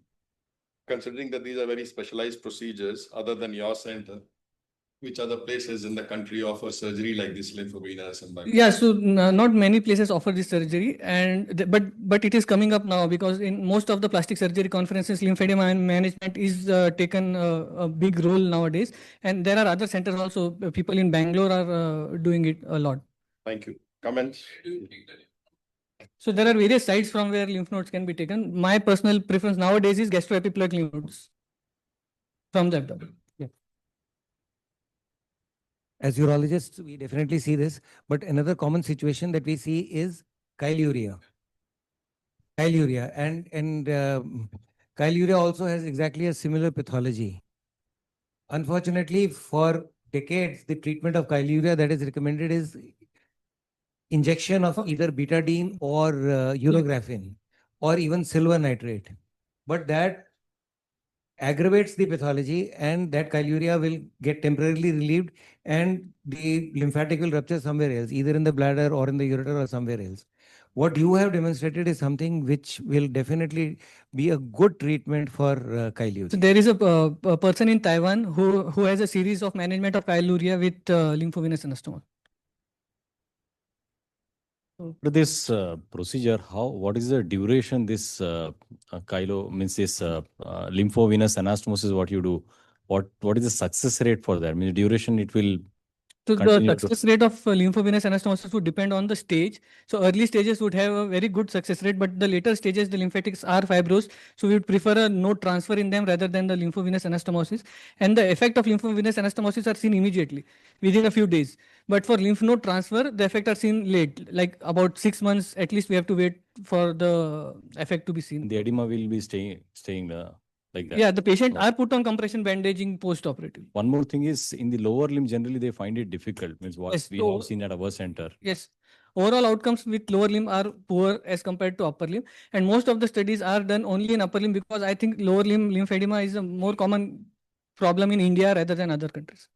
So it's very counterintuitive because the most of these lymphedemas that happen in the thigh, and then the anastomosis.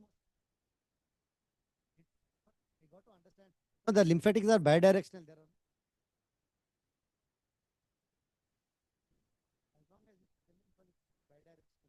that's one.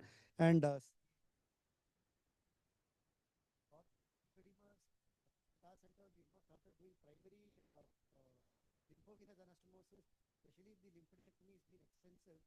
one of the plastic things that our plastic surgeon said was that if you do it on day 0 along with the surgery, the lymphatics are not dilated Not very dilated, well. yes. So we do the lymphadenectomy, wait for about a week, by which time there will be some edema, and then the lymphovenous becomes a little better. Yeah, the person who has popularized it also does it 2 weeks after the surgery, but then there is a problem of taking the patient back into it. And most of the patient won't agree to that.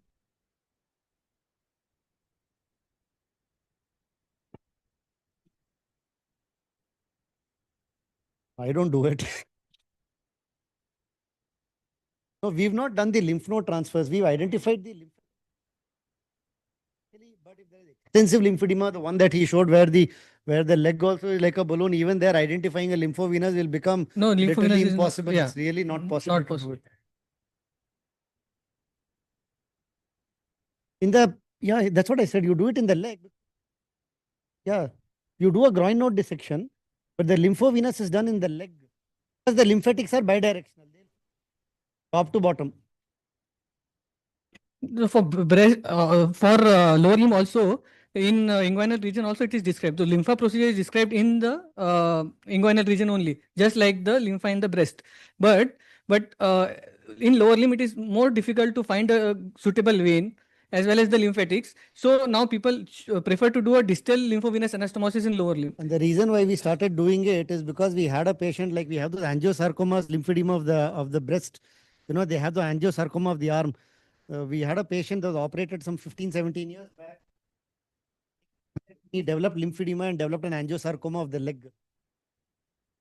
We thought that, maybe preventing this earlier might be slight. I think we can conclude. Thank you. Thank you, sir. So I would like to invite Dr. Amit Joshi, sir, to deliver the concluding lecture of this session on the strategies of minimizing the short and long-term toxicities related to the BEP chemotherapy. Thank you. So this talk is primarily for a medical oncologist, but I don't know how many are there, but still. This talk comprises both some of the evidence and some of the personal experience which we have gained over a period of time by treating the testicular cancer over a period of time. So I think the part of this has already been covered by the Amandeep, and his talk was supposed to be after my talk. So the best way to minimize the toxicity is to de-escalate the treatment. So as we approaches the cure rate of close to 80-90%, now the whole lot of stuff on the de-escalating treatment, because some patients are being over-treated and the toxicity of the chemotherapy, which may be sometimes the delayed side effects may be the culprit for the bad quality of life in those patients. So like Aman discussed about that, now we are consistently using 1 cycle of BP for stage 1. Few years back, it was the stage 1 treated with 2 cycle of BP. 1 additional cycle of BP cut down. That is the one important changes which have done in last 3 years. Similarly, the other thing which we have realized over a period of time, that for a stage 1 seminoma, for stage 1 NSGCT, sometimes the tumor markers are high.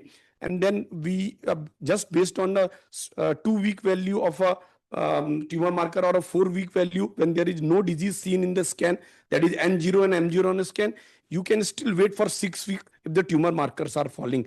Because if you decide to give a treatment when the tumor markers are falling, then it will be stage 1S and the patient will receive 3 cycle of BP, whereas patient might have a stage 1 disease only. So if the tumor markers are falling, there is no disease seen in a scan in the retroperitoneal lymph node, no metastasis seen in the lung and other part of the body, wait for the tumor marker to fall down. You can safely wait up to 6 weeks.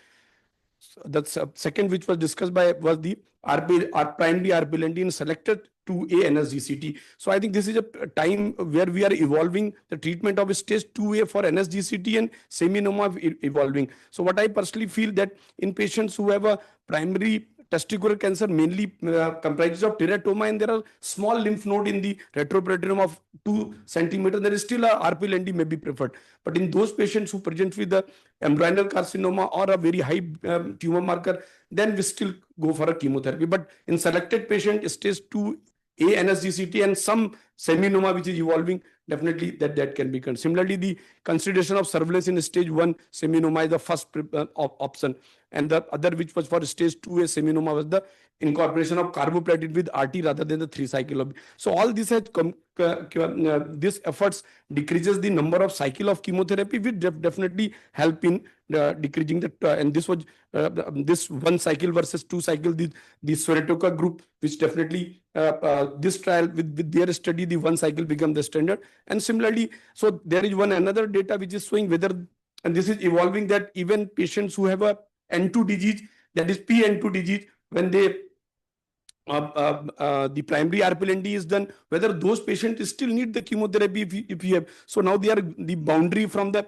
N1 is going up to N2. So do an RPLND. If there is no disease, patient might not need chemotherapy. So it's a plus point for the surgeons and a negative point for the medical oncologist, that the role of surgery is coming in even N2 disease also. So when we discuss the toxicity of the BP chemotherapy, there are some short-term toxicity and there are some long-term toxicity. So for the short-term toxicity, the hematological, pulmonary and nephrotoxicity, and sometimes we use the abbreviated BP for initial.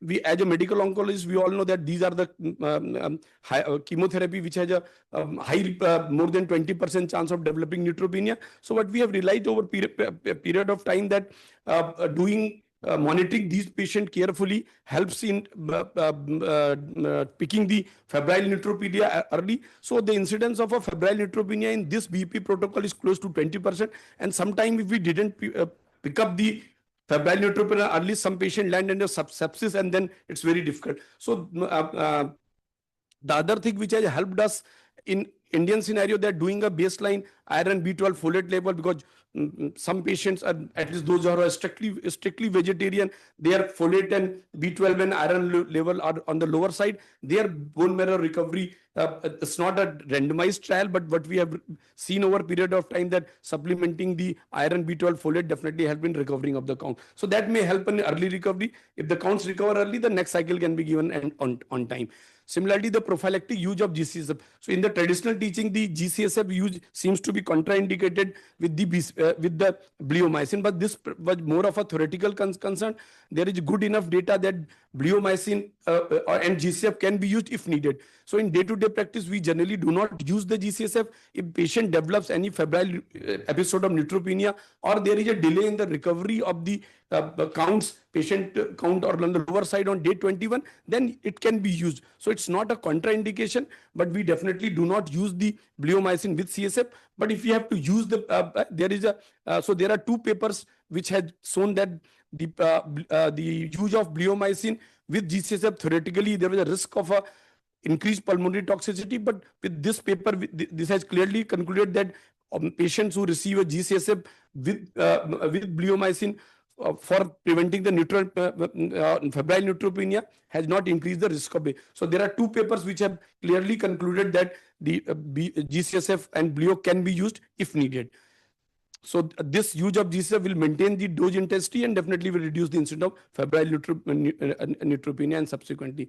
Similarly, the other complication which is very commonly discussed or happens is the pulmonary toxicity associated with bleomycin. So bleomycin is a drug which has at least the 10% chance of developing the bleo-related toxicity, and these are the all risk factor: advanced age, renal insufficiency, cumulative dose. So this is one of the study which was published in around 2002, which have looked into the factors which are important for preventing the bleomycin lung toxicity. So what the author of this study, close to around 60 patients were in this study who developed the bleomycin toxicity among 850 patients. So they looked into the risk factor, and what they concluded that the age more than 40 years at the bleomycin use, the stage 4 at that time, because at that point of time the TNM staging was used. So age more than 40, stage 4, GFR less than 80 at the time of first bleomycin dose, and cumulative dose of bleomycin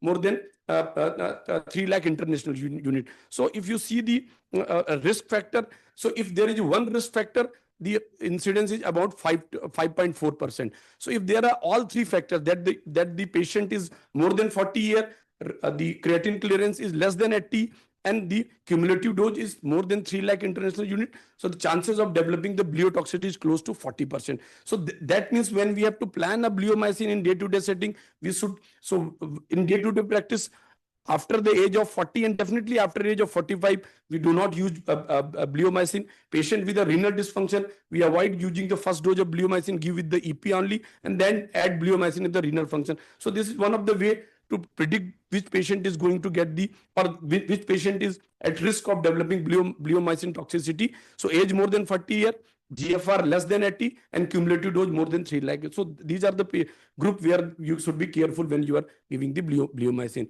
The PFT monitoring, it is routinely we do in our practice, generally after every 2 cycle, and the bleomycin should be discontinued when the DLCO falls below 30 to 35% of the pre-treatment value that we do in our. Similarly, when we looked our data, we found the incidence of a bleotoxicity is more or less same. Around 13% patient develop bleomycin toxicity in our setup, and the mortality is close to around 2%. So out of 300 patient who received the bleomycin, close to 2% died because of the toxicity. And it's very unfortunate to see a testicular cancer patient dying of a bleomycin toxicity. So we have to be careful with that. So what are the clinical tips for detecting the early bleotoxicity? How we can detect? Patient education is very important, that they have to report the early onset of cough. Sometimes they ignore and just viral and all that. By the time so it has to be informed to them that new onset cough, please inform us. All treating team members, including the junior staff, the medical officer, nurse, should be aware of asking the leading question regarding the new onset cough. And all bleomycin administration should be done after consulting the senior member of the team. if there is any doubt regarding the bliotoxicity, it's all I have realized over a period of time, it's better to overdo an investigation rather than, so doing a one HRCT will not be much harm, but missing one blio. So keep a low threshold for doing HRCT if there is a chance as well. And definitely avoiding the blio in a patients with the extensive lung metastasis like in choriocarcinoma. So avoid in those group of the patient. That helps in preventing the toxicity. Nephrotoxicity, we all know that most of the time in our Indian scenario, patient presents with a large volume of disease with renal dysfunction. So what we have realized over a period of time that proper hydration and all will help in this. Similarly, the use of a PCN tube helps in that, but avoid putting a PCN if the creatinine is under control. Similarly, sometimes when patient presents with a large volume of disease, don't give them the BP first, give them a small cycle of EP, let them recover with that toxicity, and then giving first cycle of full dose BP sometimes land in a complication. Similarly, there are data to suggest this. Nausea, vomiting, all medical oncologists are very well versed this. Then comes the late toxicity, and if you see the plethora of late toxicity, whatever, if you see the incidence, some late toxicity is close to 86% and 50%. The dyslipidemia is close to 86% of a survivor. These are the number of survivor who develop the dyslipidemia and hypertension. So this toxicity is close to, if you take an average, 25% patient will develop some or other. So they are cure of the disease, but they are getting some or other complication. So I think fertility and sperm quality, what we have realized that over a period of time that the sperm banking should be advised in all patients without fail, because 50% of the patient will have an inherited deficiency. And now the techniques are coming in further way. We can utilize this technique and involve an andrologist, preferably a fertility expert on day one when the sperm number are on the lesser side. Similarly, the endocrine hypogonadism, when one testis has gone, so some patient may develop the what we call as a less testosterone because of that. So checking regularly testosterone level will help. Similarly, the psychological issues, regular consultation on follow-up definitely helps in developing this chronic fatigue, which is not much discussed, but definitely it is described. So whenever patient comes for follow-up for a testicular cancer, we need to check with, regarding this, and definitely the exercise in all way helps in that. Similarly, the cardiovascular morbidity, mortality and morbidity is 3 times more common compared to the normal population for the testicular survivor. So what we have realized, even the metabolic syndrome, which comprises of is also more common. So what we have realized that yearly monitoring of BP, weight, lipid profile, blood sugar in survivor and emphasis on a healthy life is definitely helpful in these patients. Second, cancer incidence. So that the cumulative dose of etoposide definitely causing them the second malignancy, which is close to around 2%. Patient is cured of a testicular cancer and dying because of the second malignancy, and especially the leukemia, the AML because of the etoposide. So avoiding the etoposide further. So this is one of the paper which we are using that in patients who have, that is important for our aspect, that patient who underwent RPLND, and if the RPLND specimen shows a viable disease, but if the viable is less than 10% viable cells, there is a good data which suggests that post chemotherapy RPLND, if the viability is less than 10%, patient doesn't need the 2 cycle of adjuvant chemotherapy. You can avoid the chemotherapy if the viability is less than 10%. So now in TMH, we are routinely asking our pathologists to tell about the viability in patients post RPLND. So that will, and that what we have realized over a period of time, that we should have a survivorship clinic that is that should be away from the normal patient. The survivor should come in a different OPD. The protocol should be different. Their blood investigation should be different. So we have started the survivorship clinic. It usually now we are running twice a month. So all survivor we are calling all day. So we are trying to segregate, and the problems of a survivor is different from the ongoing. So only doing CBC biochem electrolyte and AFP beta HCG is not the right way. So we are working on this, and I think I will end with my slide regarding the testicular cancer. So this line Dr. Banavli sir used to present. The doctor tells us there are certain diseases that are incurable. Do you know what an incurable disease is? It is one that the doctor doesn't know how to treat. The disease has no objection to being cured at all. And I think testicular cancer and acute promyelocytic leukemia are the best example that we know how to treat, and then whatever incurable has become the curable at this point of time. So thank you for your attention. Excellent talk, sir.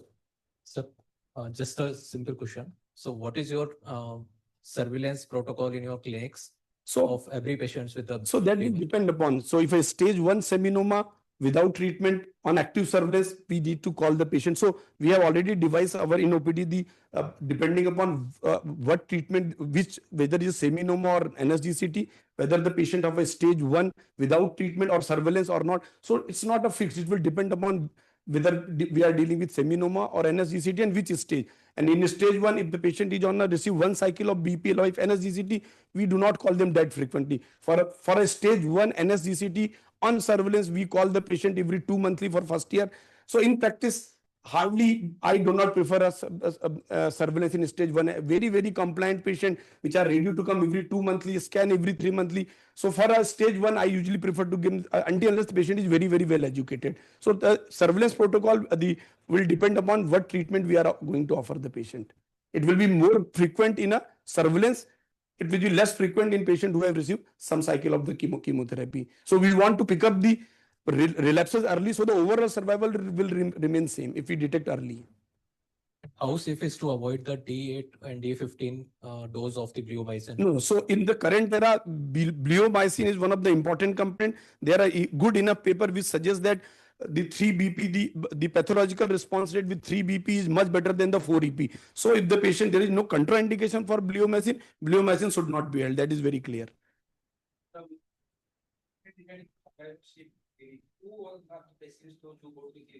So what we have decided that the patient who has completed 1 year of the treatment, 1 year. Yes, completed. It's arbitrary definition. It can be 2 years, but since we are calling the patient after 1 year. Is it exclusive to a testicular tumor or is actually all the point tumor? of time we have testis and the penile, we are thinking the breast and all that, so that will be too much for the handle. So their DMG, they are planning there. So but we are at this point of time the penile cancer and the testicular cancer. In our tumor board, when we presented for primary RPLND, never it gets through because the concept is not changing. So I think it's the philosophy of the time. So for a seminoma patient with a 2 centimeter retroperitoneal lymph node, giving them 3 BP, sometimes we say, is it really required? The toxicity, are we really justified giving a 3 BP for a 2 centimeter lymph node? So that is the question. So it's an honest decision from it. Should not be a question of ego. So if we feel that, so now we have started the SAC protocol. We have already started using in what percentage goes for primary RPLND? What percentage? Among stage 2. For what I personally feel that for 2A still, for 2B I don't agree with NJC. For 2B, so a lymph node of a 4 centimeter going for RPLND, I usually do. For a 2A we are, so if I have to select the patient, it should be a patient without very high tumor marker at the time of diagnosis. It should have not have a embryonal carcinoma, which may have a potential to metastasize through the blood route. Patient have a mature teratoma, 60-70% the testis. Those I prefer for a primary RPLND. In the landing zone too. In the landing zone. Yes, it should be in landing zone. Yes, it should be in landing zone. Thank you. So we summarize the session. It has been a great end to the day with the panel discussion still up and coming. It has been a mixed bag of really hard-hitting topics spanning RCCs and penile and as well as the testicular cancers. In the beginning of this session, Dr. Ricky Fraser has discussed regarding the place that avelumab and axitinib is making in the myriad of options that we have for metastatic RCC. It is a combination that is giving us a very promising disease control rate, rapid response rates, and it is also working on important parameters like quality of life and a promising OS with a separation of the Kaplan-Meier curves at the tail. Dr. Piyush Bajpai has spoken and summarized the role of enfortumab vedotin in the management of cisplatin ineligible and as well as the metastatic urinary bladder carcinomas who have failed on the GEM-CIS combination as well as avelumab maintenance. This is an extremely promising drug that is making its place in our clinical practice with an improvement in the OS and a drastic change in the overall response rates, though we all know that management of its toxicities, especially the neuropathy, the skin toxicities, is actually a learning curve. And the more we use it, the more we learn about it. Dr. Amit Joshi sir has, of course, given us a great framework for the importance of risk-adapted choice of treatment in the stage 1 and stage 2 germ cell tumors, where we should intelligently choose our patients, where we can de-escalate the treatment to prevent the long-term toxicities of the treatment.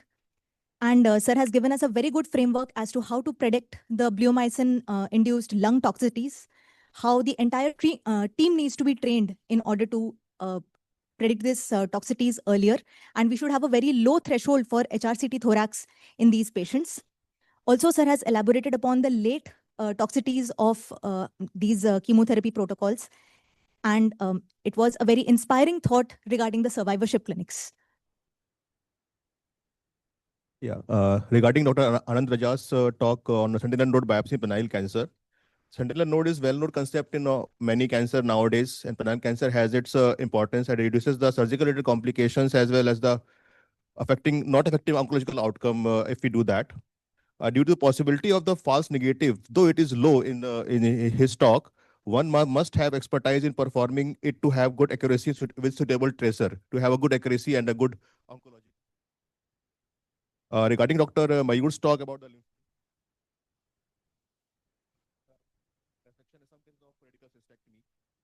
due to lymphatic disruption, and it is difficult and it becomes irreversible.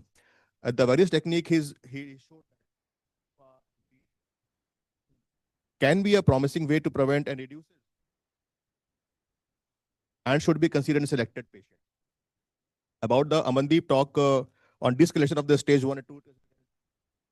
These patients we all know lives they have right to have a good quality of life, and the aim must be minimize that, which can be achieved by individualizing treatment based on disease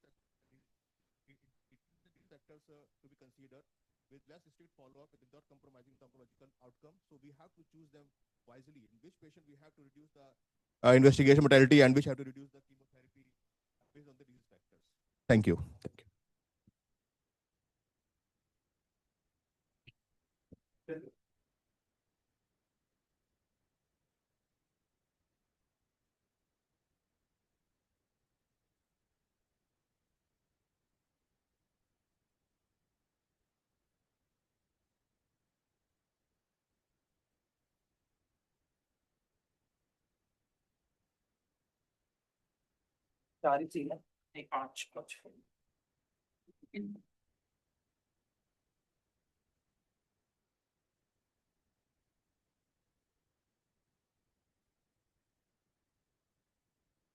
May I invite Dr. Bharat Rangarajan to moderate this panel discussion.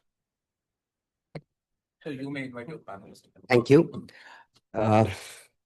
Thank you very much.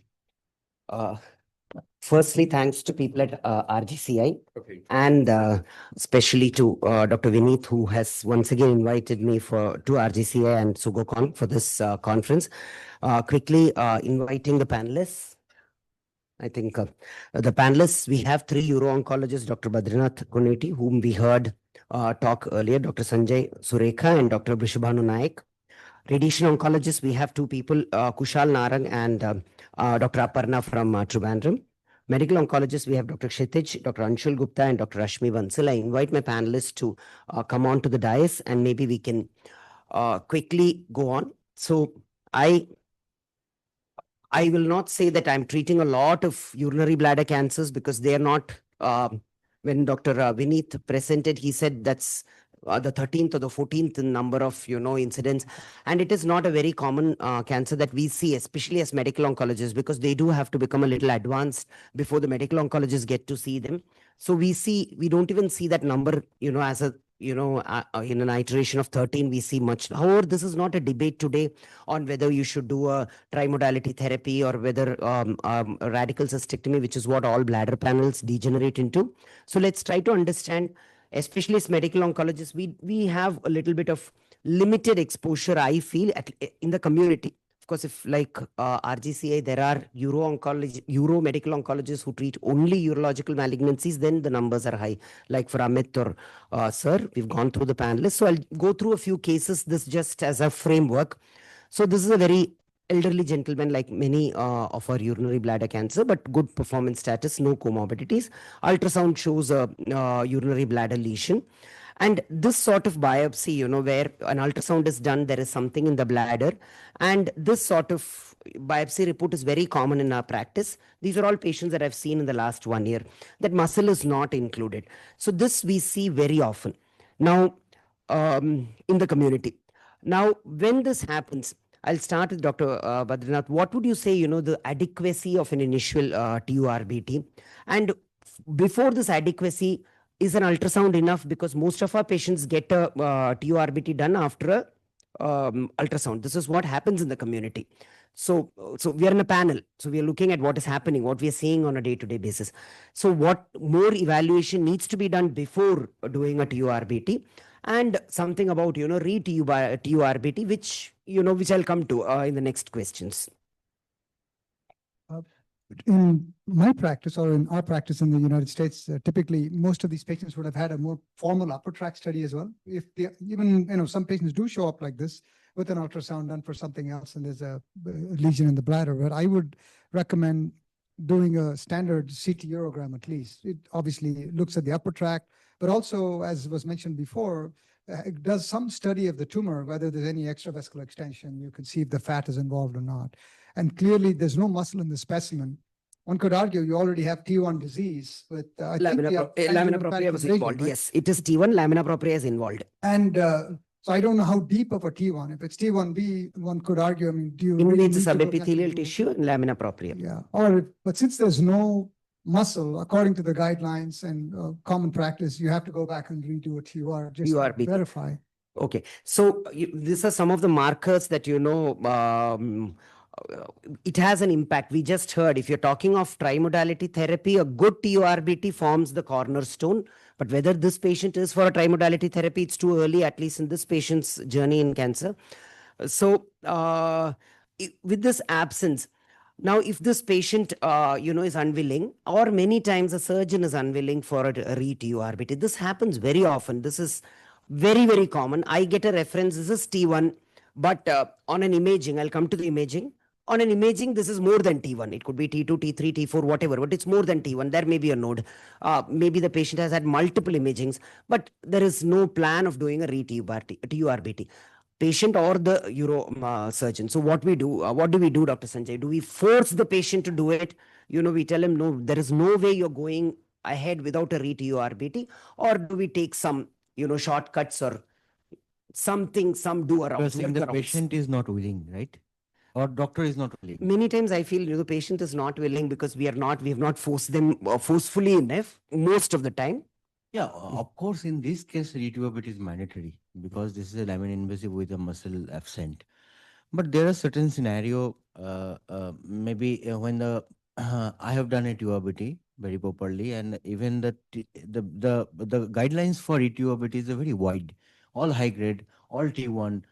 So if I have done a very good TURBT and the muscle is present and this superficial T1A, so okay, fine. I have done it in my institute, and I'm confident that it's not going to upgrade. It's fine. It's not going to upgrade. This is many times that surgeons do say that. Look, even if I go in, I'm not going to get more than this. This is what. So depends on if I have not done the TURBT and it's coming with a T1 and no muscle and. But there are instances where you would not go ahead if you're very confident that you've done a good job the first time.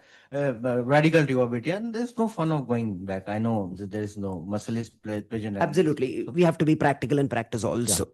And the patient is going to ask you when you come to the next report. Last time you said this, it's T1, and now you're saying T1. Why did you subject me to another? Patient is going to ask that question to you. If you have not actually changed the stage after the patient wants a difference, patient wants a different report. Yeah, no. So if you see our institutional practice and our own data, though re-TURBT yield is less than 20%. But if you see even in high grade T1, but if you see in the worldwide, it's maybe 40%, somewhere 30%. So it varies. If patient is coming from somewhere else, then it is different for me. Okay, Dr. Ankit. So if they are not going at this point of time, how will you evaluate? What all CT scan is what Dr. Badrinath suggested, but what would you do? If a CT scan is not done, it's an ultrasound and then followed by a TURBT. What all imaging are you going to do? Either a pre-TURBT or a post-TURBT? So a CT scan is something that I would like to do pre-TURBT. No, it's not done here. So now what are you going to do? So I would again, if the patient is coming from outside, I would counsel him that I would like to do a cystoscopy and a re-TURBT. If he does not agree for it or there's some reason that it cannot be done, then the other role for imaging would be an MRI, but that would be at least 2-3 weeks after the TURBT has been done. If You have to want to wait for look 3 muscle weeks. invasion. So, do we use PET scans here, Dr. Badrinath? Are you using? See, this is one place where you can't blame the medical oncologist. We hardly see these patients at this stage, you know. So if you get a PET scan, it's because someone else has ordered.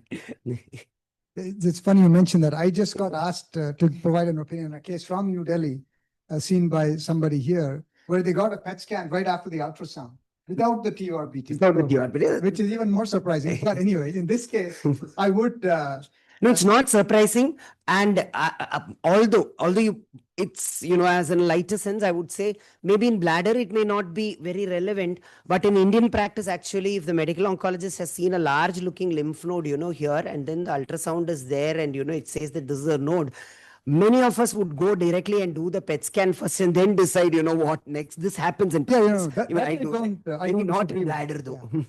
But in this case, yeah, I would do a PET scan, especially if you're suspecting it's got angiolymphatic invasion, probably deep T1. If you do a re-TUR, you'll probably find some muscle or at least deep T1, and maybe a candidate for either neoadjuvant therapy or even cystectomy. So I would do a PET scan in this patient. If they have muscle invasive disease, I routinely use PET scans, but you have to be careful how you do the PET scan. So you drain the bladder, so you actually get the imaging of the primary tumor as well. Okay, this is, you know. Just I have to. Why do you think the PET scan will score over your routine standard CCT? Good question. So we actually did a study. You know, I took 50 PET scans and sent it to about 12 different uro-oncologists around the country without telling them the findings. And we sent them just the CT images and then sent the PET CT images. 17% of the time, what they found on the PET CT images changed their management. You know, whether they found, I personally have found like one patient with a lymph node in the cervical area, which I would not have gotten if I'd just done a CT here. I found lung nodules. So you do find occasionally patients who you will completely change the planning because of a PET scan. Sometimes don't you think sometimes the PET actually picks up some lymph nodes or something in the mediastinum, which is actually not metastatic, but that will again change your management from a curative intent. You'll think the patient is having metastatic disease, you will just don't offer him curative treatment. No, not necessarily. If you find mediastinal nodes, you'll probably do a mediastinoscopy or you'll do a biopsy of some sort to rule that in or out. You could find a second malignancy. You could find obviously metastatic disease, or it could turn out to be nothing. So in the interest of time, I think, you know, we'll move ahead from the question of PET because the point here is that PETs may be useful, but after a TURBT, after a re-TURBT, after establishing, you know, the property stage, then you might do a PET in that situation. It may occasionally show a second malignancy or show up a distant metastasis or a nodal metastasis that might not have been picked up otherwise. So how often or is anybody practicing you know, dynamic PET scan? That is a PET scan that is, you know, done with very early images as the dye is, as the FDG is being pushed. These are from the institution where I used to work previously. These images are done. They have also published and presented the paper in the Nuclear Medicine Conference recently on dynamic PET. Is anybody practicing a dynamic PET? I know some vague theory about it, which I can give. No, I don't believe we are doing dynamic. So routinely you are not practicing, but we are also doing some project on dynamic PET. So it's an ongoing project. So it is just that, you know, you do the PET as soon as the FDG is injected before the FDG comes and fills in the bladder. And only if the disease is actually infiltrating the muscle, the tumor will show up on the PET. There will be FDG enhancement in the early images. If on the other hand, it is a non-muscle invasive tumor, the dynamic PET, the early PETs before the bladder, the tumor is usually non-FDG avid. So early enhancement with the, not enhancement, early FDG avidity before the bladder fills may indicate muscle invasion because, you know, it's going So from this is useful because the FDG is filled in the bladder and confuse the bladder before the bladder fills. So it is, that's why it is useful So because it before the differ between TA, T1 and T2. So TA, T1s don't have FDG uptake in the early dynamic images, whereas T2 will have. So this, I think we had 2 sessions, both Dr. Vineet and Dr. Badrinath spoke on this.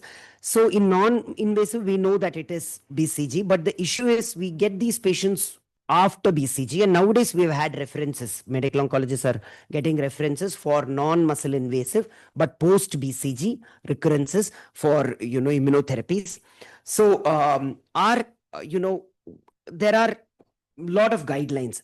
So do we still say that, a non-muscle invasive T1 recurrent, do we go for radical cystectomies or do we offer non-radical cystectomies at this time? We go for different sort of intravesical therapies. You presented on different forms of interferon adenoviruses which secrete the interferon, and of course newer agents, chemotherapeutic agents, gels. So what would we do? I think you have to discuss with the patient. You need to discuss and tell exactly what the patient wants, because the BCG is the most. Everybody wants their bladder. It is a T1 tumor. There is no node here. It is recurrent BCG failure. Everybody wants a bladder. You cannot say that a patient will, No, I think you have to be very idealistic and very practical with the patient. You have to tell what is the future if you preserve the bladder, what is the chance the patient can progress, and ultimately they end up requiring radical cystectomy.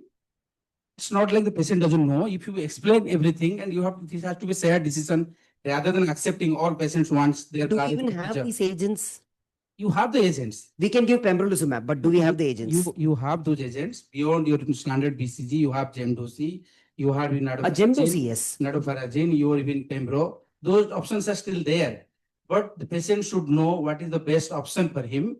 If the patient is okay for a radical cystectomy, so that option should be on the table. Just because it's a radical surgery, you cannot take that off and you just give the patient options of bladder preservation without discussing the radical cystectomy option. But wouldn't you like to keep the radical cystectomy for a salvage?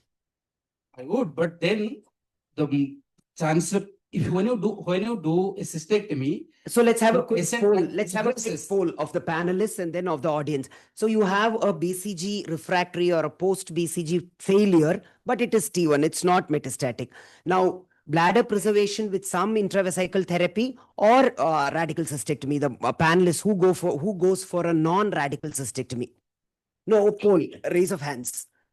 Oh, see, one surgeon is there with us. Okay. And amongst the audience, non-radical cystectomy, or there are a few takers for no radical cystectomy. Okay.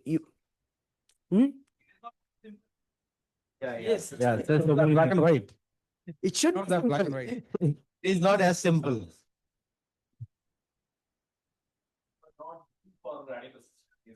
Yes. No. Some of these studies, most of these studies are phase 2. So, we don't know the criteria. Or not a candidate. Not a candidate. It's not just not willing, but many of them not willing. Yes. So there are so many factors, as I said, there is CIS or not, when it recurrence happened. So there are so many factors. So it's not as simple as you are. No, I'm not arguing. I am the moderator. I'm balanced here. If he says that, you must give the radical cystectomy option, 50% you must give the non-radical cystectomy options also. You discuss everything with the patient. Let the patient decide. Tell everything to the patient. We do say that, but ultimately I feel most of us end up at least pushing the patients, on a 49-51. We do push. Doctor, you tell us what to do. This is the actual scenario, at least in India. So I'll go quickly to case 2 because, I thought we'll cover at least 2-3 aspects. So I think from this discussion, we do need to do a re-TURBT whenever feasible. If it's absolutely not feasible, maybe imaging with a good MRI, maybe a PET scan, maybe dynamic PET, as sir also says. Just add a question. Yes, definitely. Sanjay added. Though the guidelines recommend all high grade and all T1, even if muscle present or absent in the initial specimen, they all should have a re-TURBT, restage TURBT. But there are situations, the restage is not only actually for upgradation, it's also sometimes for the residual disease. It all depends actually what was the initial pathology. Suppose if the tumor is less than 3 centimeters, solitary tumor, and you have done a TURBT, the deep specimen shows that it's not always. Suppose if it is a 5 centimeter tumor, it is very, very unrealistic for anybody to take deep resection from all the parts. Agreed. So in those cases, restage is mandatory. So if it is less than 3 centimeters, you have taken deep from all sections. So in those cases, you can actually avoid. Yes. Understood. So re-TURBT whenever feasible, but if it does not fit into the tumor profile at that point of time, we do image and go ahead. And if the tumor definitely on imaging is more than T2, then we take decisions based on imaging. So that would be the take home this thing. And for recurrent BCG non-responders, both options to be discussed. Still, the surgeons still want to discuss the radical cystectomy option. Sir is smiling. There is my Even senior in medical college. oncologists would want to discuss that, but keep it on the table. Keep it on the table. While giving. Discuss. Yes, definitely. So the second case, quickly moving on, a young businessman with one episode hematuria, polypoidal mass, and TURBT done, high-grade TCC. This time there is separately sent deep biopsy, which is infiltrated by the tumor. But on the image, it was slightly more than that also, but at least T2. Patient is willing for radical cystectomy. So this patient has been seen, counseled, everything has been done by the urologist. And so this patient, again, Dr. Mishra said that, you have to discuss cystectomy. Now I'm putting the other question to the surgeon. Would you even suggest he's had a good TURBT, optimal TURBT?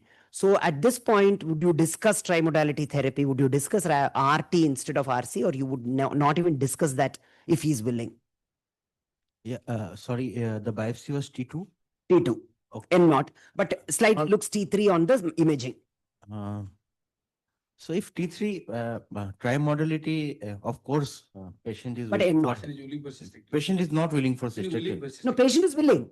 But would you discuss? Sir said you have to discuss radical cystectomy. I have already baited him. He said you have to discuss radical cystectomy for a person who is, Why he is willing for radical cystectomy? That means somebody has counseled him, right? Yes. So I have counseled him for radical cystectomy with pros and cons and the quality of life impact on the diversion and everything.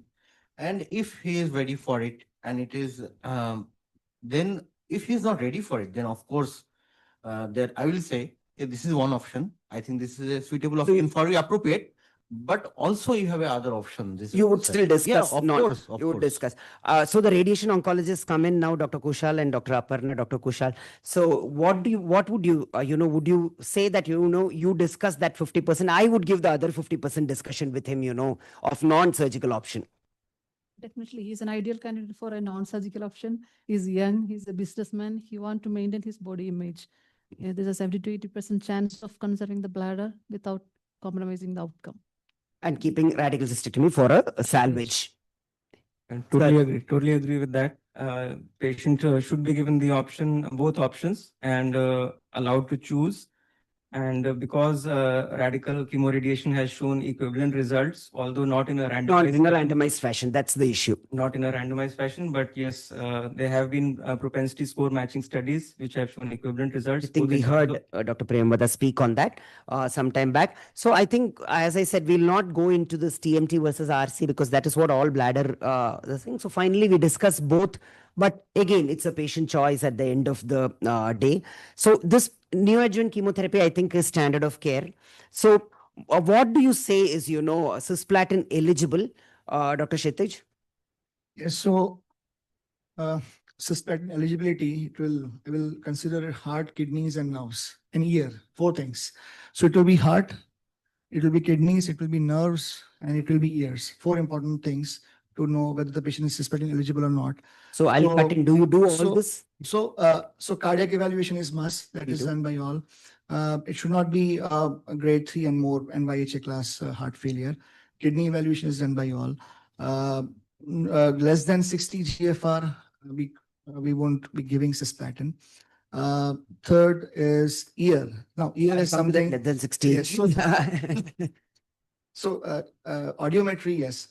Personally, I don't do audiometry. I'm also not doing audiometry routinely for all cisplatin patients. And remember, these are old patients with presbyocusis already. They're all coming hard of hearing, old men, old women, and we don't, at least I don't do as a routine. Yes. So my question is, we have started doing audiometry for all patients now. But do we all do GTPAs, for the EGFR? No, we are happy with the creatinine. Creatinine EGFR clearance.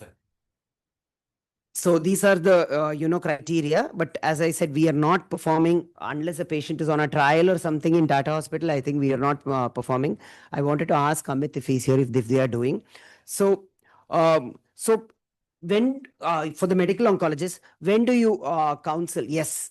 Is it 60G for, is it the, your hardliner for it? Or No, we are coming to that. We are coming to that. So, when do you count, Dr. Ankit? You know, do the surgeons themselves now say immunotherapy bhi bolenge? They'll tell you to take immunotherapy and then send across.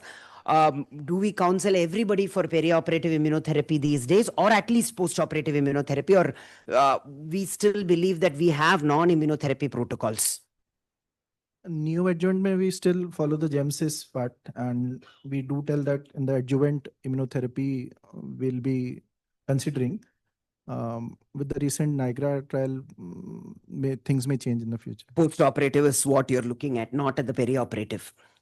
Perioperative, post NIAGARA. Yeah. Post Niagara, okay. So what is the uptake now, for immunotherapy? Hardly in my practice, nothing. I have one patient on perioperative immunotherapy. Yes, Dr. Badr. I've been pushing our medical oncologists, but they're waiting for OS data on the Niagara, so they're reluctant to I start think, since it just got read out and the Indian approvals have just been as recent as few weeks. Yes. Yeah. So I think it does make a case for discussing it with the patient. We'd be wrong if it not discuss it with the patient, with the caveat of OS data and frankly, even the EFS data, not being there, with the median number of events not reaching there. But in the higher stage ones, and I think we'll be discussing Niagara in the few slides, I still would consider giving Niagara or at least discussing it with the patient at least. Upfront. Sir, if perioperative has Has to be given, yeah. Okay. So, Dr. Rashmi, between, do we go for chemotherapy? And if we go for chemotherapy, where is DDMVAC? Sir presented also, I think, Yes. Chirag sir presented. Yes. DDMVAC was never in, there was one trial. There was post-operative Pembro in the, Pembro patients were there in the DDMVAC. They had taken. But generally, we are not giving. What is your take on this? So slowly, the toxicity profile we are able to manage now. In our center, we have a data here with us, and DDMVAC we are able to give, and You are we are able, giving yes, DDMVAC. we are giving. Other centers, DDMVAC. We're happy with them. So the surgeons, are you happy with DDMVAC? My surgeons, the persons who say, tell me, don't give this DDMVAC and send the patient to us. We send a good walking, talking patient to you. We send a walking patient to you. You ask her, very good. But toxicity is quite bad. Then they come back. So they say, nice operable fit patient we send, and you send a patient on the wheelchair back to us. We can't operate on him now. He'll come back. So He comes back early if you do. yes. He comes back early. So that means it is toxic. Okay. 2 weeks. Yeah. There's 4 weeks. So that is why patient comes Like early. So how many medoncs are routinely giving DDMVAC for fit patients? Like a 54-year-old guy like this? Definitely patient selection. Yes. How many medoncs? There are only few medoncs. Raise of hands, sir, Vineet sir, Maka, no. Here on the panel.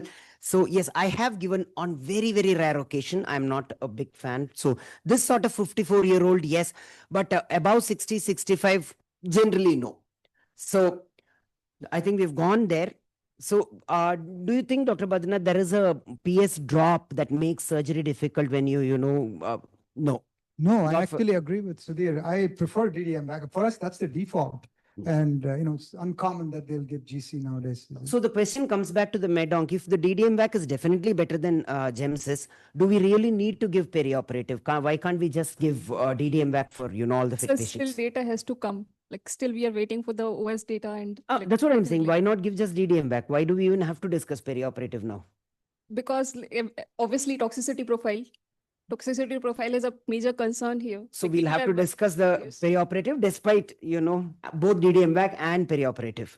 So if patient is fit, patient is fine, we should give option of DDMVAC. Only. And would you plan immunotherapy after at any point of time in adjuvant for this patient? Depend on later what comes in pathological. Okay. Yes. So DDMVAC definitely is better when you're comparing it with GEMSIS, but we don't have data in the immunotherapy milieu. Yes, sir.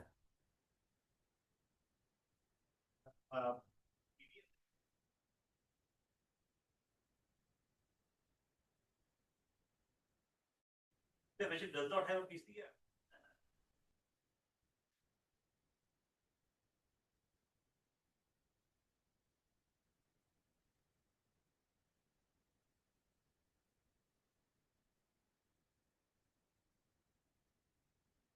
would that come? I'm not sure if the trial will ever happen. I'm not sure if the trial will happen because already the GEMSIS Durva has become, if the OS data comes, that becomes a standard of care. I don't think after that anybody will do a DDMVAC plus immunotherapy unless the Nivo or the Pembro guy wants to compete that way. Feel. 10% Westport, 10%, 8%. So just stability. What would be the rationale of giving Durva. But the trial had for everybody.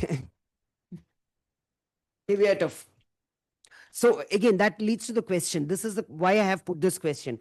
When you could get a PCR with a DDMVAC or sometimes even with GEMSIS if the TURBT especially has been very good in the baseline, should we even go for perioperative, or we should consider immunotherapy only in selected patients who need it, the high risk patients in the post-operative setting, the medical oncologist, everybody? So yes, as of now for post-operative setting, because we don't have perioperative data. But it's coming, it's around the corner. As of now, post-operative settings only. So yeah, post-op, whatever, are fit, I mean, whatever they satisfy the adjuvant Nivo trial criteria. And perioperative, definitely, high risk I would be discussing. And, once we discuss the slide, it'll be clear that why I would like to discuss it, with each and every patient with probably T3, T4s or node positive ones. So the other question, about the cisplatin, this trial actually included 40 to 60, but they used a split dose cisplatin. They used cisplatin on day 1 and day 8. And that way they took on patients who were 40 to 60 also. 40 to 60, I think most of our patients will have a 40 to 60 clearance. I think in practical sense, role of immunotherapy at this particular time, post-surgery, if the patient is not fit for cisplatin, in an adjuvant setting, if the patient is not fit for cisplatin. No, but adjuvant, we are anyway using only immunotherapy, if anything. We will not be using. Yeah, we will not be using cisplatin. So this is an area where we can put immunotherapy in the setting. So I think we've gone through this. I wanted to point out Yes. one other thing. In this trial, it really should have been a 2x2 because you're comparing sandwich therapy essentially to just neoadjuvant chemotherapy. And Randy Millikan had a phase 2 study at MD Anderson where they used sandwich chemo pre and post, which had much better results than just neoadjuvant or just adjuvant. So I don't know that we're comparing apples to apples in this, in just that concept. So Niagara anyway concluded that, the PCR rates are better and there is a DFS benefit, and borderline renal function patients can be taken on. So you wanted to add something, on perioperative. So perioperative, so if we can just go back 2 slides, the ones in which CR versus no CR OS was shown. The KMS, yeah. So I think, most of it, even the ones who did not receive IO, but had PATH CR, they did better. Okay, so if we are able to increase the PATH CR by this in say 10% as per the repeat analysis, then probably we are, pushing some of them who are long-term survivors. Yes. So our organizers need to stop. So there was a third case. Before that, I'll just ask the radiation oncologist one question, and third case, just a show of hands and stop. So the radiation oncologist, the BART has been, but the BART, we have only the toxicity data. We don't have long-term data. So from both the radiation oncologists, so much of adjuvant immunotherapy. So, but BART does not have adjuvant immunotherapy. BART had nearly 75% of patients who had neoadjuvant therapy, radical cystectomy, and then randomized to RT versus RT. Do you think that, now that there is another player, if the BART is showing a both DFS and an OS benefit, we'll have the data very soon. Let's assume it shows a DFS and OS benefit.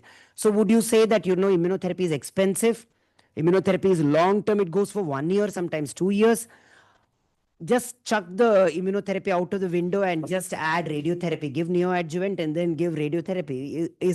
Or should the next trial be the GEMSIS Durva or GEMSIS followed by Nivo or Pembro versus I need to consolidate loco-regional control. So what is better than something which is loco-regional therapy? So I would definitely counsel them that effectiveness-wise, radiation therapy should be the norm, and whatever adjuvant comes should follow radiation therapy. So let's hope that you have a OS data for that. Otherwise, nobody's going to accept that statement. But if there is an OS data, we have a second player other than immunotherapy. We have a player of radiation. No, sir. Adjuvant RT we were not giving, sir. We were really not giving. Even the authors in this, they said that most of these patients did not have adjuvant nivo and EV pembro at the time of this trial. Because at the you know, time it there- was not it the standard of yeah. care. So the OS data may be a bit confounded in that sense. So Even if it comes out to be positive. if the OS data is positive in this, then you will need to randomize this to that ideally, but I don't know if it will happen if the immunotherapy guys want to randomize that. So third case, I'm not going to go through all the cases now. Time, sir has shown time. So just a show of hands from the panelists. Today, in a metastatic, there is no local regional therapy. Is it EV Pembro or is it, cisplatin-based chemotherapy with immunotherapy as first line? EV Pembro. EV Pembro. Without doubt. So there is a lot of EV Pembro, and I think that is a reason that there is a good hazards. And I think with that, we will stop the thing. So the last slide, I think, UB will remain a turf war, and with BART, I think the turf war may continue. Immunotherapy is definitely going to change the paradigms for non-muscle invasive bladder cancer, especially in the recurrent setting in BCG, refractory setting, in the adjuvant, neoadjuvant settings, and definitely in the metastatic setting also, along with EV. ADCs are going to come in more and more, and they may come into adjuvant, neoadjuvant settings, and even in the earlier settings. So ADCs are going to come in that. There are trials ongoing on EV in the earlier settings, and planning of therapy by a multidisciplinary team in all cancers is important, but I think bladder cancer, it is especially important. So we can have the turf war with a coffee and, with the images that are being displayed on the wall. And this is our team at my place. Thank you very much. And thanks for the opportunity to Vineet, sir.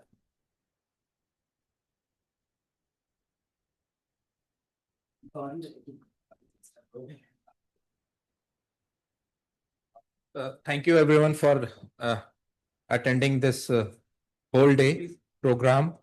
And now we are just heading for the general body meeting. So those who are